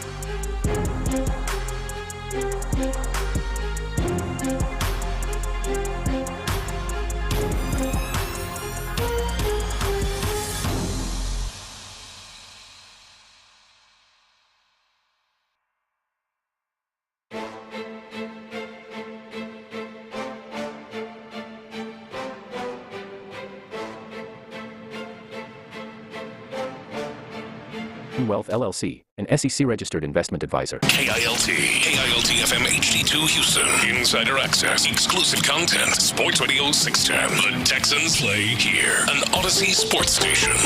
You're getting me football horny, as Clint would say. Sports Radio 610 presents The Drive with Stoerner and Hughley. Dive into the mind of former NFL quarterback Clint Stoerner. I like a good time. I like to have a party. I know you do. It's Dirty's Daily. Yeah, it is, and we're having one of them Thirsty Thursday kind of parties out here at Buffalo Wild Wings, and Bud Light gal showed up, and they're working the room, and there's plenty of folks around here. Look at him. He's holding that Bud Light, Bud Light up. Come on, Tyler. We're talking about the Bud Light and fellas drinking the Bud Light. Right. My bad. Leave the ladies alone. Tyler. They can hear you. They can hear you. We're going to pull up YouTube and figure something out here. But we got a nice little party going on. We got some giveaways. We're giving away. We've already given away one $25 gift card, Visa gift card. You can spend it anywhere you want. In this next segment, in this next break, we'll give away another $25 Visa gift card. You got to be in the building. If you're here and your name's not in the box, shame on you. It's $25 you could probably use. Whether you got enough money or not, you could use another $25. So go on and get your name in the box. Right here in front of me if you're in the building. If you're out there and you're listening, we are at Buffalo Wild Wings, 290 location up in Cypress. Come on through and hang out, grab you a couple of cold brews, and get your name in the pot. We're also giving away 2 Texans tickets, 2 tickets to the Texans-Ravens game on Christmas Day, and Beyonce's playing at halftime. That seems to be a monster selling point for a lot of folks. So if you want to see the Texans and Ravens play and your lady wants to see Beyonce, you can lie to whoever you want and say you don't want to see Beyonce, but I know you do. Yeah, put your name in here and see if you can't win these tickets. And we got a game chest, a Bud Light game chest that we'll be giving away a little later on as well. So come on through and hang and let's see if you ain't even living right if you can't win something. Again, we're at Buffalo Wild Wings up off 290 in Cypress. And by the way, if you have downloaded the Odyssey app, we greatly appreciate it. Look, we appreciate everybody listening. YouTube, Twitch, AM dial, FM dial, we appreciate all of it. But we stream live every day on the Odyssey app, and we would appreciate it. Dallas. Yeah, Odyssey, that's it. AUDACY. We'd appreciate it if you download the Odyssey app. Keep us on your hip. Take us everywhere you go. And there's a little rewind feature on that Odyssey app, and you can go back. We had Bobby Slowik. We played Bobby Slowik at 2:23 today, a little earlier in the show. You can rewind feature, and you can listen to Bobby Slowik. I'm telling you, it was good. He hit on every big topic on the offensive side of the football. Not sure you're going to like his answers, but he did touch on every single topic on the offensive side of the football that we're discussing throughout the show today. So download the Odyssey app and make sure you subscribe to Sports Radio 610 so that you get all the notifications to let you know we're fixing to play Bobby Slow, we're fixing to play D'Amico Ryan, CJ Stroud's fixing to speak. Make sure you don't miss those things. Now, this time of year, a lot of family gatherings, and I love family gatherings. Yep. I got a big family. There's a lot of beer consumed. There's a lot of lies told. I think a lot of together time. And I think there's probably a lot of folks out there that can relate to that. Well, this time of year, whether it's Thanksgiving, Christmas, New Year's, my birthday falls in there, by the way. I'm going to be 24 years old coming up here late December. Happy 24. Yeah, man. So there's a lot of celebrating going on. So there's a lot of eating going on. Well, Thanksgiving brought us an absolute jewel.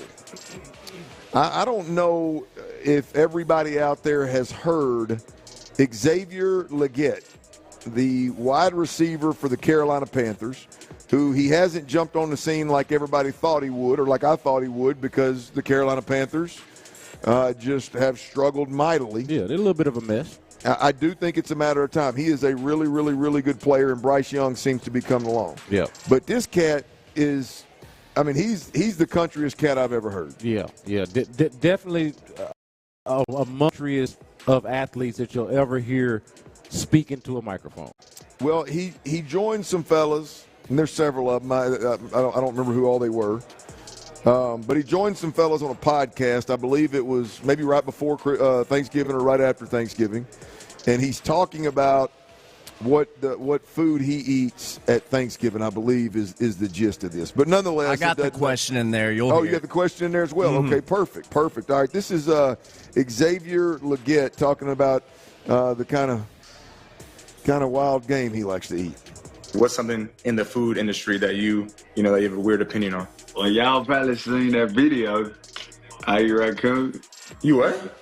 I eat raccoon. I didn't see that. I said, what do you mean raccoon? Like the raccoon? Like a raccoon that you see in the trash can. Where do you even eat that at? Where do you even get that? I hunt it, I kill it, I skin them, cook them, eat them, all that.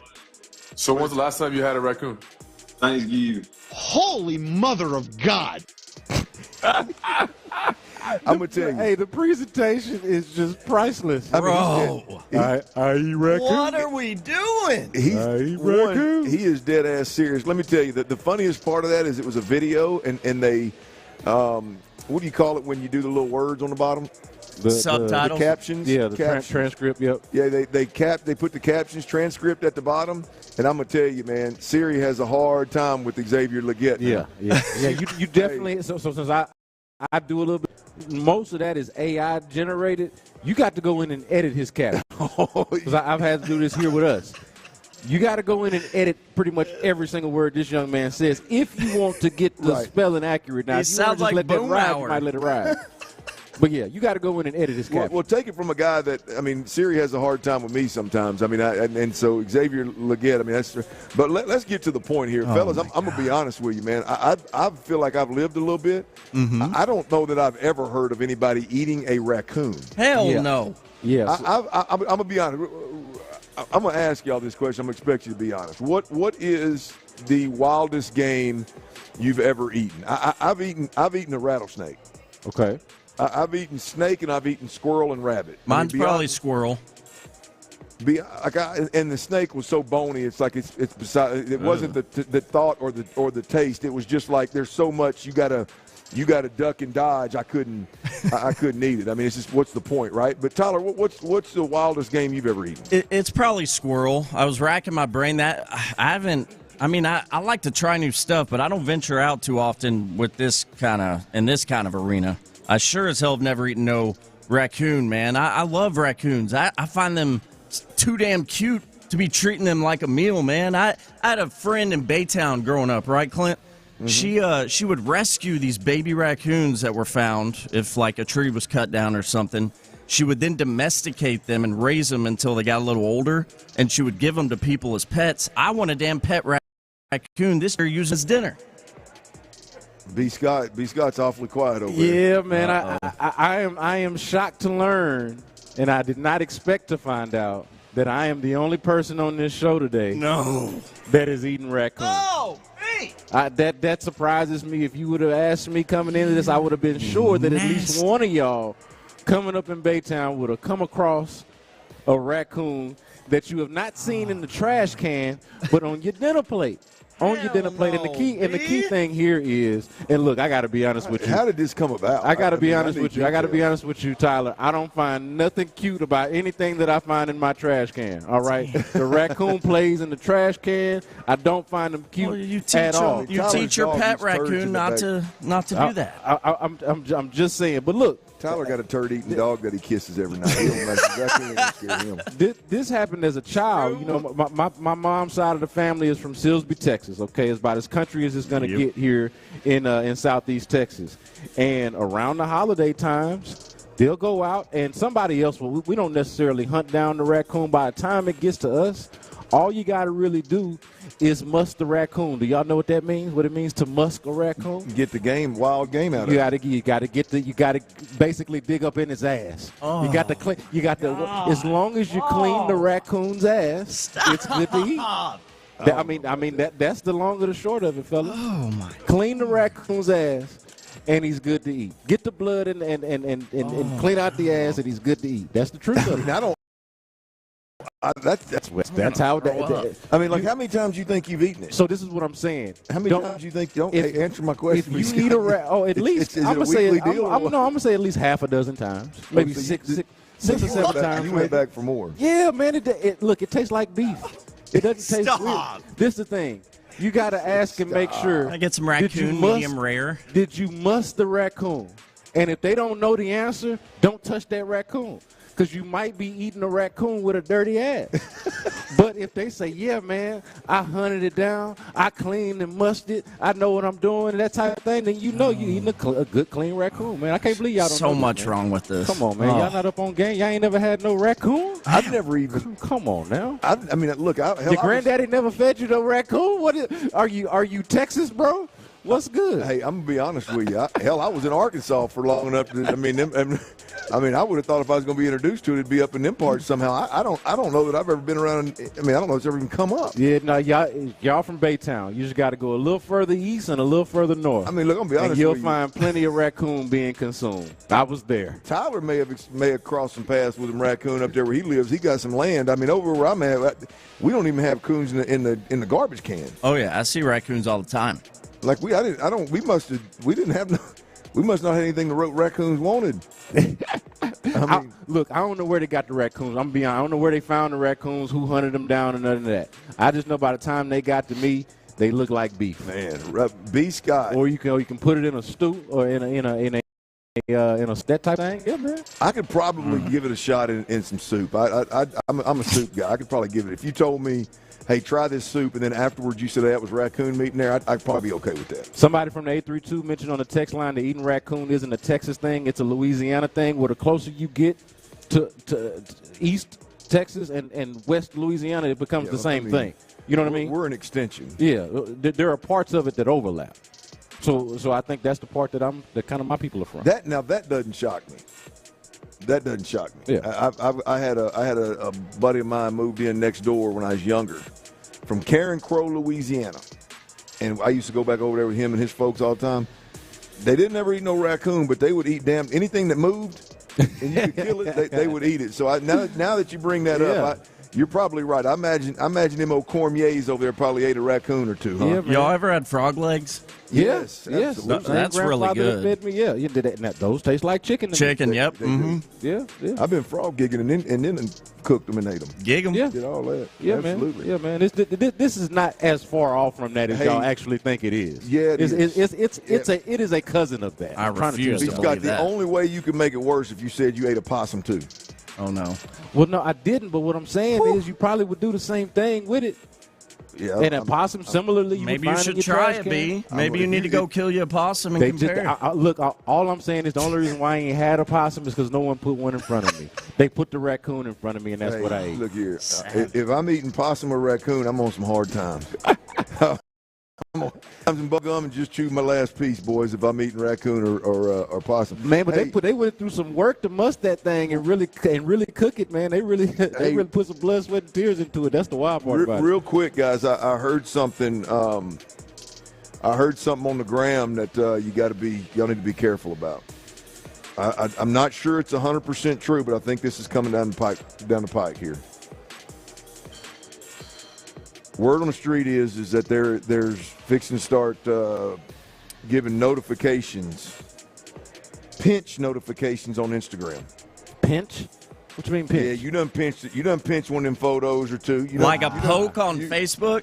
No, ain't no poking on no nothing. When you hit that picture and it ain't quite blown up enough for you to see. You squeeze it a little bit. Actually, you squeeze it out. That kind of threw me off when they said pinch at first because it's actually spread. And you zoom in to get a better view of that cleavage. Yeah. Whoa. Now, I mean, or whatever you're looking at. You know, that was implied.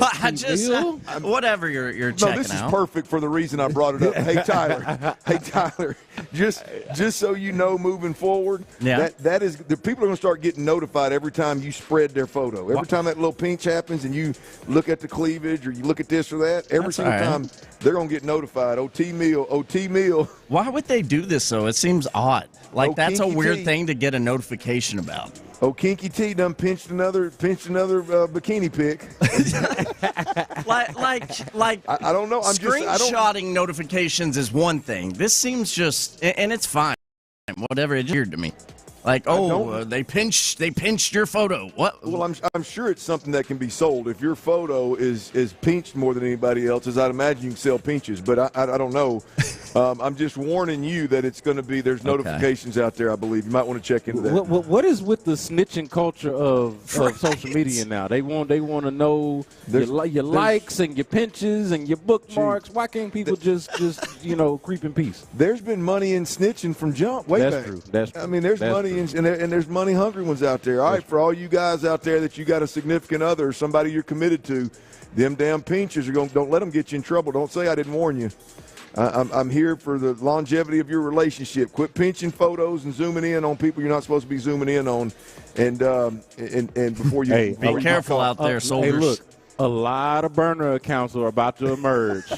Please believe. So I can pinch. Durant's already got his ready to go. About to emerge. People finna double up so they can make it happen. All right, y'all. The Texans, they got the Chiefs this week, y'all. They got the Chiefs this week, and the Chiefs defense. We usually talk about the Chiefs, and it's all about Pat Mahomes and Travis Kelce and Taylor Swift and, all that kind of jive, right? But the reality of it is this Chiefs team, it's about this defense, y'all. It's about this defense. And what are the Texans up against this weekend? We can tell you. Watch TV, they'll tell you. But what I got coming up next, Bobby Slowik, the offensive coordinator of the Houston Texans, he tells you exactly what they're dialed in on and what they're up against this weekend with the Chiefs. Coming up next right here on Sports Radio 610. Before we get there, though, I got to tell you about a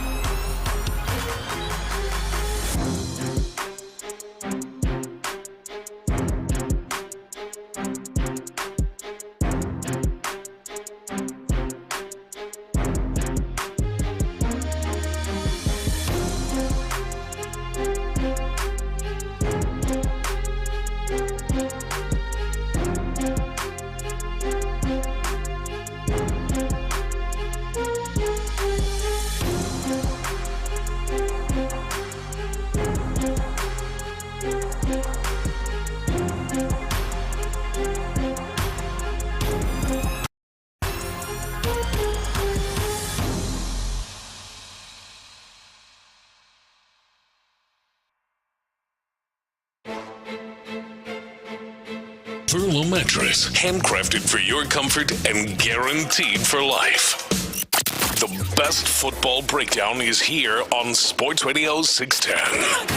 The day after every game, join Payne and Pendergast in the Loop and the Drive on a Shop Us John Deere Reaction Monday. Game analysis, inside info, and your reaction starting at 6 a.m. on Shop Us John Deere Reaction Monday. Houston's sports leader. Sports Radio 610.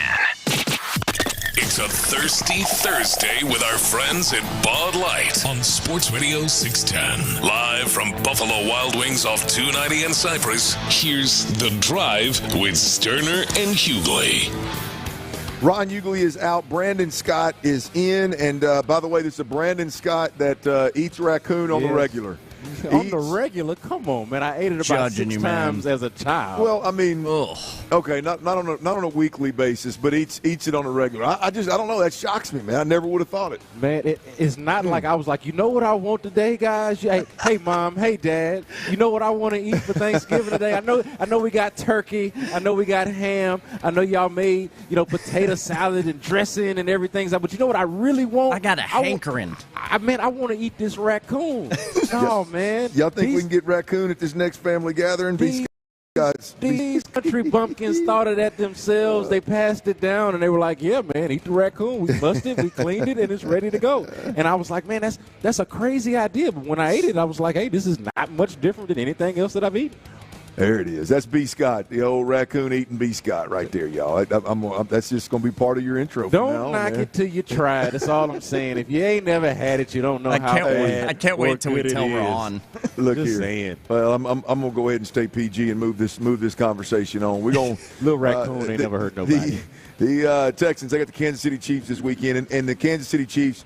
Usually the headliners, Pat Mahomes and the explosive offense and Andy Reid, yada yada yada. But the last couple of years, the headliners, the defense. I mean, they're winning with great defense, and this defense is legit. It's a problem. The Kansas City Chiefs right now, if you look at just overall, I like to look at the bigger stats when we're for radio purposes. Boy, you get into advanced stats and get to digging, it gets confusing. But when you're looking at just total yardage. The Texans yardage allowed per game, by the way. The Texans are at 4th right now. We think pretty highly of the Texans' defense. They're giving up 302 yards a game. The Kansas City Chiefs are 5th. They're giving up 307 yards roughly a game. So the Chiefs are overall total yards neck and neck with the Texans. Now, against the pass, they drop down, and they're in the middle of the pack, and so they're not as strong against the pass, or haven't been this year in yards allowed through the air. And then you get against the run, and they are 3rd run, allowing 91 yards, almost 92 yards per game on the ground. So this defense is really good against the run, middle of the pack against the pass. But the way they have success against the pass is multiple different coverages, multiple looks, both up front and in the secondary.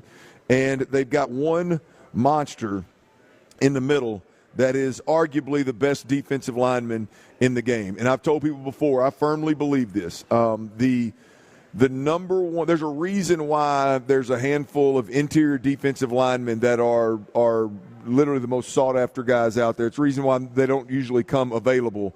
The quickest way for a defense to impact a game, to me, is no longer from the edge, even though that's big. Don't get me wrong, it's important. But the quickest way to impact the game and to shut these big quarterbacks down is to have an interior defensive lineman that can cause problems from the inside out. From guard, center guard, can collapse the pocket. And this week, the Chiefs, they've got Chris Jones. Again, arguably the best in the game. Here's Bobby Slowik. MFer. Yes, he is. Yes, he is, Nick. Here's Bobby Slowik, the offensive coordinator for the Texans, talking about the battle with Chris Jones this weekend. Well, a lot of people have tried a lot of different things, which is, now you got not just this season, but really all of last season on tape to see different approaches people have taken. And honestly, none of them have worked. He's that good. And it would be the same for us. At the end of the day, for us, we got some schematic things we're going to try to do to help us out and make sure we're aware of we're taking care of 95 all the time. But even then, eventually they do a great job moving them around, putting them in different spots. He lines all over the front. sometimes not even at the line of scrimmage. Like he's everywhere. And if they find a way to isolate a one-on-one, then eventually they're going to isolate a one-on-one, whether it's the run or the pass game. So for us, at the end of the day, it's just how much are we going to strain and how much are we going to finish, which is going to be the message all the way through the rest of the season. B. Scott, this is precisely why I almost want to laugh at conversations, which we've had one today, by the way, so no disrespect, but I almost want to laugh at conversations about what the Texans should do with their offensive line. Look, you're to me, I'll be straight up with you with this conversation, with this audio of Chris Jones. Like, you're doing me a favor if you move Chris Jones outside. You're as defensively. If I'm the Texans, please put Chris Jones on the edges. Yeah. Well, that's where your strength is as an offensive line as well. You are inviting that as an offensive line. You want to, if you're going to match up against Chris Jones one-on-one, which hopefully you don't, you want that to be your best players and not your weakest ones, which is the case with the Texans. But think about it with the Texans. Like right now, I'm going to start Blake Fisher at tackle. I'm going to invite you to put Chris Jones on my rookie. Yeah, I would love for you to do that, because if I can keep that guard center guard area right there, if I can keep that flush, and I can give my quarterback, get him a good deep drop, which hell we know Bobby Slowik and C.J. Stroud ain't got no problem doing that. Right. Get a good deep drop. Let it's old school football, old school edge rush. Set the rush point deep, and let Chris Jones come after him. Let Blake Fisher, set that.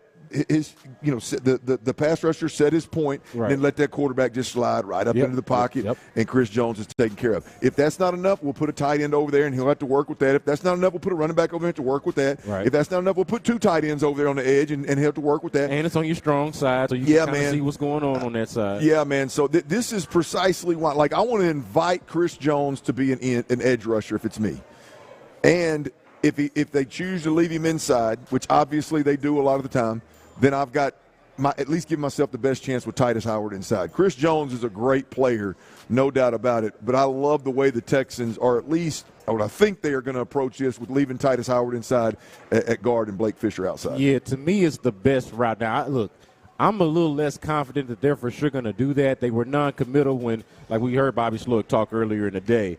He was non-committal when asked about it. Now, maybe that's just not wanting to show your cards or leave a little bit for the imagination. Could be some gamesmanship.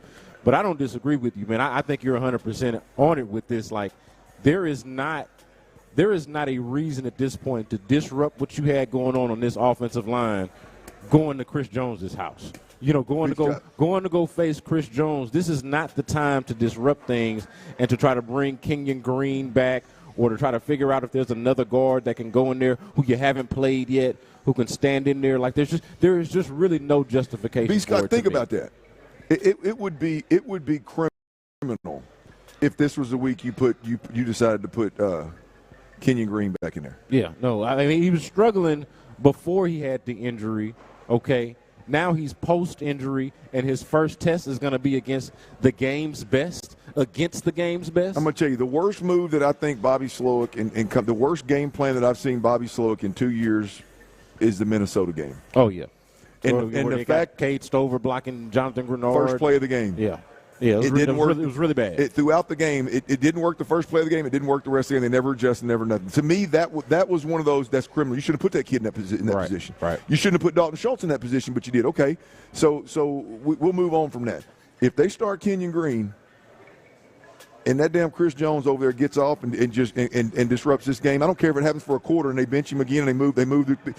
It will be more criminal than what they did against Minnesota. Well, and especially, Clint, given what we just heard him say about the fact that, I mean, he basically said this guy is inevitable. Right. But, like, different teams have taken different approaches, and we will be among those teams. We're going to take different schematic approaches to try to account for this guy. Yeah. But the fact of the matter is that he is who he is. He is Chris Jones, and so he's going to make some plays.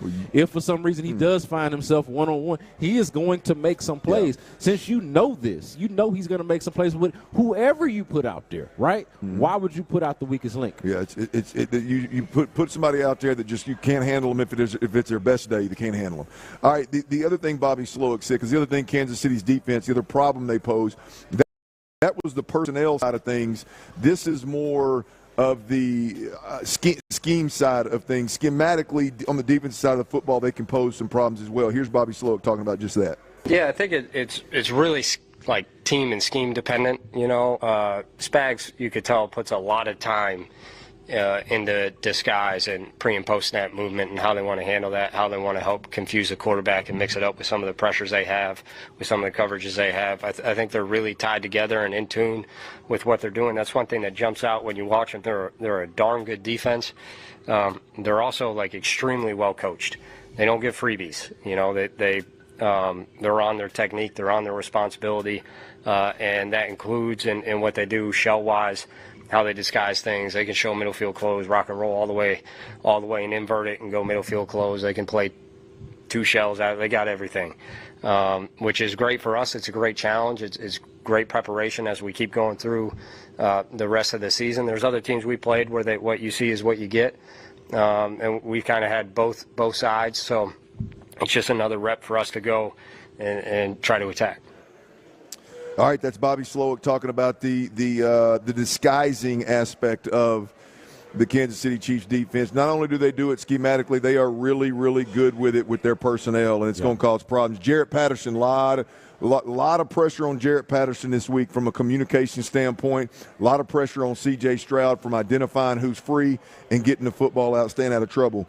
This is what I think is the best defense the Texans today. I think it's the best defense. They're going to stop the run. There's no reason to believe the Texans are going to be able to run the football. And then versus the pass, they're going to be super multiple. They're going to disguise, and communication's been a problem. So we'll see if the Texans can handle what the Kansas City Chiefs are throwing at them. That's going to be a something to watch when the Texans offense. Defense and coordinator. I would say best defense and defensive coordinator between Spags and the personnel that they're putting out. Yeah, I think that's fair. All right, for all my NFL, my bettors out there, my gamblers out there, I've got a bad beat that I've told you all about before, and I'll tell you about it again after this. But this is, hands down, the worst bad beat bet, I guess, lost bet. I guess you probably could have won it if you're on the flip side of it. It's a great win. Yeah, depending on what side of the coin you want. But the worst bad beat of all times, you don't want to miss this. This is crazy to think that it could even happen either side of the bet that you're on. We'll talk about that next right here on Sports Radio 610. But before we do that, guys, you know it is. It's your guy Ron Hughley, and holiday season is here.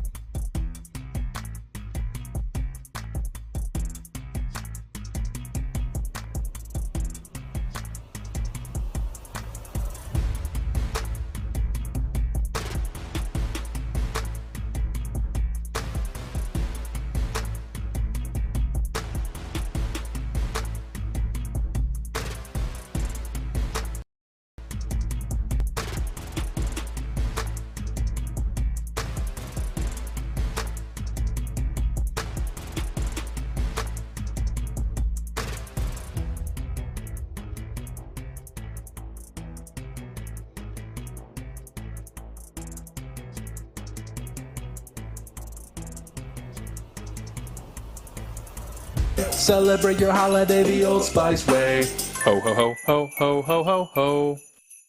It's a Thirsty Thursday with our friends at Bud Light on Sports Radio 610. Live from Buffalo Wild Wings off 290 and Cypress, here's The Drive with Stoerner and Hughley. Yeah, it is. Ron Hughley is out. Brandon Scott is in. We're up off 290 in Cypress at Buffalo Wild Wings. Got a little ways to go here. Y'all come on through, hang out. Big shout-out to Bud Light. Big shout-out to Bud Light for making it happen on another Thirsty Thursday. The Bud Light gals are here. They're working the room. And come on through. Grab you a couple of Bud Lights. But it's a pretty good deal. I'll put it to you that way. It's a pretty good deal. So come on through and hang out. Bud Light is not just allowing this to happen, but they're also they have several things that we've been giving away. We've given away 2 $25 gift cards so far. We've got a Bud Light game chest as well, and the grand prize, or the grand giveaway, if you will, is a pair of tickets to the Texans,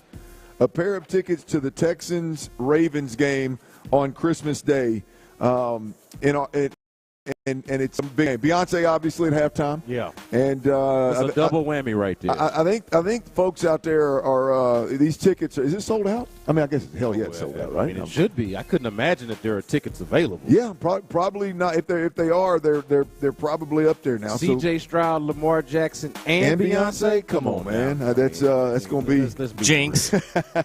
Let's be for real. Yes, so indeed. That's a lot in one building. So big shout out to Bud Light for making that happen. And by the way, I haven't mentioned this all day, but the Bud Light tickets, they also, the Texans-Ravens tickets also come with the wristbands that are, they get you 2 wristbands into the Bud Light tailgate, which, again, I've not been to the Bud Light tailgate, but I would imagine that up tailgates, it's probably pretty solid. Oh, man. The drinks, the food, probably pretty solid. I mean, we know how Bud Light gets down. We can vouch for that. Right. So, yeah. I've heard the tickets are really good as well, so get by here. If you're here, put your name in the box right here in the raffle box. If you're not here yet, if you're within driving distance, obviously up here 290 Buffalo Wild Wings, slide through here and hang out, grab you a couple of beers. We'll give those away in the 5 o'clock hour. And by the way, we had Bobby Slowik a little earlier play. Bobby Slowik in full at 2:23. The Texans offensive coordinator touched on several different topics. We'll cover a couple of them here the rest of the show. But if you want to catch Bobby Slowik in full, you can do that on the Odyssey app with the rewind feature. It's pretty simple. Just download that Odyssey app, AUDACY. All right, guys. Look, I'm not a big gambler.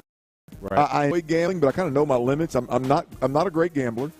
I do enjoy the adrenaline. I do enjoy the rush. I'm a fan. I enjoy when I don't have a dog in the fight, which, given how the Razorbacks have played the last few years when it comes bowl season and playoff season, I damn sure don't have a dog in the fight. So I like to wager a bit. Well, the worst bad beat of all time has surfaced. And for those that don't know what a bad beat is, it's when a player or a game is going a certain way and something just so rare happens, so unbelievable happens that you don't end up winning your bet, right? Right. Or you're right there really close to getting it, and it doesn't. Yeah, let me give you a good example. Tyler, I've told you this story before. Yeah, you yourself, sir, have had some bad beats, a plethora lately. I forgot about the recent ones, but the game that I'm talking about was Denver Broncos, Baltimore Ravens. And I don't remember the exact setup, but the only thing that could hurt me was if the Ravens scored a touchdown, not a field goal, a touchdown. Denver's got the ball on like the 2-yard line going in. I mean, the game's over. The bet's over. I'll put it that way. The bet's over. Yep. Right? And there's under a minute in the game. It's over. Like, I've won. I got from the game. I won. It's over. Yep. The Denver Broncos throw a pick six. Ed Reed intercepts the ball in the back of the end zone. And at any point in time could have stepped out of bounds, could have took a knee. Game was over. Yep. Oh, my God. But it is Ed Reed, so you know what he's looking Chief, for. he took it all the way to the house. Of course he did. I went from being plus 500 to minus 500. And then on top of that, Burger King made a commercial out of it. Burger King made just to remind you every time. Yeah, they put the King's head on him. Literally, it was a commercial of that play. They took the play, took Ed Reed's head off, and put the Burger King head on there, crown on there, and showed Ed Reed running it back. So every game I watched, I had to watch my $500 go down the drain over and over. All this needed was a $500 bill plastered on his head on top of that crown. That's all they needed to troll you just a little bit more. If that Denver Broncos wallet would have fell out of his pocket with $500 in it, that would have been that's the only thing that could have trolled me more. But that would be considered a bad beat. And Tyler brought this one to our attention, B. Scott, and this is unbelievable. It'll make you sick, man. This is unbelievable. The Lions running back, Detroit Lions running back David Montgomery. Yep. He got hurt. He got hurt last week. Yep. He got hurt last week, right? MCL tear, likely out for the entire season. They may have already announced that since this was written. They may have already announced that. I'm not real sure exactly, but his over-under for the season, yardage over-under for the season was 775.5 yards. We call that a hook in the gambling world. Yeah. 775 and a hook. Guess how many yards David Montgomery had when he got injured? I'm guessing not the 776. 775 yards. Oh, the hook on a prop for the season, dude. They got to trot him out there for honorary play. A season-long prop. So, in other words, again, for my people that ain't gamblers out there, before the season started, you take David Montgomery. Yards, Is he going to get over or under 775.5 yards? And with 3 games to play, he gets injured and he's got 775 yards. Literally by the hook, a season-long prop of God down the drain. Now, if you had the under on that, which I don't know anybody that would bet David Montgomery under 775 with that offensive line getting the tote, that would have been a hell of a bet. Well, maybe you're betting on Jahmyr Gibbs having an increased role in his second year. Like maybe you're like, oh, maybe they go this direction. I mean, that's the only way. Now, that's a bold bet if you go that way, but that would be the only logic. Forget the bet part of it. Forget the bad beat part of it. It's crazy how good Vegas is. Yeah. Not that they were good; they were lucky on this one. Yeah, but this is pretty on the nose. I mean, that's wild, man. The worst bad beat that I've heard. Now, I don't think anybody's going to make a commercial out of it because somebody got hurt. So I think they're going to be better off than my bad beat. But nonetheless, that's whatever side of that coin that you're on. I'm Clint Stoerner. I'm with Brandon Scott. He's in for Ron Hughley. T-Mill, Tyler Milner is on the ones and twos back at the studio. And, fellas, it happened again. It happened again. What happened there? You ran out of gas? Come on, Clint. I'm sorry. It almost happened again.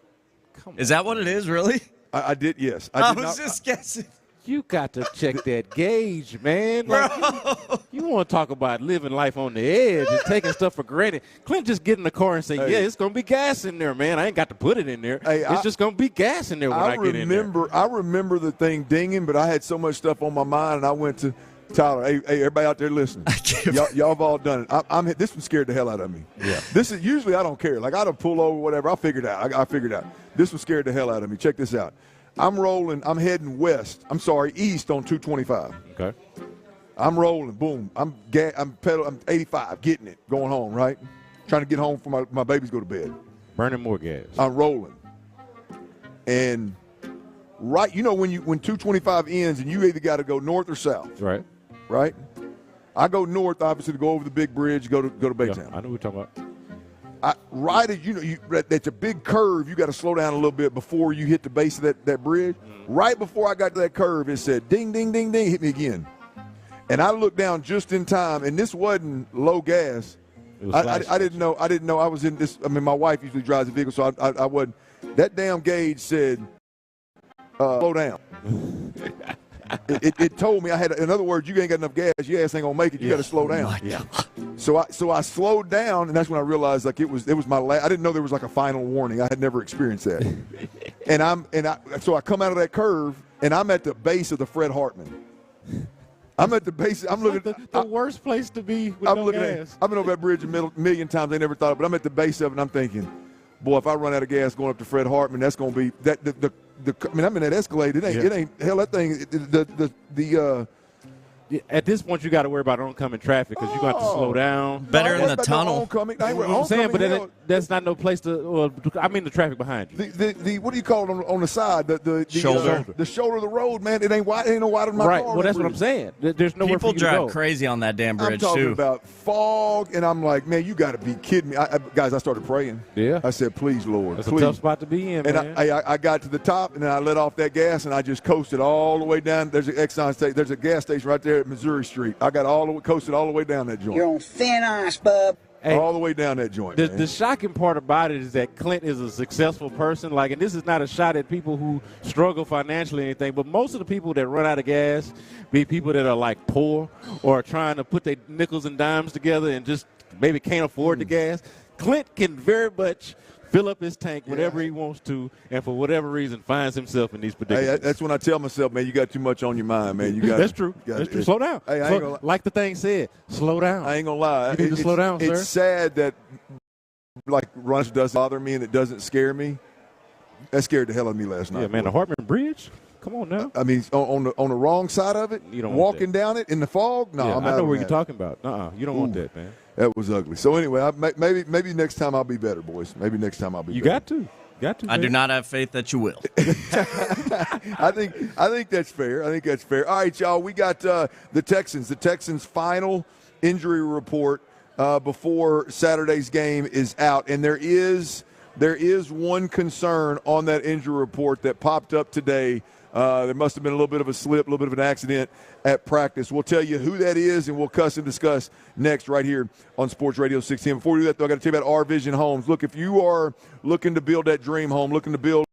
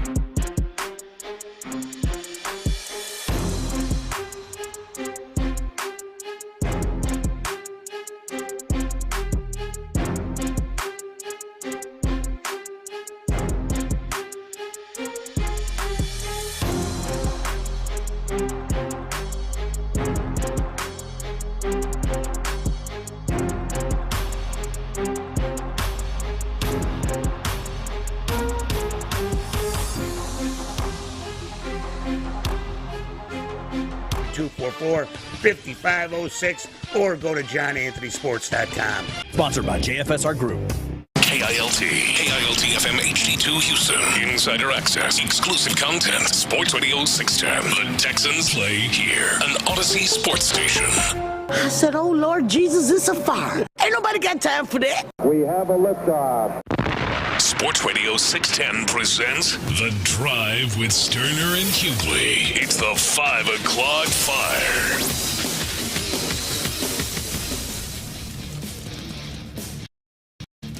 Our 5 o'clock fire is brought to you by Kirk Holmes every single day. Big shout out to Kirk Holmes for making that happen. And come on through, Buffalo Wild Wings, 290 in Cypress. We got a little while to go here. If you just got in the building, or if you plan on coming by, in the 5 o'clock hour, we're giving away the Bud Light game chest, and then at roughly around 5:30, we're going to give away a pair of tickets to the Ravens-Texans Christmas Day game. And that's one you want to be at. Now, with those tickets, you also get 2 wristbands to the Bud Light tailgate, little pregame party, and the Christmas Day game, the Ravens game is what, 3:30? Yeah, that's a 3:30 game. 3:30 game. Yep. So the tailgate probably turned up just a little bit relative to those noon games. So got a little extra time out there. Those Bud Light tailgate wristbands would come in a little bit more clutch. Not that they're always clutch, but a little bit more clutch than a noon game, I would imagine. But you can't win the tickets unless you're here, and you can't win the tickets unless your name is in the raffle box sitting right here in front of me when you come in the door. Come on through. Again, Buffalo Wild Wings, 290 up in Cypress. Come on through and hang out. All right, the Texans injury report, the last injury report of the week is out. And I'm going to give you the names that are out for the game, the players that are not going to play. It's already been decided. Foley Fatukasi is not playing, defensive lineman.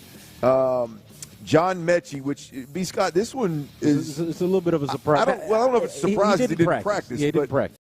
Yeah. I just remember the injury being like, damn, he's not going to practice, he's not going to play. But John Mechie is out Saturday, which, by the way, that's a little bit more of a hit than it has been, because I think John Mechie was coming. Yeah. And John Mechie, if we're being honest, in the receiving game, John Mechie is neck and neck with Tank Dell in terms of what balls he's getting thrown his way and attention he's garnering. He's definitely part of what they do. But definitely a big part of what they do. Yeah. All right, number 3, Juice Scruggs is out. Nothing new there. Didn't practice all week. And then Cade Stover, rookie tight end, did not practice all week.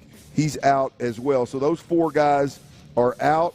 Kenyon Green, guard, was full all week long. He's good to go. Joe Mixon, ankle, he was limited all week, but there's no designation for the game. So the starting running back, Joe Mixon, is obviously good to go. Yep. There's one on here that we got to discuss, and this is the one that I teased. I don't know how big of a problem it is because I haven't heard from anybody yet, but Christian Harris, linebacker, returned last week, had a monster game. D'Amico Ryans is on record talking about this guy's got a chance to be the best linebacker he's ever coached. Comes back for one game. Everything goes well. He plays lights out. He practices Tuesday and Wednesday. No designation. Everything's fine. He's not even on the list. And today he pops up with a did not practice, questionable for the game on Saturday with an ankle issue. Now, that is probably something as basic as in practice today, rolled his ankle, or he rolled it yesterday late maybe, and today he didn't practice because they wanted to take him off of it. And they hadn't decided to play or not. But Christian Harris being on this list, there's 2 things here. One, obviously, you need him Saturday. Yeah. You're talking about an offense with Kareem Hunt and Pacheco, 2 good running backs. They'll get downhill on you. Both guys catch the ball out of the backfield, so you talk about a coverage linebacker being important. You talk about spying Pat Mahomes. I know this ankle. I know he's got this little ankle issue, but he's still going to run around the field and make plays with his feet. Overall, this is a game where you need Christian Harris. It's not just a luxury to have a linebacker that can play fast. This is a game where you really need Christian Harris. So this is a problem here. Well, you talk about the run game. You talk about spying Patrick Mahomes. You also talk about the money that Kansas City wants to cash on in the middle of the field, whether it's DeAndre Hopkins or more specific to Christian Harris, if it's Travis Kelce. Obviously, Travis Kelce is going to be somebody to watch in this game. He always is. So, and another thing about it, too, Clint, is the timing of Christian Harris coming back ended up marrying perfectly with this Azeez Al-Shaair suspension, where you were able to move Henry To'oTo'o, who was playing Christian Harris's spot, into his more natural spot, which is Azeez Al-Shaair's Mike linebacker spot, and then Christian Harris comes in and plays his natural role. Now if you're talking about going into the Kansas City game with Azeez Al-Shaair already suspended and no Christian Harris, you go from having this pretty luxurious linebacker depth between three guys. You normally play with two, and you got three guys that you feel good about playing. Now you got just the one if he's not able to play. So that obviously hurts your numbers game. And Christian, on top of the numbers game, is unlike anybody else that they have in the position group. So he's a special player on top of that. All right, the final Texans injury report. Foley Fatukasi is out. John Mechie is out. Then Kenyon Green is in. And Joe Mixon is in. Good to go. Christian Harris is the one we got to keep an eye on right there. Did not practice and is questionable. 5 o'clock fire. All right, now on the flip side, let's go up to Kansas City. Ron, there's one player, Hollywood Brown, that apparently, depending on who you listen to, but apparently is up there not only healthy and ready to return, but is making plays all over practice, is standing out at practice in a big way, to the point where folks, before we ever take a snap, is talking about Hollywood Brown is back to his old self and back to being the Kansas City Chiefs top receiver and all this and all that. And I don't know how true that is, but it looks like Hollywood Brown is going to play this week and return for the Kansas City Chiefs. I don't know, has that been confirmed yet by any kind of? It's been reported reputably. Okay. I would say. Well, I think it was I think it was Tom Pelissero or somebody of that ilk has said that he plans to play or intends to play. Yeah. So right now we're operating. That's the news part of the news of the day. Operating under the understanding that Hollywood Brown is going to be out there. And I say, Clint, the big thing about it is, sure, you saw the Texans defend Tyreek Hill and Jalen Waddle well last week against the Miami Dolphins. But we haven't seen offense with Hollywood Brown and Xavier Worthy all together at all. Like we just have not seen it because he got hurt in the preseason. So I think you can hang your hat on the way the Texans play defense against the Dolphins. Like if you can shut down Tyreek Hill, shouldn't be no speedster that scares you really. But it's Patrick Mahomes we're talking about as the quarterback on top of the fact that you got these guys on the outside, and then, of course, DeAndre Hopkins and Travis Kelce that can work the middle of the field. So this makes them a much more well-rounded offensive attack. Yeah, just schematically, Pat Mahomes, if he has times, he's going to try to throw the ball over the top where Tua just – it don't matter how fast his guys are, Tua's not going to – if he tries that, it's going to be just that, a try. Right. They're not going to feel real comfortable about it. Jeremy Fowler of ESPN is the one that reported this. The Chiefs plan to activate Marquise Hollywood Brown. By the way, I heard in the loop talking about him earlier, called him Marquise. I had no idea who the hell they were talking about. Yeah, man. Hollywood. I forgot the guy's name was Marquise. Yeah, dudes get older, start calling them by their government name, and then you get confused because, man, I just know Hollywood. Well, it's a hell of a nickname when more people know you by your nickname than your real name. I mean, if people acknowledge you as Hollywood, why would you go back to your real name, whatever it is? Yeah, Marquise ain't it when you can be called Hollywood. Hollywood works. But Jeremy Fowler, the Chiefs plan to activate Hollywood Brown off the reserve injured list with a shoulder for Saturday's game versus the Houston Texans, assuming everything continues trending positively this week, again, per source. He looks to make his Chiefs debut after 4 months. And, again, the reports are that everything is going more than well at practice, apparently. So, to your point, I think the significance here for all of us Texans fans is that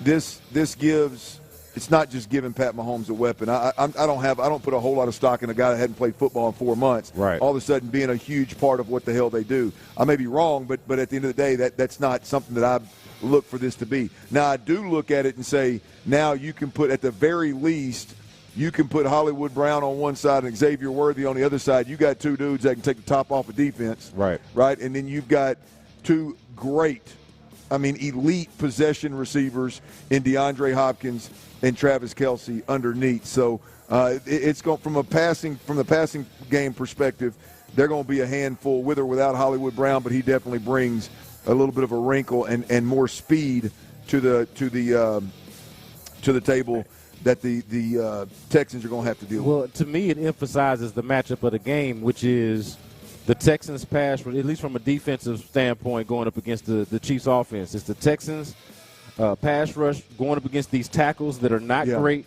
for the Kansas City Chiefs. And then, of course, Patrick Mahomes operating with a high ankle sprain.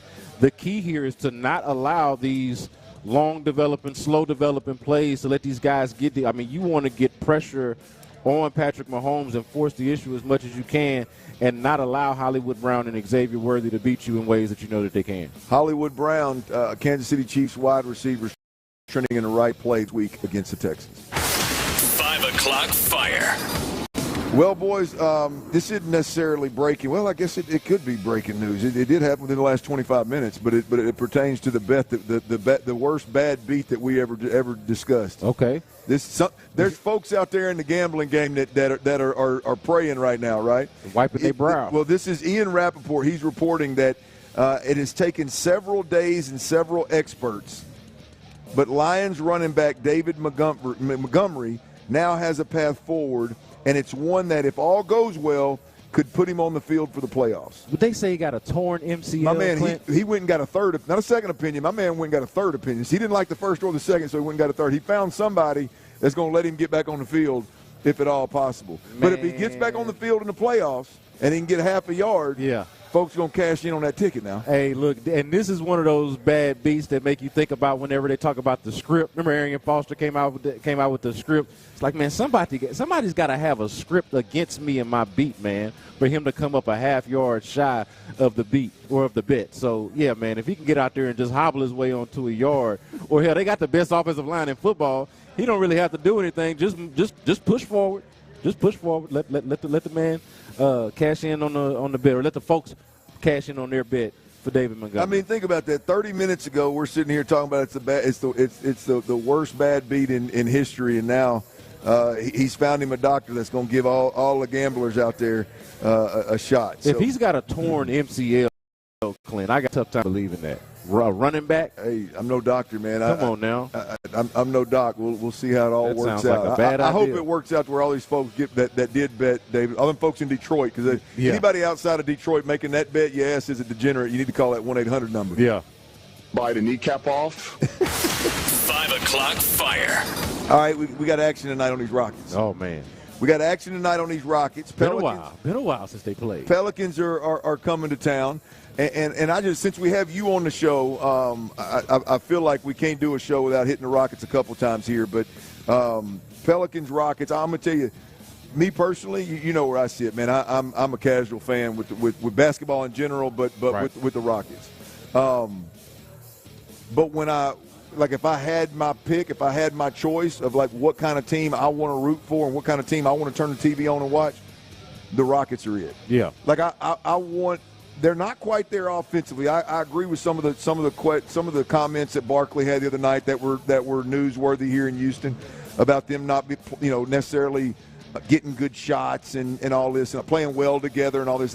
But damn it, these dudes are physical. They play as a team. They play defense. If they get the offense right, or if they acquire the right superstar offensive player, this group's ready to rock and roll. Yeah, the fact that they could be in the position that they're in right now, like one of the better teams in the Western Conference right now, with as bad of an offense as they have, tells you how good they are defensively. And it's just the markings of a tight, like if you are a casual basketball fan, or if you value certain things about the game, effort, defense, things like that. Like if you have those particular values in the game, The Rockets are true to that, right? Like they play defense, they get after it, second chance points, rebounding, like they do all of those things. They are just missing that key component that every serious basketball team has to have, and that's when you need a bucket, okay, or you need a strong offensive possession. Who do you hand the ball to? Yeah. And they are way too reliant on Fred VanVleet, both from a facilitation standpoint and from a scoring and shooting aspect. There is no team in the NBA that should be as reliant on Fred VanVleet as this one is, and that's part of the problem with them offensively. If they could get a little bit better guard play outside of that, they'd be cooking with grease. I like it. How much do you like them tonight? They got the Pelicans. They're sitting at 5-22. What are they, 15th in the Western Conference? Yeah, I like them against the Pelicans. Let's go Rockets. This is a better team than the Pelicans, for sure. But you can't just like them. I mean, there's a line involved there. What's the line? Give me the line. What's the line? 8.5. Ooh, man, they play close games. I bet against the line. I like them in a close game. I bet against the line. Oh, you like them in a close game? I like them in a close game. The Rockets play. They don't really blow teams. They don't score well enough, Clint, to blow teams out. They're gonna win a grimy, nasty, scrappy game that's gonna kind of remind you a little bit of the '90s. We'll see if T. Mills' best bets. We'll see if he agrees or disagrees. Rockets minus 8.5. Take the Pelicans, huh? Okay. Yeah, I take the Pelicans on that. We'll see what Tyler on thinks. that line. I take the Pelicans. All right, I've said this from jump, y'all. I've said it from jump multiple times that this season is going to come down to C.J. Stroud's ability to juggle being aggressive and playing that Tom Brady brand of ball we saw him play last year, right? And it hadn't gone real smooth this year yet. The stars could still align, but there's one thing C.J. Stroud's doing that's on film week after week that we got to cuss and discuss. We'll do that next right here on Sports Radio 610. Before we do that, though, I got to tell you about Daisy Dip now. Daisy Sour Cream. They've launched a French onion dip as well as a ranch dip. We've had some in the office, and it didn't last long because folks were taking it home. And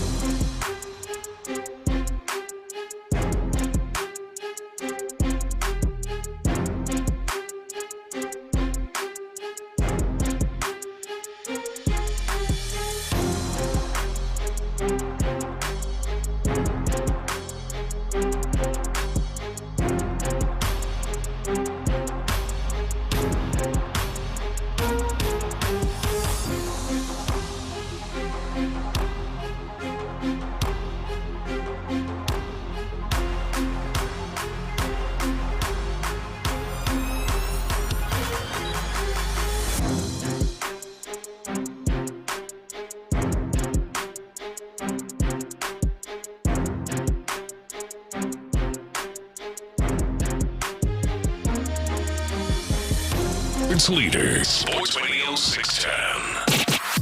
It's a Thirsty Thursday with our friends at Bud Light on Sports Radio 610. Live from Buffalo Wild Wings off 290 and Cypress, here's The Drive with Stoerner and Hughley. Yes, sir. We got a little Thirsty Thursday party going on. Big shout out to Bud Light for making it happen. Yes. Not just this Thursday, but every Thursday, Bud Light makes it happen. And Lights on the table now. They come bearing gifts. You know, we've given away 2 $25 gift cards, Visa gift cards. By the way, you can spend them wherever the heck you want to spend them. I would suggest that you spend it here at Buffalo Wild Wings before you leave to pay for your beer, pay for your meal. But you do whatever you want to do. You know what? The folks that want a $25 gift card, hell, that'd make a good Christmas gift to somebody that you care about. So. And we've given away. Obviously, we just gave away the Bud Light chest. And we're going to get to the tickets. Yeah. We're going to get to the Texans-Ravens tickets. We've got a pair of tickets we're going to give away to that Christmas Day game. We'll give that away in the next break. So if you're out there, you're listening, you got about 10, 12 minutes to get over here and get signed up and get your name in the raffle before we pull for those tickets. Now, again, with those tickets to the Texans-Ravens game, I've got a pair of wristbands that'll get you in the Bud Light tailgate to do a little partying. And that is a 3:30 game, so there's a little more time to party. I imagine you could put a dent in whatever Bud Light's serving at their tailgate with an extra 3.5 hours. Yeah, make it a little Christmas tailgate. Christmas at the stadium, if you will. Not Christmas at the ballpark, but Christmas at the stadium, if you will. A little Bud Light tailgate. That's right. A little Texans-Ravens on Christmas Day. Why not? That's right. All right, we talked about this a little earlier in the show, B. Scott, but I want to circle back to it and make sure we hit it. Look, there is – I've said this from jump. Before the season ever started, when the Texans started talking about how they wanted to be more aggressive and push field, yada, yada. This season is going to come down to, and I still believe, I know we've had some problems. We've had the offensive line problems. We've lost Steph Diggs, and you lost Nico for a few games, and not real sure what Tank is right now. And Joe Mixon was out for a few games early. Joe Mixon's been in and out, and so there's been some issues. But ultimately, over an 18-week season, this team is going to go as C.J. Stroud goes. Yeah, and it's all about C.J. balancing being the game manager and then being the guy that is going to put his foot on your throat when the opportunity presents itself and make enough plays to separate and not make it a one-score game, or allow the team to come back, allow the team to stop the momentum, stop the bleeding, so to speak.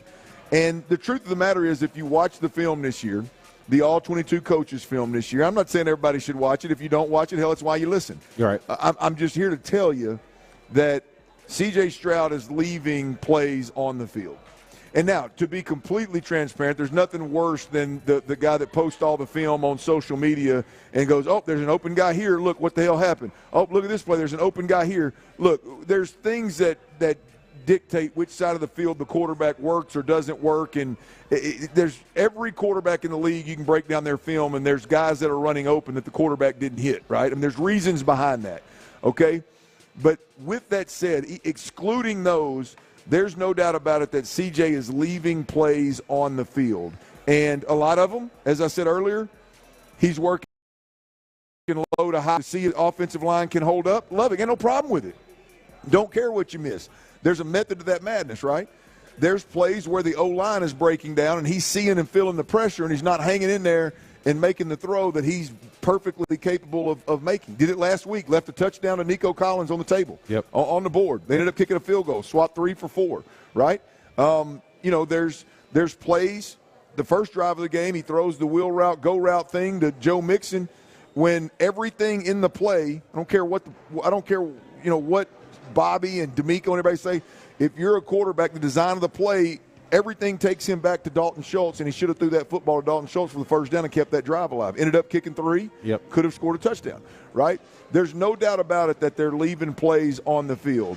And I think the question right now is, are you concerned with what CJ is doing, or do we believe that this is something that the kinks can be worked out over the next 3 weeks and he can be playing his best ball come playoffs? So I do think that the kinks can be worked out in the next 3 weeks, but that doesn't take away my concern. You know what I mean? Okay. I'm still concerned about it because it's an issue. And honestly, Clint, it has to do with I would say, lack of margin for error with this team. Like, they really need him, Clint. Like, they can't really run block worth the damn. We talk about that all the time. Like, it would be nice if they could have a run game that was consistent, that they could really rely on, that could take some pressure off of C.J. Stroud. But if there's anything that we're learning about this team, beyond the fact that what we're talking about here, that C.J. Stroud has to stop leaving plays out on the field, going to be a pass-happy team, and that they are going to rely on C.J. Stroud to make these plays. Like, this is the identity of the team. Yeah. And so I don't feel like you can afford to have him out there missing these plays. And the real key thing about it, too, like when you're as a fan consuming it, watching it, this is happening in games that they lose. This is happening in games that they win, because you can find examples of it this past week against Miami, and, they won the game. Absolutely. All is good, right? Yeah. They won the division later on in the day. Everything's cool, no problem, right? Or you can find it in games going all the way back to Detroit, a game that they ended up blowing at the end, right? It's either in defeat, it's in victory. It doesn't really matter what the result of the game is, per se, when you're talking about this particular issue with C.J. Stroud. When you get down the stretch, when you get further into the season, really we're talking about when you get into the playoffs, right? Sure. Yeah. You are going to need him to take that easy money when it's there, 100%. Yeah, it's, it's typical second-year quarterback stuff. It's typical quarterback that's had the hell beat out of him for the first half of the season types of stuff. So I understand it. It's not necessarily a slight to C.J. Stroud. It's just the reality of where the Texans are. They do all the things, and this is including quarterback play. They do all the things that's good enough to win 8 or 9. Yeah, that's a good way to put it.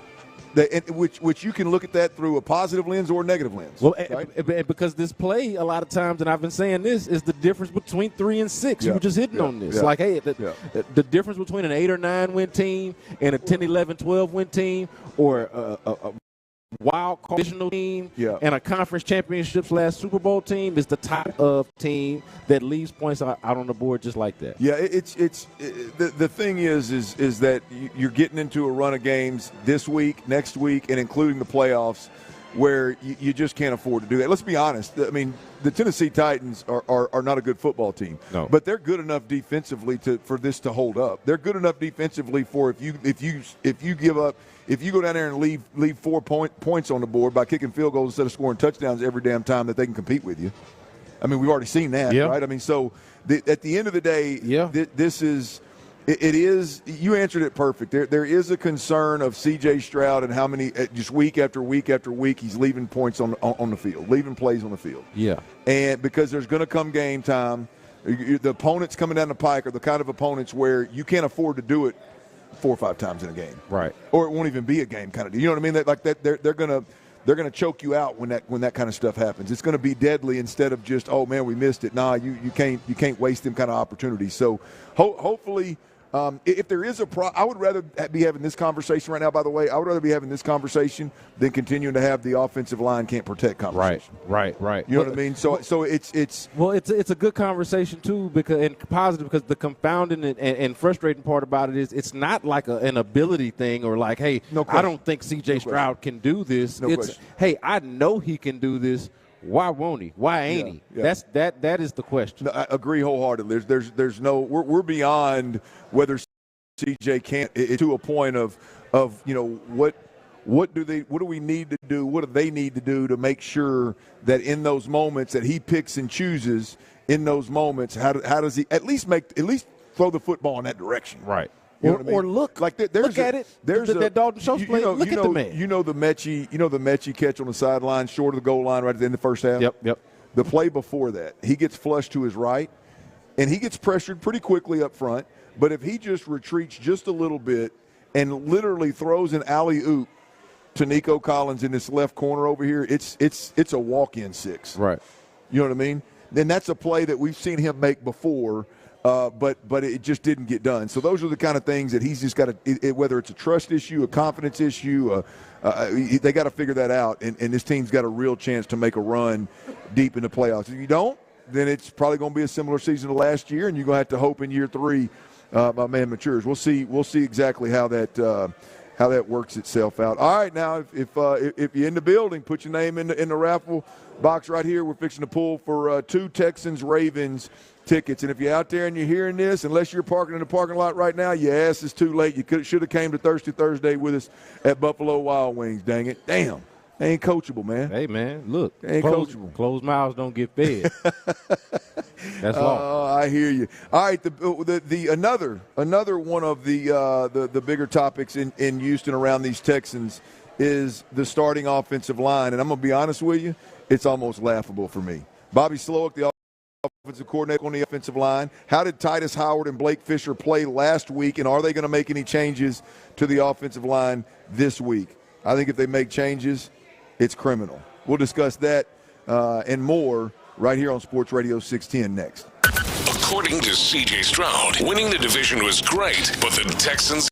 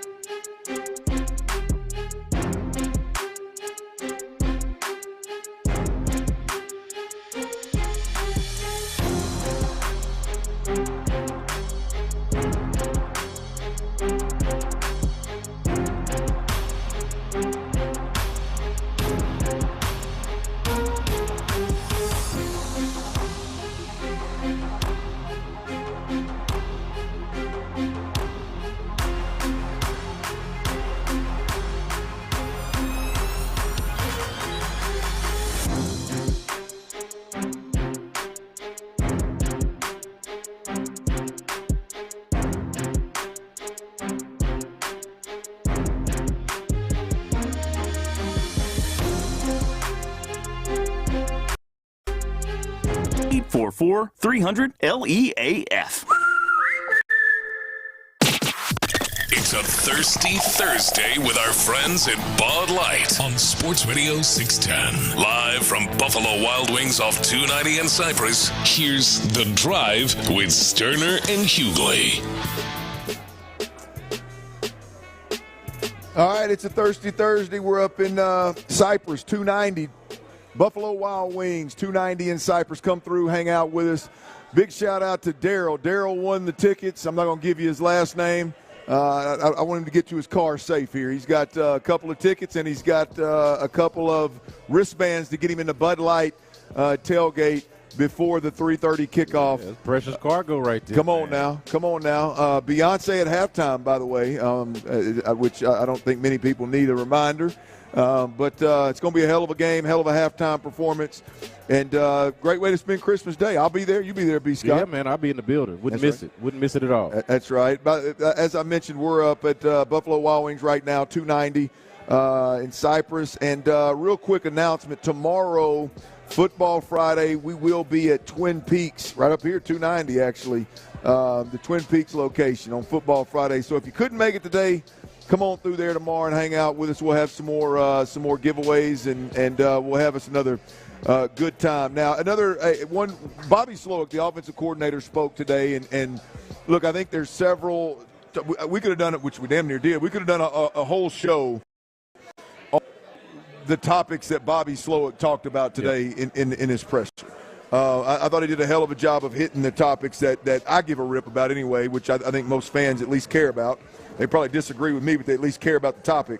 The starting offensive line for the Houston Texans. I'm going to be honest with you, B. Scott. I'm surprised how much conversation is being had around the offensive line. Yeah, well, I know you got a little different feel for it, so you may be able to talk some sense into me. But the way I view it, man, is you got obviously Laramie Tunsil at left tackle, Titus Howard at left guard, Jarrett Patterson at center, Shaq Mason at right guard, and Blake Fisher at right tackle. I mean, that's like I can't think of an argument to justify at least starting the game any other way. Here's the thing, Clint.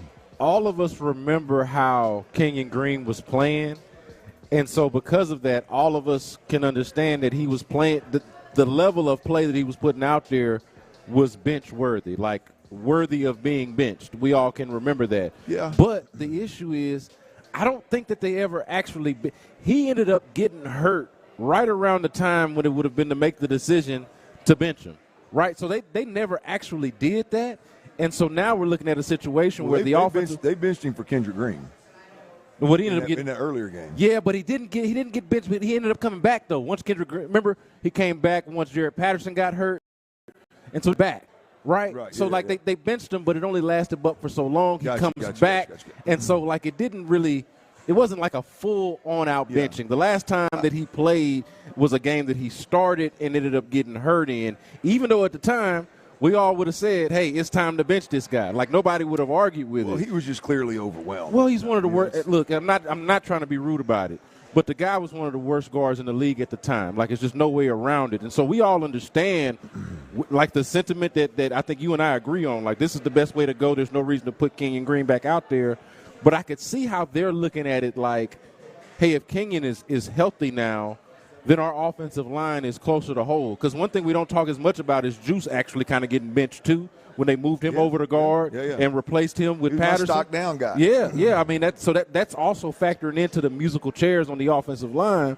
But now this would be the closest thing to being whole. Juice Scruggs, of course, not healthy, but was going to be benched anyway, or possibly going to be benched anyway. Jarrett Patterson playing in his place. But now Kenyon Green being healthy would allow Titus Howard to go back to his natural position. But I do agree with you. Like, to get back to the meat of the matter here, I agree that this is the best iteration of the offensive line. The best five that they could put out there would be Titus Howard at guard, at left guard, and Blake Fisher, the rookie, at right tackle. I would not want to experiment with Kenyon Green at left guard, coming off of an injury, considering how he was playing when he was healthy, going into Chris Jones's house. I do not want them to do that. Yeah, look, I think it would be borderline criminal anyway. We slice it here. I hope, I'll be honest with you, if I were Bobby Slowik, if I were Joe Mixon, if I were C.J. Stroud, I would hope that the Kansas City Chiefs go, man, we're gonna put Chris Jones outside wide on Blake Fisher on this tackle. I would pray that they'd pull him out of the middle, give us a chance to run the football better, and give us at least if Blake struggles with him or anybody else, you got tight ends you can put out there, running backs you can put out there, you can help. I think this is. There's no I've heard with better communication from Jarrett Patterson, and there's some truth to that. Yeah, that's a thought. Kenyon Green could potentially be better. I agree with that, but he ain't gonna be better. He ain't gonna be better than Titus Howard in there, particularly in pass protecting standpoint. But nonetheless, the adjustments that were made was Titus Howard, your typical right tackle, moved to left guard, and Blake Fisher, the rookie out of Notre Dame that was drafted this year, moved in at the right tackle position. Bobby Slowik, the offensive coordinator, he spoke about those guys today. Tyler, let's first hear about Titus Howard and just how difficult it really is to do what he did and then play extremely well. This is Bobby Slowik. I thought Titus did a heck of a job in what was a tough situation last week, asking him to bump inside. And really, I thought he played a heck of a game on the inside. He had, one or two things here or there that's just a little different when you go from tackle to guard, how fast it is on the inside, how quick things happen. But he adjusted, I want to say, within like 6 snaps, and he was rolling. He played really well, which was really cool to see, and credit to him. And why not make that move a little bit earlier as opposed to like then? Yeah, like I said, there's a lot of moving pieces all the time, and we got guys that are kind of up and down. And at the end of the day, our goal is to put the best 5 out there in every given week. That what that is, or how we feel that might be different. I mean, going from, he was playing good at tackle, going from tackle to guard. That's a massive jump. And he was willing to do it, which was, again, I can't say enough about how much credit I give Titus for being willing to go from right tackle to left guard. Not only are you sliding in, you're switching sides. That's a massive move. And for him to be able to do that and play the way he did was awesome. Yeah, tip the cap to Titus Howard for being able to do it. I said this last year, and when they gave him the big contract, I know it's not a popular thing, B. Scott. Yeah. But this does nothing but help Titus Howard. Yeah. I'm not one of the people that loves it. I don't love it, but the ability to have somebody that's a big dude, that's long, that's heavy, that at least gives you a puncher's chance against Chris Jones, to have that as a possible. I hate that we're in this situation too. Yeah. Right? But for him in a vacuum, for his career, he's going to be paid as one of the he is paid and will be paid for probably the next contract as one of the highest paid right tackles in the game. Yeah. But he's going to be paid.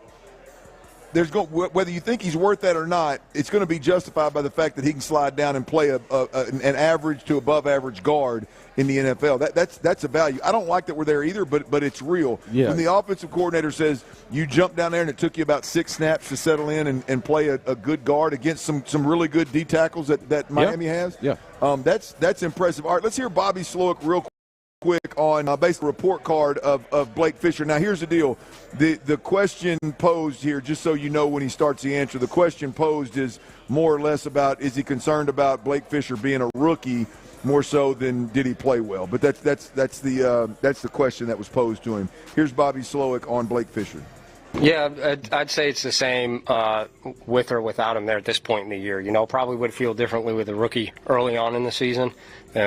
What they can handle and the defenses you're going against, especially this defense, they present a lot. They're really good, one of the best defenses we played. So you really have to be on your responsibility, your eyes, and handling all the pressures and protections and where we're IDing in the run game. But at this point in the season, this late, we all really should be to the point where we can handle that. And Blake's shown that he's done a really good job in that area. The point there being that Blake Fisher doesn't handcuff him as a play caller because he's a rookie. It's with or without him there. The playbook's wide open. Bobby Slowik is not at all handcuffed by the rookie. So those are both great reports. I'm telling you, the most exciting. This is about Blake Fisher. Yeah. My man's got some heavy hands. Yeah. And when you got heavy hands in the league, damn it, you got heavy hands. Yeah. There's a real chance that this dude in the run game is going to be nasty at some point. Yeah, so and this whole thing is twofold, right? And kind of coming back to the point of, how you want this offensive line to look. A, can Titus Howard play left guard? Check. We saw that he can do that. B, can Blake Fisher play adequately in his place at right tackle? Check. He can do that. You've answered those two questions. I don't know what else other questions that you need to ask. Sure, maybe Kenyon Green is better with better center play, but what does that really do for you when you've already kind of figured out the answer to the riddle? All right, we got a little Thursday night football game tonight. Two AFC West opponents going head-to-head. Two playoff teams, AFC playoff teams, by the way, going head-to-head. If they don't both make it, boy, somebody fell apart. The wheels came off somewhere. T-Mill, we got to get them best bets. This is a big AFC matchup tonight, man. What do you got for us? Yes, sir. Follow me to the money, folks. I am killing it with betting on NFL games so far in December, hitting 70% of all bets. I got 6 of them. I'm going to give them to you real quick. List form. Here we go. Broncos +3. I'm also on the over for this game at 41.5. I'm on the Broncos team total over 19.5. Then 3 player props right here. Bo Nix over 1.5 touchdown passes. Cortland Sutton over 63.5 receiving yards. That might be my favorite one of the night. And then Justin Herbert over 21.5 completions for the Chargers. I like those. All right. I like those, T-Mill. That's right. At T-Mill Real Deal on Twitter. Keep up with them bets. T-Mill's best bets. He got 6 of them now. He ain't going to give you 1 or 2 now. He's going to give you 6 of them to pick from, so y'all keep rolling. All right, Texans All Access, 6 to 8 p.m. Chiefs-Texans preview with Hall of Famer John McClain right at 6 p.m., so you better stay plugged in, y'all. B. Scott, appreciate it. T. Mill, hell of a job. Everybody at Buffalo Wild